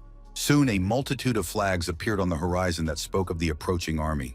A human army. This realization scared Gunther more than the appearance of a new monster or meeting Julius. At the head of the procession rode future Queen Olivia Hound, who waved her hand in greeting and said she was glad to see the hero of humanity, a dead knight in her own right. Our hero was, to put it mildly, not thrilled to see this crazy woman again, who was only interested in her own reputation. Looking at the man's displeased face, the queen said she would forgive him for such insolence. Her henchman began to say, Olivia's generosity would be an example for generations to come. Nodding her head, the woman said that she tried very hard not to be late, because it was not easy to gather troops, organize supplies, and prepare for the march. Hearing those words, everyone understood what she was getting at. She wanted to appropriate all of their accomplishments to show the people her power. She confirmed these speculations when she said that from this second on, they should retreat and let her army finish what they started. But no one was willing to let her skip ahead and let her take the fruits of their labor. Audrey asked indignantly if Olivia knew what it had cost them to get here. The royal servant shouted at the girl and ordered her to watch her tongue better. When everyone was silent, the heir to the throne promised to reward them handsomely on behalf of the ruling family, for she was well aware of all the difficulties they had encountered. The woman was suggesting that they leave the battlefield and no longer watch their friends shed blood in unequal combat. All the warriors who were with Gunther thought it was outrageous and unfair. Renaer's daughter demanded that the corpse knight speak up, but he only smiled enigmatically, his smile looking slightly insane. Frowning, the future queen wondered if any ordinary warrior would dare to laugh at her. She wanted to wipe that smirk off his face. Running a hand over his face tiredly, Gunther said that whoever she killed and whatever she did on their backs was none of his business. He didn't care at all. The only thing he was interested in was his own life. He was still interested in Ariel. Only for her and for himself he was ready to engage in mortal combat. The queen listened to this with a haughty expression on her face. It was noticeable that she was thinking that the lives of everyone in this clearing belonged to her alone. Gunther's words made Ariel blush. Firstly, she was embarrassed that he was admitting his warm attitude towards her. Secondly, she felt sorry that the man was only willing to save her alone. An exasperated Audrey asked what about them. Then Corpse Knight rolled his eyes and muttered that he might want to see a few more personalities alive. Raising her hand up, the queen said that she would never dare to harm the glorious heroes of mankind. Moreover, she guaranteed that she would provide them a trouble-free life. After the promises made, she asked if Gunther's team would mind if it was her army that ended Julius. Shrugging, the knight said that it was entirely her business, except he wanted to ask her one question. Our hero asked if Olivia Hound was sure his help wouldn't be needed. Laughing nervously, the woman said that of course they could manage on their own. In that case, Gunther said he would not prevent the queen from doing as she wished, except that now he would only help her when she begged for it on her knees. Proudly raising her head, Olivia declared that members of the royal family never take back their words. Moreover, they don't kneel in front of anyone, so the audience can get comfortable and watch her triumph. Sitting by the fire, Ariel asked the knight if he would let Olivia get away with all the things she had done and said. Closing his eyes, Gunther said that was exactly what he would do, since the war was about to end anyway. Dennis's words about whether he could bear the pain he would feel after losing his loved ones were still swirling around in his head. So, as strange as it may sound, he was in agreement with Olivia that they didn't need to shed any more blood. He didn't want to lose anyone from his team. One of the warriors sadly commented that if they let this happen, it would be Queen Olivia who would go down in history, not the corpse knight who did all the major work. Laughing, Gunther asked if the man thought he had gotten this far just to make history. He reminded her that he didn't care whose name was in the history book. Only his life and Ariel's well-being mattered to him. The guys realized that on the one hand it was very nice, but on the other hand, it sounded extremely selfish, because future generations will not know the truth. Suddenly, Leonard Welf, who must have come with the queen, approached them. He demanded of the corpse knight to immediately remove his filthy hands from the girl. Frowning, our hero realized that this man with the strange chin had also survived and would be pestering him for some time to come. Ariel, on the other hand, was glad to see Captain Welf, for he reminded her of Valhalla, the place where they would return to live a peaceful life. Bowing to the girl, the captain said he only survived because of her prayers. Looking around, he asked where everyone else was. Lowering her eyes, Ariel said that only they survived. Everyone else met their end on the way here. Now Welf realized that their journey had been more severe than he had anticipated, so that everyone was amazed at their valiant feat. The man became more and more convinced every day that his sacrifice had not been in vain. Gunther confirmed this, except that, according to him, Welf's hand stank worse than everyone else's. Ignoring these words, the captain asked the boys not to be saddened by Her Majesty's words, because regardless of exactly how the war ends, the fact that they fought desperately for humanity will live on forever in those who know them. Rolling his eyes, Gunther repeated for the umpteenth time that he didn't care about all this sentimental nonsense. Opening a fruit that lay nearby, the knight held it out to Ariel, saying that she would have fiddled with it for ages. The girl thanked and began to chew the juicy fruit, which was very tasty. Watching her eat, Gunther noticed that the brunette was chewing very nicely. These words really pissed off Welf, who didn't like the fact that the knight was being too nice to someone he wasn't even close to. The captain decided to ask Audrey what was going on between the couple, because something had clearly changed between them. When Renaer's daughter told him about all the changes in Gunther and Ariel's relationship during this time, Welf was simply amazed. No, he was even shocked, because in no way expected that the knight would show care and tenderness towards the girl, or would not only accept them, but also reciprocate. The man said it couldn't be true. He just couldn't let it happen. And though Gunther was invincible, something had to be thought of. After all, in his opinion, Corpse Knight was a true scum who was worse than any resident of the back alley. It seemed unacceptable to him that a noble girl like Ariel was around such an unworthy man. Audrey very much disliked the captain's intentions, however. Until he did something, she could not suspect him of anything. Meanwhile, a very entertaining dialogue was going on in the queen's tent. The attendant reported that a few nobles had been delayed and they were slightly off schedule, but he promised to see to it that they would be ready to perform tomorrow. Smiling, Olivia said that she should be remembered as a kind and selfless ruler who eradicated all evil that threatened people. Her name will be remembered by future generations. Bowing, the servant Patrick mouthed that it would be so. He told her that he had invited the best artists in the country to capture her triumphant moment. This news pleased the vain woman, who was only interested in her own power and not in caring for her subjects. No one in the camp could even think of the fact that the enemy could be much closer than they all thought. Julius looked carefully at the enemy camp and thought about what he should do to avoid losing. Linnell was standing nearby, helping to keep another vampire on his feet. She said that Rack's psyche was very unstable, so if he got into a fight, he wouldn't be able to stop on his own. According to her, he will fight until the rising sun turns him to ashes. When she asked Julius if he was sure he wanted to use him in this battle, he replied that the last army of humanity was in front of them. Its destruction would guarantee that humans would no longer be able to engage in large-scale battles, which was exactly what Rack had promised him. So yes, he was sure of what he intended to do next. Linnell was sad, but she nodded affirmatively, which meant that she would help with anything the pureblood vampire came up with.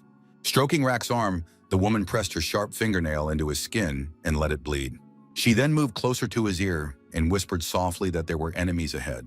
Those words woke the vampire and made him scream in panic.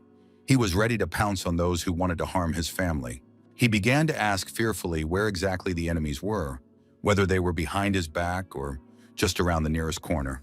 His power became more and more exuberant as he began to lament that people had once again come to kill him or his friends. From his blood, soldiers began to appear, who lined up in rows and were ready to follow all of their master's orders. Rack shouted loudly and gave the order to defeat all humans, once and for all, so that they could not rise from the ashes that would be left behind. The guards who were on night duty were quietly conversing about whether the war was really coming to an end. Some were sure that soon they would return to a peaceful life, that the dark times were over, and soon the long-awaited dawn would come. Some felt that it was too early to relax, as the real battle would only begin now. And whoever raises the victory flag has changed their life for the better and will rise from the muck in no time. So according to one of the soldiers, they should fight in the front line so that the queen would notice their bravery. When one of them said it sounded extremely risky, the others laughed and called the man a cowardly loser.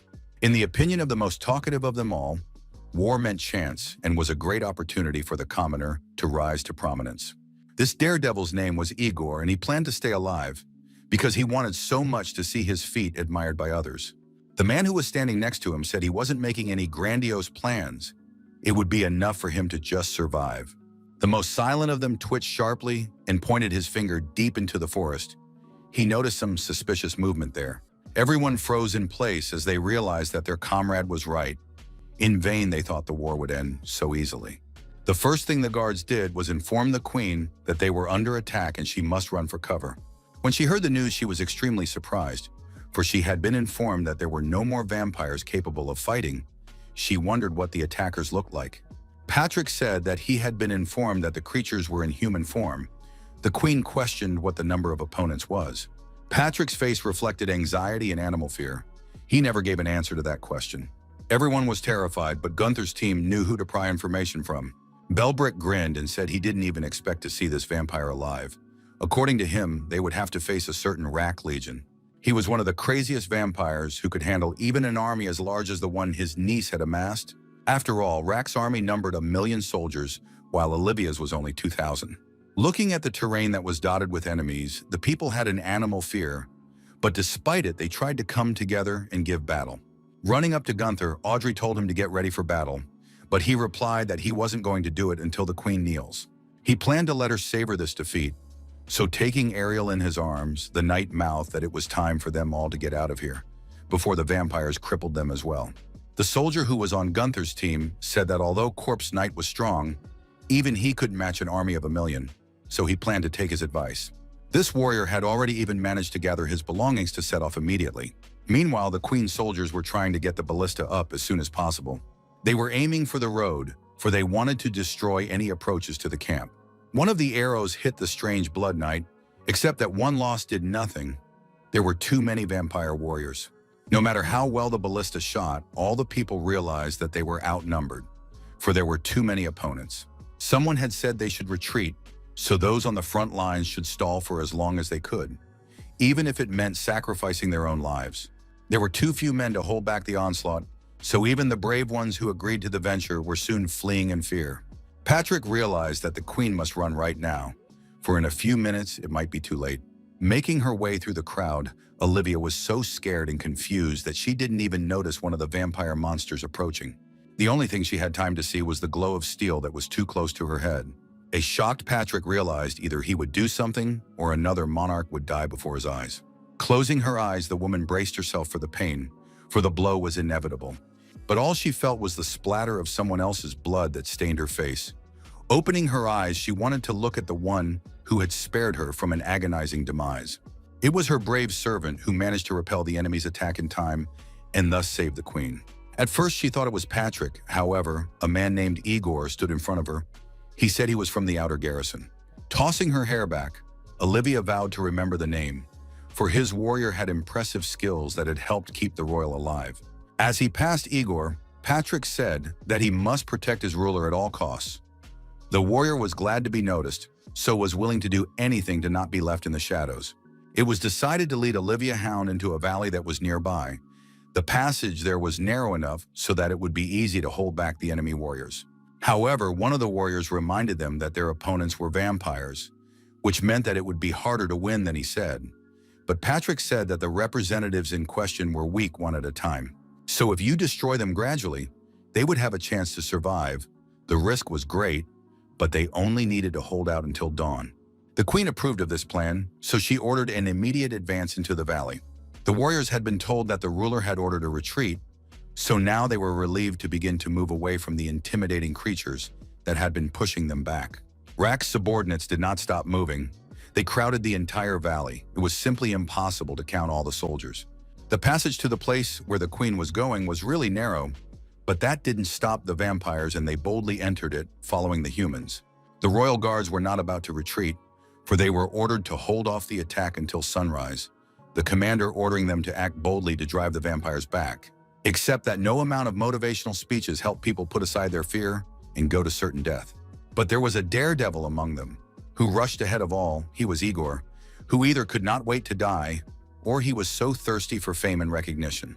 He was so desperate to make history and become a hero of this war that he completely forgot about fear and sense of self-preservation. Looking at him, the elderly commander told his charges that in war one must always remember the hammer and anvil principle. According to him, first choosing which anvil to crush the enemy with and which hammer to crumble his bones into dust was the simplest yet effective practice. Looking at the number of enemies, the man realized that if they were only defensive, they would quickly be ambushed. So, to turn the battle in their favor, you need a powerful hammer to help smash the vile vampires right on the anvil. His gaze stopped on Gunther, who fit the description of a hammer perfectly, except that the corpse knight had no intention of becoming one. So he had to use ordinary soldiers. Sending them into battle, the commander ordered them to fight and make sure that the enemies could not overwhelm them with their numbers. However, they severely underestimated their opponents. Deciding that they were weak when fighting alone, their mistake the warriors realized after one of the vampires easily cut down their comrade. Then they were truly frightened and realized the hopelessness of their situation. In place of those bloodsuckers that had been destroyed, new, more ferocious ones immediately appeared. So it seemed that all their attempts to escape were futile. But the thirst for survival helped the human soldiers. Being on the very edge, they continued to fight, because they knew that as soon as they put down their swords, they would face an agonizing death. They saw how hard it was for those unlucky enough to be wounded and unable to defend their lives.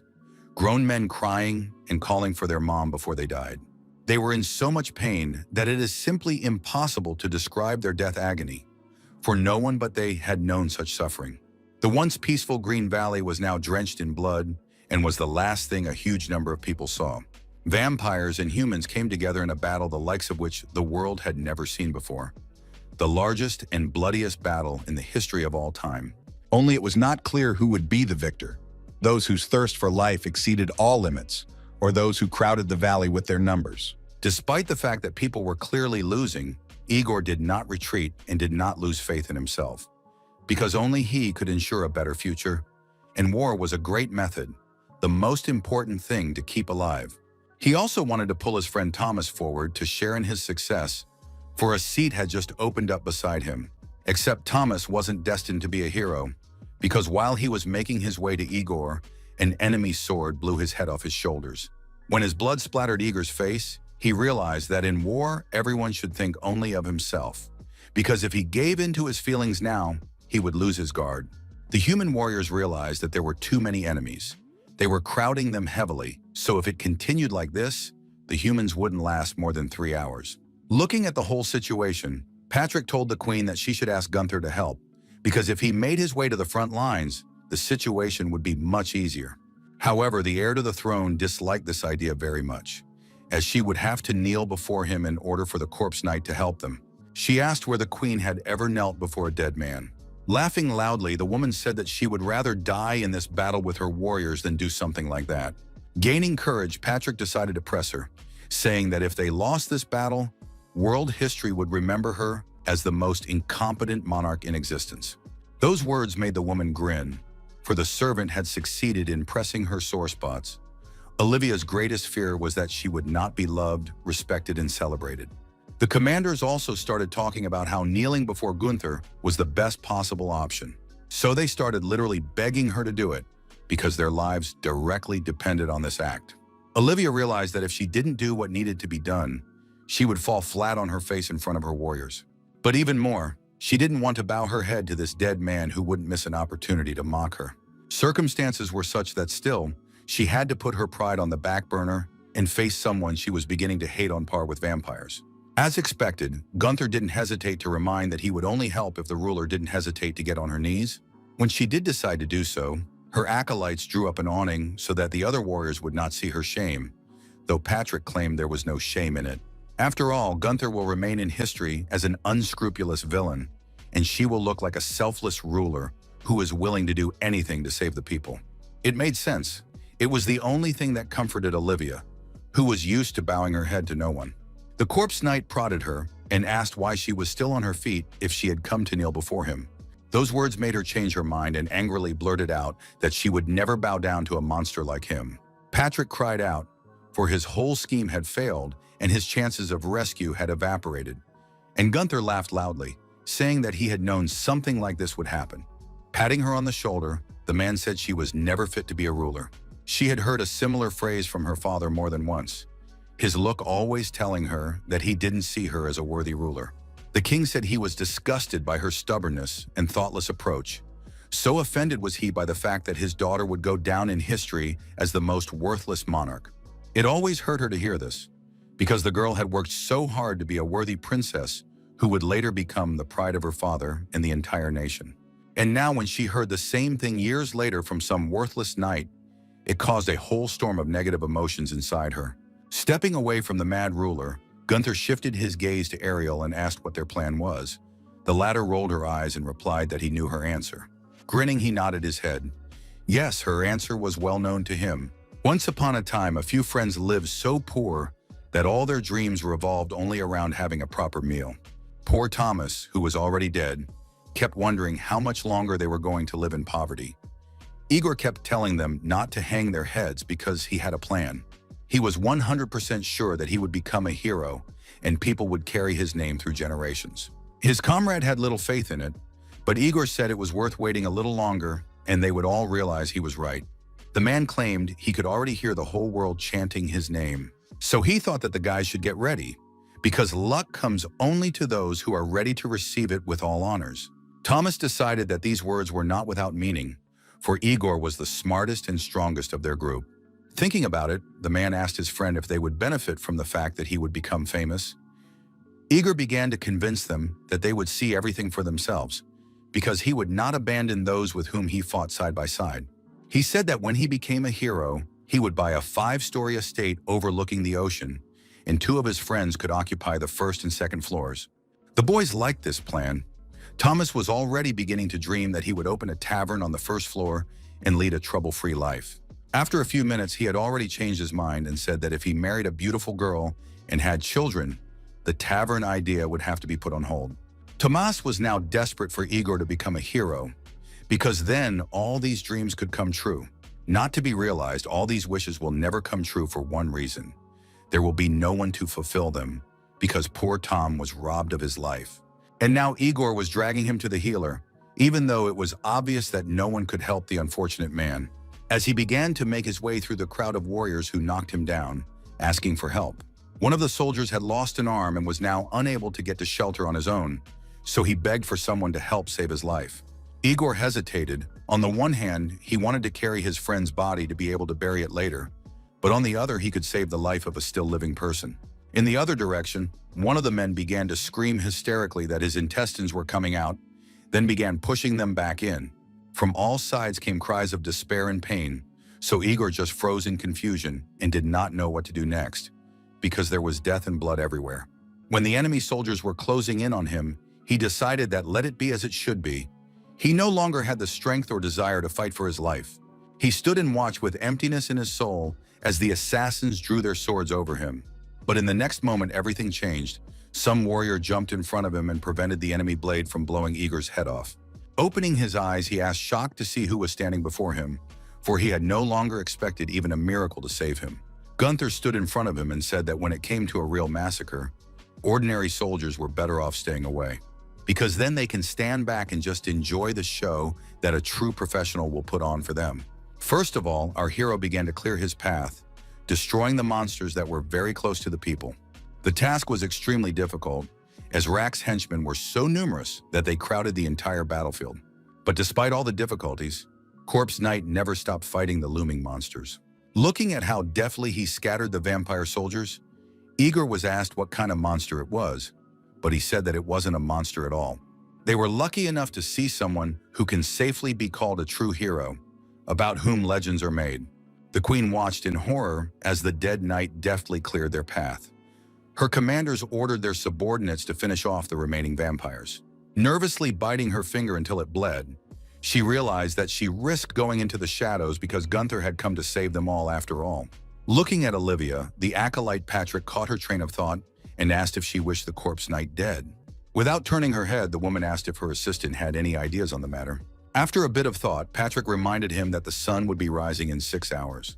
It was known that a dead knight could act without recharging for only 2 hours. Then it would need a respite of 20 minutes to replenish its energy charge. It came out that he could take the fight 3 times in 6 hours. With a sly grin, the man said they could try to prevent him from returning from the battlefield. In the end, they only needed one hero, or rather heroine. And it should have been the queen, not her arrogant subject who thought he could make the monarch kneel. One of the soldiers reported that the 2 hours were almost up, which meant we had to move to decisive action. Gunther needed to recharge immediately. In the meantime, the humans had to take the fight and contain the vampires. The defense was led by Igor, who ordered everyone to immediately prepare for battle. Looking at the night, they realized that to last even 20 minutes was a very long time. Gunther was badly hurt, had lost an arm, and was extremely exhausted. Without a word, he headed towards the camp where he was to find Ariel and recharge. Finding Audrey, he asked if they had a spare left arm. The latter replied that they had the last one left. The rebuff that the corpse knight gave to the vampires motivated the soldiers. Now they were eager to fight and wanted to fight on a level with the hero. Igor was approached by another friend of his named Philia. The man was very happy to see the one with whom they had recently sat and dreamed of the future. The first thing he asked was if he had seen Thomas, who had only a short time ago been glimpsed between the other warriors, but now was nowhere to be seen. Looking at the way Igor lowered his eyes and tried his best to keep his face from crying, his friend understood everything. Sighing heavily, Phil said that there was nothing they could do about it now, so they should concentrate on getting out of here alive. As soon as Gunther stepped back to recharge, the vampire army began to crowd the humans, the ones that were having a hard time holding on. But everyone realized that they had to fight, because victory would not be given to them for nothing. Despite the fact that the number of enemies did not seem to be decreasing at all, Igor did not lose hope and continued to fiercely fight back. While he was fighting one vampire spawn, he didn't notice that a second one was already coming at him from the other side, pointing his blade at him. But the man was once again lucky, for Gunther came back and repelled this attack, and thus saved his life for the second time. The human warriors cheered when they saw that the corpse knight had finally returned, At that moment, they believed that they had a chance to return home alive. Gunther immediately began to destroy the enemy soldiers who had managed to get much closer to the camp. So now he had to make a double effort and do everything to prevent the vampires from advancing so vigorously. Looking at the knight's combat skills, everyone only talked about how incredible they were. Another 2 hours passed and Gunther had to leave to recharge. The warriors were forced to take up the defense again and hold out for 20 minutes. This time the corpse knight looked even worse than the last time. His arm was lost again, and the rest of his body was badly damaged. Ariel reported in a panic that his arms were gone, and he couldn't put up a fight with his body like that. But the man resisted and began to claim he was fine. Realizing that it was time for 20 minutes, Igor took control of the defense again and ordered the soldiers to return to their positions. They did so without question, for they now believed they could get the job done. As they fought, the people watched carefully to see how much time passed, for they wanted to know how long the agony would last. After the time it took to recharge, Igor felt as if he had single-handedly dealt with half of the enemy army. But of course, that wasn't the case. The enemies only seemed to be getting bigger, so the man gladly gave way to the dead knight. Gunther walked fearlessly towards his opponents. Even though his arm was missing, it didn't seem to embarrass him at all. He had several swords behind his back, so that if he lost one, he would be in formation. With only an hour and a half until dawn, the commander said that the warriors should provide the corpse knight with the remaining enemies and begin the process of retreat. Hearing this, Igor was indignant. He thought that no matter how strong the dead knight was, even he couldn't make it to dawn with such a damaged body. He wanted to help the man who had saved his life several times, but the captain forbade him to do so, saying it was an order from above. These words greatly angered the warrior, but the elder interrupted his speech and mouthed that they had already lost too many men in this battle, so further losses were unnecessary. So unless Igor was planning on dying instead of this monster, he should have followed the queen's orders and just watched from the sidelines for the end of the story. The man knew it was all wrong, but he didn't know if he should go against the queen's orders because she could kill him too. Meanwhile, for Gunther, this beating went on. There were still plenty of vampires, but they didn't have much time. Unfortunately, these things were very agile, so they had no trouble striking at their most vulnerable spots. Each swing of the enemy's sword made the warriors who were watching the battle freeze in anticipation of something terrible.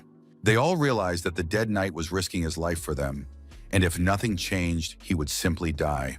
However, the commanders forbade the soldiers to move even a millimeter. They ordered them to hold formation and do what the queen said.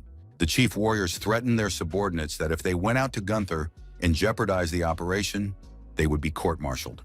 It was very difficult for Igor to stand still and do nothing. He realized that the world would not chant his name if he continued to cowardly sit on the sidelines. So he disobeyed orders, stepped out of line, and declared that he couldn't just stand by and watch Gunther single-handedly risk his life for their well-being. The commanders wanted to rush after him, but they couldn't move either unless they wanted to disobey orders. After a couple of minutes, the rest of the warriors joined Igor because they realized that they also wanted to protect Gunther. On the battlefield was hot. Our hero with every minute was more and more difficult to repel enemy attacks. He was tired, but his enemies did not know such weakness. Soon the vampire henchmen managed to knock him down and cause a lot of pain with their crisp blows. His body was already literally crumbling from the amount of wounds he had suffered. New enemies piled on him, so that now even just to stand on his feet, it seemed to Gunther something impossible. At some point, the woman who raised him appeared before his eyes, but she was never his mother. Her only ambition was to raise the perfect warrior. The woman looked at him sternly and asked what he was doing. Grinning, the man said he was just in the middle of the beating, just like she wanted. The expression on Mistress' face grew even harsher when she asked what had become of his thirst for revenge against his parents and the world that had rejected him. She didn't even hide the fact that she despised his pathetic attempts to fight for life, because in her opinion, he had taken and blown off all the previous years of struggle. Mistress wondered if it was all done for that silly dark-haired girl or for those couple of people he calls his friends. Wrapping her arms around his head, the woman whispered that her sweet Gunther had been cheated. All his comrades had used him, just as she had. Our hero once again felt like a vulnerable guy being molded into an arena killing machine. However, this time he didn't give in and told the woman to get out of his head.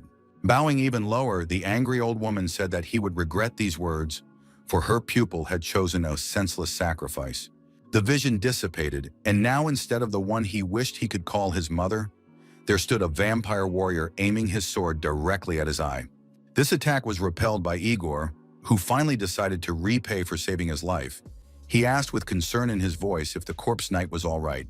Looking at the fact that the man was in poor condition and didn't even see fit to answer his question, Igor ordered the soldiers to protect him. Frowning, Gunther asked what was even going on and why they were even standing up for him.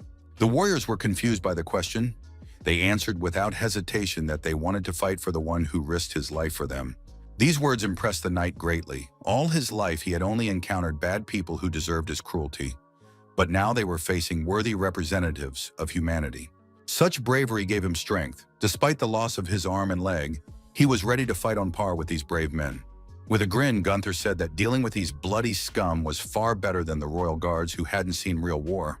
Such a phrase only whetted the warriors, who decided that they would show all their skills.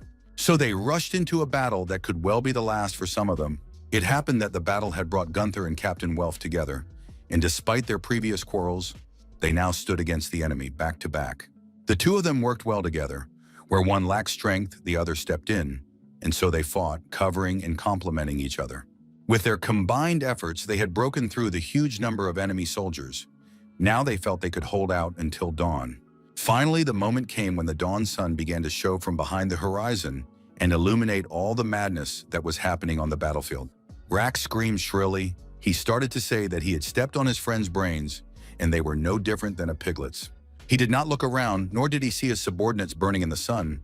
The vampire was immersed in his memories and was not in this reality when he said he had killed a man yesterday. Closing his eyes with his hands, the vampire screamed that he had to kill all of their enemies, because if he didn't, they would kill him. While shouting these strange phrases, Rack didn't even think about finding shelter, so his gray skin began to burn under the scorching rays of the sun. Screaming in pain, he asked the void into which his gaze was directed where all those who wanted to harm him were hiding. But he never got an answer, for the fire had completely consumed his flesh, leaving only ashes. The joyous shouts of the men filled the frightening silence, the warriors rejoicing that they had finally met the dawn that marked their victory. Looking at the bloody ground and the enemy afterburners, Igor suddenly realized that they had won. They had really handled such a huge enemy army. Except there was too high a price to pay. First, the vampires took the life of Dreamy Thomas, and now they have killed Phil. After examining his friend's body, Igor could only squeeze out a question about how he had died. The man standing nearby said that he had been hit directly in the heart and dropped dead in the last minutes of the battle. He asked if Philia was in pain in his last moments of life. The elderly commander said that the sword went straight through the heart, so it was unlikely that he felt pain. After examining Igor, the man realized that he was the first to dare to go to Gunther's defense. He immediately wanted to get to know the soldier better, for the commander was sure that such men should become famous. Turning away from the man, Igor said sadly that after all these losses, he did not consider recognition and fame to be important at all. Looking at all those bodies, blood, and the horrors of war, the guy realized that more than anything, he wanted to forget about it and find peace. The dark, neglected house was even gloomier than usual today, for its inhabitants had learned of Rack's loss. Linnell said in a trembling voice that it meant only one thing. Nodding her head, Julius confirmed her guess. He had clearly spelled out that the war would end in a human victory, which meant they would not fulfill their vampire promise. Joyful people shouted that humanity had finally won and gotten out from under the vampire oppression. Everyone was talking about how the Dead Knight fought, because he really was just incredible. The heir to the throne wanted to cover her ears so she wouldn't hear the words that the victory was his due. All these speeches made Olivia wonder why it was so, why all the fame went to Gunther and not to her. But what interested her most was why the corpse knight was still alive and walking this earth. Sighing, Patrick advised the queen to tone down her anger. Also, it would be nice if she thanked Gunther for his contribution. Grinning, the woman reminded him that there should only be one hero in a story, and at the moment, all the laurels went to the dead knight. She asked threateningly, wondering if the servant was bullying her in the same way as her father. It seemed to her that people like the counselor, or her father, considered her a pathetic semblance of real monarchs. When her hands began to squeeze Patrick's face hard, he couldn't stand it and reminded her that they weren't alone, and there were people watching. The woman sharply let him go, as if remembering that they were in front of everyone. Then the counselor said that he had always thought that only she could lead the people. Moreover, he convinced her that she didn't have to worry about what Olivia would remain in history because she would be written by future generations. And he, in turn, will do his best to show future generations what a wise ruler Olivia Hound was. It was noticeable that the heir to the throne was not very convinced by these words. However, her active aggression had calmed down, which was already progress. Turning her back to Patrick, she told him that from now on he was to be by his side at all times, and not to move away, no matter what happened. Not to say that this news pleased the man much, but he bowed humbly and said he would gladly do his duty. Afterward, he gave a strange look to those who were helping him fulfill this very duty. When everyone had recovered a bit from the night's battle, Gunther, Audrey, and Ariel decided to cross the hill. For a moment they froze. The blonde whispered that they had reached the very place they had been striving to get to for so long. Their gazes were fixed on a small dilapidated house, if Julius was to be believed, where Isabella Hound was buried. The house looked very dilapidated, especially considering it was the reason why vampires were trying to destroy humanity. Gunther informed them that Julius was already waiting for them there. From the carriage came the voice of Belbrick, who said that their journey had come to an end. He did not know what the ending of this story would be, but praised the men for a job well done. Audrey realized that it was their turn to do their part to end the war. As with a body like that, Gunther could not fight any further battles. Corpse Knight didn't mind standing there and waiting for the finale. Meanwhile, a festive dinner was being held in the Queen's tent, where the nobles had gathered to discuss pressing problems. One of them was not easy, but now that they had gotten this far, they needed to settle the matter once and for all. The nobles had to decide in what order they would march beside the Queen in the final march. The elderly man declared to Count Lancelot that he should go first on the right, for it was his troops who had the most left. He was aggressively answered that this only happened because his soldiers cowardly hid while others gave their lives. The dark-haired gentleman declared that he had made the most impressive contribution to the war, for it was from his dominions that the largest dues to the royal treasury came. Accusations immediately flew at him for daring to touch on money matters, even on the threshold of such a momentous occasion. Soon the tent became so hot with all the arguments and scandals that a proposal was made to have a duel to end the strife. The accusation immediately flew at the knight who suggested this, that he was a brainless warrior who only thought of bloodshed. The assembly of respectable people had turned into a buffoonery that could only be compared to a child's quarrel. The shouting only subsided when a smiling queen entered the tent. She mouthed that she greatly appreciated her subjects' willingness to help her in the final battle. They had taken a winning position, she said, so now they had plenty of time to resolve things calmly, without fighting or yelling. Meanwhile, at the lodges to a nearby hill, a sadder conversation was taking place. Linnell asked her master if they really had no other choice. The one sadly replied that he only had half a heart, so he couldn't control the blood, and without this power, it would be impossible to defeat the human army. After a bit of thought, the woman suggested backing off and coming up with some other plan. For example, we could create more higher vampires. Shaking his head, Julius said that a pure-blood vampire could only create 8 supreme bloodsuckers in its lifetime, so running away was pointless. So he decided to stay here and spend his last moments by the side of his beloved Isabella. Lowering her head, Linnell said that since that was the case, she would give birth to the blood he would control, even with half a heart. She was ready to transform his own blood into something else.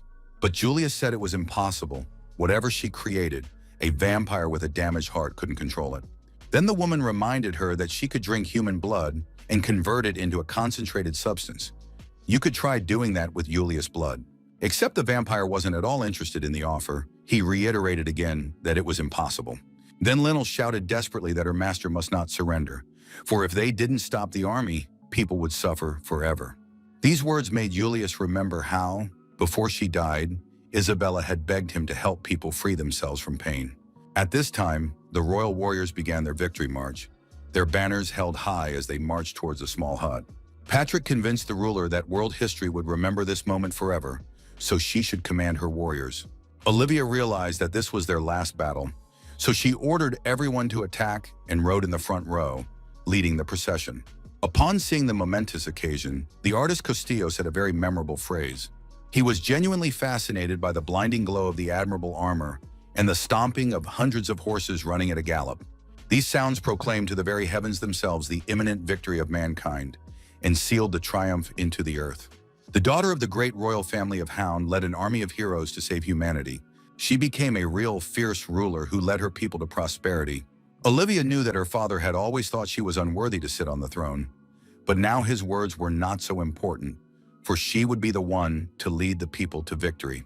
The woman was now 100% certain of what was the true ruler, born for this very role. While her father was defeated, she will go down in history as a victor and a true queen. She proved the old king wrong about her. Meanwhile, Julius decided to do as Linnell suggested. She began to absorb his blood to develop matter that the vampire could control. Finally, the vampiress was able to produce something created from the concentrated blood of a higher being. After picking it up, the first thing Julius did was to try to apply magic control. But after a while, it became clear that it wouldn't work, so he ordered it to stop. However, Linnell stubbornly said she would try again because their future depended on it. Meanwhile, the royal warriors had already prepared to attack. They were already very close to the dilapidated cottage they planned to raze to the ground. Meanwhile, Linnell continued to make attempts to create something that would help them win. But it was all in vain. Julius' power couldn't even control his own blood. The first knights had already entered the grounds of the house. They were anticipating the imminent slaying of the last vampires. Linnell didn't give up trying to produce something useful. She used all her strength. The wooden doors rattled out of their hinges. Nothing could hold people back now. Julius realized that it wouldn't be long before the enemies would tear out the last doors and try to kill him and Linnell.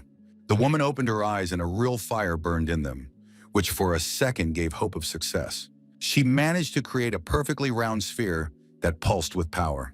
She grabbed the orb reverently and held it out to her master, who looked at it expectantly. Inside Julius, for the first time in a long time, a hope was kindled that could save them all and put people out of their misery.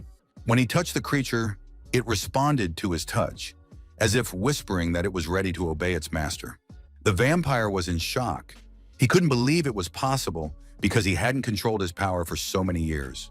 It was at that moment that the humans had broken through the last door, and now nothing separated them from their main goal, who stood motionless right in front of them, as if beckoning to be taken away as soon as possible.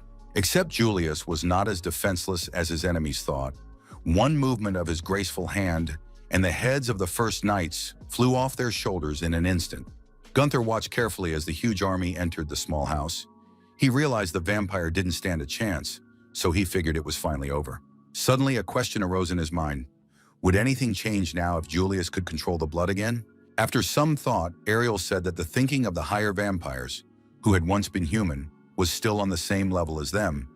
They could change the shape of their blood at will. Pure blood vampires, on the other hand, could change the shape of their bodies and become anything. So assuming Julius could control blood, then they would already know. As if sensing something wrong, Gunther stared directly at the vampire's hideout. It exploded with the screams of injured soldiers being swallowed up by some unknown force. They ran outside in a panic, eager to get into the light that was devastating to a pureblood vampire. However, the power of this monster was so powerful that it transcended the darkness and could reach even those who stood directly in the sunlight. Feeling this power, Belbrick immediately realized that Linnell had spawned something that this world had never seen before. There was a glimmer of hope in his eyes. Perhaps the vampire's story wasn't over yet, and each of them might have gotten their chance at salvation. He especially loved hearing that human cry that said so much about all those vile monarchs and their nobles getting what they deserved. The worried queen couldn't understand why this power didn't burn in the sun. It belonged to the vampire bloodline after all. Loud laughter could be heard above the house, making her blood run cold.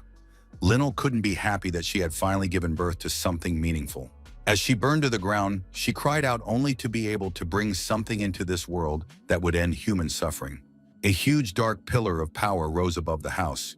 It was so tall it was lost far into the sky. It was difficult to describe it. It resembled a shadow, but at the same time it was very material and emitted an impressive power. People were mesmerized by this phenomenon and could not even move from their seats. They were scared, but they had no idea what was in front of them. It was written in an ancient book that pureblood vampires could become anything and create anything they wished due to the properties of their blood. It was with these words that the King of Kings began the last chapter of this story. He didn't want people to know what mercy was because martyrs were always loved more. Gunther and his team were dumbfounded when they saw this frightening apparition. They had no idea what was in front of them. Whatever it was, Corpse Knight knew he had to make it disappear before it was too late. Arrows flew into the dark pillar, so many of them that it was impossible to count. Except that there was no way to harm this phenomenon. The queen started screaming that her subjects just weren't trying hard enough. She reminded them that they hadn't come this far to give up, so they should figure out a way out immediately. However, instead of proper humility and obedience, the queen received another piece of unpleasant news that the creature had begun to change its form. Seconds later, those warriors died right in front of Olivia, who didn't even know the names of those who gave their lives for her. As other people's blood splattered her face, she thought only of keeping her own life. Some warriors were already so desperate that they were laughing hysterically in the face of death because they realized that there was no point in this fight. One such man stood at the very epicenter of the black vortex. He knew full well that he didn't stand a chance, which made his story even more tragic. He felt sorry that people had shed so much blood, put in so much effort, and despite it all, ended up here, crushed by this enormous thing. It was all pointless to the point of absurdity, so there was no longer any need for escape. Soon there was nothing left of this warrior, not even ashes to scatter in memory of the glorious man. His comrades did not share his views, so they continued to run away in panic, believing they could find salvation. Noticing them fleeing, the queen ordered them to stop disgracing her army, for true heroes would not dare leave the battlefield screaming. After saying this, she noticed Patrick, who wanted to run away with the others. She said he couldn't do that, as he had to stay with her. But the man did something that Olivia certainly didn't expect. Pulling her hand away, he told her to command someone else, because her orders were nothing compared to his life. He screamed, saying they were all going to die now, and the stupid girl kept playing queen. The counselor muttered that no one in this world would risk their lives for her. These words so shocked the heir to the throne that she couldn't even find words to describe her feelings. So all she could do was just stand there and watch her last subjects scatter. That's how she was left alone. There was no one to rely on because the battle site was completely deserted. Olivia Hound felt a desolation that she had never felt before. She now realized that no one would support her. Her father's words echoed in her mind, reminding her again and again that she would not be the monarch the people would follow. And so it was. Soon the black pillar came too close to her, after which there was a collapse, and the queen, who never took her place on the throne, was killed by a huge cobblestone. When Belbrick heard about it, he laughed out loud, because at last it was all over and the vile girl, unworthy to be called a ruler, was dead. Climbing out of his wooden wagon, the vampire shouted that Olivia had provided a terrific finale, as a better demise for the royal bloodline was hard to imagine. Noticing that Belbrick was able to free himself with his power, Audrey realized that he had been able to control the blood all along. Burning in the sun, the man wondered if he had managed to surprise them, for in truth he had thought it would take something much more than that to lure his dear niece out of Valhalla.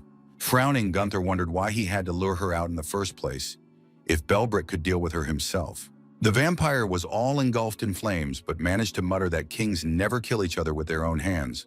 Rolling his eyes, the corpse knight took stock of the fact that they were surrounded by royalty alone, who had gone insane in the face of their power. Smiling broadly, Belbrick told him that Julius had promised him to put an end to the cursed Hound family. In return, he killed as many humans as he could, as all conditions were met. That was the end of his role, so the vampire closed his eyes and gave thanks for the journey. Lastly, the royal family member added that he would look forward to seeing the boys in the underworld. Such an invitation was not what Gunther wanted to hear, so he did not say that he would definitely join the lad. One of the warriors who had missed the birth of Linnell's new creation stopped in the middle of the field in a panic. He had no idea what kind of creature was in front of him, but he realized that coming here was an extremely bad idea. After all, it was likely that this thing was intent on exterminating every living thing that was still on this planet. As a matter of fact, that was the last thing the man saw, for in a second the monster that was born swallowed him up. Everyone who saw this creature knew deep down that this world had come to an end. The consciousness that was inside the monster clearly knew that no one would mourn for pathetic creatures like humans. No one will suffer for their loss.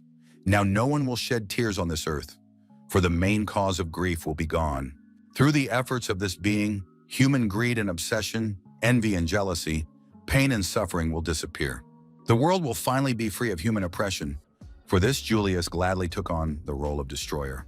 He created a space where it was just him and Isabella's burial place, and from there he controlled the monster, because now he knew his promise would be fulfilled. Looking at the creature, Captain Welf asked how big it was.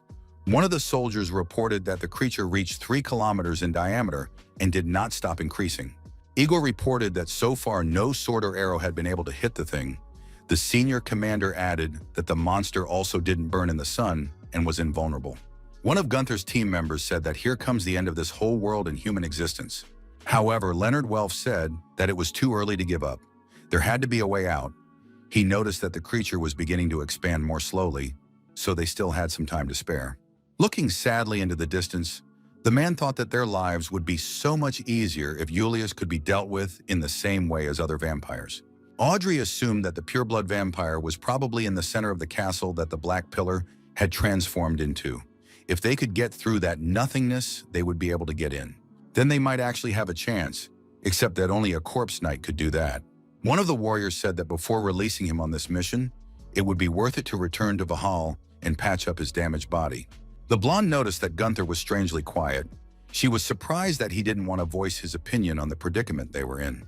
The man said he was just observing the enemy, for it had the ability to multiply, so another smaller monster would emerge from the bigger monster. It reminded him of the roots of a tree. The one that appeared last looked just like a child. Gunther thought of an interesting analogy. After all, Julius had wanted to grow old and die after he had children. It seemed that now he was just making up for lost time. Such observation greatly surprised his companions, who evidently had not noticed such details until he spoke of them. Hearing this, Ariel laughed, for she thought that was not the case at all, and his speculation was only a theory. Her laughter was shared by Welf, who said he recognized good old Gunther, who was always coming up with crazy theories.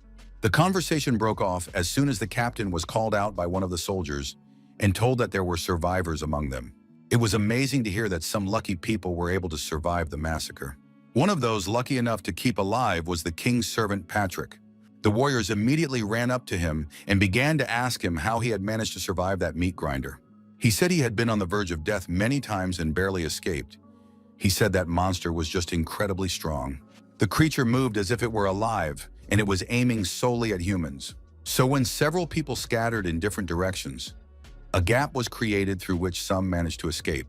However, out of 200 people, only 2 managed to save their lives. Everyone realized it meant only one thing. The others had sacrificed their lives, STB bait. But thanks to their act, Welf realized that if they switched the monster's attention to different targets, they could control its movement. Audrey realized that maybe they could create some sort of plan of action after all. Afterward, Gunther and his team traveled to Valhalla to patch up his mangled body. The masked men reported that they had collected all the materials that could be used. Captain Welf stated that they needed the most powerful parts to improve Gunther's body. After giving his orders, the man said he was going into town to gather volunteers. Soon all the residents were gathered in the town square to make an urgent announcement. Leonard stated that they are now doing battle with humanity's latest enemy, who has yet to find a weak spot. To win this battle, you needed the support of the residents, so the captain handed them pamphlets and asked them to read them carefully. He also asked that people gather in this square in exactly 10 days, but until then distribute pamphlets. As they read these leaflets, the residents began to talk about the mysterious corpse knight. As reported in the brochure, he's been fighting vampires all this time, and the townspeople have also learned that he needs an energy storage device.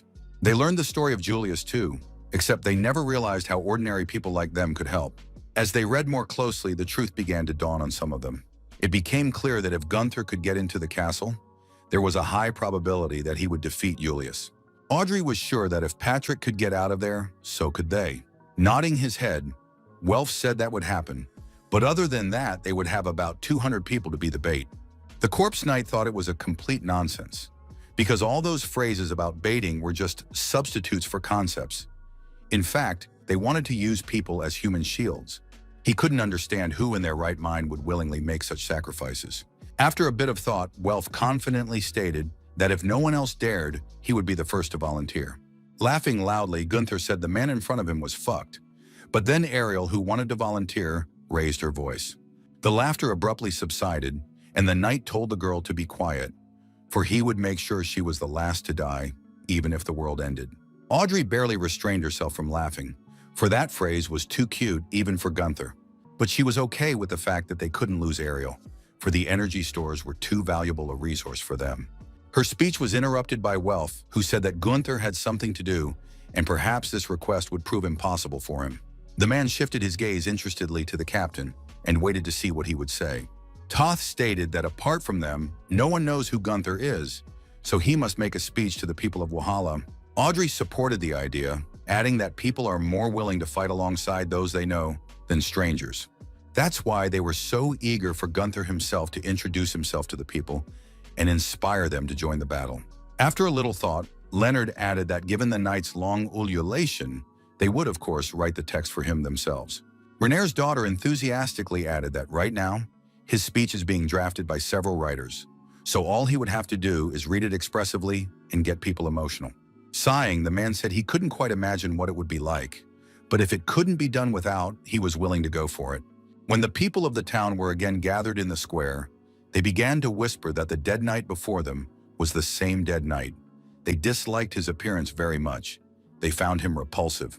Familiarizing himself with his speech, Gunther grudgingly asked if he really had to read that. Audrey irritably said that those words made up a few days. So the girl began to convince him that there was no reason to worry, because the writers smoothed out all the sharp edges of his character.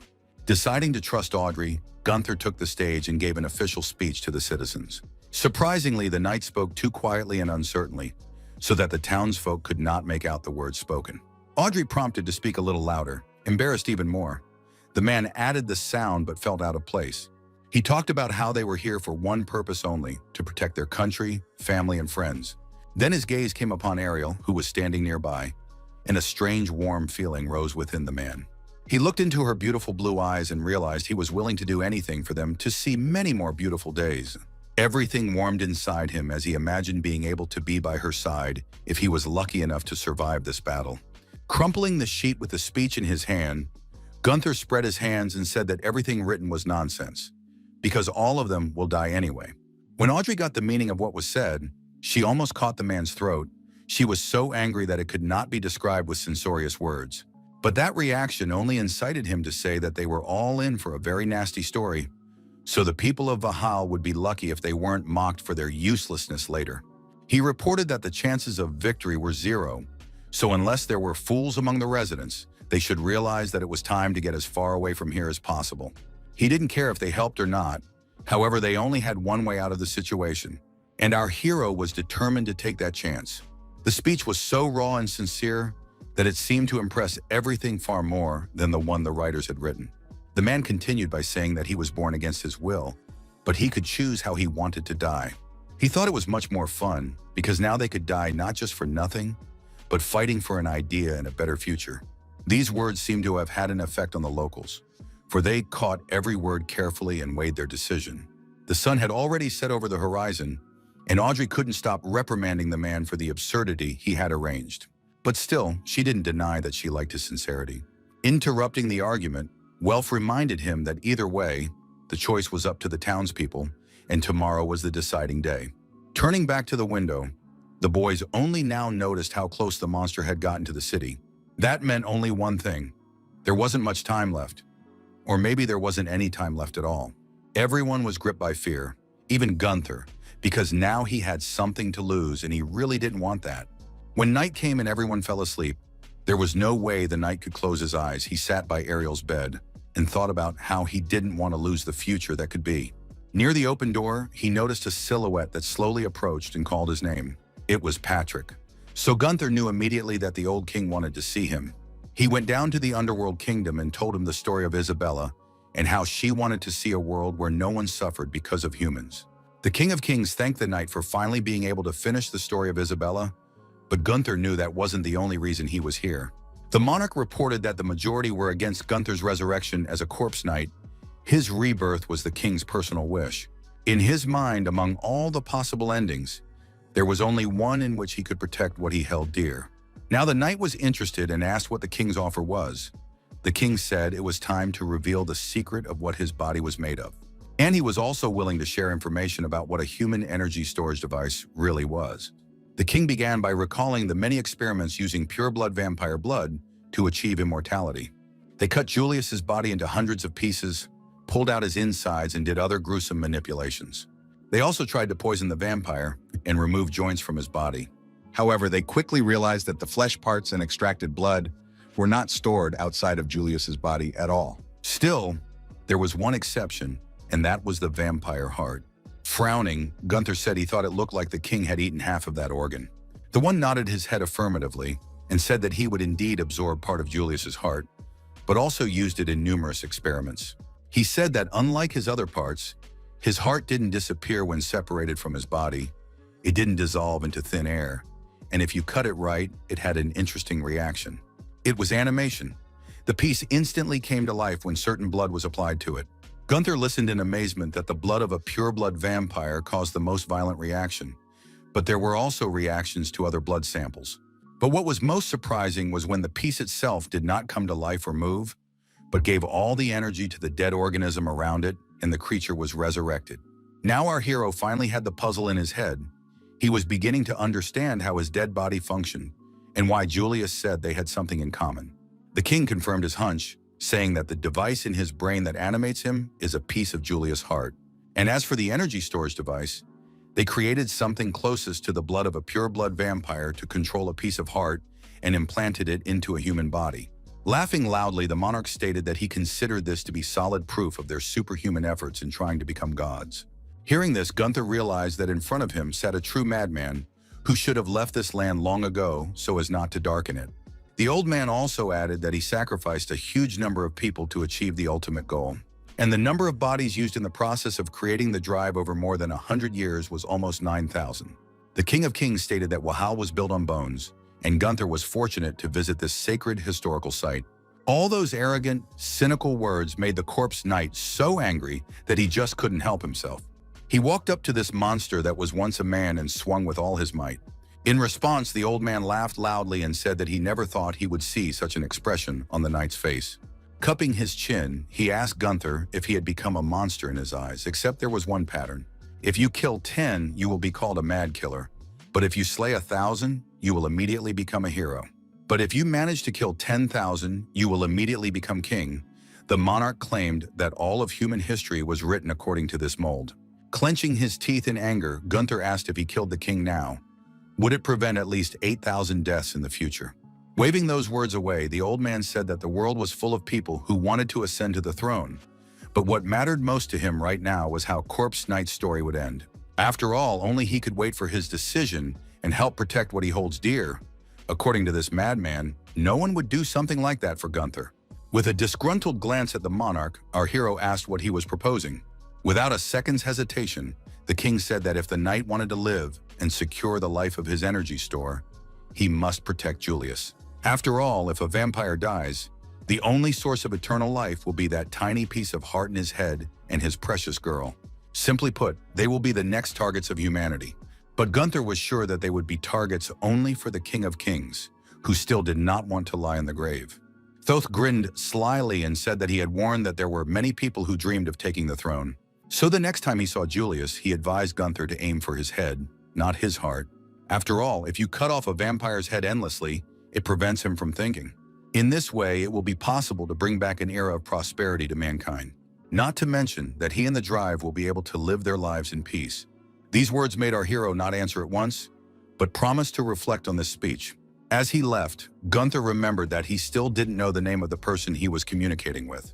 Laughing, the King of Kings replied that his name was Hound, of course. Frowning, the knight said it was a surname, and he was interested in the first name, for it was what characterized a person, not their gender. The king froze for a second, as if trying to remember who he was. But then he said that really, the name didn't matter, because all that mattered was that he was Hound.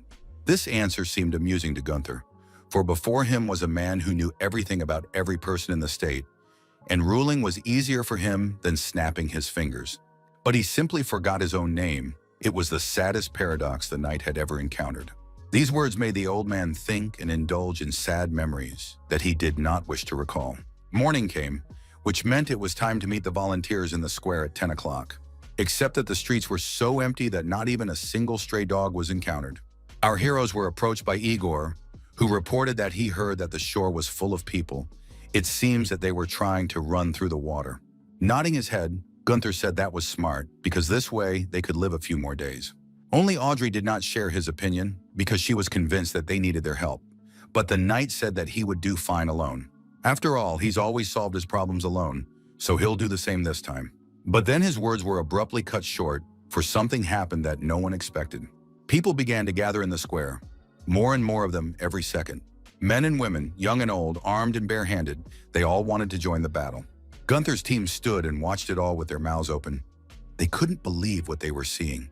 One of the women stated that they had all come here to fight alongside Gunther, whose speech had inspired each of them. An overjoyed Audrey shouted that they had made the right choice, for they would defend their home with them. The people were immediately ordered to throw off all the heavy things, for the lighter they were, the faster they could run. Their task was to distract the monster. They were told to dress in bright colors that would attract attention. The townspeople needed to make noise to attract attention. But they were also asked to try to survive and not let themselves be grabbed. And for that, they had to stay 5 meters apart. Welf came up with a tactic, which was that they needed to form a diamond around Gunther. His assistant reported that they had gathered all the parts they needed for the night, but to reduce weight, they would separate them, and when they met, they would put them back together again. For now, they had installed Gunther's horse legs, as speed was most important at the moment, but he wouldn't be able to fight at full strength with them, so it was necessary to change them. When our hero noticed Audrey among the other warriors, he asked where she was going. Ta replied that she would run with everyone else carrying one of the body parts, but Corpse Knight said she would stay here. After all, if she dies, Renaer will rise from the grave and drag Gunther underground with him. Welf also thought it was better for Audrey to stay, for no one wanted her to die and Renaer's sacrifice was in vain. The warrior who accompanied Gunther on the journey said that he was too scared. The commander replied that those who wanted to stay could do so. The man was relieved to hear that no one would judge him for his choice. Before leaving for battle, Corpse Knight approached Ariel, and without looking her in the eyes said that he very much believed that they would meet again. These words warmed the soul of the girl, who smiled warmly and expressed her confidence that it would definitely happen. For the first time in his life, Gunther had a hard time saying goodbye, so he decided not to say anything more and just leave. It was time for decisive action and attacks, so the army went into their final battle. The day before, a conversation took place in one of Wahala's homes. The mother didn't understand why her daughter suddenly decided to volunteer. After all, you could just let others sacrifice themselves. Taking her mother's hand, the girl said she had to do it because she, like the other residents of the city, had a responsibility. And she also remembered that when Mr. Brown ran into the crumbling house to save the children, she was so frightened that she just stood there like a dummy. There was also a situation where Fela fought vampires to save the villagers, and she cowardly ran away. But this time will be different. The girl had clearly decided that she would fight, for she would no longer allow herself to stand by and shiver in fear. The mother asked her daughter not to be foolish, for any sane person should first and foremost think of her own well-being. She didn't understand what the point of the massacre was if no one would even remember you if you died. No one appreciates a heroic death at face value. Time erases any memories. So the woman begged to run, begged her child to stop being stubborn and listen to her mother. In the shadows stood a man who said in a confident tone that he would remember the sacrifice the girl had made. It was her father who informed her that even if the whole world forgets, he will always remember his brave little girl. The mother turned to him and asked him rudely what the hell he was talking about, but the man paid no attention to her. He only said that his daughter could go if she had to. Smiling, the young Wahala resident thanked for the support and asked her parents not to worry, as she will do everything to come back alive. But there have been brutal deaths in war, and whatever you do to save yourself, that meat grinder can grind you up too. Trying not to run over a pile of dead bodies, the warriors came closer and closer to the bloodthirsty monsters that were eager to exterminate all living things. Some of them never made it to their destination, for the landslide that the monster had triggered buried their bodies under a ton of rocks, right in the middle of the battlefield. All those deaths, blood, and screams of people only fueled the monster who wanted to destroy the entire population of the planet. However, despite the sacrifices, Gunther realized that their strategy was working, and if this continued, it would be possible to get to Julius. Except we had to get past these creatures, who were overly attentive and reacted to every movement. Despite the fact that the creature was already pulling its huge hands towards Gunther, he was not afraid, because if you looked into its eyes, you could see the confidence and desire to live. Once he was told that the most important thing was to look his opponent in the eyes, because that was how you could understand the intention of a person. It is called the hunter's instinct. Then Corpse Knight thought it was delusional. He asked the man what he was seeing in his eye, which had been changed several times already. And in them, this gentleman saw strength, determination, and courage. But instead of voicing it, he simply remained silent. Now this man was the one who saved Gunther on the battlefield, for he jumped right in front of him, thus distracting the monster and clearing the way in front of the knight. This desperate daredevil ordered the warrior to run and do what he had to do while he entertained the creature. Seconds later, this man was gone. He sacrificed his life to ensure that other generations would live. Gunther realized that he had to do everything to ensure that the sacrifice of this man and all who died for a common goal was not in vain, and that depended directly on him. His feet carried him forward as he realized that his actions would determine whether the survivors of the massacre had any future. The human warriors were no less enthusiastic about rushing straight at the monster. They couldn't slay it, but they wanted to try and at least create a distraction. Staying in all this nightmare, some of the warriors thought about the message they had left behind. Back in Valhalla, Audrey informed them that the mission was essentially a suicide mission. So volunteers were asked to write their name on a piece of paper and a message for those who would survive. One of the fighters had a clear realization that after all this horror, humanity would take a better path. These words warmed the girl's soul, and she began to believe that a better future awaited them all. Now, this optimistic man was one of the first to run to attack and was ready to fight any monsters that would threaten the well-being of his home. Except that no matter how solid his confidence that victory awaited them, the rock that crushed his body was far more solid. Putting the loss of one behind them, the warriors rushed forward, for in their case, movement offered a better chance of survival. They were finally able to reach the center, which meant that so far their plan was working and not failing. The men couldn't believe that they had actually reached the castle where Julius was sitting, except that because of the thick, dark fog, they couldn't see anything. It was time to rebuild Gunther's legs so he could fight at full strength. So now the guys were bringing down to the center all the limbs and weapons they could get their hands on. Running closer, Welf asked how much time the knight had left. He looked at the indicator and replied that not much at all. At this rate, he might not make it to Julius. But our hero, as always, had one idea. But in order to realize it, it was worth hurrying. At first, Leonard didn't know if they should deviate from the agreed plan. But then he realized that there was no choice, so he would have to trust Gunther. The work of assembling his new body was very difficult. Given the conditions, however, things were going better than one might expect. Gunther's body had transformed so much that it was hard to recognize him, except that he had been told that his lower limbs might not last long, but would definitely help him jump high. The new limbs made it possible to reach Julius' castle much faster. With a nod of his head, our hero said he was setting off immediately. He was stopped by a loud shout. Someone was calling for his new acquaintance, Igor. Turning his head, Gunther saw a man whose bones had turned to mush. He was definitely not alive, but he was still able to weakly call out to him. In his death agony, the man asked only if the corpse knight had made it to his destination in one piece. When he was told it was out, he mouthed that it was an honor to fight alongside such a hero. Except that Gunther himself did not consider himself a hero at all. In his opinion, Igor deserved much more praise than he did. These words so surprised and pleased the main man that he realized his life had not been lived in vain. After that, he went with peace of mind to his friends who were already waiting for him in a better world. Everyone was incredibly sad to watch Igor take his last breaths, but there was no time, which meant it was worth moving on to more action. Looking at those who had managed to become his friends, Gunther said that he hoped to see them all alive. After these words, he went to the place where he himself could meet his death. Welf realized that before he wished the corpse knight hadn't come back, but now he sincerely hoped that they would see each other again. As he made his way towards the castle, the knight noticed that the monsters had become calmer. As if they had lost the will to resist, it made his way much easier. Soon the loud voice of Julius was heard, who greeted the guest and said that he had been expecting him. The vampire thought they were in the perfect place to stay here together forever. So now Julius wondered what his dear guest had decided. These words made Gunther respectful, for as far as he had seen, vampires never reneged on their words. Julius' tone was cold and confident when he said that unlike humans, he remained true to his promises. Honestly, Corpse Knight found the pureblood vampire's offer entertaining, except he wanted to see if he could trust him first. So the man demanded that he prove he could charge it with his blood. It was no surprise to Julius that the knight wanted to see if his words could be trusted. He considered it wise. So with his blood control, he began pumping it into Gunther's body. Not much time had passed, and the vitality indicator was showing maximum. The charging went very quickly. I didn't have to wait even 20 minutes. Everything happened just as the vampire said it would.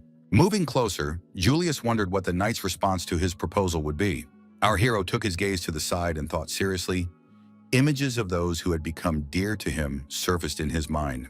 However, the pondering was not too long, for it was quite obvious to Gunther which side he wanted to stay on. So he put on his helmet and moved straight towards the vampire, who said with a tinge of sadness that the knight had made his choice. So now the final battle would begin for them, and Julius was not going to give in. He was determined to show what he could do. Getting into a fight with this vampire was like facing a hurricane coming straight at you. Gunther barely had time to bounce back from his opponent's attacks as he attacked him with incredible speed, giving him no opportunity to strike back. However, Corpse Knight would cease to be himself if he didn't find a way to put his fist to use. When Julius repelled his blow, there was a veritable explosion of energy, so powerful that the shockwave could be felt on the battlefield. Such power frightened the vampire, for he thought that defeating a knight would not be much more difficult than destroying an ordinary human. But it turned out to be quite different, for this revived creature could survive something after which it was impossible to survive, and it still had the strength to attack. Gunther's sword was dangerously close to the pure-blood vampire's face, but he made no move to step back. At the last moment, he raised his hand, and a wall appeared in front of him, ripping off one of the knight's limbs. A second swing of his arm knocked Gunther off his feet and made him flail around in the air like a rag doll. Julius explained that this whole place was subject to his will, so whatever his enemy did, he would never be able to overpower him. Turning over in the air and writhing in pain, our hero thought that there was a great deal of truth in these words. But despite all that pain and lost limbs, Corpse Knight was able to find his strength and get to his feet to continue the battle. Except that all his attempts to attack seemed too futile, as the vampire managed to fend off his every attack. His limbs flew off with such ease that they seemed to be not attached to his body at all. Julius once again reiterated that this fight was pointless, for a knight could not be the winner. Throwing from one end of the makeshift palace to the other, our hero realized that his opponent was probably right. However, he would never admit it. Looking at the maimed knight, the vampire wondered why he didn't give up, if he himself was well aware that he would never win. The vampire said he had seen countless people who had been hurt by other members of humanity. He also had the opportunity to watch people turn each other into monsters. That's how he came to the conclusion that it was inherent in these creatures to hurt others. So Julius thought he was doing them a favor by sparing them the subsequent pain. Except he didn't understand one thing: why Corpse Knight had decided to fight so desperately for people and continued to do so no matter what. The only answer that came to Gunther's mind was that he was doing what he chose to do himself. After these words, he rushed into another attack, which according to the enemy was pointless. Julius realized that even though he was incredibly strong, Gunther was someone whose strength would be a force to be reckoned with. Another wave of the vampire's power threw off the Corpse Knight's armor, making him more vulnerable. Even so, he managed to get close enough to the enemy to be able to strike. As soon as he touched Julius' body, a bright flash of energy blinded him. Except that the vampire never got hit in the face, because at the last moment he managed to stop the blow and reiterate that resistance was futile. What followed was Julius' powerful attack, which threw Corpse Knight's body upwards.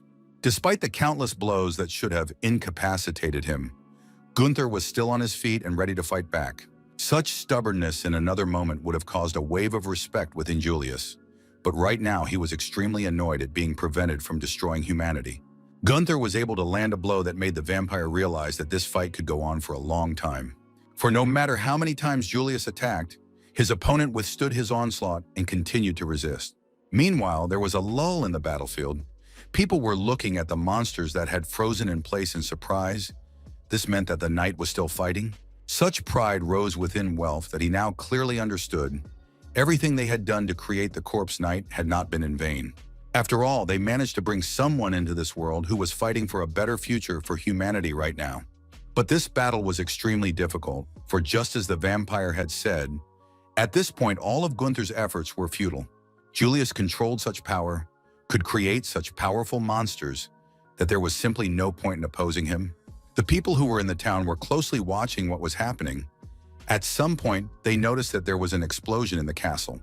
They considered it not a bad sign that indicated the knight was inside and fighting. Looking at everything that was going on, Audrey prayed for the well-being of her friends. She really wanted to see them again. Gunther struggled with similar thoughts. He wanted to keep those who mattered to him safe, to give them hope for a brighter future. Except that each of his attempts failed, the vampire was invulnerable. His power was unbridled, wild and dangerous. Gunther's limbs were falling into disrepair. The sound of bones breaking could be heard, and Julius repeated time and again that it was all useless. The corpse knight was already barely on his feet, but still continued to fight, causing his opponent to ask a lot of questions. Julius urged him to stop, questioning what just one person could change. This was a question he had asked himself after 100 Dead Knight attacks and had come to certain conclusions. In the life of a pureblood vampire, there was one king who beheaded him for drinking blood. There was also one woman who showed mercy and gave him a helping hand. And there was also a man who, right now, was giving him a new challenge, even though he was barely hanging on. So the question arose whether he had realized the true meaning of his promise to Isabella. But what Julius was thinking at this critical moment will remain a mystery shrouded in darkness. Except that the seconds in which he thought about all of this had created a gap in his defenses that hadn't been there before. So, of course, Corpse Knight cleverly took advantage of it, turning it to his advantage. It was this gap that determined the winner in this difficult battle. The knight's story was being written at this very moment, so whoever wished to preserve it on parchment wondered whether the crushing blow would be aimed at the heart or the head. Diving deep into his mind, Julius pondered what was possible to change on his own. Remembering his beloved Isabella, all he could think of was that he wanted to keep his promise to her. Except now, he had an uneasiness about whether he had been wrong all this time and on the wrong path. All he so desperately wanted was to once again feel the touch of the woman he loved, who had once been the only meaning of life for him. Gunther stated that this was the end for both of them. He planned to complete the last chapter of the vampire's life. Julius's body began to gradually dissolve into the air, and at some point, he even felt relieved, because he realized that he would finally find the long-awaited peace. Opening his eyes was difficult. The first time in his life, Gunther felt so weak. But when he did manage to do so, he heard someone sigh in surprise and ask if he had managed to wake up. The night was soon deafened by the loud shouts of hundreds of people cheering and rejoicing that the one who had saved humanity had woken up. People praised him and thanked him with tears in their eyes. At first, our hero did not even realize what happened and how he found himself in Valhalla. Audrey and Captain Welf approached him. They reported that humanity had won the war. The man said that all these people had only survived because of him. Gunther was silently looking around at all these people. Unable to stand it, Leonard asked him to say at least something. The knight's voice was so faint that Audrey had to lean as close to him as possible to hear anything. She thought he was going to say something important or meaningful, but Gunther was in his repertoire, so mumbled that it wasn't as bad as he expected. However, these words were enough for the crowd to explode with joyful shouts again. These words were recorded in a historical manuscript, noting that it was the first thing the hero said after the great battle with the last pureblood vampire. In honor of the victory, they decided to have a grand feast, and all the food they had left was brought to the square for a good celebration. After all, it was a great victory of mankind, which will surely leave a mark in history. But also, everyone will remember these events as the day when a huge number of people died who willingly sacrificed themselves for others. When Gunther saw the number of burials, he was simply shocked. He understood that there were many, but to see with your own eyes is quite another thing. Memories of some of the warriors who had died right before his eyes surfaced in his mind. They were glorious men who didn't deserve such a brutal death. The Dead Knight wanted to know the exact number of casualties, but Welf said they would never know, for many bodies had been lost on the battlefield, so they didn't even have graves. The captain said that despite the pain they should move on, because thanks to Gunther, they could look forward to tomorrow. Except that the knight said it wasn't all thanks to him. He believed that the victory was a shared credit and the glory belongs to every warrior who had a hand in the battle. At that moment, Welf said that the men were planning to erect a statue of Gunther at the very spot where he and Julius had fought their last battle. Except his face was deemed so unsightly that they decided to cover it with a helmet. After this conversation, Corpse Knight spotted Patrick in the shade of a tree. The latter congratulated him on being a great hero. He also said he hoped the knight wouldn't regret it when he saw the price he'd have to pay for it all. Gunther's lips stretched into an insane smile as he confidently stated that they wouldn't be able to kill him. The man did not like these words very much, but he did not answer anything and just disappeared into the night darkness. Meanwhile, the townspeople were enjoying the goodies at a feast. However, they were not merry, for they were remembering all the people that the war had taken. Everyone in the room could barely hold back tears, for they could not enjoy the celebration without those who were no longer on this earth. Gunther and Ariel decided to go to a quieter place, for the company was being very noisy. Looking at the girl, our hero asked what she wanted to do now that their lives were not threatened. She said she wanted to travel the world and treat people like Dr. Edmund. With a hopeful look at the man, she asked if he wanted to go with her. Gunther was silent for a while. He wanted to say so much, but at the same time, he couldn't find the words. He decided to talk about how when they were connected, he could hear the subtle pounding of her heart, and it was the sweetest sound he'd ever heard. So Gunther said he would do what he had to do. Ariel clearly didn't understand what he was getting at, so she continued to stare at him questioningly. Smiling warmly, the man looked silently at the girl, and her gaze said much more than all the words that came out of his mouth. An old withered hand that could barely hold a quill wrote on a piece of paper about how Julius met his end. The King of Kings wondered if the dead knight had already made his final choice. After all, it seemed to Hound that Gunther did not fully understand the fact that he would lose everything because of this decision. As the king wrote, then his index finger was completely off, he realized that he had less and less time left. The monarch demanded that a piece of Julius' heart be brought to him immediately. As agreed, his subjects said they were no match for the corpulent knight. After a little thought, Hound said that Gunther would massacre any man who infringed on his wench. It meant that if anything, the first suspicions would fall on Hound, and then he would be his prime target. The king was well aware of this. It gave him an advantage, which meant Gunther wouldn't be able to defeat him. That same night, the first swords crossed in a new battle. A blade was held to Leonard Welf's throat. He didn't understand what it all meant, for he thought that after the war with the vampires, humans would stick together. The attacking warriors hid their faces, but were able to spell out that there was a good reward for the head of a dead knight and the delivery of a living energy storage device. The second scumbag said that the money would be enough to provide a luxurious life for his children and all their descendants. The second warrior reported that they had been ordered to capture those who were close to Gunther to use as bait. With a smirk, Leonard said that the people in front of him were true fools if they thought a knight would sacrifice himself for them. But the criminals didn't fall for the provocation and said they wanted to put it to the test. Soon, similar raids began all over Valhalla. People were stolen right out of their homes and promised release as soon as they had Gunther and Ariel in their hands. While these raids came to nothing, as the energy storage unit could never be found, the criminals assumed she had already escaped with the dead knight. Turning toward the bound Audrey, one of the villains asked what kind of weapon Gunther had. She was offered huge sums of money for the answer, but she said she knew nothing. The mercenary advised the blonde to think better of it, for if he were her, he would join those who made such generous offers. Audrey's only response, however, was to spit right in that rascal's face. He couldn't believe this girl would do such a thing. The man figured she was unlikely to stay alive after Gunther was in their hands. After a while, the mercenaries first entered the underground part of Valhalla. They immediately determined where the only entrance and exit was and stayed in the center part. They had brought all the prisoners there, who were going to be used as human shields when the night attacks. Apparently, after the battle with the vampire, no weapons were attached to him. They also took control of all exits from the city and increased patrols at the borders. According to preliminary reports, no escape attempts were made, which means Gunther and Ariel were still in town. The ringleader stated that they should continue their search. After all, their main goal was the energy store. He emphasized that they should not engage in battles with Gunther. Approaching Audrey, Welf informed her that he had made arrangements with their allies for such an eventuality, so it would take them a few days to come to their aid. Lowering her head, the girl said sadly that she had hoped that the world would finally be at peace after humanity defeated the vampires. So many people died for the sake of it, but among the survivors were those who valued money far more than their dead comrades. It was now extremely unsafe at night in Valhalla, for there were those wandering around who were desperate to find an energy storage device that was nowhere to be seen. Until the search succeeded, every time the mercenaries reported failure, they wondered if it was possible to defeat someone who had handled Julius himself. Some of them hoped that everything would be easy because Gunther would surely come to save his friends.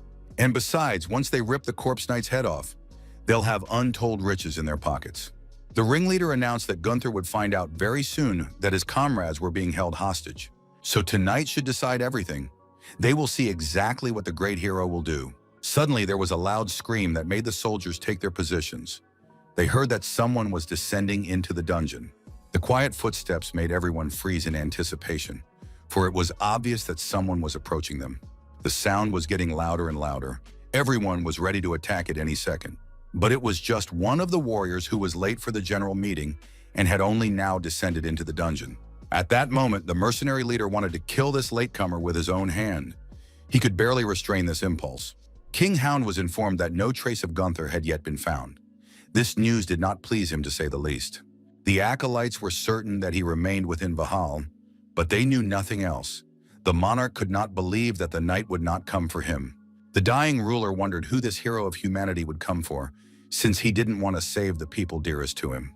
While alone with Ariel, Gunther told her that Hound had once shared with him that there was only one way to save everyone. But now the knight knew the monarch was wrong, for there was another way. For the first time in his life, the man wanted tomorrow to be like today. And to protect that tomorrow, Gunther had to do certain things. Ariel was beginning to realize that with this conversation, the man wanted to prepare her for something very bad. Tapping his head, he said that as long as there was a piece of Julia's heart inside him, people would continue to shed blood for her. Softening his voice, Gunther asked the girl not to be sad, for this story would have a happy ending. Touching her cheek, he gently wiped a tear from his Ariel's face, for he did not want her to grieve.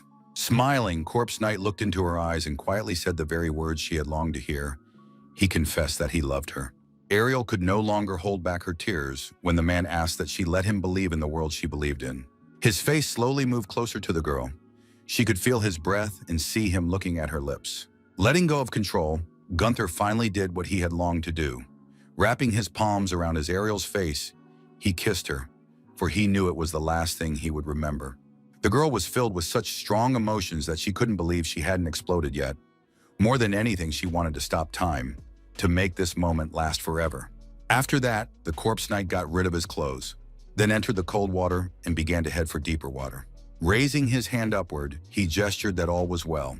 He did not want to turn his head, for to go out of life looking into the face of a crying lover was a separate kind of torture. The girl watched the water gradually swallow the body of the one she loved and could not say a word. It seemed to her that her heart was also drowning in those cold waters. She stood until Gunther was completely swallowed up by the water surface. It seemed to her that a piece of her soul died with him. At last, King was able to finish the story of a man who, being dead, had always aspired to life, but then voluntarily took the path that leads to death. So ended the story of the immortal knight.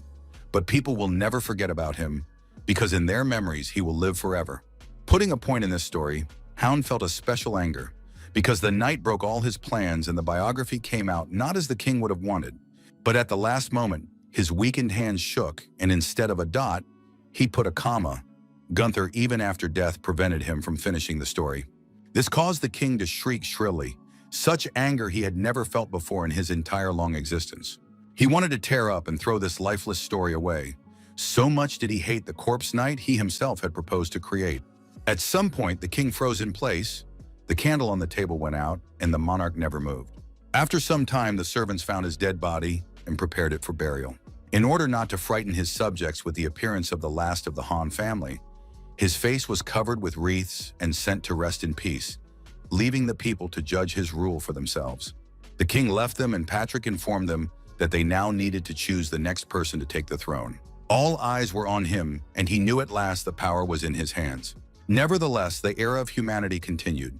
Human hatred did not go anywhere, and greed still knew no limits, so the wars continued.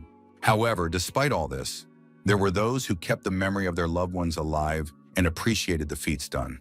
It was many years after Gunther's death before a little boy asked his mentor who owned the tombstone she was taking such good care of. The dark-haired woman replied that the greatest hero who had saved humanity many years before the boy was born had died on that spot. Her student was convinced that in order to engage in heroics, one had to be born into the right family. So someone like him could never become like the one to whom the monument was erected. Stroking the statue of the knight with her hand, the woman said that she did not agree with this statement, for this man was selfish and eccentric, and yet had nothing at all behind his soul. On catching up, the boy couldn't believe that such a person had managed to achieve the title of hero. After looking at the monument, the child asked his mentor if she thought he would ever be able to be like this man. Ariel turned her head, smiled broadly, and said that her pupil would certainly succeed in becoming as worthy a person. These words genuinely pleased the boy, because now he had an example to follow. He wanted to know everything about the knight, and his mentor did not mind telling Gunther's story. It's time to listen to the memories of the one who became king after the last hound left the land. King Patrick was extremely weak. The servant asked him to keep his temper, for he had not yet finished what he was so desirous of telling. Upon hearing him addressed, the ruler boiled up. He shouted that he should be called Patrick Silpheus, the first king of his noble house, the greatest ruler of all time. He ordered that he was to be called only that, or he would simply rip out the servant's tongue. The servant apologized and asked if the king had finished his story. The king said it was not all he wanted to tell, so he should listen carefully and take notes. Patrick listened and wondered if there was no one at the door, for he had clearly heard someone. It seemed to him everywhere the voices of those scoundrels who were plotting intrigues against him. That whispering drove him mad. The scribe reported that he had made sure that no one would come within 5 meters of the room, so he could be sure they were alone. But the king believed no one, not his servants, not his children, not even his own mother. He considered his greatest achievement to be the statue of the corpse knight Gunther, which was located on the spot where he had met in his last fight with Julius. With the help of outstanding artisans, Patrick created the most enormous bronze statue in the world. The king knew that Gunther, alive, would have been a serious problem for him, but he had spared him the trouble of dealing with it himself. So he was only too happy to create corpse knight honors that, among other things, strengthened his authority as a ruler. To Patrick's deep regret, because of the people's strong reverence for the knight, he had to let his friends live. Gunther very resourceful out of the situation, because when the future king met him, he was a complete egoist, so no one would have thought that he would sacrifice himself for others.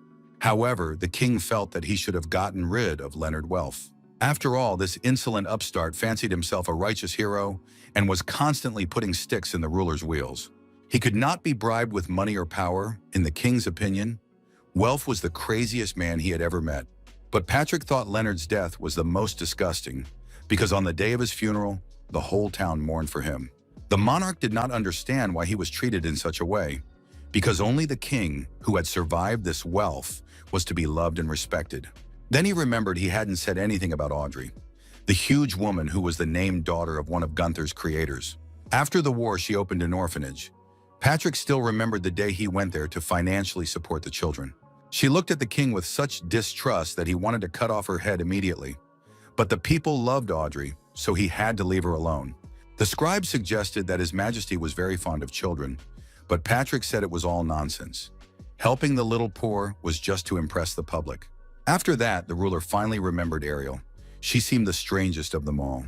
He said he had searched every inch of the sea floor, hoping to find Julius' heart, but couldn't find even a piece of the corpse knight's body.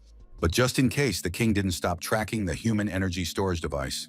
Through this, he found out that she had spent her whole life among lowly people. Patrick didn't understand what purpose she had in mind or what she wanted to accomplish. Coughing, the dying monarch realized he was getting worse and worse. After examining his bloody hands, he reported that his time was running out. The servant said he would be by his king's side until the very end. Looking at his crown, he laughed and said that all this time, he had been surrounded by wealth and power that no one else had. He had an entire country in his hands. Except he couldn't remember a single moment when he was truly happy. Every second of his life, Patrick was responsible for everything. The people around him smiled courteously, and with that, they held knives at their backs. They judged his every move, whispering amongst themselves. Patrick had so much blood on his hands, he destroyed hundreds of enemies, exterminated so many families that it was impossible to count. Only after all this did the king finally realize Olivia Hound. He revealed that the day before the battle with Julius, she had confessed to him that she was very scared. The heiress to the throne told him that she was greatly worried about what people would think of her and what she would remain in history if the plan suddenly failed. She was scared to even imagine that her father would be right and she would be remembered as the most worthless ruler in history. Olivia was in a panic, so she sincerely said that she couldn't take it all alone anymore. That night, she seemed like an ordinary girl who was looking for human warmth and asked to stay with her for the night. But Patrick refused to stay at her side. He left her alone and then thought she deserved it. And then he only saw her as the key to success and never had warm feelings for her. But right now, on the brink of his own end, Patrick understood perfectly well this poor woman who was begging to be saved. Sometimes the king pondered what would have happened if he had been sympathetic. What would have happened if he had stayed that night? He wondered if his life would have been happier, the meaning of all his deeds more important, and his mark on history more visible. Whatever it was, Patrick was the king, and he remained so until the very last minute. He was considered the most outstanding man of them all, or so he wanted to think. Uncertainty increasingly encompassed him, but the end was coming, so there was no time to think about it. Eternity called to him and he answered its call. Lowering his head, the man prepared to head into oblivion. The crown fell from his head as if to say that before death all were equal, monarchs and common people alike. It spared no one. But whether this symbol of power was worth all the sacrifices people were willing to make, everyone has their own answer to that question.